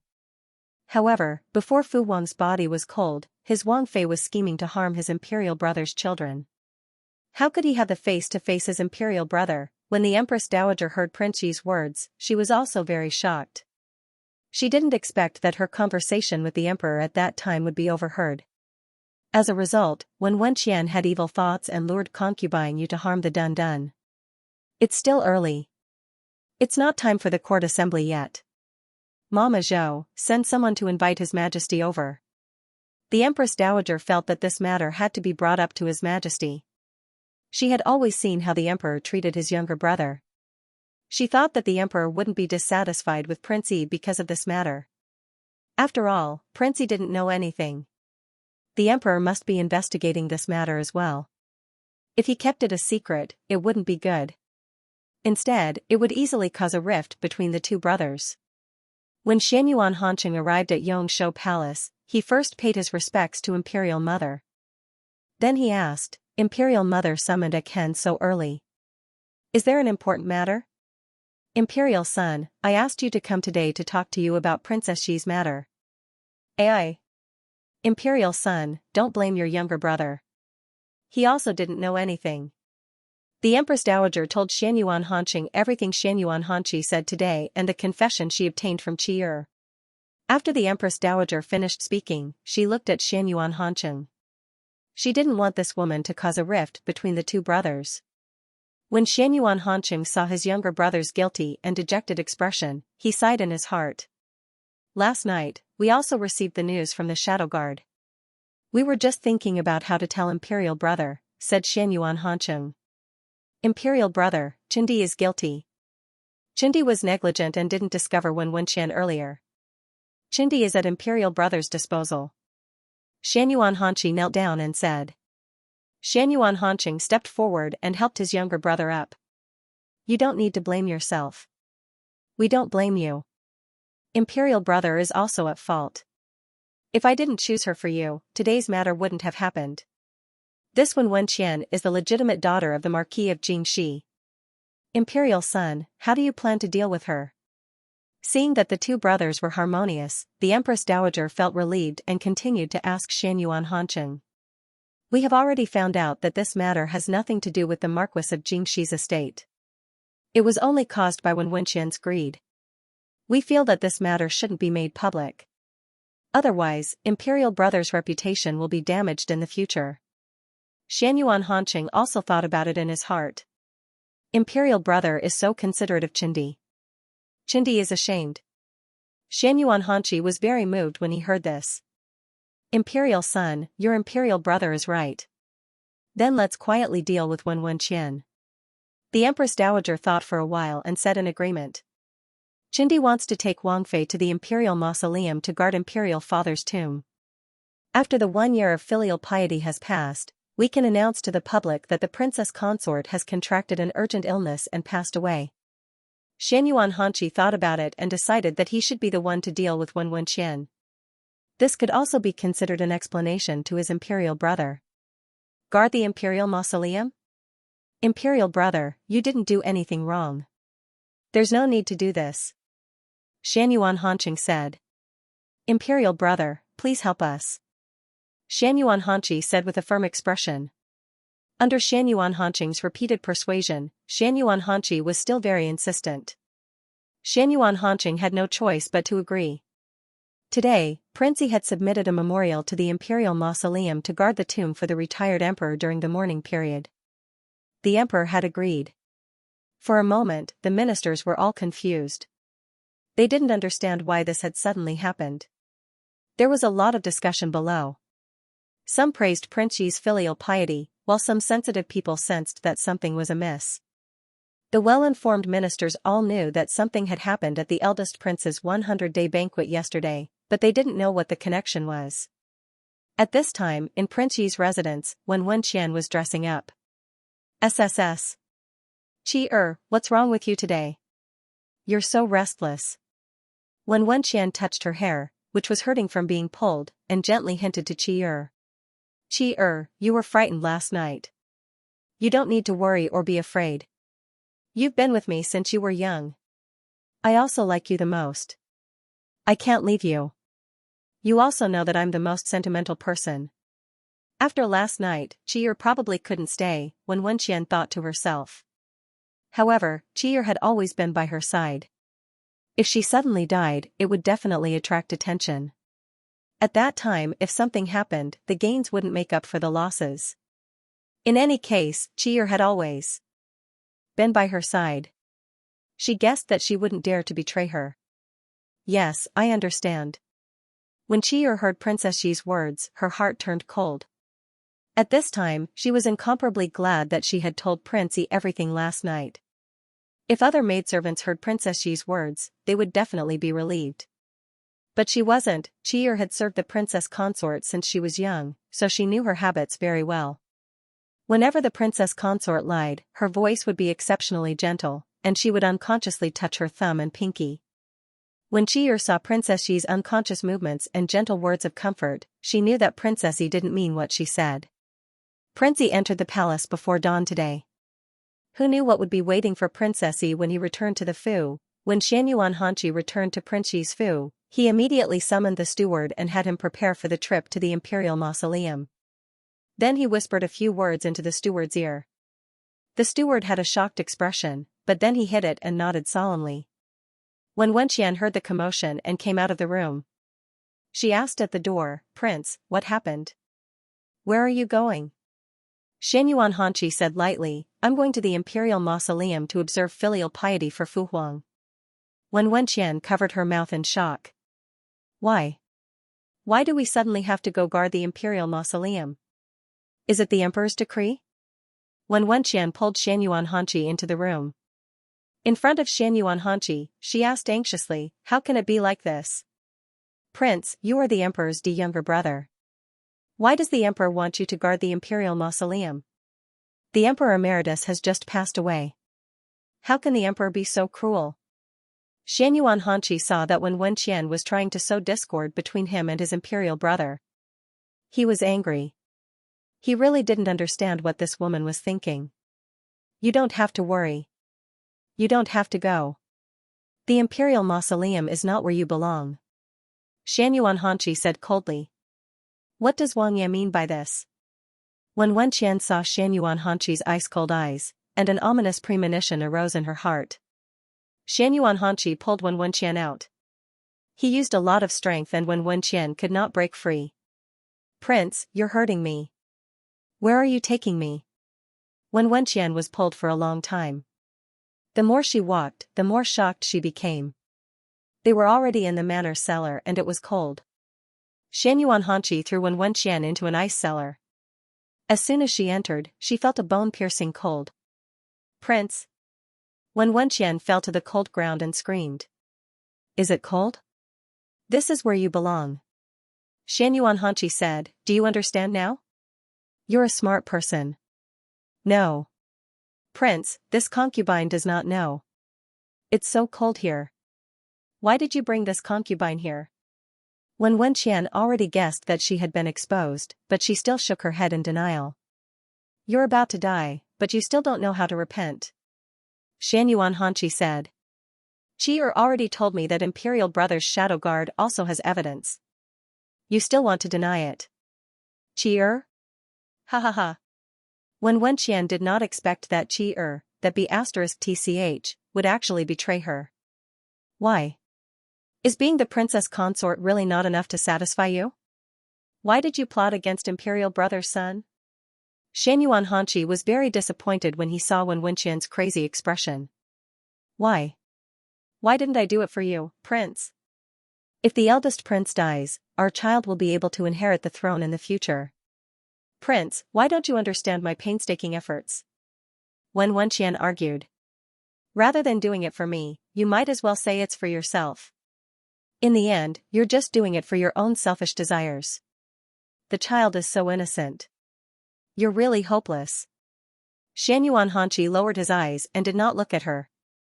"So what if I'm jealous? Why do I, a dignified legitimate daughter of an aristocratic family, have to bow and scrape before a palace husband? Why does His Majesty only want him? How can a lowly husband's child inherit Xuanyuan's country? He shouldn't have been born. If only he had a miscarriage back then." Even God is helping him. It's not fair. Wen Wenqian said unwillingly. I've never thought of taking a concubine. Xianyuan Hanqi said in a deep voice and sighed. It's your greed that harmed you. When Wen Wenqian heard Xianyuan Hanqi's words, she was instantly speechless. Tears flowed down her face. Your Highness, this concubine knows her wrongs. This concubine's heart was truly bewitched. It's too late. Xianyuan Hanqi turned and left. Once you've made a mistake, there's no turning back. No. Your Highness, I beg you. Don't go, it's so cold here. Let me go, I beg you, let me go. Wen Wenqian suddenly understood something. She looked at the huge blocks of ice around her. The place the prince said to return was to freeze her to death. She cried out in fear. Your Highness, you can't do this to me. I'm your official wife. I'm your official wife. Xianyuan Hanqi had the guards lock the door and left with large strides. His eyes were moist as he said in his heart, if you really treat me as your husband, why would you do such a thing? A few days later, the Marquis of Jingxi's mansion welcomed an unexpected guest. The Marquis of Jingxi looked at the second prince with some surprise. Your Highness Prince Yi, aren't you? Aren't you supposed to be on your way to the imperial mausoleum? The Marquis of Jingxi's heart sank when she saw Prince Yi's expressionless face. Prince Yi, please come with me. After that, the Marquis of Jingxi led Prince Yi to the study. Xianyuan Hanqi had the eunuch following him put a black box on the desk, then handed something to Jingxi. After the Marquis of Jingxi saw the box, her heart was in turmoil. How could his legitimate daughter do such a stupid thing? Murdering an imperial heir was a serious crime that would implicate the entire family. There's no place for her to return to in the imperial mausoleum. Xianyuan Hanqi pointed at the black box on the desk. You should take care of her. A few days later, the Marquis of Jingxi, who seemed to have aged several years overnight, submitted a memorial to the emperor, begging to return to her ancestral home. Not long after, the Wen family, which used to be an aristocratic family, gradually disappeared from the capital. While Prince Yi and Princess Yi were observing mourning for the Emperor Emeritus in the imperial mausoleum, Princess Yi suddenly fell ill and passed away. This news caught the attention of the court and all the officials. They were surprised, but they also felt that something was wrong. In addition, the Marquis of Jingxi had suddenly reported this to the emperor. Everyone thought that this was probably another secret of the imperial family, so they didn't dare to pry any further. A year passed by very quickly. After the retired emperor's mourning period, the winged king returned to the imperial court. He was less impetuous and more reserved. Xianyuan Hanqi felt gratified by his younger brother's growth. He felt that his younger brother had matured a lot after the incident with Wen Wenqian. He also hoped that his younger brother would have someone he liked by his side in the future. Unexpectedly, not long after Xianyuan Hanqi returned to the capital, he said that he wanted to go to the border cities. Xianyuan Hanqi tried to dissuade him, but he couldn't change his younger brother's mind. Fortunately, there were no more battles in the border cities. It would be good for his younger brother to go there and gain some experience. 2 years. We will give you 2 years at most. You must come back in 2 years. Xianyuan Hanqi said to Xianyuan Hanqi. His younger brother was his indispensable right and left arm. After the Emperor Emeritus mourning period, Xianyuan Hanqi reopened the imperial examinations. Lin Zhaowen participated in this time's imperial examinations and won first place in one fell swoop. During the court examinations, Lin Zhaowen wrote an essay on agriculture. The entire text was voluminous, the words were powerful, and the rhyme was accurate. He displayed his shocking talent. Xianyuan Hanqi announced Lin Zhaowen's name in the Golden Palace Hall. Winning first place in the imperial examinations and having a lawsuit paraded through the streets was something that all the examinees dreamed of. Lin Zhaowen was no exception. He used his own hard work to realize this dream. At this point, Lin Zhaowen had become a new noble in the capital, and for the first time, the imperial noble lady's maiden family had entered the eyes of the court. On the day of the parade, Lin Zhaowen held the emperor's imperial edict in his hand. He rode a horse with a golden saddle and a red mane. He was surrounded by attendants as he led the way. The firecrackers shook the sky, and the streets were decorated with lanterns and colored banners. The commoners lined both sides of the street to welcome them. The second and third floors of the restaurants and teahouses facing the street were filled with people watching. Xianxia Hanqing was already prepared. He ordered Swan Goose Brothel to clear the area. Lin Jiabao and Xianxia Hanqing were watching the lively scene from a private room on the third floor. Yes, big brother. Big brother. Lin Jiabao shouted excitedly when he saw his big brother's imposing manner. However, his voice was soon drowned out by the screams of the surrounding women. Flower. Hurry up and give me flowers. No one hit big brother. I'll smash it. Lin Jiabao shouted anxiously. Yuan Qing immediately ran out and returned with a basket of fresh flowers. Mistress, the flowers are here. Lin Jiawen was the top scholar. He rode a tall horse at the front, followed by the second place and third place. The second place was a young talent from Jiangnan. Although he was born into a poor family, he had an extraordinary bearing. Although he was over 20 years old, he was still single because his family was poor. Naturally, he was loved by the women. Flowers and jade pendants were thrown at him. The third place was naturally the most handsome of the top three. He was the son of an aristocratic family with an outstanding background. He was only 19 this year. He could be considered a young talent. Although he was also single, he was the most popular of the three. Compared to the two of them, Lin Jiawen's appearance was slightly inferior. In addition, Lin Jiawen was already married and had children, so the number of flowers thrown at him was the least. Lin Jiabao grabbed handfuls of flowers and threw them at them. Unfortunately, the parade had already passed by the restaurant he was in. Xianxia Hanqing watched as Guibao threw flowers at another man. Although this man was Guibao's older brother, he still felt somewhat unhappy. Lin Jiabao waited until the parade was completely out of sight before leaving through the window. They're having a master appreciation banquet at Savant's restaurant today. Your family will all be there. Guibao, do you want to go? Xianxia Hanqing asked. No, it's not good for me to go with my current identity. Lin Jiabao seriously thought for a while. He felt that it was better for him not to show his face.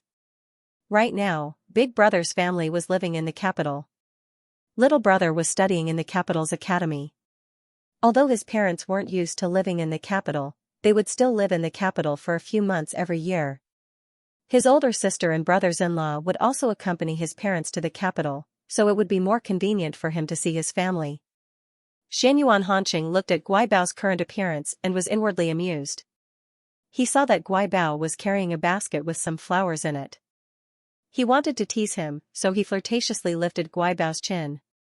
Little beauty, how much are these flowers? Lin Jiabao blushed from Xianxia Hanqing's actions.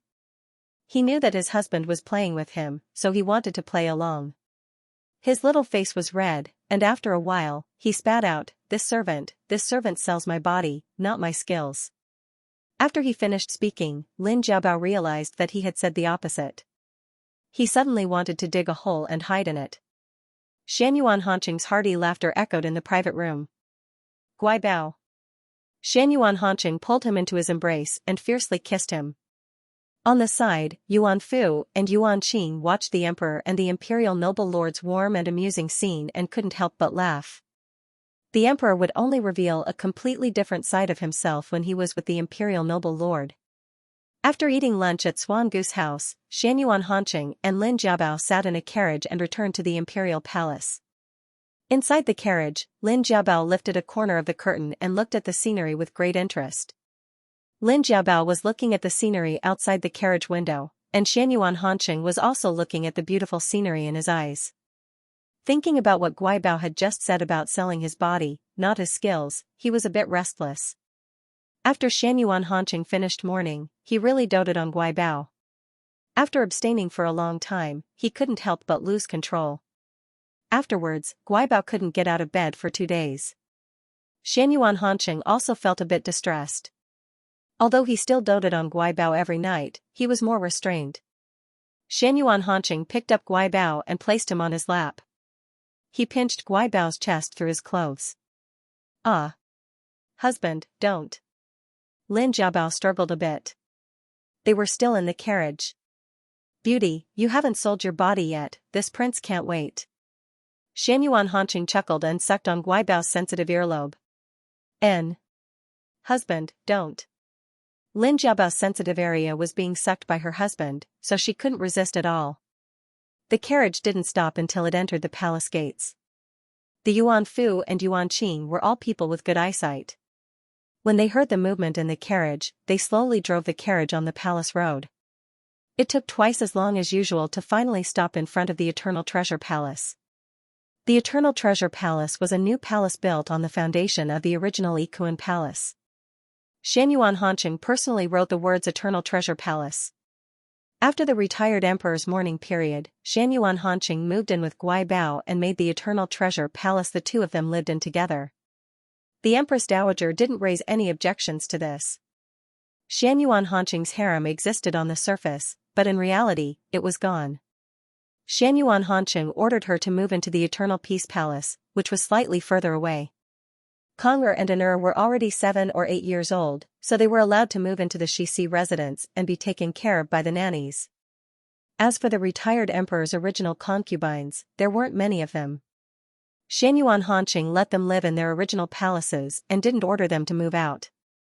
As for the 3 Shu brothers' mother, once they came of age and opened their own residences, Xianyuan Hanqing also agreed that the Shu brothers could take their mother out of the palace and live out the rest of their lives in their residences. Xianyuan Hanqing's actions attracted the gratitude of the imperial concubines, Taipin, and their families. They were destined to live out the rest of their lives in the palace. Originally, they were worried that they would be squeezed into the same palace in the future and that their treatment wouldn't be as good as before. They didn't expect the emperor to do such a good deed, so they all praised him. As for some of the ministers' memorials about reopening the consort selection and filling up the harem, Xianyuan Hanqing ignored them. Xianyuan Hanqing continued to do as he pleased and didn't pay any attention to them. The ministers couldn't do anything about the emperor. The carriage stopped in front of the Eternal Treasure Palace for a long time before Xianyuan Hanqing carried the limp and weak Guibao out of the carriage. When they entered the palace, a small figure stumbled out. Father, father, father, hug. Dun Dun was more than a year old and already knew how to walk.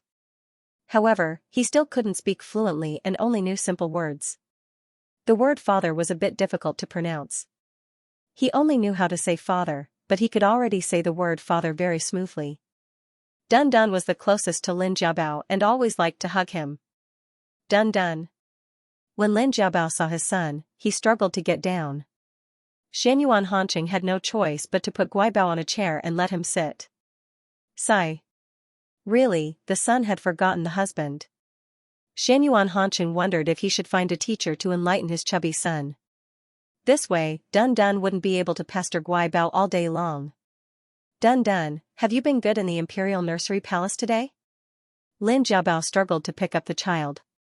Fortunately, he was sitting down and saved a lot of effort. Dun Dun was getting heavier and heavier. Dun Dun, good boy. Dun Dun replied. He raised his little face and wanted Lin Jiabao to kiss him as praise.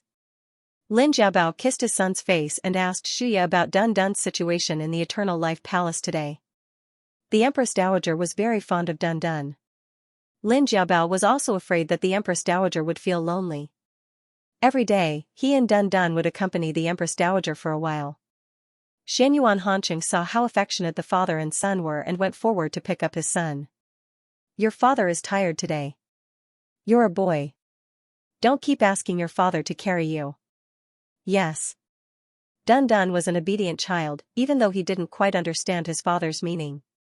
But when he thought of how his father was lying in bed a few days ago, Dun Dun nodded seriously. He then turned to pester Xianyuan Hanqing. Father. Gao Gao. Gao Gao. Xianyuan Hanqing understood. He held him and threw him up a little, then caught him firmly. His son had liked this since he was young. Xianyuan Hanqing thought of it as exercise. Hee hee. Along with Dun Dun's laughter, the Eternal Life Palace was filled with warmth. In the golden autumn of October, Xianyuan Hanqing and Lin Jiabao welcomed another piece of good news. Lin Jiabao was found to be 2 months pregnant. When Lin Jiabao was 5 months old, Dr. Qian diagnosed that they were twins. When the Empress Dowager found out, she couldn't stop smiling. She knew that Jiabao was a good child with many children. On an afternoon in the 5th month of the 2nd year, Dun Dun anxiously called for his father outside the Eternal Treasure Palace. Dun Dun, be good, your father is inside giving birth to your younger brother and sister. The Empress Dowager comforted her eldest grandson, but she was also somewhat anxious. The Jiabao was born prematurely, so she was also very worried. However, the imperial doctor also said that the imperial noble lady was pregnant with twins, so premature birth was a normal phenomenon. Father went in to accompany father. I also want to accompany father to give birth to my younger brother and sister. Dun Dun also wanted to go into the palace, but was stopped by wet nurse Chen. Your father went to help your father, Dun Dun, be good. The Empress Dowager hugged Dun Dun and coaxed him. After waiting for a long time, they finally welcomed the sound of babies crying. Not long after, the midwife led the 2 wet nurses out, each holding a swaddling cloth. Congratulations, Empress Dowager, congratulations, Empress Dowager. The imperial noble lady gave birth to a pair of little princes. The 2 little princes are very handsome, Empress Dowager, please take a look. Good. Good. Haha. Dun Dun, quickly come and take a look, you have 2 little brothers, you will be a big brother in the future. The Empress Dowager's face was full of smiles, suddenly having 2 more grandsons, it was really too good. How is the imperial noble lady's body? Afterwards, the Empress Dowager asked about the Jiabao's situation with concern. Replying Empress Dowager, the imperial noble lady is well, but somewhat exhausted. The emperor is by the imperial noble lady's side, so this old servant first came to report the good news to Empress Dowager. Today, she finally saw how much the emperor doted on the imperial noble lady. The emperor actually accompanied the imperial noble lady throughout the birth. This was rare even in an ordinary rich family, not to mention the emperor who had a body of 10,000 gold. Good, you did very well today, go and receive your reward. Yes. Thank you, Empress Dowager. Little brother? Little sister? Little sister? Dun Dun heard that there was only a little brother and no sister, so he immediately became unhappy. Over the past few months, everyone had hoped that the imperial noble lord would give birth to twins, so they often talked about his younger brother and sister in front of him. After a long time, the Dun Dun remembered it. I want my sister, I want my sister. Little brothers are good too. Dun Dun can play with his little brothers in the future and teach them how to read and write. As for a younger sister, you will have one in the future. The Empress Dowager comforted the Dun Dun with a smile. Where's my little sister? Dun Dun was still unhappy and pouted. Father must have done more harm than good. This should be what Grand Tutor Xia taught us before. Unable to accomplish anything but good at spoiling things. Dun Dun was still very young, but he said something that made people not know whether to laugh or cry. The Empress Dowager laughed heartily. Dun Dun was almost 3 years old and was very smart. Xianyuan Hanqing had the old Prime Minister Xie Chongqing teach the eldest prince. Xianyuan Hanqing had already revealed to Xie Chongqing that he wanted to make the eldest prince the heir to the throne. Xie Zhongqing also taught the first prince very diligently. Dun Dun was also very intelligent and eager to learn, with a strong thirst for knowledge. However, sometimes he would ask strange questions that Xie Chongqing didn't know whether to laugh or cry. Lin Jiabao slowly woke up and saw Xianyuan Hanqing lying on his bed, looking at him affectionately. Their eyes met. Lin Jiabao called out in a soft voice, "Husband, Guai Bao, how do you feel? Are you better?" Xianyuan Hanqing asked gently. I feel much better. I'm just a bit hungry. Lin Jiabao had used a lot of energy during labor today. Right now, he felt that his stomach was empty. Xianyuan Hanqing immediately ordered Shu Qing to bring out the food he had prepared. He also personally fed Guai Bao. The wet nurse carried the 2 little princes, who were full of milk, over. The twins looked very similar. The only difference was that the older brother had a small mole on his left earlobe. The younger brother also had a small mole on his right earlobe. They were very easy to recognize. Lin Jiabao hugged the older brother and the younger brother. He was very fond of him. Husband, let's call the 2 babies little left and little right, okay? This way, they'll be easy to remember and recognize. That's right. Let's call them that. He never had any objections to Guibao's nicknames. As for their official names, he still had to think about it for a few days. He would announce it when they were 1 month old. How is Dun Dun? He didn't cry, right? Lin Jiabao was worried about his eldest son. He was going to be in confinement soon. He wouldn't be able to be by his son's side for a long time. Dun Dun is fine. He's with Imperial Mother. It's just that he's still clamoring for a younger sister. Xianyuan Hanqing recalled his eldest son's words about him being a hindrance. He was both angry and amused. Although he was also looking forward to having a pair of twins, having twins was also good. He was already very satisfied with having 3 sons now. Xianyuan Hanqing accompanied Guibao every time she gave birth. Every time he saw Guibao walk through the gates of hell, he trembled with fear. He also didn't want Guibao to give birth too frequently. It wasn't good for his health. When it came to children, it was better to leave it to fate. This time, Lin Jiabao only came out of confinement after he was 1 month old. The second and third prince's 2-month-old banquet was also held grandly. At the banquet, everyone saw the 2 princes. At this time, the 2 children's eyebrows had already grown a bit, and they looked even more alike. Xuanyuan's imperial family had never had twins born before. When the women saw this, they all felt very curious and congratulated the imperial noble lord. Xianyuan Hanqing announced the names of the second and third princes. They were Xianyuan Ruiqi and Xianyuan Ruilin respectively. Dun Dun was no longer clamoring for a younger sister. He surrounded his younger brother's little beds and looked after them. He looked quite like an older brother. Younger brothers, quickly grow up. In the future, older brother will take you out to play. Kong'er and An'er were also present today.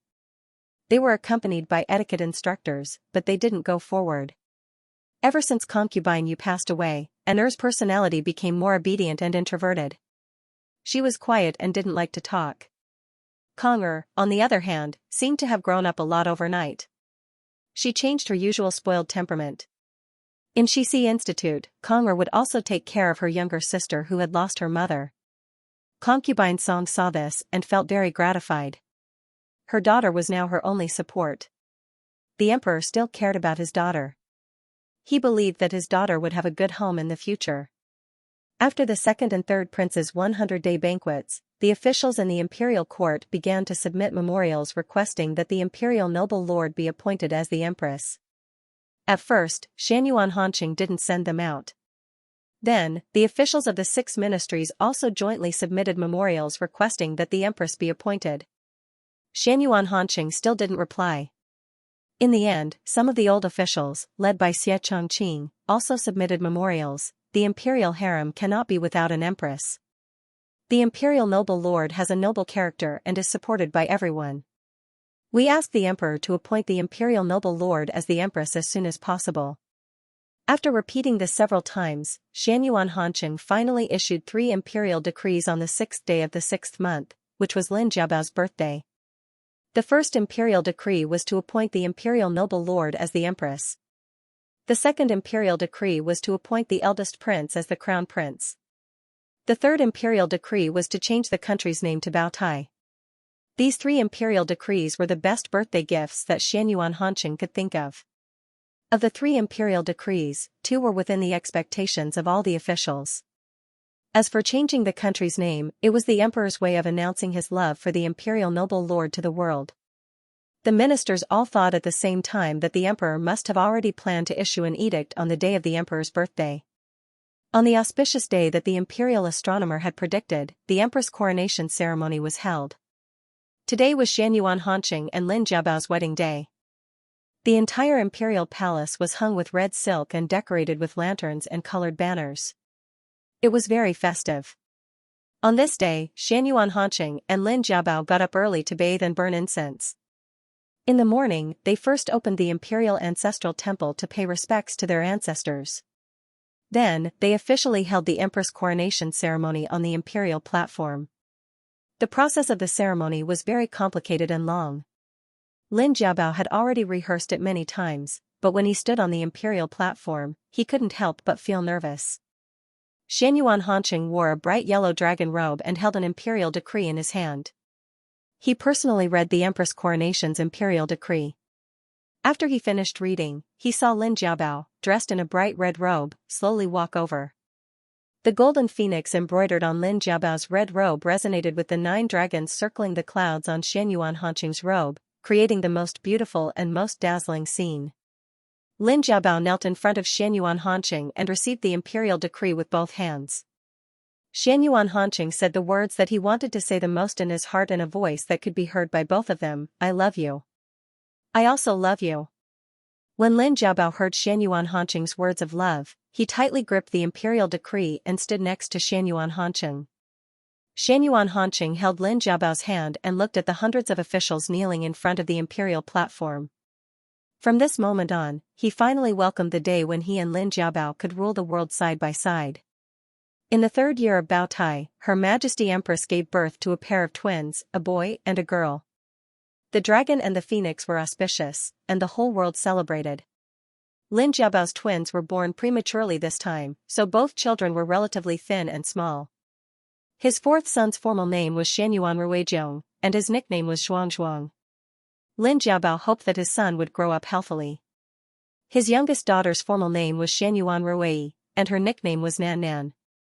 She was deeply loved by everyone. On a sunny afternoon, Lin Jiabao was quietly and attentively painting in the imperial garden. Dun Dun was playing with his 2 younger brothers. Xiangyuan Hanqing had specially ordered people to set up a swing in the imperial garden for the children to play on. At this moment, Zhuangzhuang and Nan Nan were sleeping on a small bed at the side. When the 3 boys were tired from playing, they surrounded their younger brother and sister's small bed and watched their sleeping faces. Younger brother is eating his finger again. Is he not full yet? Right saw that his younger brother was sleeping soundly with his finger in his mouth. You were like this when you were young too. Shoo. Lower your voice. Don't wake Zhuangzhuang and Nan Nan up, Dun Dun said in a low voice. Dun Dun was almost 6 years old now, and he looked like an older brother. His 2 younger brothers trusted him very much and liked to follow him around all day, becoming his 2 little tails. Left and right hurriedly covered their mouths and nodded in unison. They would cry if they woke up their younger brothers and sisters, especially their younger sister. She would cry very loudly, and it wouldn't be easy to coax her. Lin Jiabao finished painting and put down his brush. On the Xian paper was the scene of the children playing. The beautiful scene of hundreds of flowers blooming together with the lively children was a masterpiece. Lin Jiabao had some talent in painting, and in recent years, he often practiced, so his painting skills were already quite good. Lin Jiabao had once presented a 1,000-hand guanyin painting that he had personally painted at the Empress Dowager's birthday. Everyone praised Empress's astonishing talent in painting. After that, the officials and nobles of the capital took pride in obtaining Empress's calligraphy. Father Emperor. Father Emperor. Little left and little right saw their father coming and ran towards Xiangyuan Hanqing. After Xiangyuan Hanqing finished his work, he also came to the imperial garden.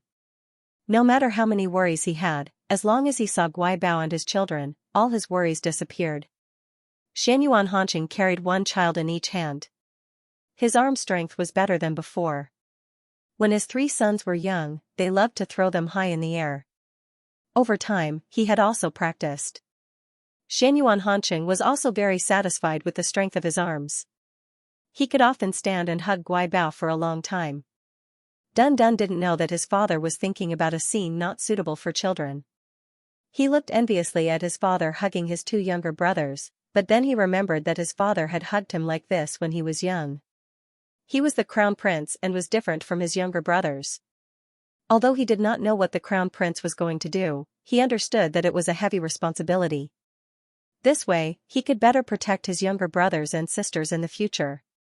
Lin Jiabao looked at his lover and children walking towards him. How beautiful. This was his home. Husband, you are very happy today. Lin Jiabao saw Xiangyuan Hanqing's happy expression and asked him. Hanqi, that brat, is finally coming back. Xiangyuan Hanqing replied with a smile. Princey is coming back. That's great. Lin Jiabao was also very happy when he heard this news. Prince Yi did not abide by the original 2-year agreement and stayed in the border city for 3 years. It turned out that Xianyuan Hanqi met the person in his life in the border city. After that, he specially sent a letter back to the capital to tell his imperial brother that he must pursue the person he liked before returning to the capital.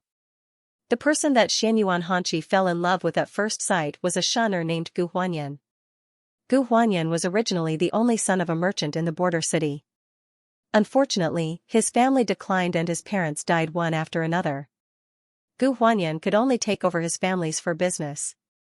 He took his family's housekeeper and several servants with him and traveled north and south with the caravan to support his family's business. Although Gu Huanyan was a shuner, he was stronger than the average man. Faced with such a shuner, Xianyuan Hanqi was deeply attracted to him. Xianyuan Hanqi met Gu Huanyan by chance. Xianyuan Hanqi was captivated by his wheat-colored skin and unswerving personality. At first, the pursuit did not go well. Gu Huanyan kept a respectful distance from this prince from the capital. He also knew his own limitations. He knew that although he was a shuang, he did not have any outstanding beauty or outstanding qualities. It seemed that this prince was just a temporary novelty. Xianyuan Hanqi did not give up and continued to fight. Instead, the more he fought, the braver he became. He shamelessly followed Gu Huanyan around the caravan. His gentle and considerate care gradually entered Gu Huanyan's heart. When bandits robbed the caravan, Xianyuan Hanqi heroically saved Gu Huanyan. Like this, Xianyuan Hanqi finally won the heart of a beauty this year. When Xianyuan Hanqi received the news that his younger brother had brought his sweetheart back to the capital, he was very happy for his younger brother. Guai Bao, let's go to the Eternal Life Palace together. Imperial Mother will definitely be happy to hear this. Xianyuan Hanqi knew that his imperial mother also missed his younger brother. Okay. Lin Jiabao took the children and went to the Eternal Life Palace with Xianyuan Hanqi. In the Eternal Life Palace, the Empress Dowager was happy to see her grandson and granddaughter. After hearing the good news from Xianyuan Hanqi, she became even more excited. That's great. Finally, there's going to be a happy occasion. Prince Yi's marriage had always been a worry in her heart. Now, she could finally put down the worry that had been hanging in her heart for the past 3 years. In the 5th month of the 4th year of Baotai, Prince Yi married his husband's consort. Hundreds of officials came to celebrate.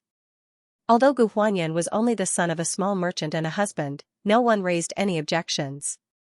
Ever since Lin Jiabao was crowned empress, many benevolent halls were set up to take care of the abandoned husband or husband who lived in poverty. They also hired people to teach them skills. In these years, the status of husband's consort gradually rose. The court officials who had children with shuang no longer treated them as outsiders like before. They also began to love and care for them as if they were their own children. Some of the court officials even married shuang. When Crown Prince Xianyuan Ruyi was 18 years old, Xianyuan Hanqi announced that he would abdicate as retired emperor and pass the throne to the crown prince. Xianyuan Hanqi took Guai Bao to tour the great rivers and mountains of the Xianyuan Empire. However, Xianyuan Hanqi's tour only lasted for half a year before they hurriedly returned to the imperial palace. The reason was that Guai Bao was pregnant again. After Lin Jiabao gave birth to the twins, there was no more news. Xianyuan Hanqi was already very satisfied. He and Guai Bao had 4 sons and a daughter. This was a wonderful thing that he didn't even dare to dream of in his previous life. He didn't expect that Guai Bao would be pregnant again. He was both happy and worried. At the age of 35, Lin Jiabao gave birth to Shuang, their last child, without any mishap. Xianyuan Hanqi was very happy with this little husband. Xianyuan Hanqi named his youngest son Xianyuan Rui's Hen, which meant treasure. He was nicknamed Xiao Guai because he inherited Guai Bao's pair of small dimples and big watery eyes. He was really very cute. Ever since he had Xiao Guai, Xianyuan Rui was the happiest. He finally had a little sister that he missed dearly. However, this little sister was different from what he imagined, so he felt a bit of regret. He didn't know if it was because his little sister grew up with the 4 boys, but his little sister was even more mischievous than her little brothers. In addition, no matter if it was his father, his little brothers, or himself, they all spoiled his little sister. Over time, his little sister developed a fierce personality that didn't lose out to the boys. She was the opposite of the obedient little sister that he imagined. When Xianyuan Rui heard Xiao Guai sweetly call him big brother after he grew up, this was the true definition of being obedient and cute. Xiao Guai was destined to be a child that was doted on by everyone. His big sisters and brothers were all older than him by more than 10 years. They all doted on this little brother who was as obedient and cute as his father. Xiao Guai's appearance was the combination of Xianyuan Hanqing and Lin Jiabao's strengths. At a young age, he already had an amazing appearance. Under the love of his brothers and fierce big sisters, Xiao Guai grew up healthily. By the time he was 15, he was already a little beauty that could cause the downfall of a city. Xianyuan Hanqing felt very vexed when he saw that his most precious child had grown up to be so beautiful. It really was a family with 100 families wanting to have a child. Xie Chongqing's grandson, Lu Ziqi's youngest son, the son of the Minister of Personnel, and so on. They all wanted to marry Xiao Guai. There was also the Xiangjia's youngest son. Your Xiangjia's eldest son already kidnapped my Nan, and now your youngest son dares to covet my Xiao Guai. No way. Who knew which family would benefit from this obedient and sensible Xiao Guai in the future? No way. He had to properly test them. Most importantly, he had to make sure that Xiao Guai liked him as well. Lin Jiabao saw his husband's vexed expression and patted his back. Husband, don't think too much. The children will eventually grow up and have their own families. The children and grandchildren will have their own blessings. I will always be by your side. Xianyuan Hanqing pulled Guaibao into his arms and kissed him passionately. That's right. The children and grandchildren will have their own blessings. It's enough to have you by my side in this life. The end of chapter 56. Don't forget to subscribe, like, and share the video to support the channel.